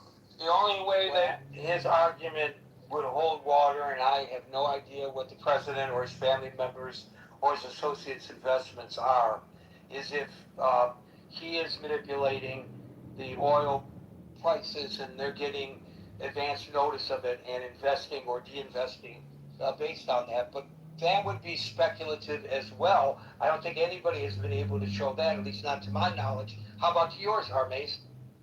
Well, I will tell you this. A lot of stuff that our government does is not going to be publicly known, right? We should know that. We can't be, what's the word I'm looking for? We can't be ignorant to the fact that, or pretend that stuff like that does not go on. And I think that may be. Stuff like that may go on, but you made a direct accusation, and if you make the accusation, it's incumbent upon you to back it up with facts. And I'm giving you a third time to come up with some facts. I don't have any facts at this moment. Then why would you say stuff like that? You do this a lot. I don't understand. Just because I don't have the fact in front of me. Yes, it means it's not true. That's exactly what it means. It means you're giving your opinion about it, and your opinion, while you're allowed to have it, is only valuable when matched with fact, when you make declaratory statements about the way politics work. Like, you need to have facts for this stuff, bro. You can't just open your mouth and say that kind of stuff and expect people like me and Gary not to ask you where you got the information. And then when you say I don't have the information, it's incumbent upon us then to say, okay, well that's just your opinion, man. Yeah. And kind of freedom of speech is about the government limiting your speech, not my opinion of your speech. I don't believe that. I'm going to disagree. Let's agree. Well, read the First Amendment. The First Amendment says the government shall make no rule abridging speech. It doesn't say that in private conversations I can't ask you to be factual. That Gary doesn't have the right to kick him off the stage. Go sue me for kicking you off the stage. I'd like to see you win on that one. Marshall makes a good point, and it's important that people recognize this. You do have a tendency to make declarative statements without information, and then you claim, well, it's true, I just don't have the information in front of me.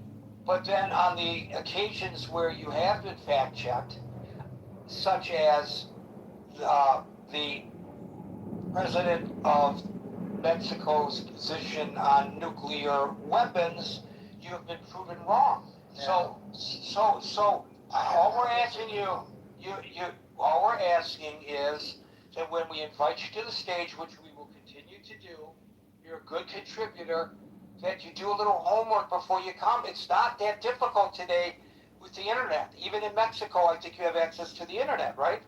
Of course. Okay, but you're here with us now. So you could very well find something to substantiate the allegation that you just made against the president, at which point we're going to say, oh my, thank you for bringing that to our attention. Folks, we're here Monday through Friday at 5 o'clock New York time. So until 5 o'clock New York time tomorrow, with the next edition of the Critical Thinking Forum, everybody be safe, be well, and peace out.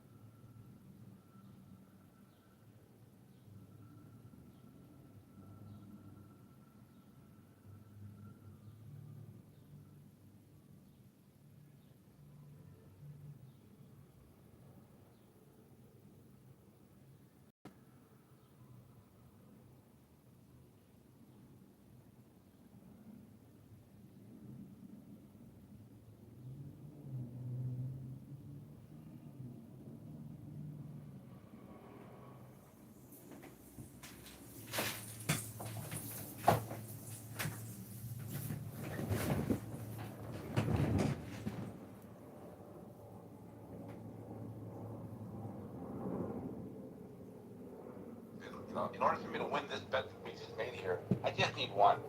Right? So that's why it's a good bet, and that's why I took the bet. No, that's a fact. That's a fact. Listen, I'm confident in white people win. That's what I'm thinking. Like, Matt is confident that America is fucked, or at least Texas. Because what the hell? He just need one little piece of something and he wins. Yeah, all I Probably How many counts won't you be got? there if you haven't figured that out yet. I don't even know. I know that it is. Y'all making bets and y'all don't know how many counts this nigga got. No, we're making a bet on the verdict. Very rare. But you remember when we did the verdict, Oh my God. sentencing and the verdict for Diddy, right? We parsed it out to like what counts and who was more right. All right. So the bets on the indictment right now, right? On the premeditated murder. You want to do it on the murder? Yeah, let's do it on the murder. Well, that's what he's being charged with. Yeah, we'll do it on the murder. So if he takes the plea deal, lose. Because it would have to be a murder or not, right? No, but the plea deal, because I'm making my bet because white people are racist. So the plea deal would have nothing to do with the racist white people. It's only out of first. So one count, first degree murder? Yeah. Oh, he's gonna be fine. Come on, I'll take right. it over there. Yeah, but what I'm saying is like, but what I'm saying is like, if the is instructed to add like a lesser count, right? Let's say some sort of like an assault or whatever the hell they do. I don't know what the process is, but like, let's just say they do that, and then he's like, you know what? I'll just take the deal and I'm out of here. Like no time, no jail, no nothing, right? Oh, he's not gonna get no. Yeah, I'll take that deal too. If he takes it. All right, but technically, I mean, you just heard him accept that, so it doesn't matter. But technically, when you take a deal, it is a statement that said like. Yeah, that you're guilty. Yeah. No, right. Guilty of a lesser, not guilty of this. All right. No, listen, I'm really. I don't think they're gonna offer. I don't think they're gonna offer him anything because They don't bust down the charge all the time. Yeah. Sometimes you have to plead to that charge, and then they give you the lesser sentence. Oh, I did the what is it? The feminist shtick. Oh, for real?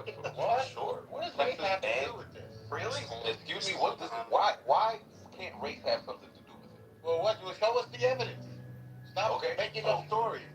What Okay, I'm gonna go inside. I'm gonna go inside each of these teenagers' minds and pull it out. But no, like there's things. I get what you're saying. In the actual case, you're looking for him saying the N-word or the black kid. I'm looking for evidence white of boy. race. That's evidence of race in the case, right? Well, yeah, you need some evidence. There's no race. Nah, You can't just make it up. That's what you're looking for, right? No, I'm looking for what evidence. you're saying to me, you're saying to me that if I don't present to you evidence, right, then there's no possible way that race could have been a factor, and that's just not true, right? Not true. No, that's not what I'm saying. The law is black and white. Let me just ask you, El Norma, I'm just asking you this. If I don't give you any evidence, does that mean that no race was involved in the case, in the situation? That means that there is no no just evidence. Answer me yes or no, and then I will listen to you. Just for me. Okay. If I don't give you no evidence, does that mean that there's no race involved in the case or in the situation? Under the law, 100%. You notice that Derek Chauvin was not accused of anything having to do with race. Did you notice that?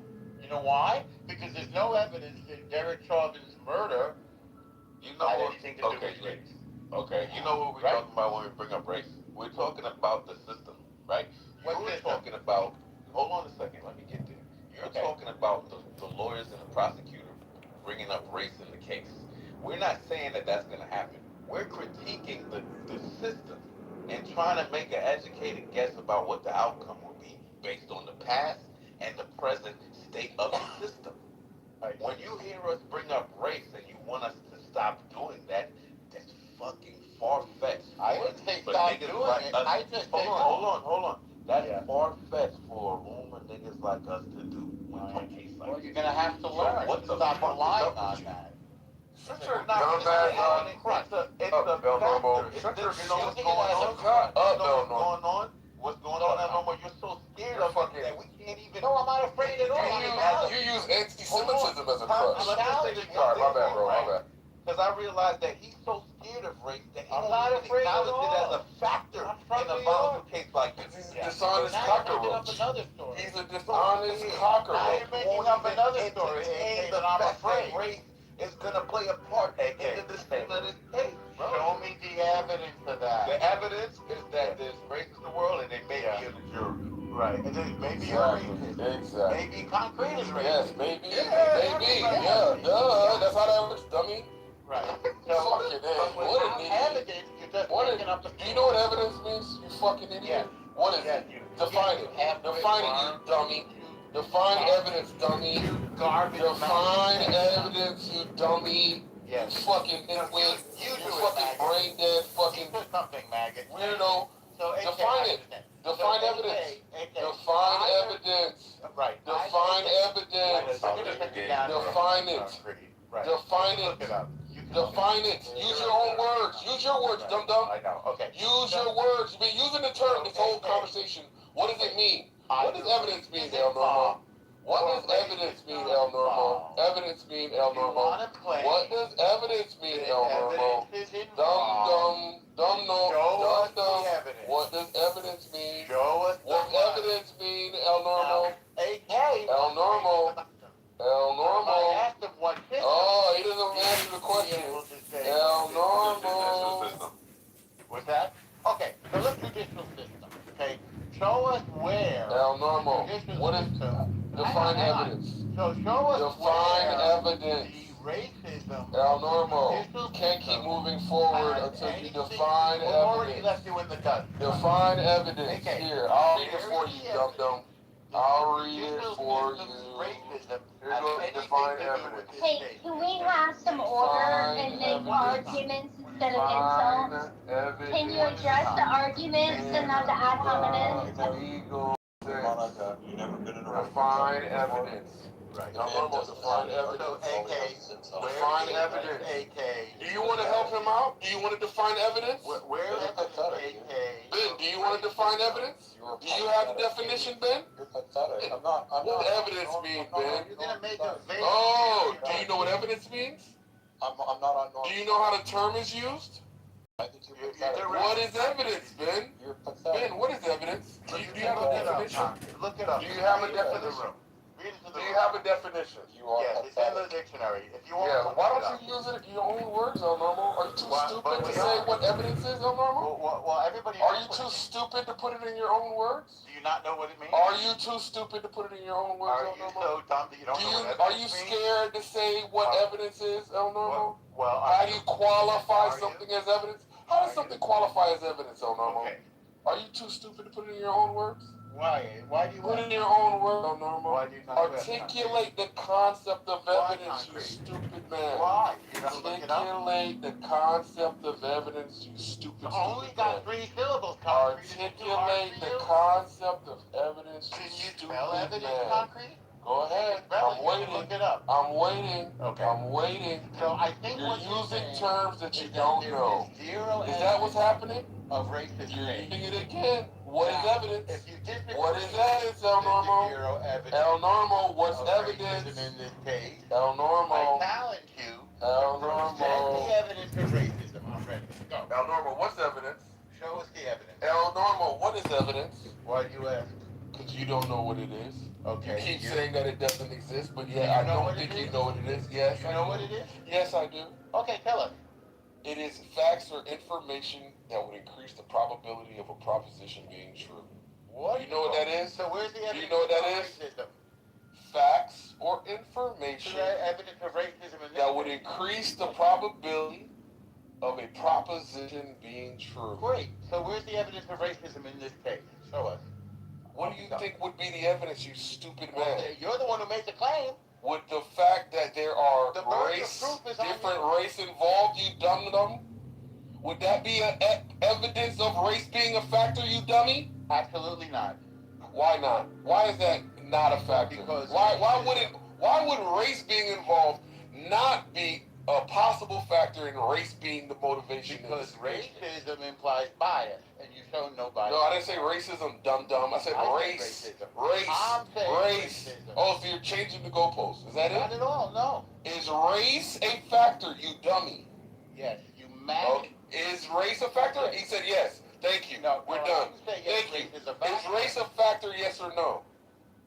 Show us the evidence. Is race a factor, yes or no? Show us the evidence. Is race a factor, yes or no? You'll have to show me the evidence. Oh, okay, cool. All so right. you don't know what evidence is. That's why you keep saying that. Evidence. What is evidence, El Normo? What is evidence, El Normo? Do both schools have both races? What is evidence, El Normo? Both races. You obviously don't know what race evidence is, you fucking idiot. Thank you. I think you've proven pretty decisive racism. What is evidence? What is evidence? What is evidence? Evidence is fact. You got any? Uh-huh. And what else? What else? El Normo, that's not the whole definition. You want me to say it again? Exactly. Show us. Race is not race, dum-dum. Oh, so there's no racism in this case. Good. We're making Chris learn something. Two different concepts, dum-dum. So is race a factor? I get it. Is race a factor? Is race a factor, you dummy? In what way? Is race a factor, yes or no? How is race a factor? Is race in people's decision making? Show us. Is What it people? or not? What people? In people who appeal to race, obviously. Well, who's appealing to race in this case? Human beings. Human beings appeal to it. Oh, you don't this appeal to race? Who in this case is Do racist? you appeal to race? Do you appeal to race? No. You're a liar. You? You're a fucking No, liar. you're You're a a liar. cockroach liar.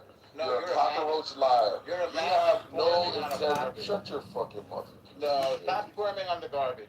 I'm just blowing you out. Go take your loss. Go do the walk of shame. And if anybody thinks that race is a factor in this case, just bring the evidence and we'll look at it together. I rest my case.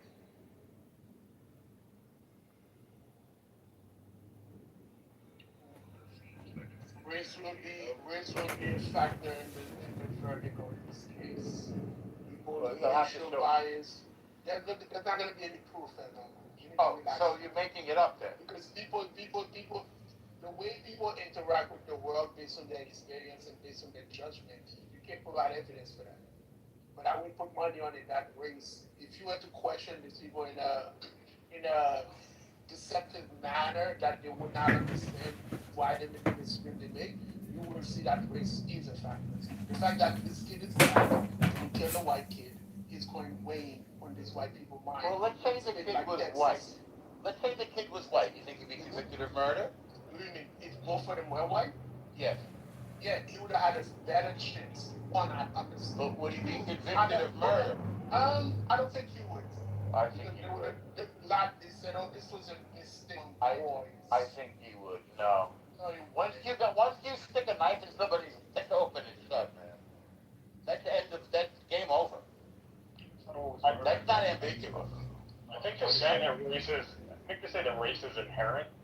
I mean, is the schools homogenous? Do they not have these races and ethnicities? I mean, the kid would have been around before, so to say that because of that, I think it's more so because they are maybe rivals and they escalated. Once again, back to centering kids, they don't have the wherewithal to know that there's consequences because we've protected them from them. But to inherently say that race is involved, I don't know if you can say.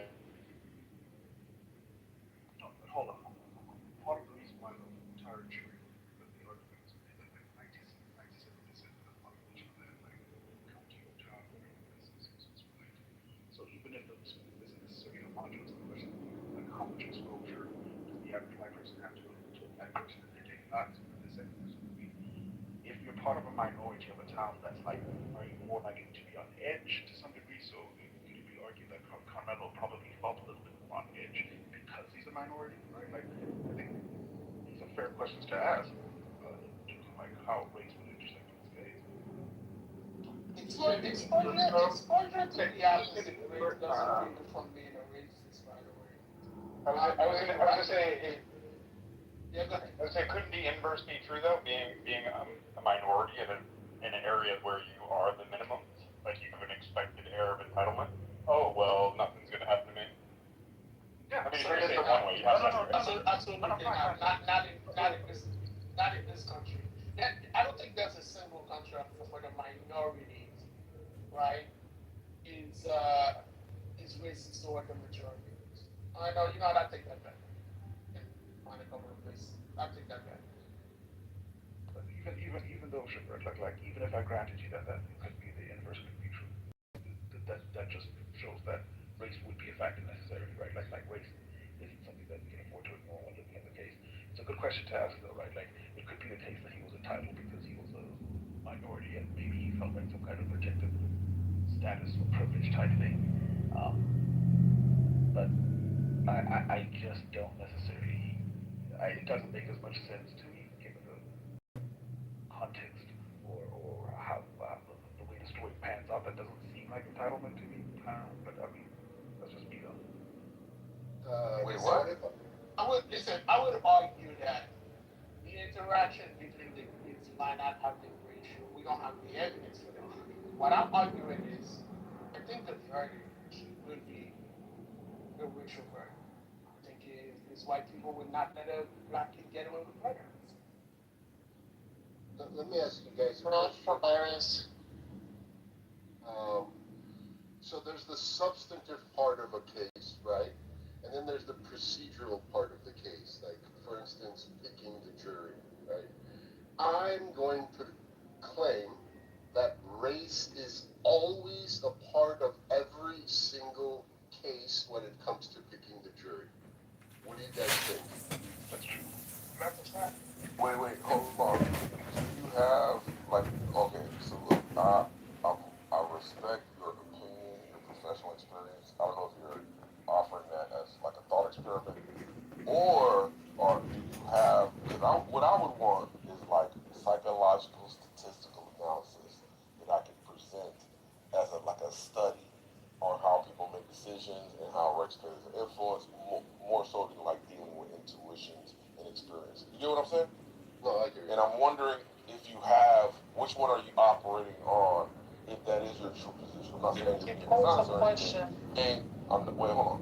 I'm not saying you're being dishonest. I don't know if you're.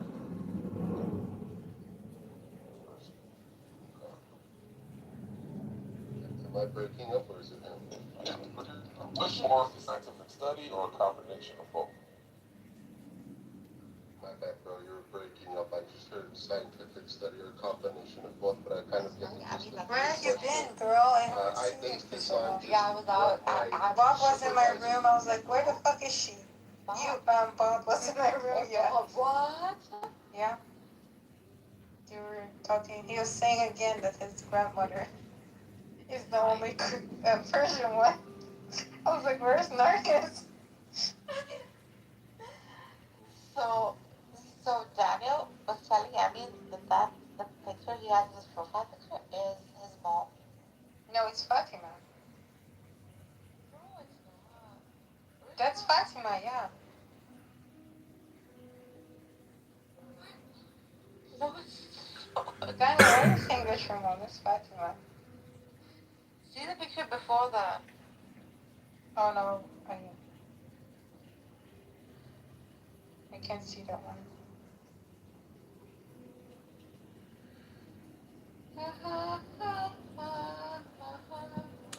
Well, I just want to welcome back everybody to Find Islam in the Bible, Megatron's favorite way to spend his day, which is with you.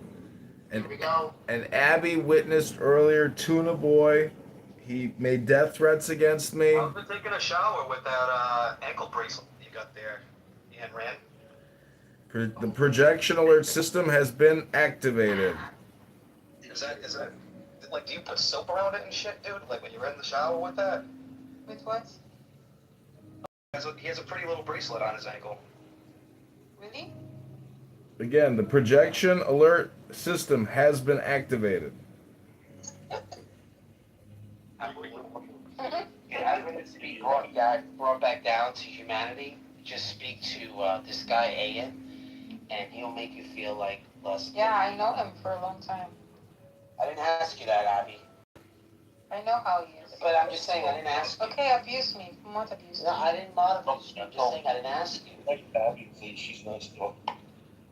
She doesn't like me. I'm not gonna like promote. I never said that. She never liked me. I She's never never said liked that. me because I'm black. I didn't know you were black. He's not black. He's black from the waist down. If you were black, then I would like. I want apples for my face. Are you black from the waist down or? Waist down, black. No, I don't care Purple, about that shit. purple waist down. Fuck, that's so disgusting. Yo, look at those tents. Oh my god. I've seen them. Really good. Which one? Oh, that's so good. Wow. I didn't know you can sing. She's gone to heaven, so I've got to be good. So I can see my baby You know what? We need Fatima here. I'm joking. You could bring her. I swear she follows me. I don't ping her. You could bring her in here, and I would be so nice to her, I promise. No, I don't want her to be here. Okay. Yeah. Because you don't No, she's gonna do something and I'm gonna get the blame. No, I would protect you. It's okay though, I don't care, but yeah. But I really like you. Thank you, I like you too. I want you to suck my face. You went in on her smart sobs. What, you know? What? You went in on her so hard, sucking sobs. In Fatima? She went after Fatima so... No, it was not that bad. I can't go in on somebody who's anorexic, you know. I'm anorexic too. I was told not to do that anymore, so I won't make fun of people who are anorexic. I mean, Fatima is anorexic. I won't make fun of her. I promise. She probably doesn't care. She literally doesn't care. Yeah. But yeah. I just don't think we should talk about food in front of her because it's probably really sensitive. And I feel like the last. Maybe she'll get hungry and she'll eat more. Oh, that's true. Maybe she'll eat and like, do you think she's bulimic? Like she'll eat and she'll just like throw it up? No, she's anorexic. I'm totally interested. She doesn't eat at all. I hate her. I don't like her. Don't fucking rob a bank with this fucking chick. Me? With me? Yeah, Abby. Don't ever fucking rob a bank with this chick. Yeah. Why? She'll spend all her money and put you in jail to take yours. She'd confess. Yeah. I feel like you would confess. No shit. I would confess. You would take the money and then say sorry. No, I would not. I would just give the money back to bank. Yeah, sure. Yes, I swear. Uh-huh. I found so much money on so many times I found money and I will just give it back to, or tell the neighbors like, hey, did you lose money? Well, no, if it's your neighbor's money, yeah. I mean, where else would I find different. money? I don't go somewhere else. Isn't it crazy how much vacuuming can make a difference? Oh, yeah. Why? 100%.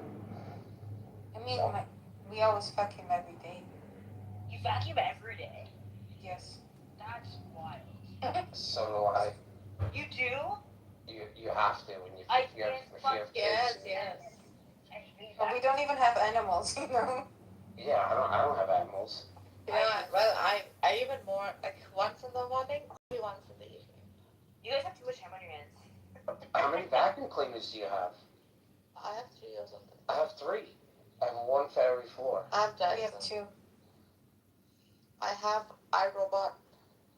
Yeah, I have the robot too. I have a good one. I bought it during the. I have Dream. It's so good. Just does it itself. I also have like it cleans the windows itself too, and bathtubs and stuff.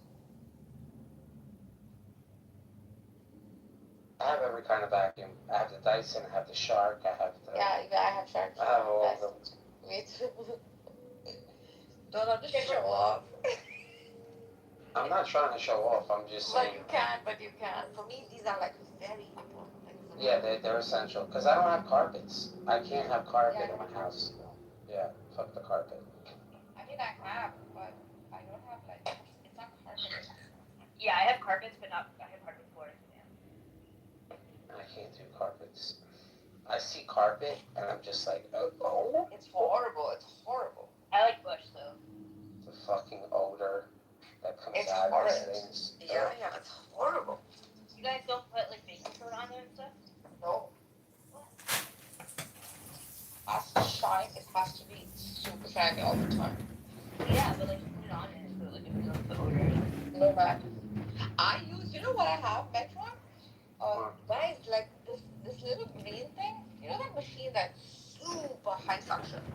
Yeah. So I love carpets, and I also use it. I use it sometimes on the mattresses. That I have. Oh yeah. Oh yeah. I Like buy it my mattress. sucks it out like So do I. so much. There's not much dirt where I live at all. It's the dust mites that build up. America dust has a mites. certain kind of dust. You don't find, especially where I live, because there's desert on one side and there's beach on the other side. It's a kind of light white dust. Yo, I have two covers over my mattress. Yeah, The first one is Yeah. from the bottom coming Yes. up, and then the one on the top Yeah, it goes over the one on the bottom. Oh, I see. Okay. You understand what I mean? Yeah. So both are waterproof, right? No. Those are for my kid. The kids have a what? No, that's uncomfortable to sleep on. No, they're not. You don't know the newer ones they're making. What are you doing with your bed that you need a water? What is? I don't even want to know. Because it should be just very immaculate. No, It's not. It's not water. It's dust-proof, waterproof. This little ticks, whatever. What are those called? Bed mites. I've never seen bed mites, but it It's has dust mites. The not dust, they're dust called mites. dust Some shit. mites. Yeah. What are dust mites? Oh my God, look it up. They're like They're little microscopic mites. They eat skin cells. They How, eat how the. do they look? They eat the flakes that come off your skin. Oh on my your God! bed. You're bloody kidding me? This can't be real. Bro. No. Yes. I mean, they are innocent, but like, you have to change your. You have bugs all over you like that every day, all day. Oh my God! Where are they? Where are these? They live on your skin. They live in your like eyes. They live in like your. This is not real. This can't be true. Yeah. Yes. Oh my God! I can't live. Hello? I never knew this. Hello? I can't do this more. I can't live. Hello? You'll be fine. You have lived so far, so. Just take your skin off. It won't be an issue. It's unbelievable. They can't be on. Many of They you, live in your eyelashes. They live in your eyelashes. many of you are already altruistic Kat, do you know what parasites. Ethan Moose looks like? Yes. No, I'm asking Who? Kat. I don't Remember Ethan, know. the one Yeah. that was always talking in Andrew's room, the one obsessed Yeah, with Andrew? Ethan. Yeah, of course. Wait, what about? Yeah. I'm gonna show you what he looks like. You know, But he's on YouTube, so it's not like I'm doxing him or anything. you know what he looks like. In fact, they had like put in money to get him. I think he had. Oh, is he the one? He's the one that was debating. Yeah, the American. Yes, the one that talks about the bride. Remember the bride one? The bride thing? Yeah. You were around for that one. This is him. That's why there is no dementia in Israel. If you're a Christian and still don't know that the reversal of memory loss is in the Bible, read the scripture. So it's kind of like click age. I don't know. People I think are maybe justifiably really skeptical. I always thought that. So at the final operation she had scheduled on the first visit, in 3 months, I'm going to make everyone believe. I'm going to perform a sign that will make everyone believe. So on October 17th, around midday, which is when the schedule is for all of these apparitions, at this location, which is the Kitover. That's what I thought. But okay, so then we keep going, Yeah, and look basically, at this fucking we have weirdo that jerks what happens off in to September, Andrew's and now this is when we're starting to deal with crowds in the tens of thousands have already gathered. And so the apparitions play out as they had before. Total creep mode. Oh my God. Wow, that's amazing. Did you see how many views he got? It's fucking amazing. He's at 100,000 views. Yeah. That's not on his channel, bro. 3.4 thousand likes. I know, but it's still pretty impressive. Ethan Muse. But yeah, that's what he looks like. Crazy. I mean, honestly, with all the videos that I've combined of Tom Rabbits, I probably make up like 10,000 views. Well, anyways, I mean, Is that all right? you could take this 5-hour dialogue with him and just do like a key extracts, and then you're like, wow, okay, great, we got the top 10 here, and then you're done with it. But Andrew will still keep coming here for the rest of his life until Mark Benioff decides to shut down Why are this you complaining about it? this Why? this What are you Parasite doing right app. now? Oh, What are you I'm doing about right to now? go enjoy my best life. I need information. I don't need you complaining. I need He's information from projecting. you. Yeah, stop projecting. I need information. I want to learn The something. projection I don't alert care system about has you been listening into activated. conversations you don't care about. Well, see, I believe that, essentially, you're wasting your time. I think you could confirm it if you were to be more aware of how you spend your time. But because I film all of my time, I'm well aware of how I spend my time. Bro, you look at yourself. You have a TikTok where you're just fixing your face, you're looking into the camera, and you're doing absolutely nothing. Do you understand how, like, when I see you doing this, I'm like, he must be either peaking from his, what would I say, your controlled substance, your benzos. You're peaking on your benzos, and you want to share your peak moments of ecstasy when you're jittery and you feel like you have this tickling sensation that's going up your ass, and then you're recording for everybody to see. That's exactly what's going on. I've been there too, Ian. I've been there. I know what the tickling sensation feels like. It's just better with a man. I'm just letting you know. So that's all you're missing is a boyfriend in your life. You should be doing this with another man. No offense. Maybe a younger man. Because you're like the old. It would make a lot more sense if, like, there was a single viewer. Like, let's say there was 2 watching. And every time you go in, there's like, nobody's watching it. For hours. That's the creepy part. I'm sorry. Why would you do a live stream video?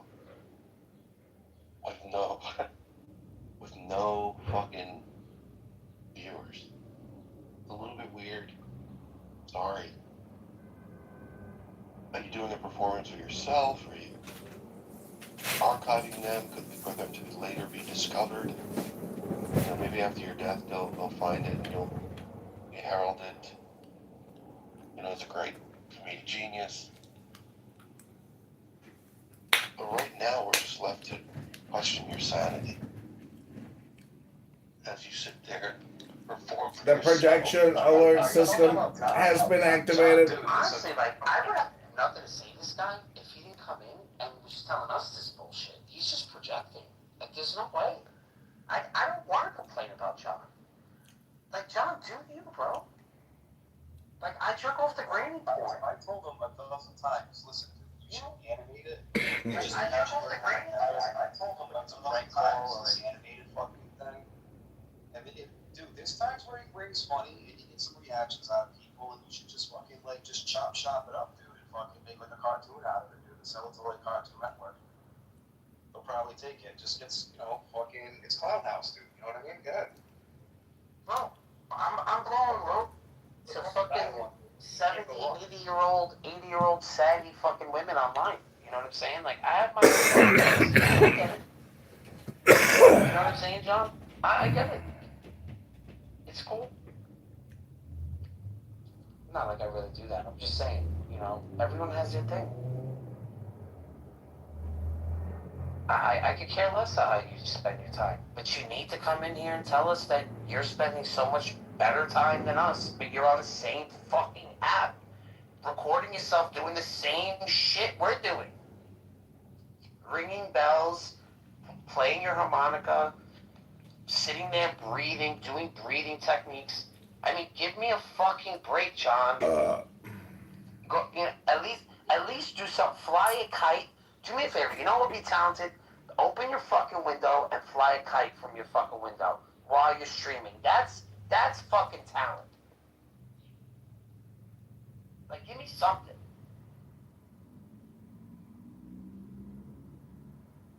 Yeah, I tend to agree with Megatron here. I do think to plug in a cell phone and point it at yourself, you know, and just multiply that by like 10 or whatever, how many you have. But there is a liability for documenting yourself this way, because eventually you're just going to forget that you're now videoing yourself, and who knows what you could be engaging in. And you seem like the type that, you know, wants to keep some of your behavior, you know, behind closed doors, so to say. Because I can imagine a drum, 55-gallon drum somewhere in that fucking creepy house of yours. Do you need to get help, John? I just want to dedicate this song to all the losers on Clubhouse that won't shut the fuck up.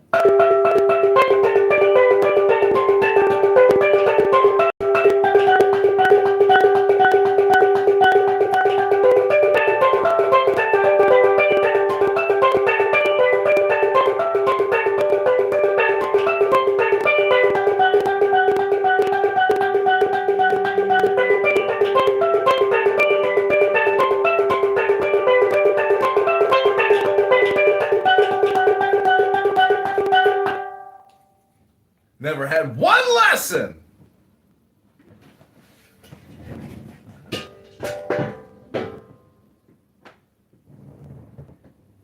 Amen. Amen. Amen. Ooh.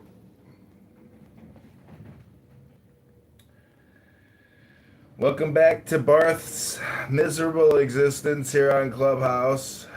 Live streaming from the bunker, listening to Barth and Narges and Zabu and Nero and Regal do their thing, which is patterning. Let's start the show. Take it away, Daniel.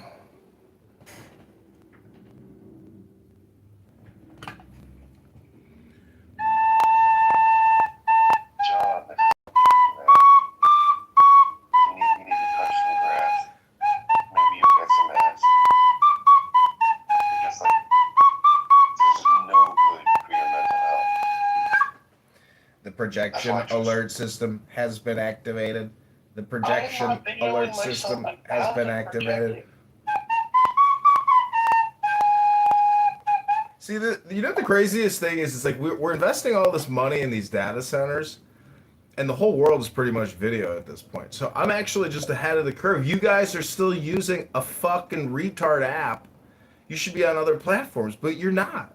I'm here extracting you, harvesting you. I am House Harkonnen, here to harvest and extract the spice from your meager existences. You don't like the people. They're watching too many movies over there. This guy's fucking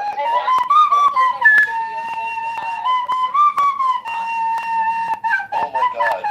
Turn this fuck out again. Yeah, I swear to God. I gotta see this. Oh my God. And you see what he's looking at? He's looking at. It's so small. It's like he can't get he can only move the tip because there's nothing to hold. So he's just using his like his thumb and his index finger. It's disgusting. Oh no.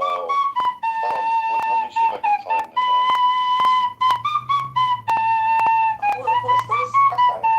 John. Oh, master. Wow. You don't like my little pan flute?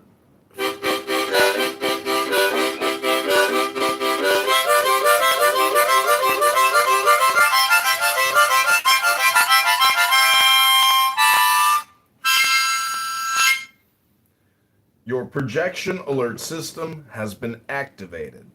Your projection alert system has been activated. Welcome back. to Barth's clubhouse pattern known as, let's get a fucking Muslim up here and talk to him. And then that's the show. It's like George and Jerry at NBC, and they're like, what's the show about? And he's like, it's a show about nothing. And he's like, a show about nothing? He goes, Jerry, don't tell him everything.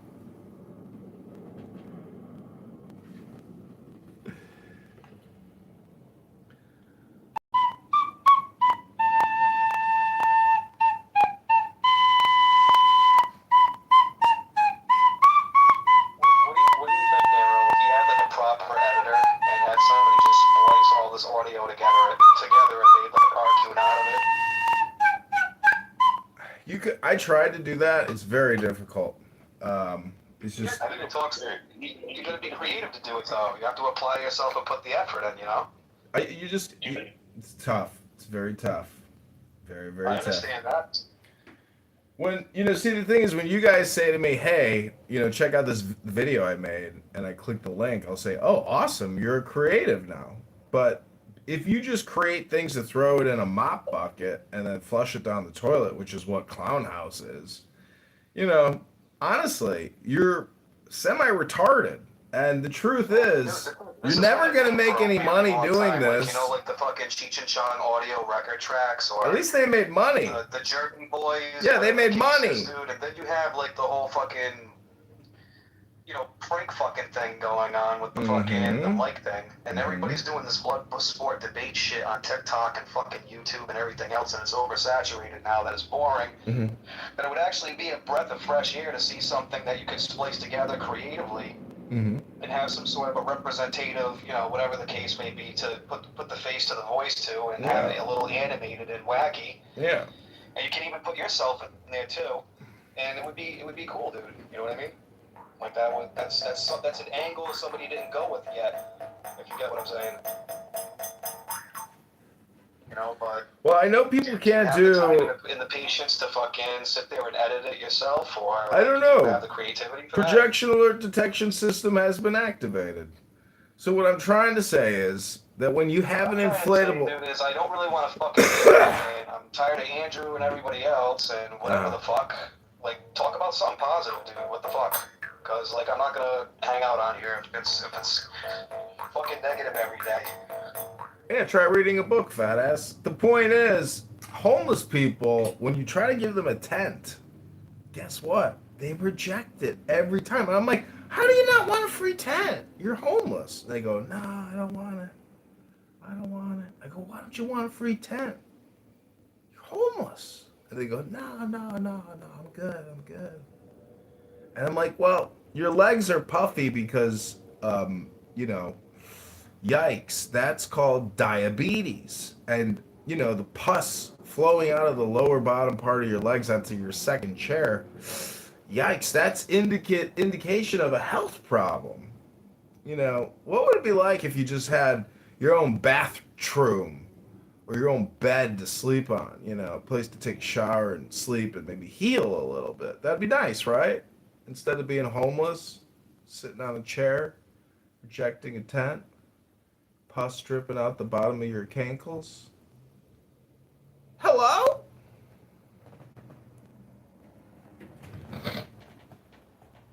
Yeah, Regal, we're of one mind when it comes to like what John needs to do to improve. He needs an editor. He just needs someone to pick the good stuff. Because there are gems in there, but they're few and far between. So if you added them into spent the time editing, and you animated it, I think it will be a sensation. Absolutely. But there's so much just garbage that he dumps out there, and it's no good.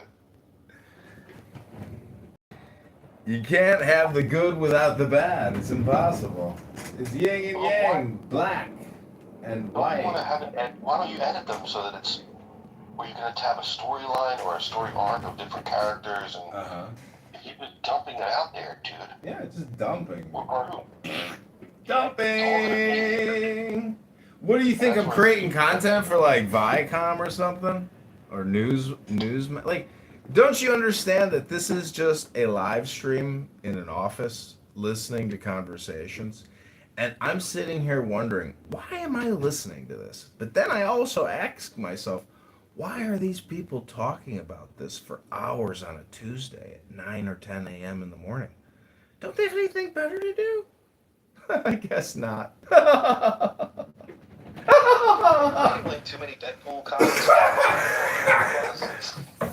What are you, the character in your own story here, and you're the only one allowed to break the fourth wall or something in John's world?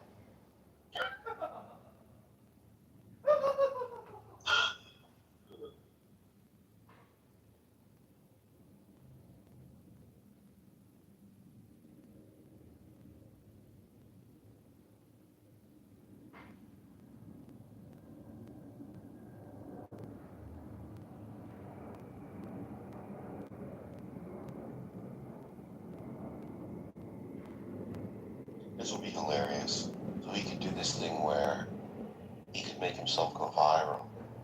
So the whole concept is, man forgets that he's live streaming, and he just starts doing these absurd things. Like, I think that would be a hit. You just completely forget that you're being recorded, and just do what you normally do. Well, that'll get people's attention.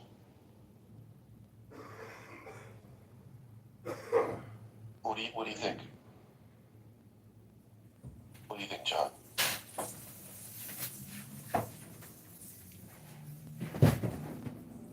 Well, I've just refreshed my beverage, and I am getting very far in Ayn Rand's Virtue of Selfishness. We're on page 84.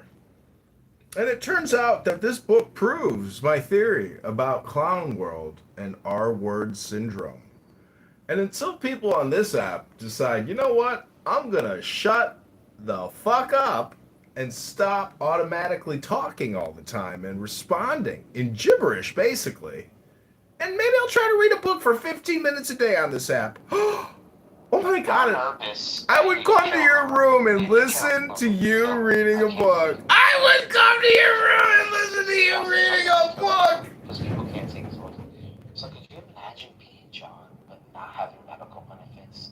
To like, to get be so nervous. Like I would be a nervous wreck on a daily basis, not being medicated if I was John. And I didn't have medical insurance. I see why you went to get the medical insurance. Uh-huh. Okay, Bar. Here we go again. Yeah. Another exciting I wonder if episode. anyone in his knows what he's doing. Yeah. Like sitting at a desk with like 15 cell phones pointed at himself, broadcasting into the ether. I mean, no one's listening. Nobody. I mean, unless this is just traveling. Beautiful. He has. Nobody's listening. Like I'm cutting down all these trees and there's nobody here. Strike a distant civilization that he'll be a success. I mean, that's about how low the probability is that he will be successful in whatever it is he's doing. Hello? But as far as his medication, yeah, if you were medicated, I think he would have a better chance. And I think this explains why he is as nervous as he is. And I think this explains why he doesn't have that sort of medical life load. He's just sinking. Bro, you're sinking. Now he's posting the live stream. Projection alert system detected. Let's look how he Projection alert. Alright, let's look and see. How do I copy this? Okay, good. How do I copy this? Alright, I'm gonna. Oh my god, the guy is just so mentally ill. John, the live streaming is black screen. It's not even, there's nothing, no noise. It says John Kitover, Chicago Memorial, 2027, podcast, news, philosophy, psychology, politics, culture, yoga. It has one view. I'm the only person viewing it. And it has links to his So now he's the mayor, and has links to his. The mayor that was like was alleged of fucking election fraud publicly. And by the way, let me pin that link up there. It's a fucking doozy. So you just type his name in. It's a doozy! Degrees tomorrow. 90. Wow. Let's talk about the weather, baby. Yo, fuck that. That's gonna be terrible.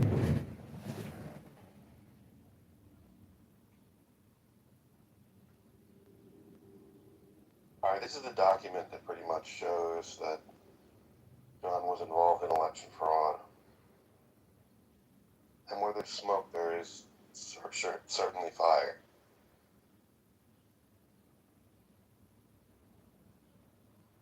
There we go. Let's have a little read here. Board of Elections begins candidate removals.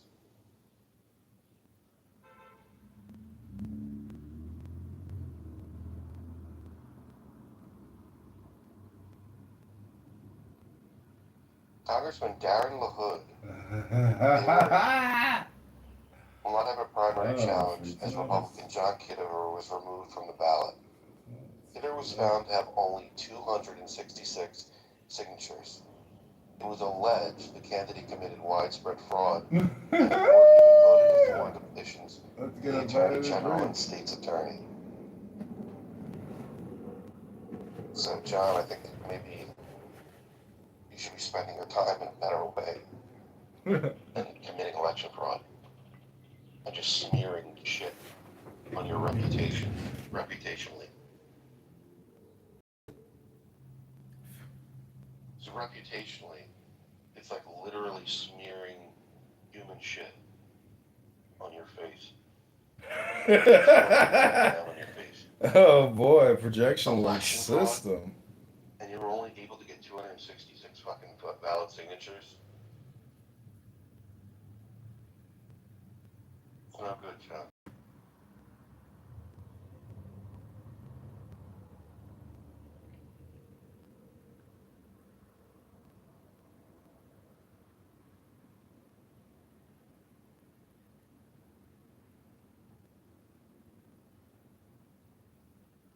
Can someone invite John up? It's not letting me do it.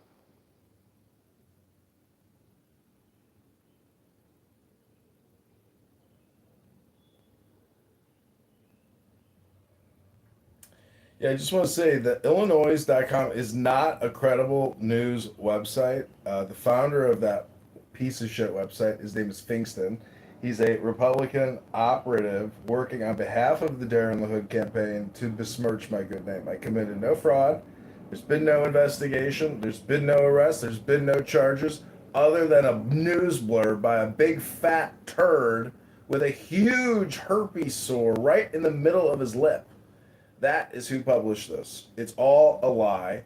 The lawyer who represented Darren LaHood is a punk who wore a Bears hat to the trial. And on top of that, I accused Darren LaHood of committing fraud 1,000 times. He only accused me of it once in a third-party news source, so he's a classy guy. But why would he ruin his 10-year career in Congress by even mentioning my name? It just makes no sense. So this was just a way to besmirch me, defame me, because the truth is I actually got over 100 votes in the actual election. People hate my opponent, Darren LaHood. He has created $20 trillion in debt in 10 years. Because every year we create $2 trillion in debt. He's been there 10 years. That's over $20 trillion in debt. He lied to everybody about the COVID-19 vaccinations. He took millions of dollars from Pfizer Big Pharma. He owns law firms throughout the country with his father. They're worth hundreds of millions of dollars. And, it's just politics. And until you actually enter the fray and put your name on a ballot or a petition, you will have no idea what you are talking about, sir. It is a game. I committed no fraud. My soul is crystal clear as Jesus' heart. Amen. Yeah, but John, when you type your name into Google, it's on there. So the bottom line is that people are going to get the wrong impression if this is a type of libel, and you could have it removed easily. So the question now remains, Yeah. why aren't you having it removed? Well, I requested Google remove it from the search results. They said no. I haven't contacted the publisher. Sue the fucking. They're saying. He's reporting. No, you don't understand where the actual news source came from. It came from Darren LaHood's attorney, who gave a speech at the election commission, and he was quoting my website, quoting my YouTube. It's on video, and then he took that video clip of that lawyer defaming me and put it into a little paragraph on his website. That's it. And I don't care if some fucking fat pig who ain't gonna make it a couple more years because he's a disgusting fat pig. I don't care if his website's gonna go away. It's a know-nothing website. I'm not worried about my character, reputation online. I've done work. I've played my games, and I am complete and unsatisfied. I'm happy with what I've done. You know, this has been a lot of work. You have no idea how much effort and time and money I've put into politics. It's been a great joy. It gets you very high shitting on the biggest pieces of shit. Because you think I like coming here and making fun of Megatron, who's got a wife and kids and no pension, no retirement. He'd be indebted the rest of his life, probably croak out, never get to enjoy a good life of retirement. You know, I'm just trying to say that at the end of the day, you always have to ask yourself, was it worth it? Was your experience doing what you're doing worth it? Hello? Yeah, I mean, the only problem is that it very well may be the case that this is just a false claim. So the claim is that there was an allegation. It says you had 266 valid signatures. It was alleged the candidate committed widespread fraud, and the board now this is the allegation, the board even voted to forward the petitions to the Attorney General and State's Attorney. So that's a claim that can be proven or disproven by contacting the board. You know what's so funny see if that's is it was a candidate committed widespread fraud, and the board even voted to forward the petitions. Okay, so the board did it. Under the recommendation of Darren LaHood's lawyer. John, the board decided to forward it. I know. And here I am talking to you. I guess their forward to the Attorney General here in Illinois resulted in no merit. You know, because honestly, if there was intent or there was actual operations, it's not there, my friend. I didn't commit any election fraud. And the irony is, the people who are accusing me of this, they just recently accused a governor candidate of the same bullshit. It's just politics, bro. They put this shit in the news to try to defame you, to prevent voters from flipping on the pre-elected politicians. Try to do something with your life instead of analyzing a little defamation of John Kitover on the internet. I sit here and record you guys for months now. Sometimes I create recording studios dedicated just to your room, just to record you independently of other rooms throughout the whole day. That's a lot of work. You know, you never go to my YouTube and actually go through the lives and say, Jesus Christ, this guy's got 100,000 Clubhouse rooms live on YouTube. That's a lot of work. You know, oh my God, I really enjoy his work. He's a great artist. He puts out so much content. It's unbelievable. Magnanimous. Well, how can we, so is the objective have viewers now? Or is the objective just to create an archive of these conversations, unedited? I don't see the vision of it. I don't get what can you help me out, just understand a little bit more of your vision of it? So the idea is just having if you go to John's channel, you have on offer like hundreds of different conversations. Is that the idea? But they don't have, no one's viewing it. No one's viewing them, man. Is that problematic for you, or is that part of the... I presume you want people viewing it, John.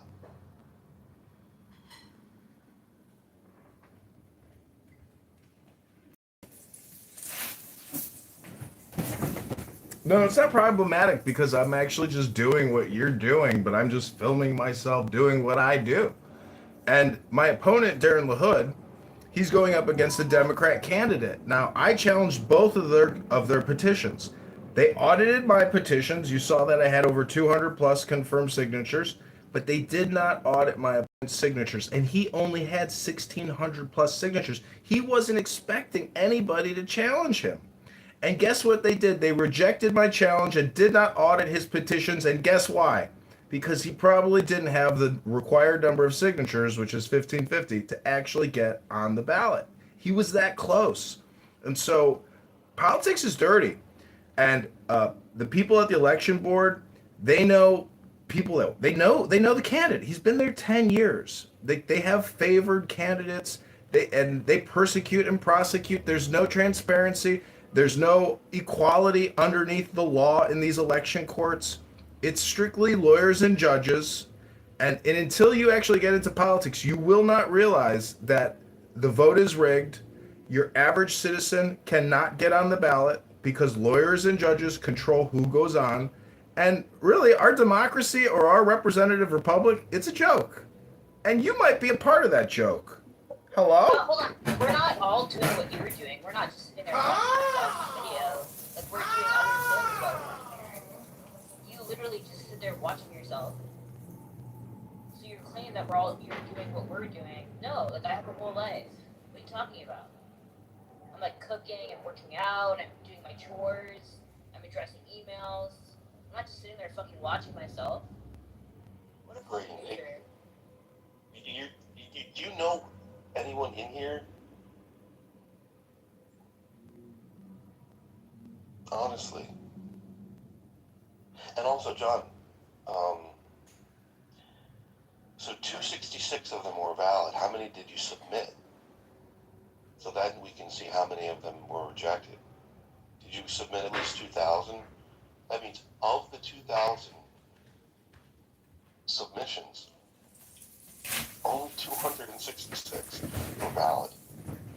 No, that's not true. You've never actually reviewed the audit. I have the audit paperwork. Hundreds of signatures were determined to be out of district.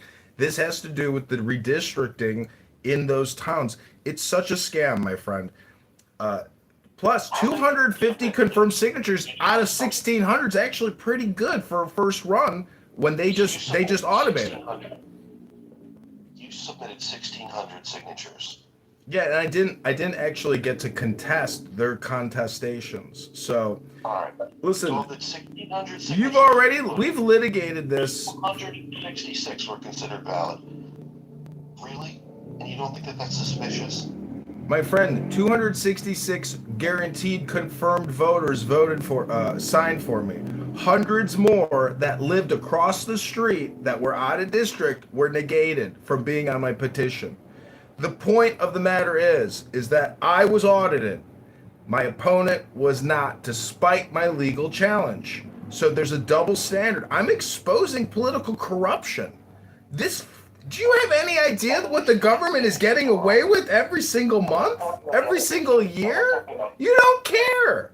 You're just a fucking car insurance salesman who sits here and talks shit to Muslims all day.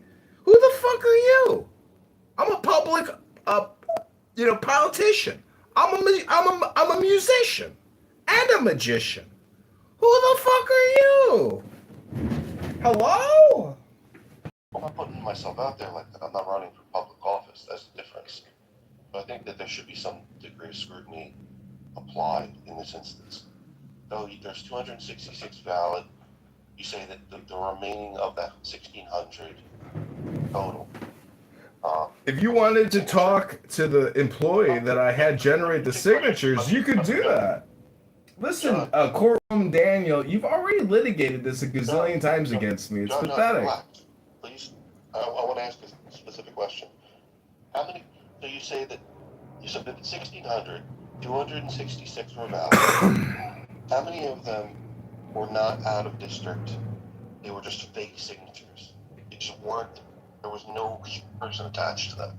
Well, I didn't generate any of these signatures, so that question is a great question, but you'd actually have to look at the audit paperwork, because when they audit your petitions, what they do is they scan it in, they give you a PDF, and then there's a secondary sheet which is what you're challenging specifically on that petition. So I have the audit sheet. It's like 300 pages long.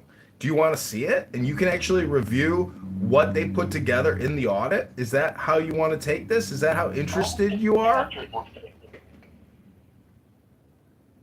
In the audit, how many signatures were faked? It doesn't state that. You'd have to review the paperwork and actually see what was challenged. Why is it that 1,400 were rejected? Every single signature was individually scrutinized against the database. It couldn't all be out of district. What were the other reasons why these signatures were rejected? Well, you've never actually challenged a petition. You probably don't even sign petitions, so you wouldn't know. That's why you have to ask a subject matter expert like politician John. They pay college students to collect signatures. I know exactly what you do. All right, well then great. I'm happy you know. So happy you know. And they pay people $5 a signature.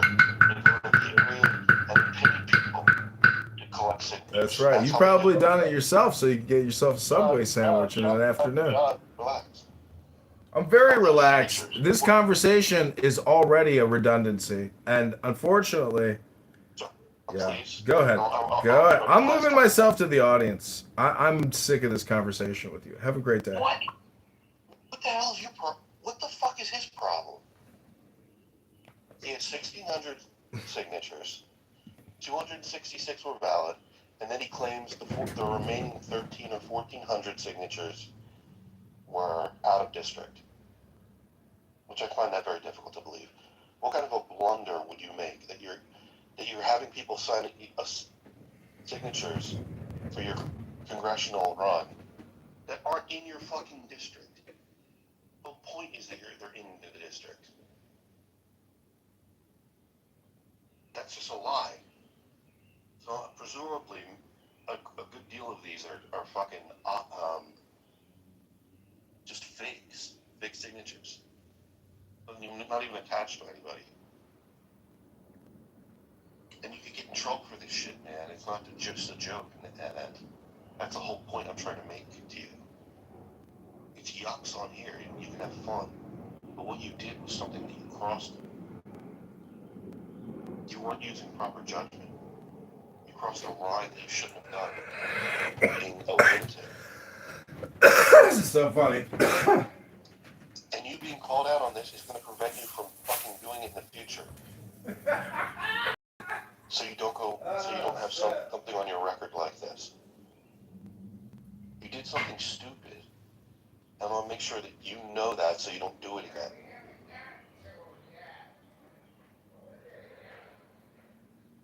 It's not just a joke, dude. What you did wasn't just a joke anymore. Like, you fucked up.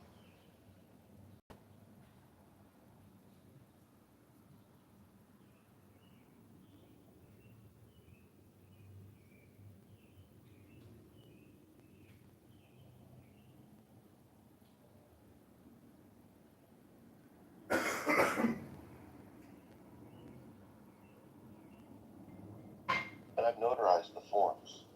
I've even notarized congressional applications. So what they do is they pay people, homeless people, they'll go to low. Someone that has a job is obviously not going to be going around collecting signatures. So a typical petition will have like 10 or 15 signatures on it.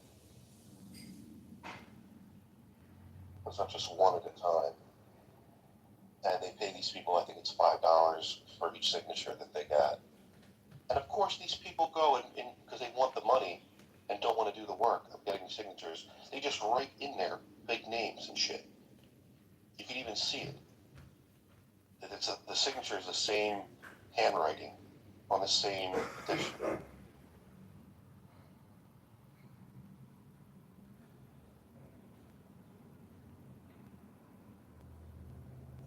And there's a lot of money involved in this, and that's why they when John was fucking around in there. That's why they actually took action against him. Because it cost them a ton of money to get these signatures.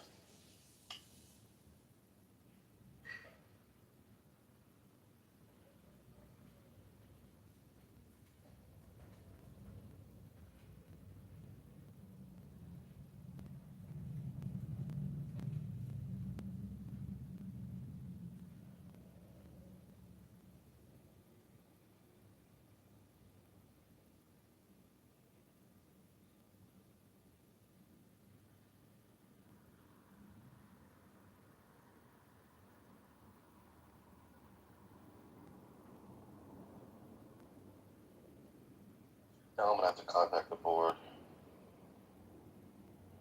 the Illinois Board of Elections, and get some of the publicly available information.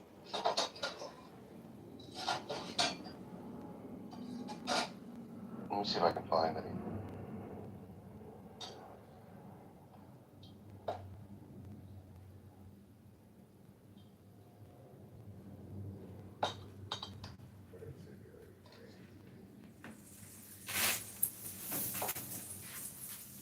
See if we can find any contact information. Illinois State Board of Elections. He's still going at it.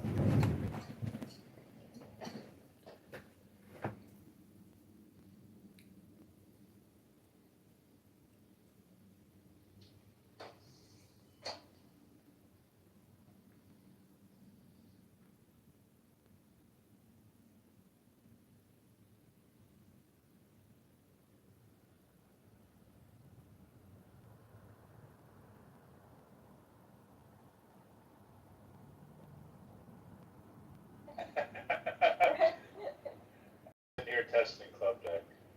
Whatever. Oh, that's it. Oh, is it? Okay. Yeah, but he's just testing on stuff at Club Deck. I've never used it. I should try it. You would have a lot better feed, like, it would definitely work better for what you try. Do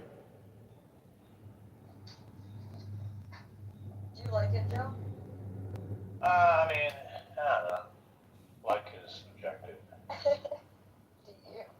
Isn't it crazy though that it's not a Clubhouse product? It's like what?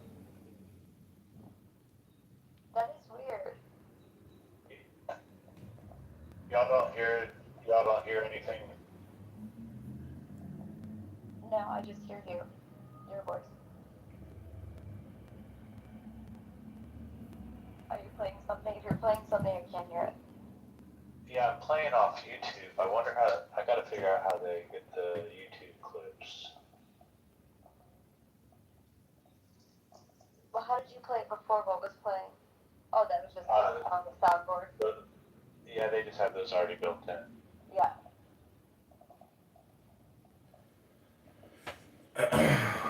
Oh. There's a lot of features.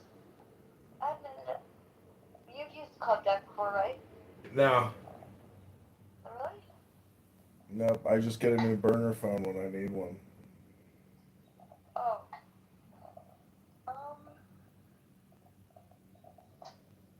Gosh, I only used it like a few times for my laptop. Let me ask AI.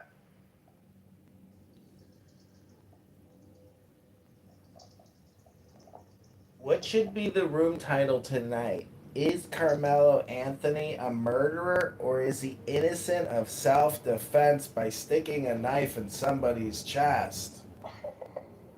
Hello?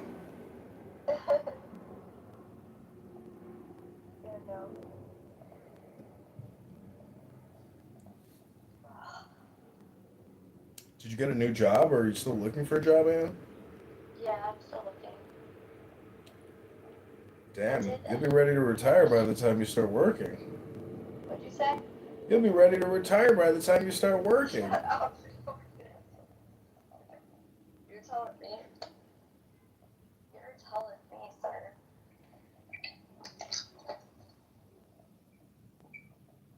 Why don't you just come on Clubhouse and do tarot cards or psychic readings?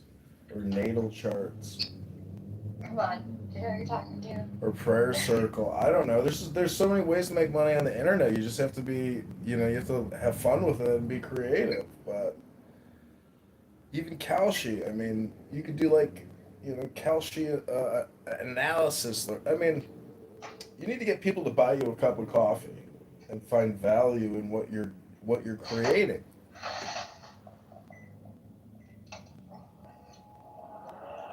Yeah, people. Do you know how much money people make on TikTok? I mean, on all platforms. Like, you could be a fucking Facebook publisher. There's just people out there that are really good with aggregating content. Yeah. But there's so much competition. I mean, the thing is, like, if you're not, I mean, if you want to get into the mortgage industry or financial services, like, fuck, like, you should have an Instagram about it at least, to show you're interested in it, because there's industry news, there's like state organizations, like there's in Illinois, there's the Illinois State Bankers Association, and they have a periodical, you know. So it's like you should be creating content about your industry.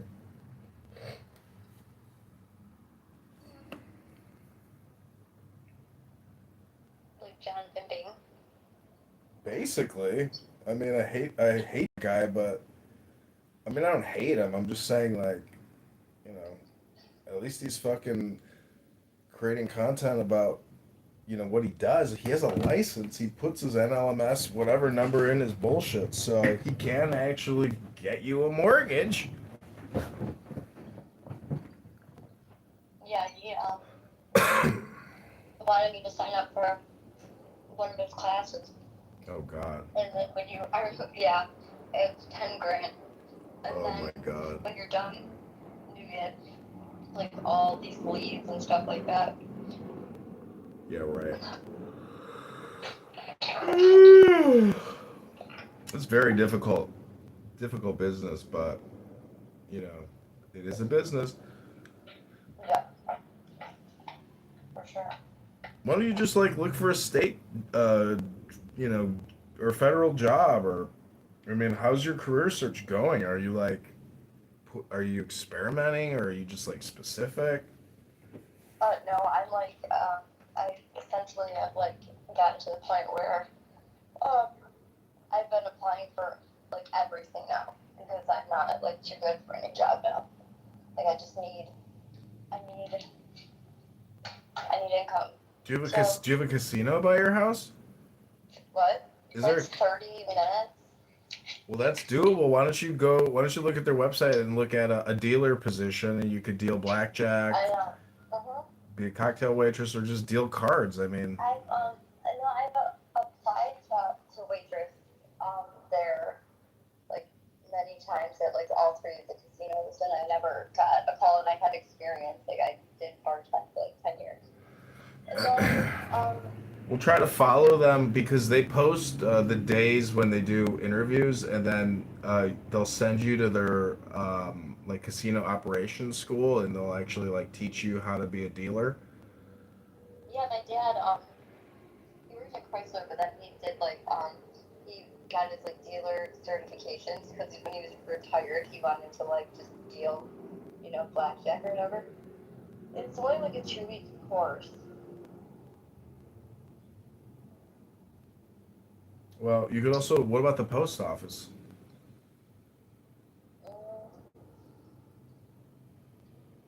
Yeah, I can try that. It's really hard to get in there, but I can try. It doesn't hurt to try.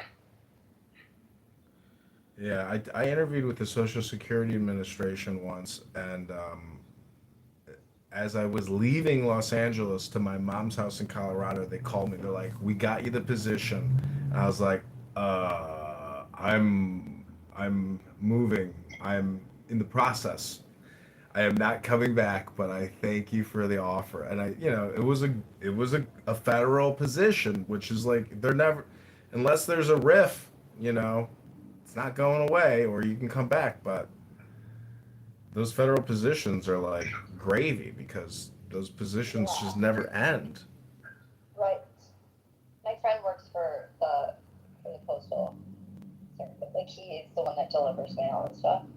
Yeah, my mom did it 30 years. It's hard work. That's why I say if you were smart, you could find a way on your cell phone and do it in your PJs at home. But you got to offer real value, you know. I literally just like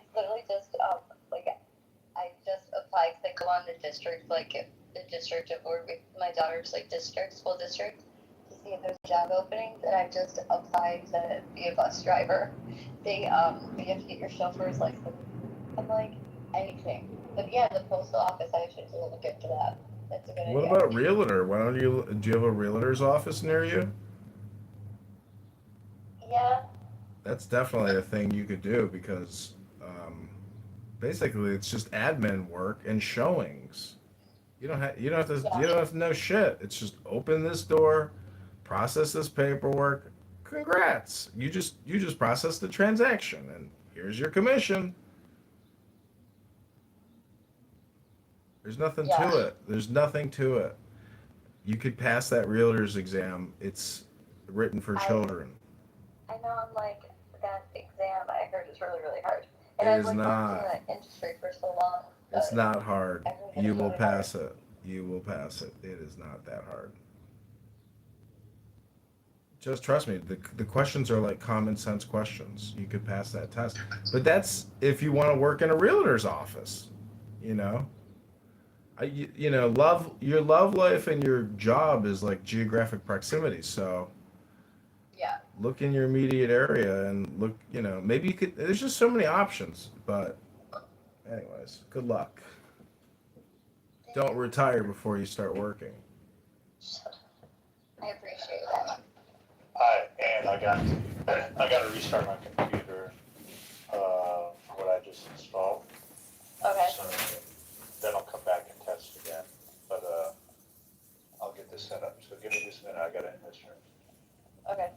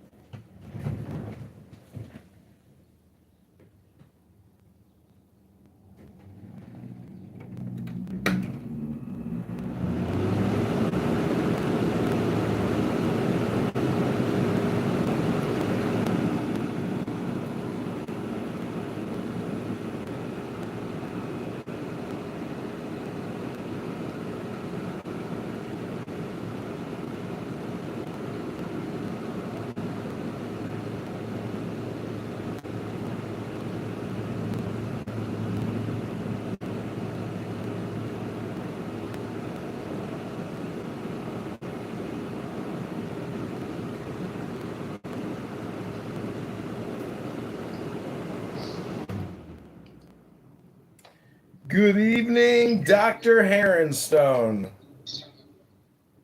Heron will do. Is it Heron or Heron?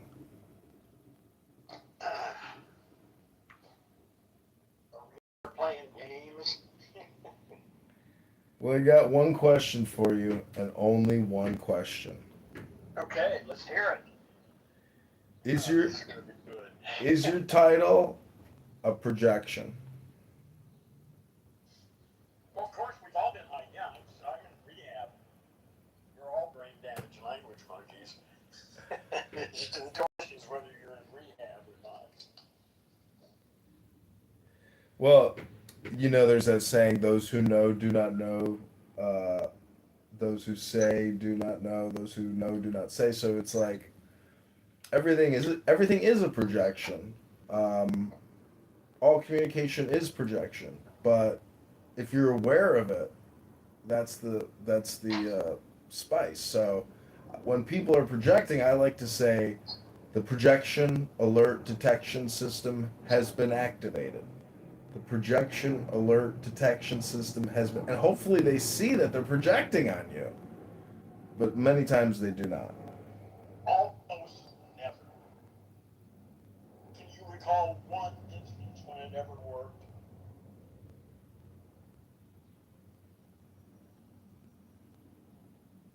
Yeah, I mean, I guess with myself, but not with other people. Yeah.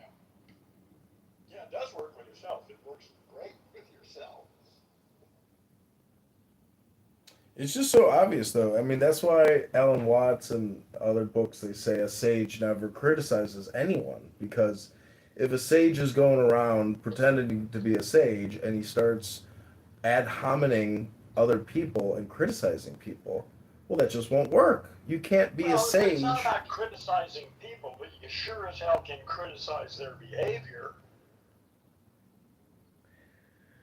Yes and no. I mean, Ayn Rand and objective ethics would say yes, make moral pronouncements, but a sage flying in the sky isn't going to bother criticizing this or that. That's the point. Well, who cares about a sage flying in the sky? Well, Fuck.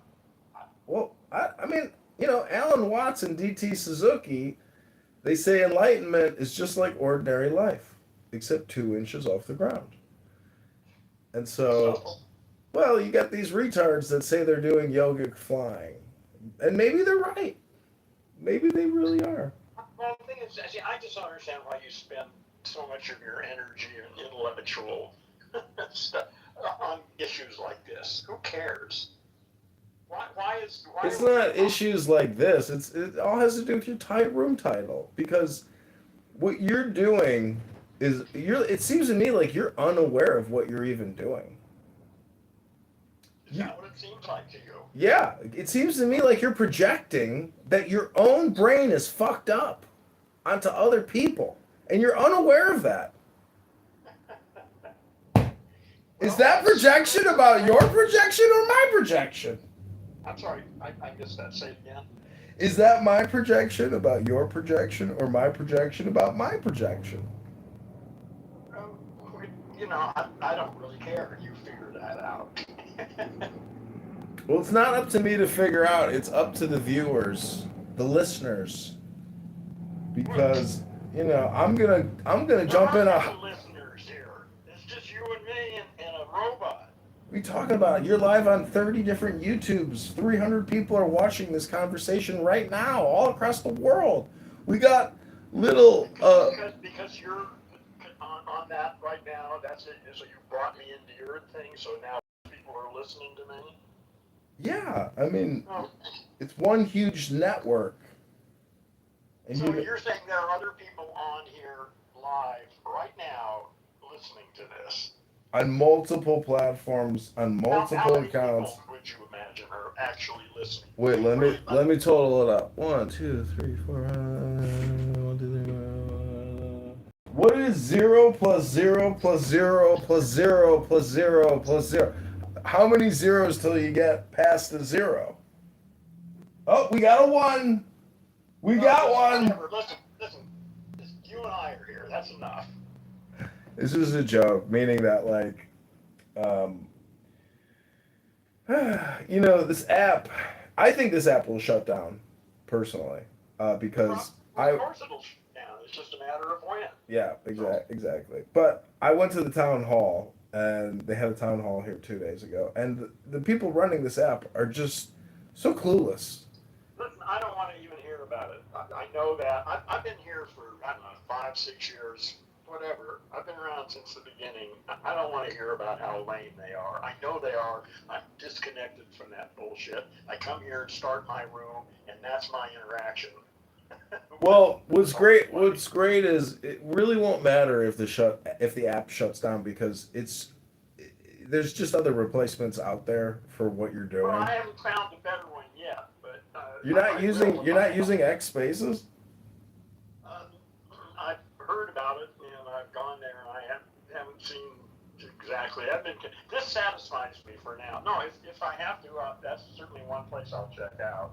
What other thing I wanted to tell you was on Amazon I bought a memory foam meditation cushion, which is ergonomic, memory foam.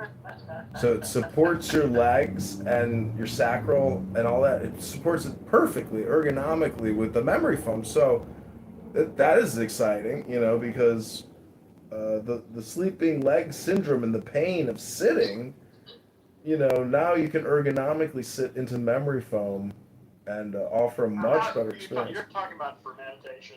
Yeah. What posture do you use? I mean, are you sitting with a full lotus or half lotus or just cross-legged or? Just cross-legged. Just cross-legged. Oh, okay. Well, that's why you need special stuff. That doesn't work very well. Well, I have other meditation cushions that if I sit there, I've been getting You don't need a cushion if you know how to sit. I know, but it's like a ritual practice of using a specific tool to, Listen, I'm not going to criticize. Listen, I don't even do any, real meditation anymore. I mean, where I sit and do it properly. It's been ages. Well, I have found that the best meditation is just chanting books, like Lao Tzu's Tao Te Ching or Bhagavad Gita or Dhammapada. Yeah, the best for you. Yeah, what works for you. That's good. Yeah. Well, what I don't think people are aware of is that, the concept of meditation is just focused attention. So when you chant a book, you have to focus your attention to do that. So it puts you in a very focused state of mind, unlike, these casual conversation state of minds. It's very unique. It's transcendental. Your idea about meditation, that's completely different than my whole approach to meditation. And I don't know. You come in here with all statements that are so broad, and you're really talking about your own personal experience. You're not talking about the way the world is. You're talking about the way you like to do things, which is perfectly valid. But yeah. You put it out there like this is the way the world is. Well, I'm just saying that I record myself doing it, so hopefully other people can also experience my joy and maybe imitate what I'm doing. Doing what? Reading books. Well, yeah, good luck. It's futile, but because I know on YouTube, have you ever seen what is it called, Audiovox or what is it called? Anyways, there's just YouTube channels that are dedicated to recording books that are in or out of copyright. And LibriVox. Have you heard of LibriVox? It's a nonprofit. Yeah. You can listen. There are plenty of recordings, and you can get recordings of just about every book probably nowadays. It's trivial. Use AI to generate it. Yeah, that was one thing I was talking about yesterday. Is just photographing a page from a book and then doing photo to audio. Yeah. I haven't figured that one out. That's all trivial these days. It's easy. I did take a photo of a book, of a page from a book, and said, "Create me a political flyer based off of this page." That was pretty cool. Yeah, it's good for all sorts of shit like that. Yeah. Anyways, I got a hot bubble bath percolating, and bubble bath? Yeah, bubble bath. A bubble bath. I was listening to Alan Watts yesterday, and God, he was saying something so remarkable and just so it seems like he's here right now, giving the analysis of the situation accurately back then. It's just remarkable. The guy was like next level intelligence. But I would, have you ever used that app Meetup? Oh yeah, I've done a lot of that over the years. I always thought about just creating an Alan Watts Meetup where you just play. Yeah, that'd be a good idea. Yeah. Yeah. You probably find some interesting people, and you'll probably attract some people if you do that. Yep. That would be a good thing to do. Yeah, that's always on my to-do list because I just. Well, so that's easy to do. Take it off your to-do list. Do it tomorrow. Well, I don't know if I would use Meetup. I guess I would. I guess I could. If you want to have physical meetups, that's the place that's there to set that kind of shit up. That's what it's for. I actually wouldn't do a meetup. I would organize it, but make it a virtual event where people can come to the Zoom and listen to an Alan Watts Okay, well, you can lecture. do it that way too. Yeah, that's right. Yeah, a friend of mine does that. I like meetups for actual meetups, though. The best. But no, it works good online. Yeah. The other meetup group idea I had was just an SEO meetup group to meet with other creatives in your city because if you can network with other web publishers and you're trying to optimize your business for keywords, networking with those webmasters to give you juice, in a reciprocal way would be beneficial for your business too. Well, it's always good to know people who have skills that are valuable. But I was on eBay and I type in, like Alan Watts antique book, Alan Watts recordings, Alan Watts tapes. And so I just recently bought a lecture for $60, 4 tape part series. And that's kind of a cool artistic idea is to like buy old kind of antique Enlightenment material like that. It's not really antique, but then just republishing it. Using AI, creating a new image of the book, of the tapes, and then republishing it. It's a lot of fun and. Yeah, and it's good if you can get it out. If you can find people to buy it and put it in their hands so they can read it or listen to it or whatever. Yeah, that would be great. Well, I'm not trying to sell it because I don't think I would have that right. It's probably underneath the copyright of his son, but. Well, I know what stuff is, sure. Yeah. So then what can you do with it? It's just for social media, what do they call that? Self-promotion. Okay, well, whatever. Yeah, it's like clout chasing, basically. You're trying to get likes and subscribers by republishing content, but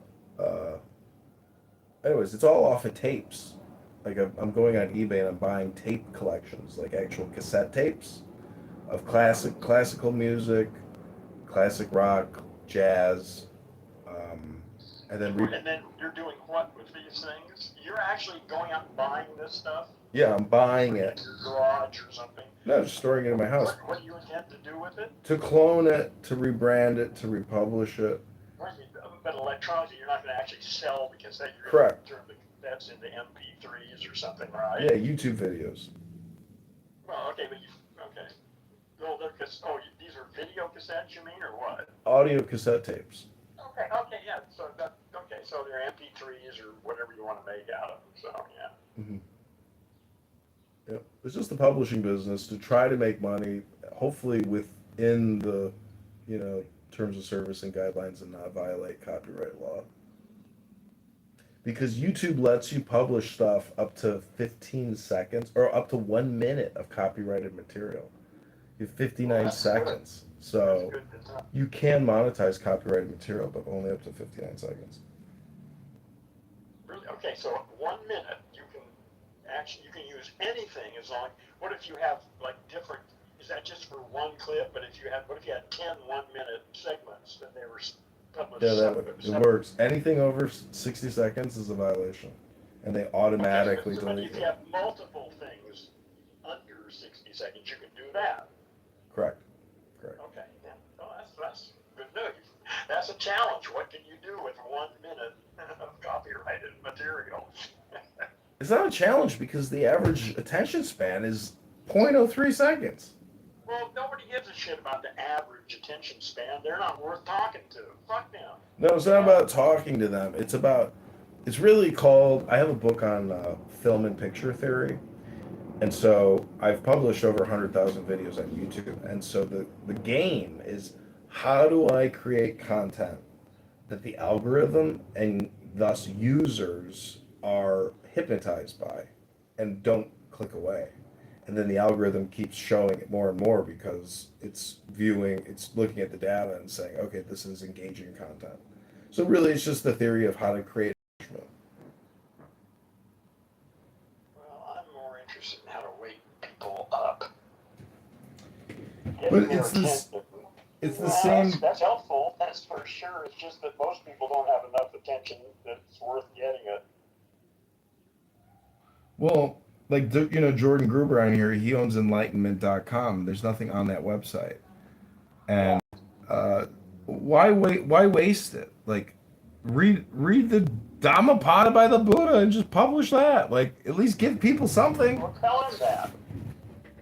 He's too busy talking about his lower back pain. So write him a message. I told him the other day, I was like, part of your problem is that you're talking too much. Going back to. That went over real well.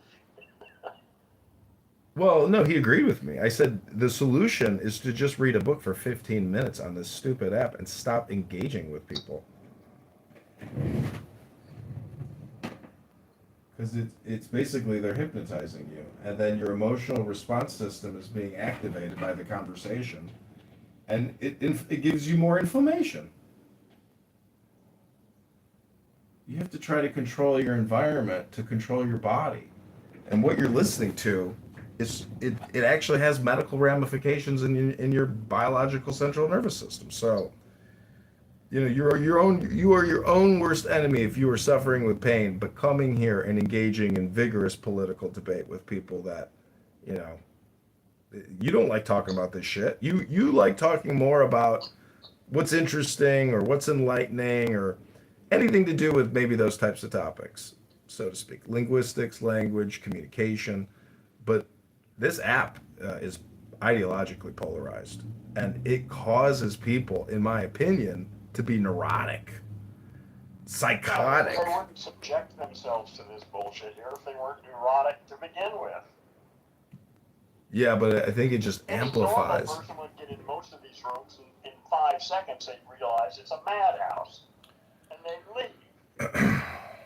I will. Stay in one of those rooms is either stay because they want to study the people there, or they're just as crazy as the other assholes.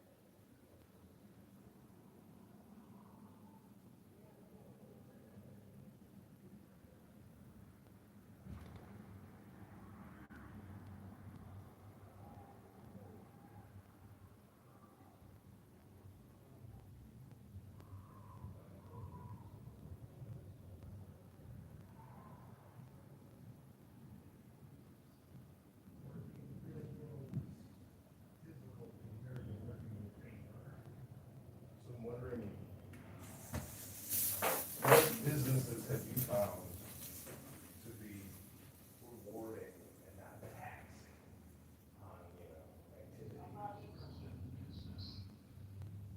Shit about business.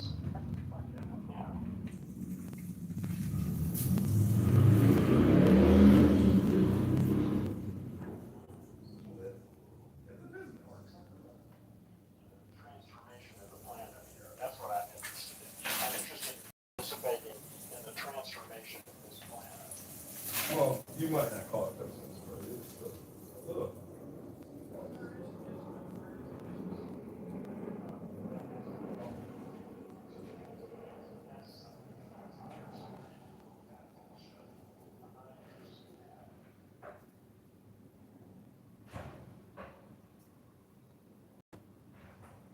I had this one book called Factors of Chanting, and it's all in Sanskrit and in English, but it's talking about the guru being the highest form of enlightenment, and how the guru, abolishes and banishes this God and that, this and that. But it's trying to emphasize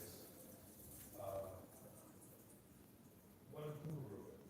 So I look at it as like business in a way, because Ram Dass and Alan Watts and Eckhart Tolle and Edith Oprah and so many other people, they're really espousing self-help and personal development material, which is all interesting and highly valuable. And in fact, it's far more valuable than 99% of the bullshit that people encounter in the media content space.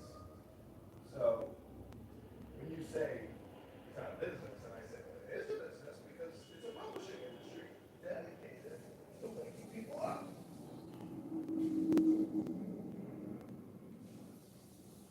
But the question is, how do you go about, how do you get people to pay you to wake them up?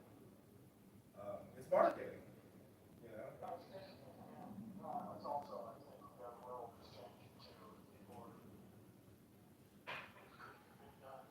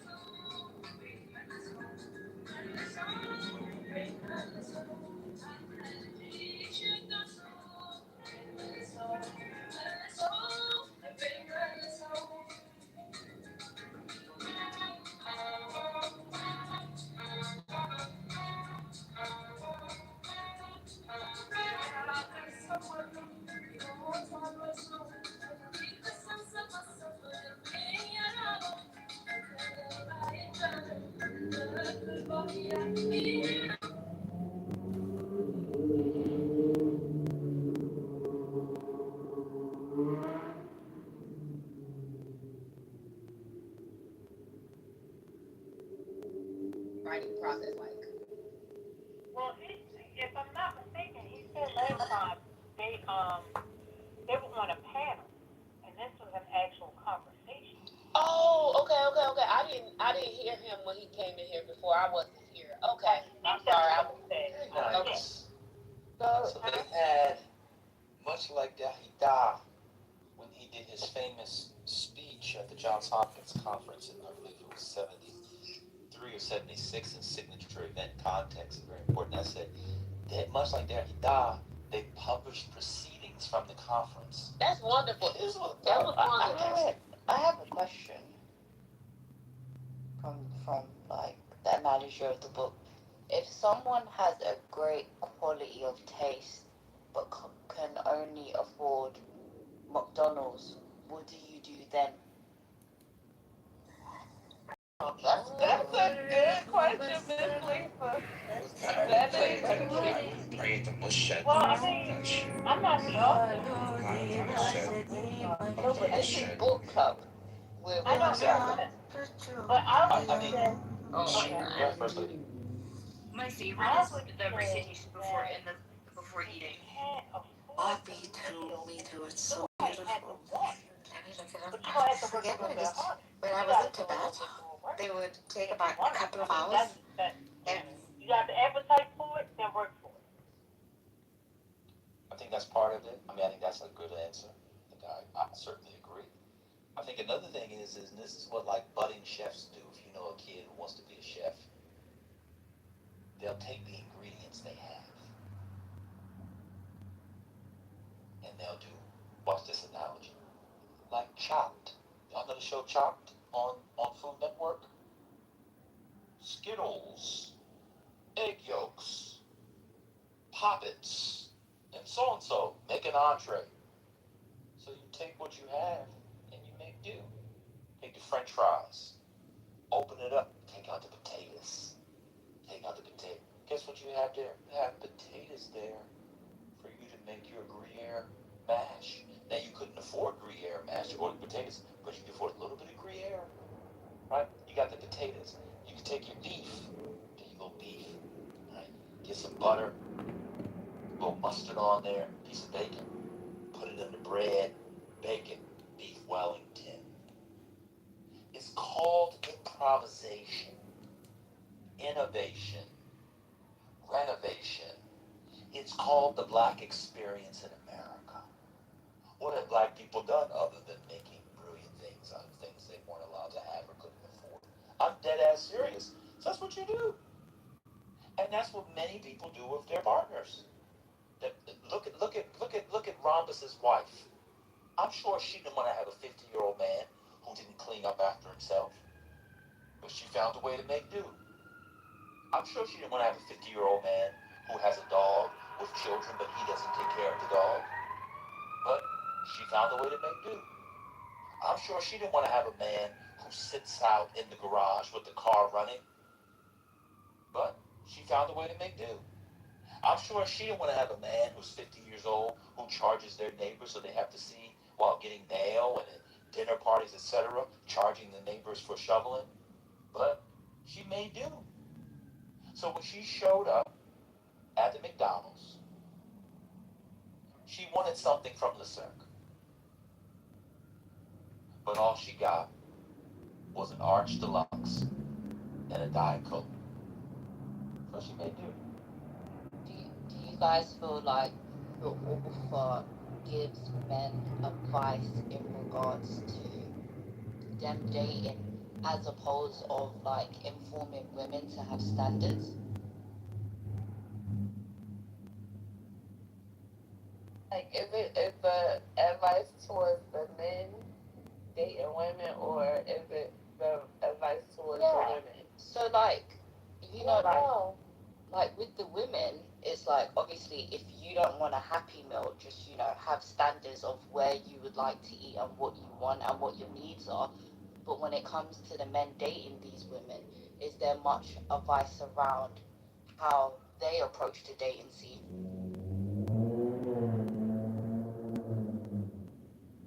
I feel like it's any question. Oh my god. I feel like this is there's certain parts where I feel like he's talking to the woman, but then no, I take it back. I think this is totally for the woman. This is the woman's guide. Aren't they? Now that I think about it. But they're pieces. They're pieces because when they were discussing about the tangibles that the guy has, and if he doesn't have tangibles, then what he can gain on the market. So I do feel like it does, but not as much as the woman. So I will say that. So although it's geared towards a woman, there is a little bit. I would say, I would imagine that, I mean, I'm not a man, but I imagine that a man would be able to glean a lot from this book about dating because it's also pinpointing the type of woman that he's dealing with. So if he knows that this woman is not setting any standards, he gonna be doing what he call the flop. He gonna be doing that flop. The soundless fairy flop. Yeah, he gonna be doing that flop. But if he sets the bar high, he understands that he is dealing with someone who is serious and takes and is taking their engagement and the dating serious, and that will give him a sense of the type of woman he's choosing. But then wouldn't that be contradicting in the sense of a man could have the quality but not have the finances to match at that point? But then as a woman, the book informing you to have standards, you could overlook someone's quality because they just don't have the money to give you. But what did the money have to do with it? That was only one part. The money is not the central part. And in fact, he started off by saying, and correct me, Johnny, if I'm misreading this or just listening to you, but I thought there was one part where he talks about, um, someone may be in need, and it said that the man's finances may not be at the place. Like I'm not sure. I'm not understanding why we're focused on the. But what about the menu though? Because the menu highlights finances in terms of its analogy. Not all the way. That was one part of it. That wasn't the central part. Am I misunderstanding? I thought that the analogy even of the restaurants, McDonald's and Ruth's Chris, was not to say about necessarily the money part, but the quality of the meal. You're not gonna get a filet mignon medium rare from McDonald's. I thought that's what it was about. I didn't think it was just about the money. I'm just that I'm not centered on the money, but maybe other people were. I'm listening because I wasn't here. I wasn't listening at the very start, so I've come into it during the menu and the interface. Can we go back to that part, Johnny, if you don't mind? To the finances, you want me to read that again? Yes, because was that a short part? No, it's only like a page and a half. Yeah, I can read it. Y'all ready? Yes, thank you so much. No problem. Jamal says, finances are always a funny thing. Finances could come first for some people.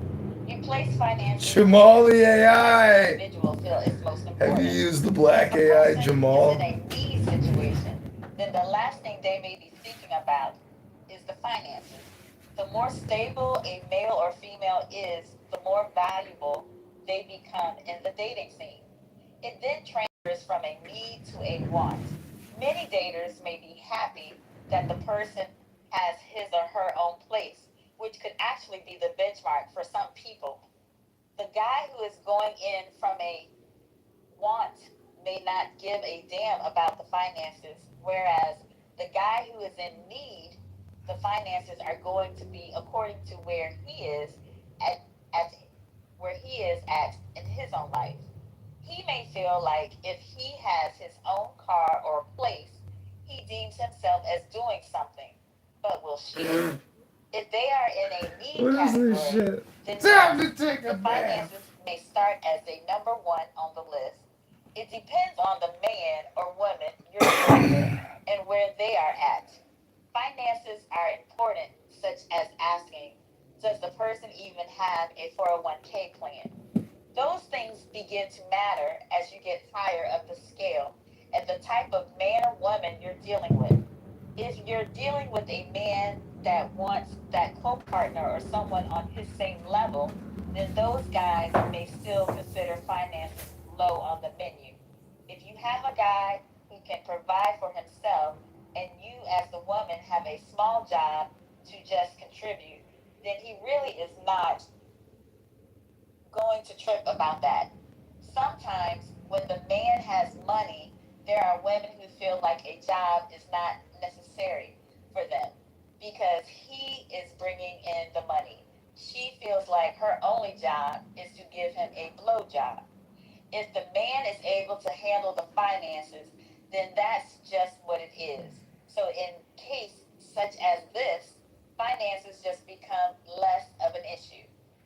That rich guy really wouldn't care about whether or not that chick has a PhD or making 70 grand a year. He has loot. Now, the average man will be the one that wants someone on his level. But even the average guy will decide that the pussy is more important to him. If you make him chase the pussy, then he wants you.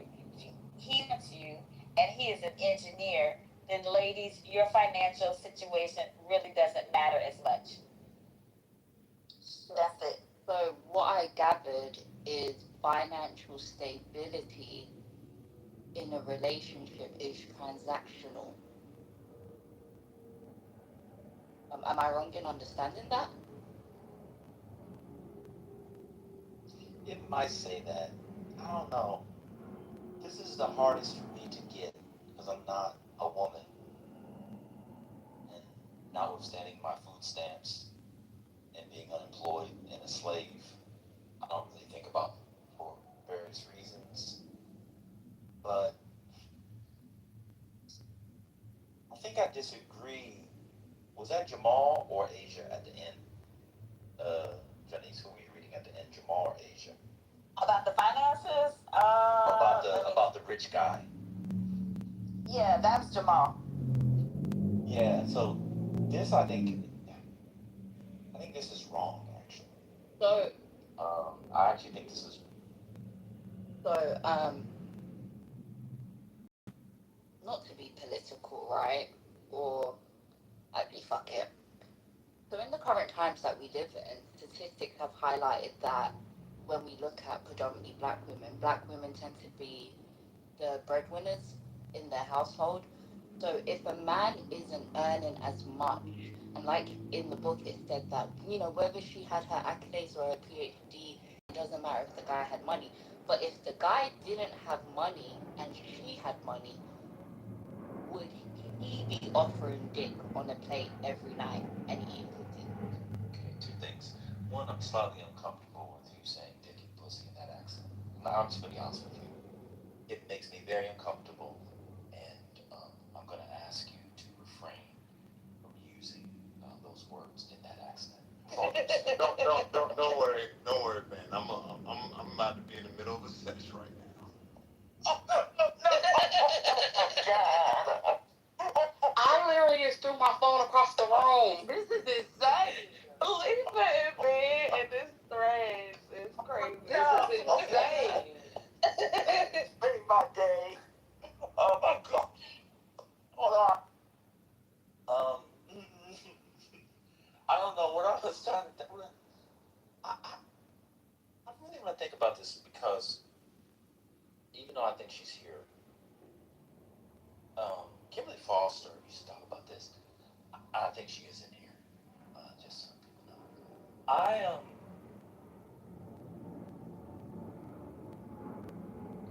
Let me. I mean, it's all due respect. I know everybody on the clubhouse is rich, but nobody, no black people. There's like 10 of us that have money, and I'm not one of them. Nobody has any money. There's no bread. Black lady making $75,000, $80,000 and a husband odd jobs or boyfriend's odd job making $30,000. There's no money. That's not money. And sometimes I feel like the money conversation is covering up something else, and I don't know what it is. I was watching clips from a show called Tonight's Conversation.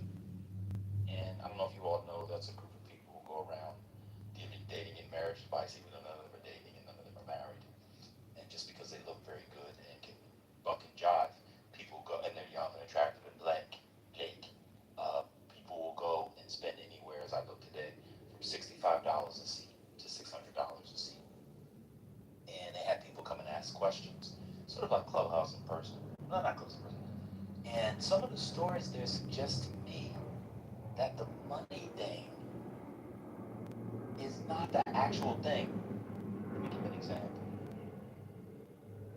Sorry for being long-winded, but I just watched it today. There was a woman who said that, I've seen this on the show, this is just anecdotes, but this is dating, so. There's a woman who said and I've seen this at least 7 times, watching these clips in the past couple of weeks. Their husband pays for everything. They don't know how much the bill costs.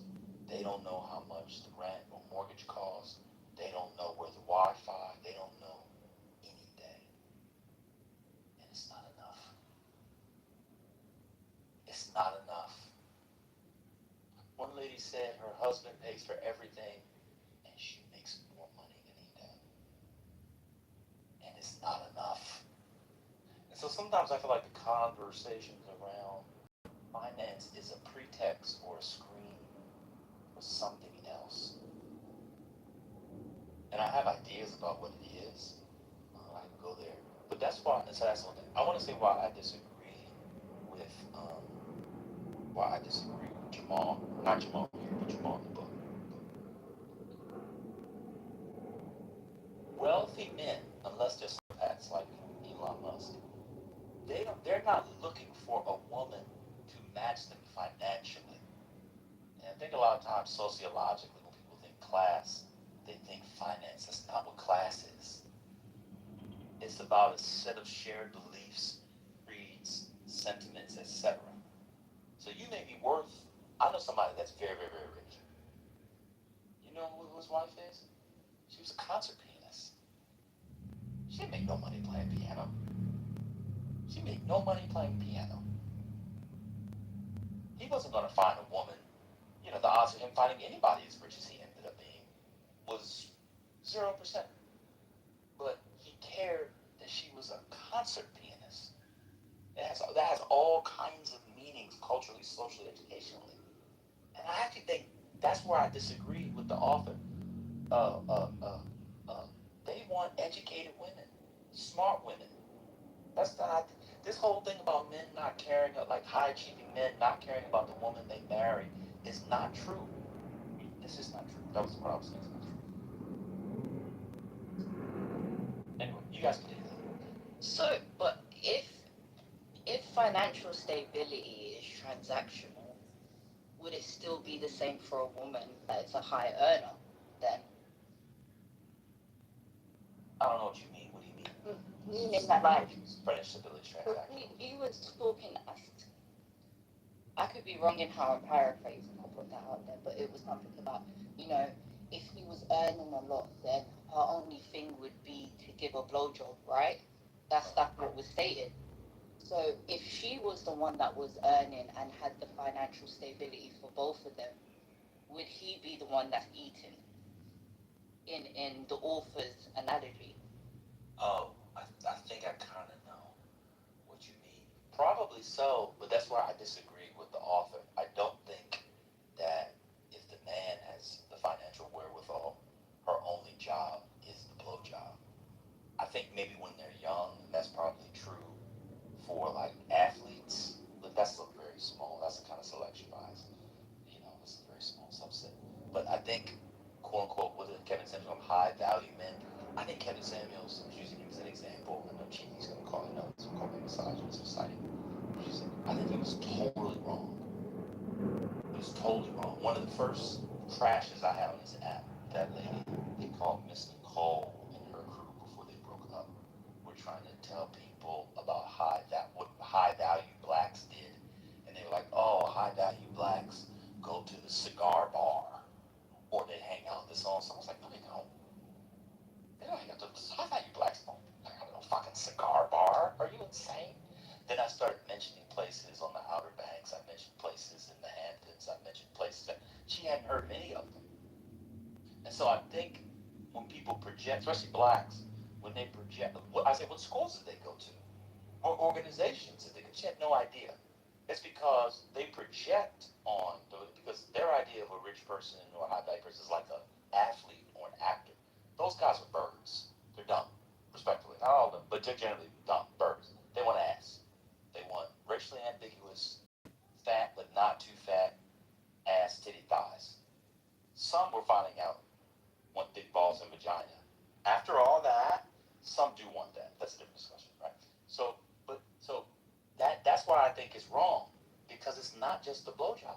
Imagine being a 50-year-old, imagine being a 43-year-old man, and you want a woman to raise your children, and all she can do is give sloppy top. We know that's not the case, because where do most high-value men and black and otherwise meet their spouses? In graduate school, in college, in residency. One of my brothers met his wife. They got several kids now. They met her in residency. So he's fucking her in the weight room. They got ding, ding, ding, ding. They got married a year and a half later. They were smashing on breaks in between rounds. Can I get another round? You thought they was singing about round in the hospital. He was rounding off in the motherfucking break room. Now they got kids. So that's people just don't understand. And no one will guess what he did.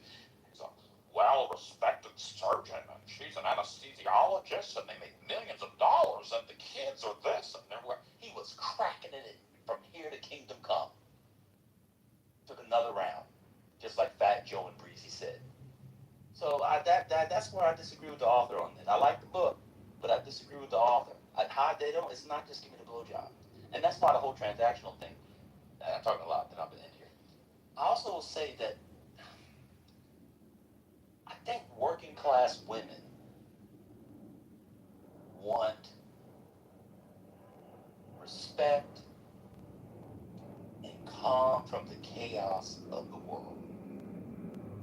If the man makes a little bit less, if the man makes a little bit more, I think it's true for working class Negroes as well. I think all this discourse around finances, and we can get K Dusty in here. Well, actually, the man makes $53,000 a year, and the woman makes $51,000 a year, so he actually makes more. So he's the bird. I think all that is online stuff for the birds. I've talked way too much. I'm now at this point avoiding the work I'm trying to do, which is not an expert work. It's a slave work.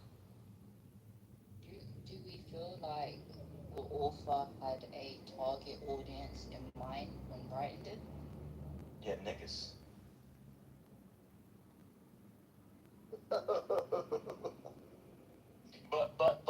But actually, let me refine that. But of a certain age, though, I don't think it's for 23, 24. I think it's for early 30s through 50. I think the main demographic. Like older single men that are online dating still. Yeah. Or maybe for the first time. Yeah. That's what I think. Yeah, that's what I think.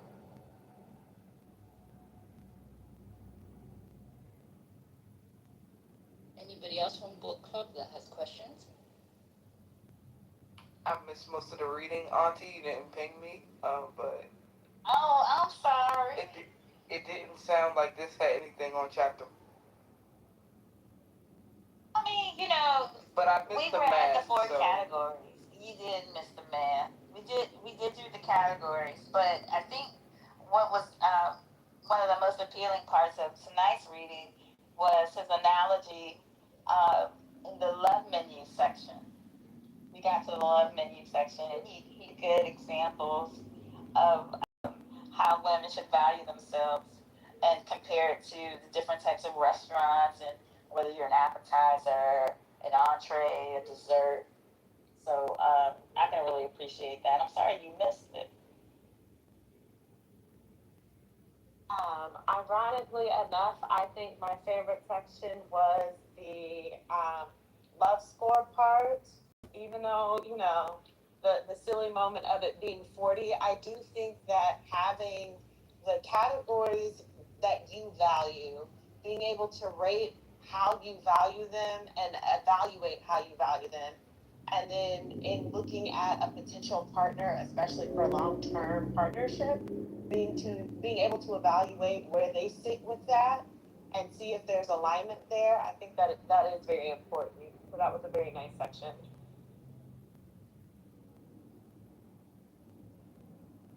Like halfway into listening, I wondered if the author ended up finding love. Well, I mean, Jamal been married, so yes. Before the book or after the book?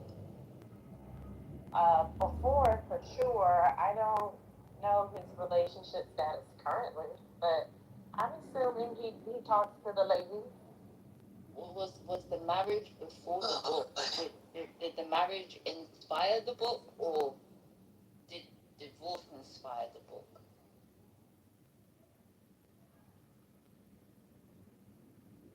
That's a good question. Don't know. Can I please come off mute? I love the discussion is fat. Man, you don't know how. I've never had this experience with the book. It was published 2018, and I've never had a group read the book like this. And it is very insightful in a lot of ways on how the ladies have taken it. It is for women. It's for black women. And Ben, you have been right on point with a lot of things that you've said. I think that the love number for me, the personal grading system, and that's why I was saying that you really have to be honest with yourself, because you're really kind of assessing self first. So you know if you're just a 25, and then because of it being 40, the 40 really doesn't matter, because if you're a 25 or a 30 or whatever you are, you're not going to be all 10s, or you're not being honest with yourself. But whatever your number works out to be, you want to find somebody that goes out to about that number. We're not all 40s across the board. I think I was like a 25 or 27.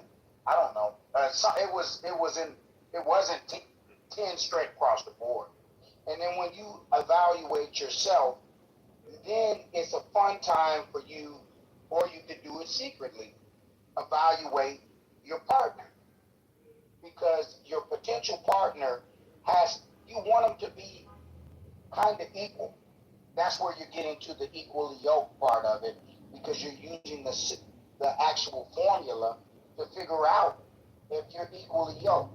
Somebody said something about spirituality. The spirituality, there again, it's all based on you. And then when you give it to your potential partner, see where they rank and the importance of it for themselves. And then you start to line it up that way. That works. I really, I've ever heard group assess it, and it really makes me feel really good. I'm so happy that you all are enjoying it the way that you are, because We've been doing it for about a week or so. It's nice. I've enjoyed it. Spinoza put a thing in the chat. It'd be interesting if you and Miss Asia. Is she still living, Miss Asia? She is living. I was thinking about calling her. Yes. It'd be interesting. Asia's married. I think she might be married now. She got married? Oh, that'd be nice. It'd be interesting if you guys updated it, because post-pandemic, post-manosphere, a lot of it feels ancient, but because it feels ancient, but watch this, because it feels ancient, it feels new. So it'd be kind of nice. It feels real. Yeah, well, definitely, because the manosphere stuff is so not real. But it's nice. It's in that post-Steve Harvey age, pre-COVID. It's nice. I just think that a lot of the day, whether it's the manosphere stuff, that tonight's conversation and everything else, I think a lot of it is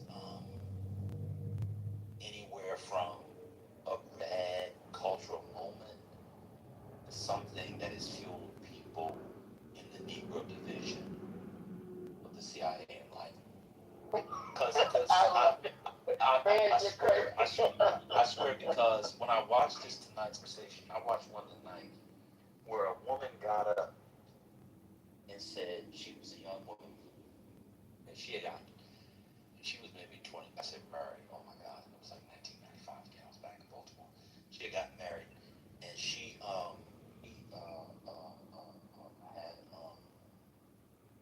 had brain cancer, and she was now 24. So she was married younger. She had brain cancer, and her husband, who was also a young man, these are all Negroes. He was there every day. He took care of her. He nursed her through the convalescence. He wiped her ass. He wiped her ass and did all the things that they say black men would not do. Only a white man who reads Toni Morrison would do. He did all the things. Her question was, when was he going to plan more romantic dates so she could feel like he thought she was valuable? I picked my computer up, I threw it out the window, and then I took my gun and shot myself. There's no way you can tell me that that is not a government agent that is putting that in the atmosphere. You don't think that you're valued because he doesn't plan spontaneous beach dates, but he wiped your funky ass while you were going? Like, what are we doing here? She didn't work, or he paid all the. So as I said, it'd be interesting if you updated this through to the moment. But I think that. Sorry. Illnesses causes insecurities in people, though, like their ill health and them being weaker and their independence. Not that I'm saying that he's right on everything in him not planning spontaneous dates, but maybe she lost her sense of self, her individuality outside of her illness. Look, I want to just say this.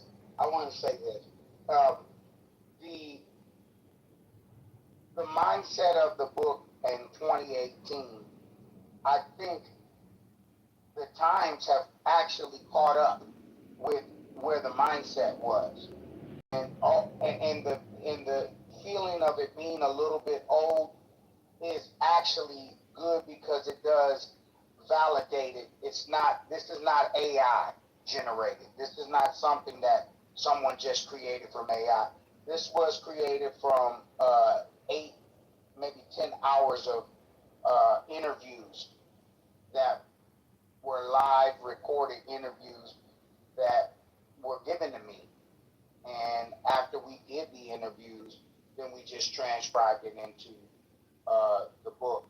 And so, like I said, I think that it's something for black women, and I think that black women can get a lot out of it, and I hear black women discussing it and getting something out of it because it was for them. If you look at that book cover, the book cover says a lot too, and I had that put together the way that I did because I saw that in my mind, whereas you see the educated business black woman with the briefcase, and you see the hood dude with the condoms and the Tim boots and the wife beater. And so, yes, and so if you look at the cover of the book, I'm saying a lot with that cover. I'm telling you, this was for professional black women, and and it was written with black women in mind. And so to see you guys really kind of feel what I was putting out there, it just really makes me feel good. And I just thank you guys. I'm so humbled by it. Can I ask you a question? Paul? Yes. Was the book inspired prior to you being married or post divorcee? I I was divorced. This book came to me.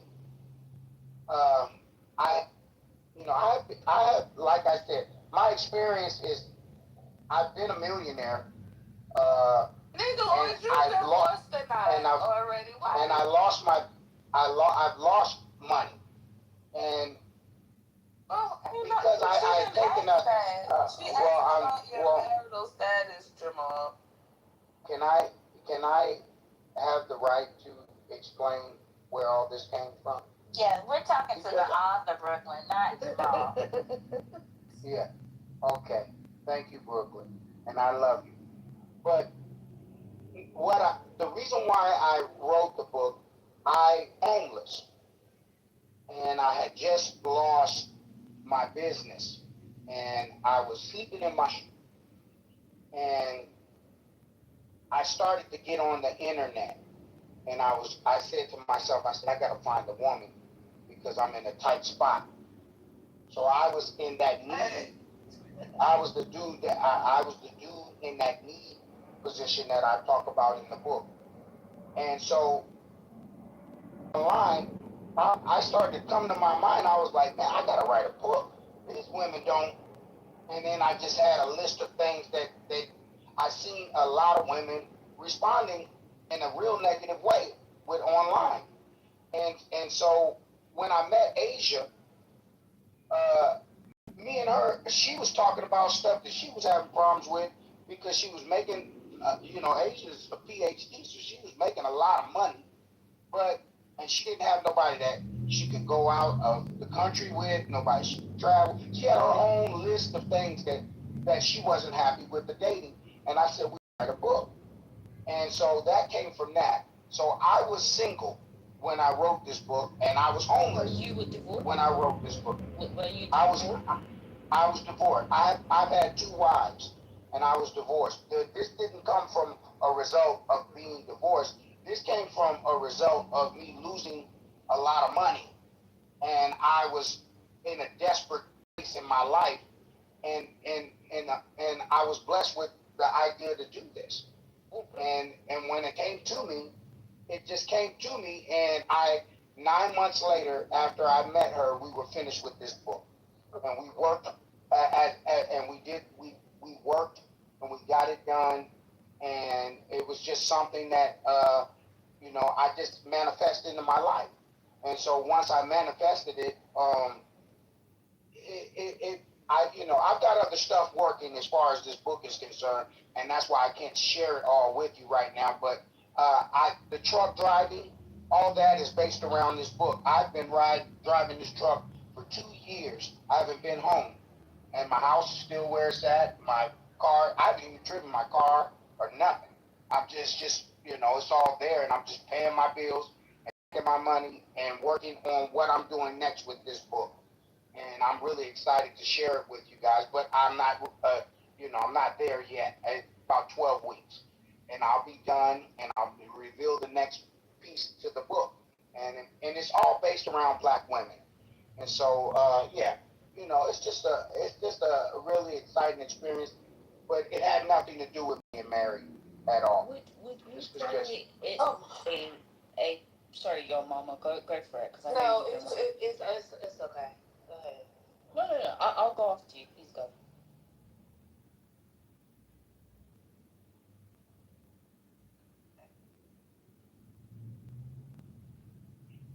So, I was going to say, would sorry, I'm stuttering. It seems like a paradox, right? Because the book is very inspirational in encouraging women to have standards, but when you know men are not in a place and having it all, where where does that leave them in the dating world? well, the woman, I think a lot of women don't understand that they are the actual parameter for the way men act. And that's why I think the book was so important, because it's important for when you set your value, and that's where you keep seeing that trend all throughout the book about value, understanding your value, value in your vagina, value in your pussy. This is all throughout the book. And the reason why it's like that is because women can make men do right. Because a man is like driven off of, that men are driven off of this vagina, this pussy. They're driven off of it. And now you get guys in here to lie. They might say, "Oh no, I'm a player." You hear them in here on Clubhouse all the time. But the truth is, when you start to place a higher value on the vagina, men will act right. You can force them to act right.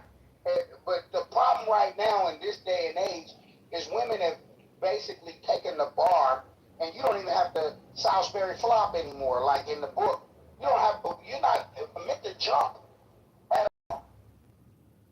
There's no jump. It's just lay down. You know what I mean? And so that value, if you place, I don't know. I'm sorry. I don't understand what that means. Can you explain the lay down They don't part, have to please? jump. Yeah, they just lay down. When I say lay down, I'm just saying there's no obstacle there. If you ever seen the Olympics, are you saying the men are easy or the women easy? Which one? The women are easy. Oh, okay.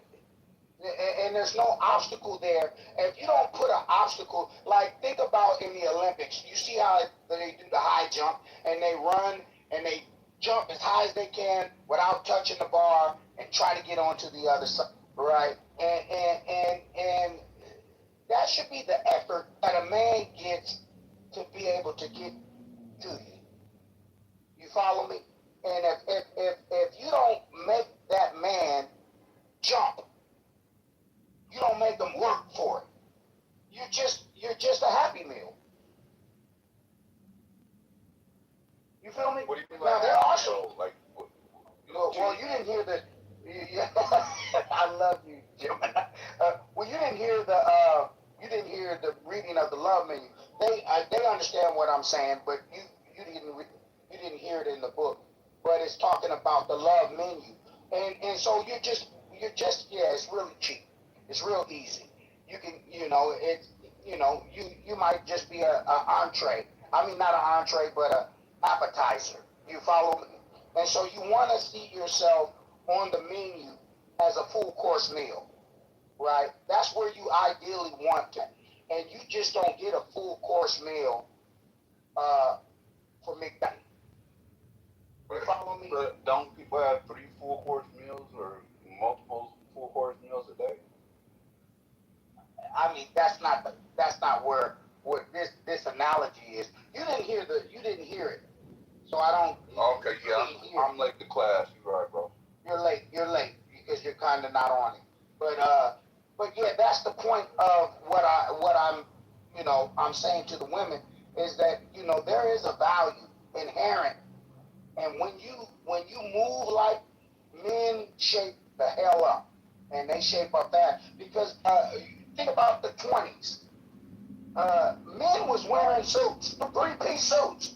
Why do you think men were dressed like that? And why do you think they had those Daffy Duck shoes and those 3-piece suits that they would wear every day with a top hat? They weren't doing that because they wanted to look like that. That was what the women required. That's what your great-great-grandmother required. He had to be clean. He had to be sharp. His shoes had to be shined. He had to come at a woman at a certain level to even get anywhere. She held up a standard. It was a high bar. He had to do it. If he didn't do it, then he couldn't get close to it. And that's the most important thing out of this book that I keep pushing. And as you guys read it, you see it. You see what I'm saying? I know you are because you said it. I said it a couple of times. Can I ask a question, Jamal? So Yeah, you're pushing the line of a woman needs to establish her value via the difficulty or the expectations that she establishes before being willing to be physical with men, correct? That's right. Okay, so how does that align with your thoughts that if a woman comes to party with me, she has to party, right? So that means she doesn't have much of an option. Not today. Not tonight. I'm not going there with you tonight. Because this is something. Hold on. This is something that has nothing to do with. I don't want to answer. Oh, Can you accept that answer? Well, I'm I don't trying want to to answer. understand how that aligns with I don't want to answer it. I don't want to answer it. Wow. This is not about my clubhouse. You're not talking to Totem Pole tonight. Oh, okay. All right. So separate set of virtues, separate set of morals. That's right. Whole different. We're talking to the author tonight, Jamal. Right. You're not talking to Totem Pole. Okay. Yes. All right. Yeah.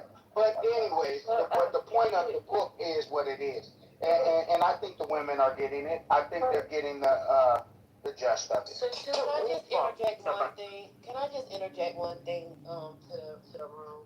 Johnny, when I did my rooms and we read books, people who were not there for the reading did not get to engage in the Q&A. That's a fact. That's a fact. That's true. That should be right. Because you don't know what you're talking about. Yeah, you don't know what we're talking about.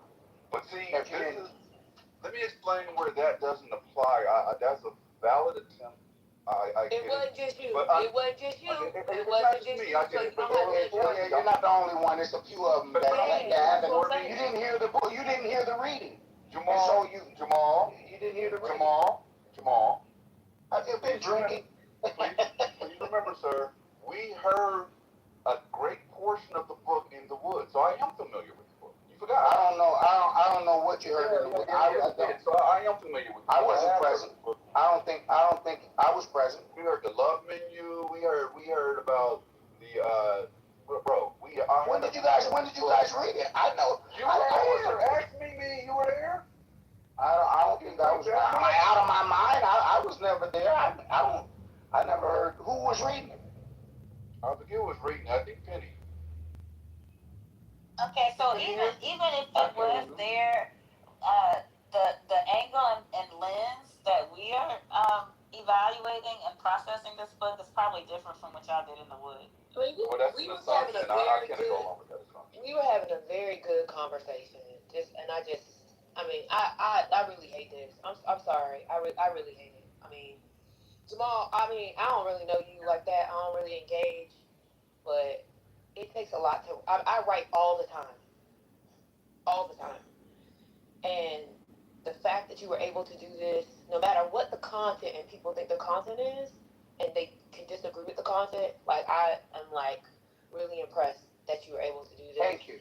And I hope that when you do the second part of it, that you actually think about the whole process, not just the writing of the book and publishing it, but you think about how to really get it in front of the right people and have these conversations with people who are actually reading the book in the wild. Right. Well, I really appreciate you saying that, and I appreciate all of you ladies tonight, and the listeners too that have listened, because it means a lot to me. And this is not just me from a house perspective speaking to you, but this is me from I have a persona on Clubhouse, and Gemini knows me my persona, and a lot of you know me from my persona, but who I am as a real person, that's in this book, and I'm really a serious businessman too, and like I said, I've suffered my losses, and as you know me, you're seeing me, you're witnessing me rebuild myself, and I have that within myself, that moxie, and I'm able to do that, and so you guys of knowing me from different angles and seeing me from different angles. This is really me, and the Jamal in that book is really who I am, and I did this for black women, and because I love black women, and because I love black love, and I want black people to to be at their best, and that's really what it's all about. And so, yeah, any questions that you have on anything that you read, I'm willing to answer if you have a question. If not, I really appreciate you, and I just think I'm so humbled. You don't know how humbled. First Lady, Yes, sir. Patty, I'm here. Janice, I love you. Wow, you have made this sound like gold. And I just want to thank you so much, Janice, because you have read this thing and made it sound so beautiful in the way that you read it. And First Lady, and Van, they told me that you came up with the idea to do it, and I just want to say thank you to Van, Ambassador. Ambassador, you have been pushing this book more than anybody on the app, and I just want to thank you. You've actually bought the book for one of your girlfriends, I think, Ambassador, and I appreciate you. We've had conversations, quiet ones, and I just appreciate the ones Real who quick, have supported me. I I hate appreciate to cut you off, but I gotta run. First, let me know what time you want to do it. I know tomorrow's game night, and I got something to go to as well. But maybe Saturday or Sunday we do another pages. Just let me know. Sounds good. Sounds good. Okay. Thank you. Good night. Okay, you're going. Okay. All right. Good night. Well, yeah, this has been very real, and I love you guys. I really appreciate you. I can't wait to introduce y'all to what my next level that I take this to, because it's going to be really big. And so, I've invested money for 2 years into what I'm doing, I'm weeks away from being done with it and bringing everything to the public, and it's all built around the book. And so, this book has meant a lot to me. Like I said, I started to do this when I was homeless in my car, and I was really broken, but I was blessed because I got an idea, and not I get an idea, I acted on it, and I brought it to life and manifested it, and I'm doing the same thing as we speak now. And so I just thank you. I really thank you so much. I really do. Thank you guys. I guess I can save my question for later this week. Or on a weekend, Saturday or Sunday. I just wanted to go back to a couple chapters in regards to, this virtuous woman who kept her cell phone so nice and clean and waited. How did you end up letting it go? But, think about it. Don't answer it tonight.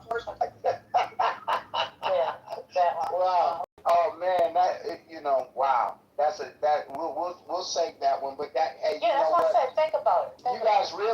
You guys, you know what? People really took to that first chapter. I've gotten a lot of really positive responses from this on some other interviews, and people have said different things about it, and I really am so glad that it resonates with you, and it all makes sense too. You know what I mean? And ladies, you do need to put face protector plates on it. Put a protector plate on. Don't just be a community phone. If you know, you know. I'll land right here.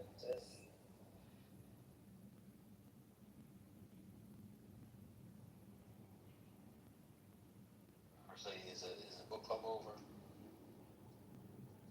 Yes, sir. Okay. So, and this follows up, but it comes up with a bit. So, um, it's 8:45 my time. So,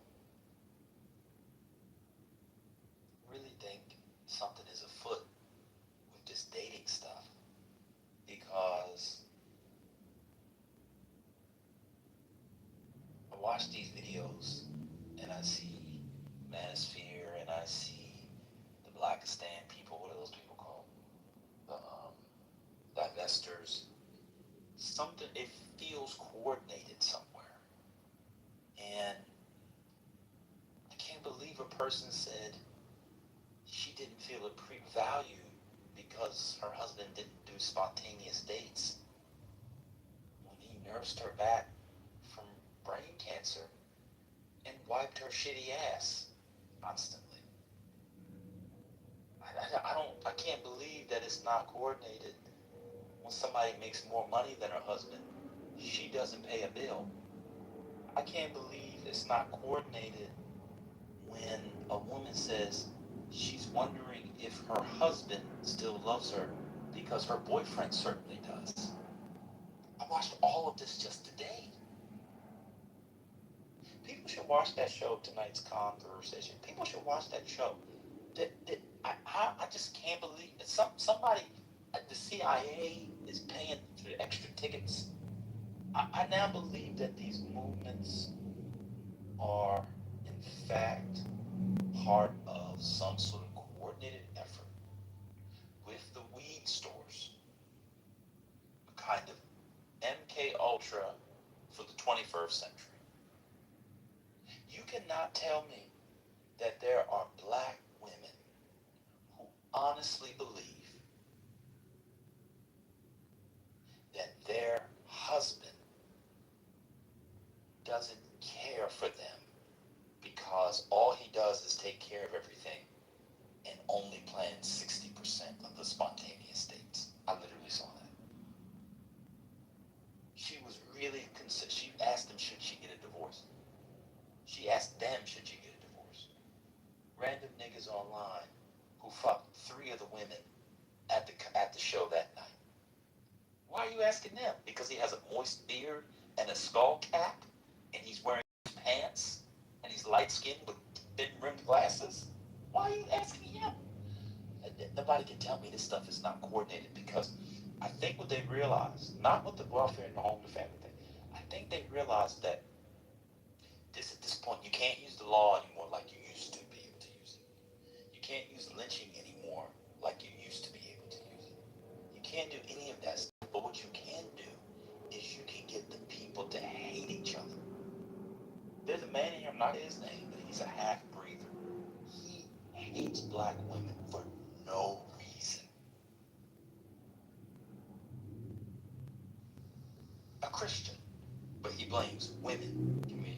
How can you be a Christian and not blame the men of the community from a Christian lens? How does that make any sense? You have another person who is a healthcare professional and constantly citing, was it HPV-2-1, not herpes simplex, but that black women have the highest herpes rate, but never deals with the physiology and biology of herpes transmission. What is getting in his mind? It's got to be the government. It's got to be the government first. That's what I think. When I go back and watch the old Donahues and the stuff in the 80s, they didn't talk like that. In versions of that, obviously the rhetoric, the diction would be different. They didn't talk like that. Something's got to be off. Everybody knows that it is much harder for a man to contract herpes through intercourse than it is for a woman. Who's spreading it around if it's not men? You think you're spreading herpes around from scissoring? Huh? Come on, man. Something is going on. I think it's the government. I really do. I know this sounds conspiratorial. Have you seen that show, First Lady? Tonight's Conversation? Have you seen that show? She might not be here. Who? Have you guys seen that show, Tonight's Conversation? I have. It's with Ace Metaphor. Trip Fontaine, Kitty Rose, Cheyenne Bryan is on there sometimes. Yep. You can't tell me that it is not the men, the U.S. government, the Russian government, or some government, or government adjacent entities that boost people like Cheyenne Bryan. Now all of a sudden we're supposed to care about Cheyenne Bryan with them plump titties and peanut butter skin? Oh, sorry, that's Joy Taylor. I apologize. All of a sudden, she comes out of nowhere. All of a sudden, her fight with Tor from 5 years ago is trending again. You really think it's a coincidence? It's just an algorithm. And I should play some of these clips. The tickets for tonight's conversation, I said it before, they run, anybody can interrupt me at this point. They range from $64 to $599. Who is paying $600 to listen to a bunch of single, attractive blacks give advice to people who've been married for 10 years? And the closest they got to marriage is when they stumbled upon a ceremony while they were trying to get to the bar at a hotel they were staying in.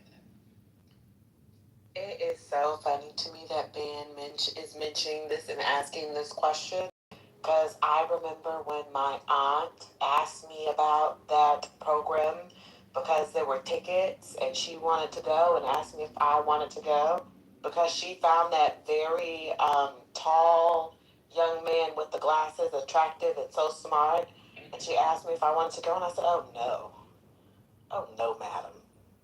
But that was before they had that big breakup where Keita was telling all their business and talking about how two of the panelists dating each other, even though one of the panelists were married, and that was something. But to your point, I the clips come across my feed, and every time I listen to the clips, it's just.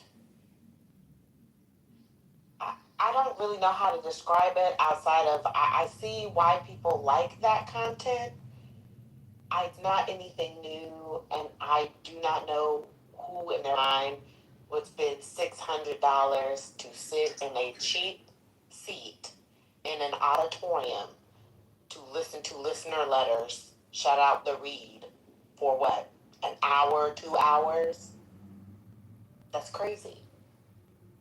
Yeah, I feel like the way it works, well, a couple things. People on the panel in the audience, let me say this.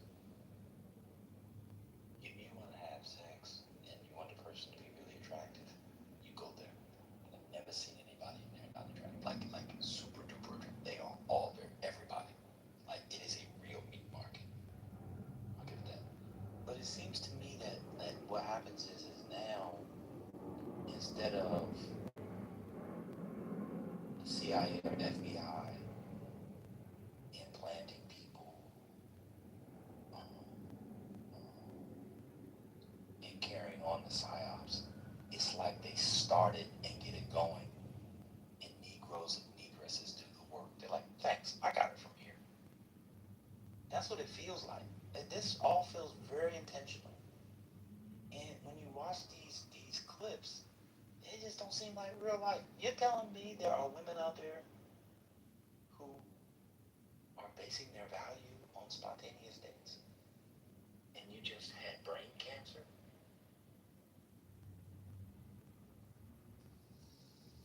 Is it just that clip or like in general, like a patient and their spouse? Because it is quite common for people with chronic illnesses to have like severe depression and lost sense of identity to where it causes a strain in their relationship.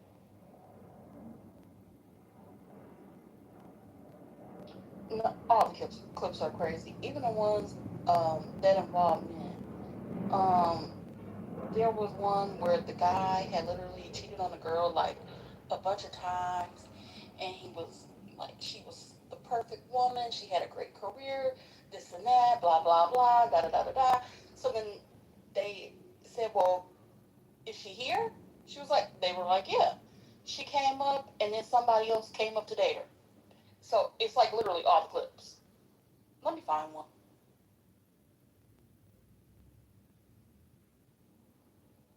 So I missed a lot of that. You would love it. You would love it. Were you still talking about the show, TT? Yes. Oh, She will tell it was you a guy. another version. Oh, there was a guy who was cheating on the woman he was dating. She had a great career, made a lot of money, was faithful, and just kind of kept taking him back.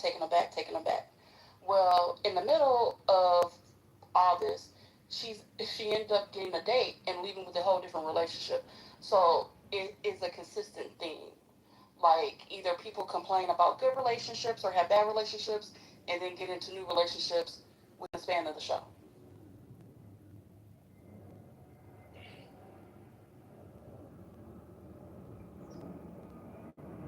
Maybe that's the point of the tickets being so high. They going to meet people, get together. Hey, we can't go to the club. You mean to tell me that our third spaces are now tonight's conversations are not the club?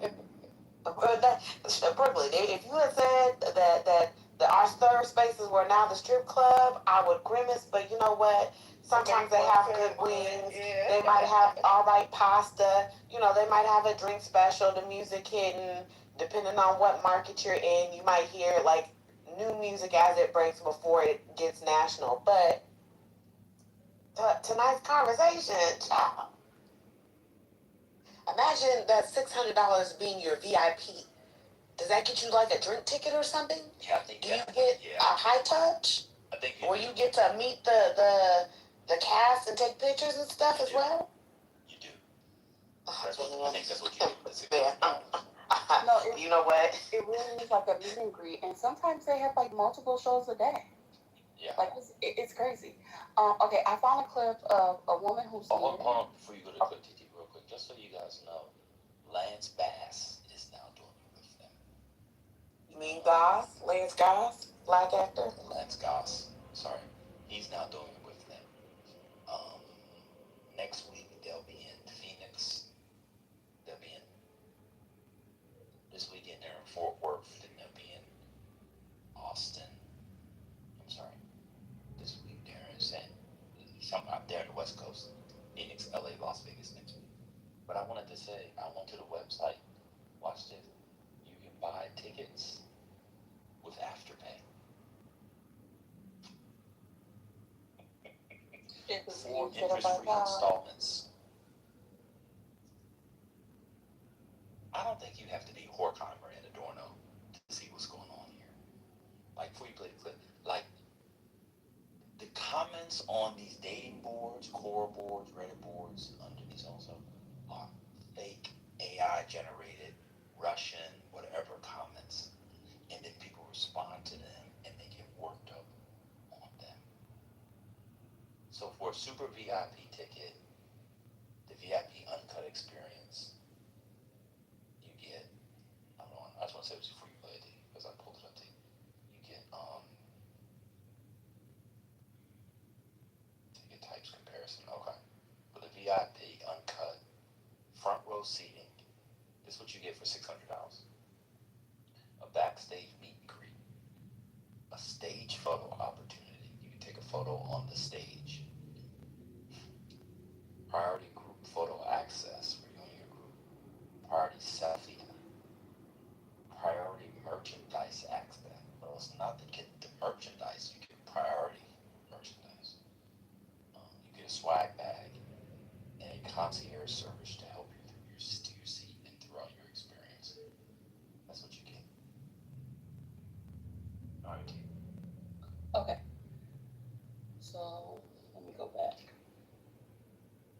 When you have fell out of love with your husband for not providing and have fallen back in love with your ex, who is currently having a baby, but is willing to risk it all. I'm gonna be quick. Cause you at the wrong podcast. I absolutely hate to be your husband. That's just wild work to me. Like, you're willing to leave your husband for another that got a baby on the way. That's crazy work. No, let me correct it. That is not why I'm leaving my husband. What I left him for was because he was not able to provide for me.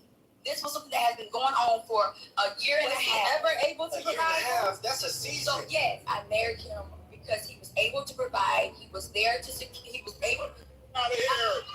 You said a year and a half. That's a season. You ain't even giving him a chance to overcome whatever he was going through. You supposed to help him through that. You know what I'm saying? So how long? Okay, I understand that. Till death do you part. Till death do you part. Till death do you part. Okay. Okay. I think you would be doing him a huge service by leaving him. Because you're horrible to have even married him. Not as a person, I don't know you as a person, but to have even married somebody out of convenience and out of obligation because you probably just wanted to be married. I think you guys should both go your separate ways so that you can find people who love you and who you love. Let me just add this point. If you love someone based on conditions, when they do not meet those conditions, you are going to try to find a way out. If God loved us based on conditions, talk about it. You have to make a decision to love someone. You may have moments to where you fall out of love, but you gotta make that decision every day. We talking about it may be some situational stuff. What if she go through menopause and then he just say, I don't love her no more, and I'm gonna deal with my ex and stuff like that? We'll be beating him down. So before people choose to get married, make sure that you're not a conditional lover because it is doomed to fail. That's the wrong foundation to create to begin with. My biggest concern is not necessarily her, but it's that ripple effect that relationship can make happen. Because if she decides to go back to the ex, she's affecting her husband, she's affecting her ex, she's affecting her ex's baby mom who was pregnant with this guy's kid, and she's affecting that child. So your poor decision making is going to affect 5 other lives. Okay, that was the end of the clip. It reminds me of Clubhouse so much. I think that's also part of the reason why I was never very interested in that shit on TikTok. Because if you were on season 1 relationship rooms, even season 2, the hot era, season 2 of this app I think was by far one of the best seasons. Best time by far none. But if you were on, season 2 of this app with the relationship rooms, like, you've heard these conversations. You've heard the conviction and the Christ and the this and the that. Like, in 2026, y'all all sound crazy. She sound crazy for offering that situation up, and y'all all sound crazy to entertain that shit. My God. Did you have another clip? Yes. I have one of the guys. Ooh. Hold on, let me go back. We got to keep it equal. God bless. God bless. When you she here and all the people I'm talking about respects and appreciates her friends more than she does her husband who pays the bills with her. Please define for me respect. If I call her and she on the phone with one of those friends that's back there,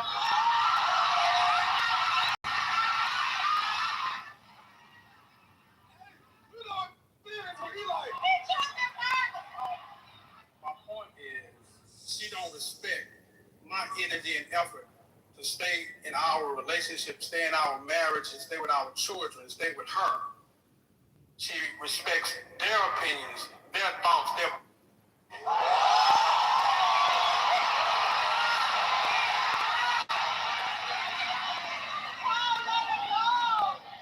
I'm paying attention to how you're even referring to your wife right now. Like I'm paying attention to the fact that you're willing to humiliate your wife in front of thousands of people also. So what is it that you do inside of the house that will make it to where she can actually respect you? Because just because you pay bills and things like that doesn't mean that you will be able to get fully that level of respect. Hold on. Because if you say you pay bills, but if I'm coming to you about a concern, if I'm coming to you about something I'm grieving, something you hurt me on, something that I feel abandoned on, will you give me the safety to be able to talk about it? Can I trust you emotionally? Can I trust you spiritually? Can I trust you financially? Can I trust you in all of these aspects to prove that you give me a level of emotional security? Do we actually have a partnership? Because just because you're married does not mean that you have entered into an actual partnership. Are we truly aligned? Because I hear you and I understand that a wife is supposed to respect you, but a husband is supposed to love a wife as well. So how are you loving your wife? Because a lot of times her lack of respect to you is a reflection of your lack of love for her, your broken love. So that's my question to you. What are you actually doing that will allow her to come up to that level to where she can respect you as the head of household? And this is to the men in the room. We got to stop reducing ourselves to a paycheck and paying a bill. You added that as if that replaces you being a person. She pays most of the bills. I manage the bills.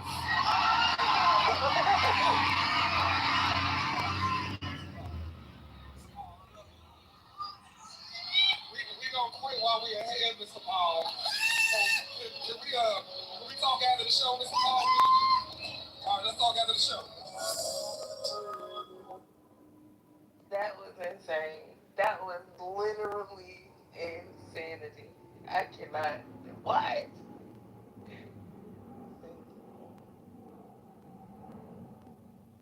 Y'all can't tell me that as a font or wellspring of rhetoric and discourse, and then it unfolds and evolves. You can't tell me that this is not a coordinated. That man says she makes the money, he manages it at home.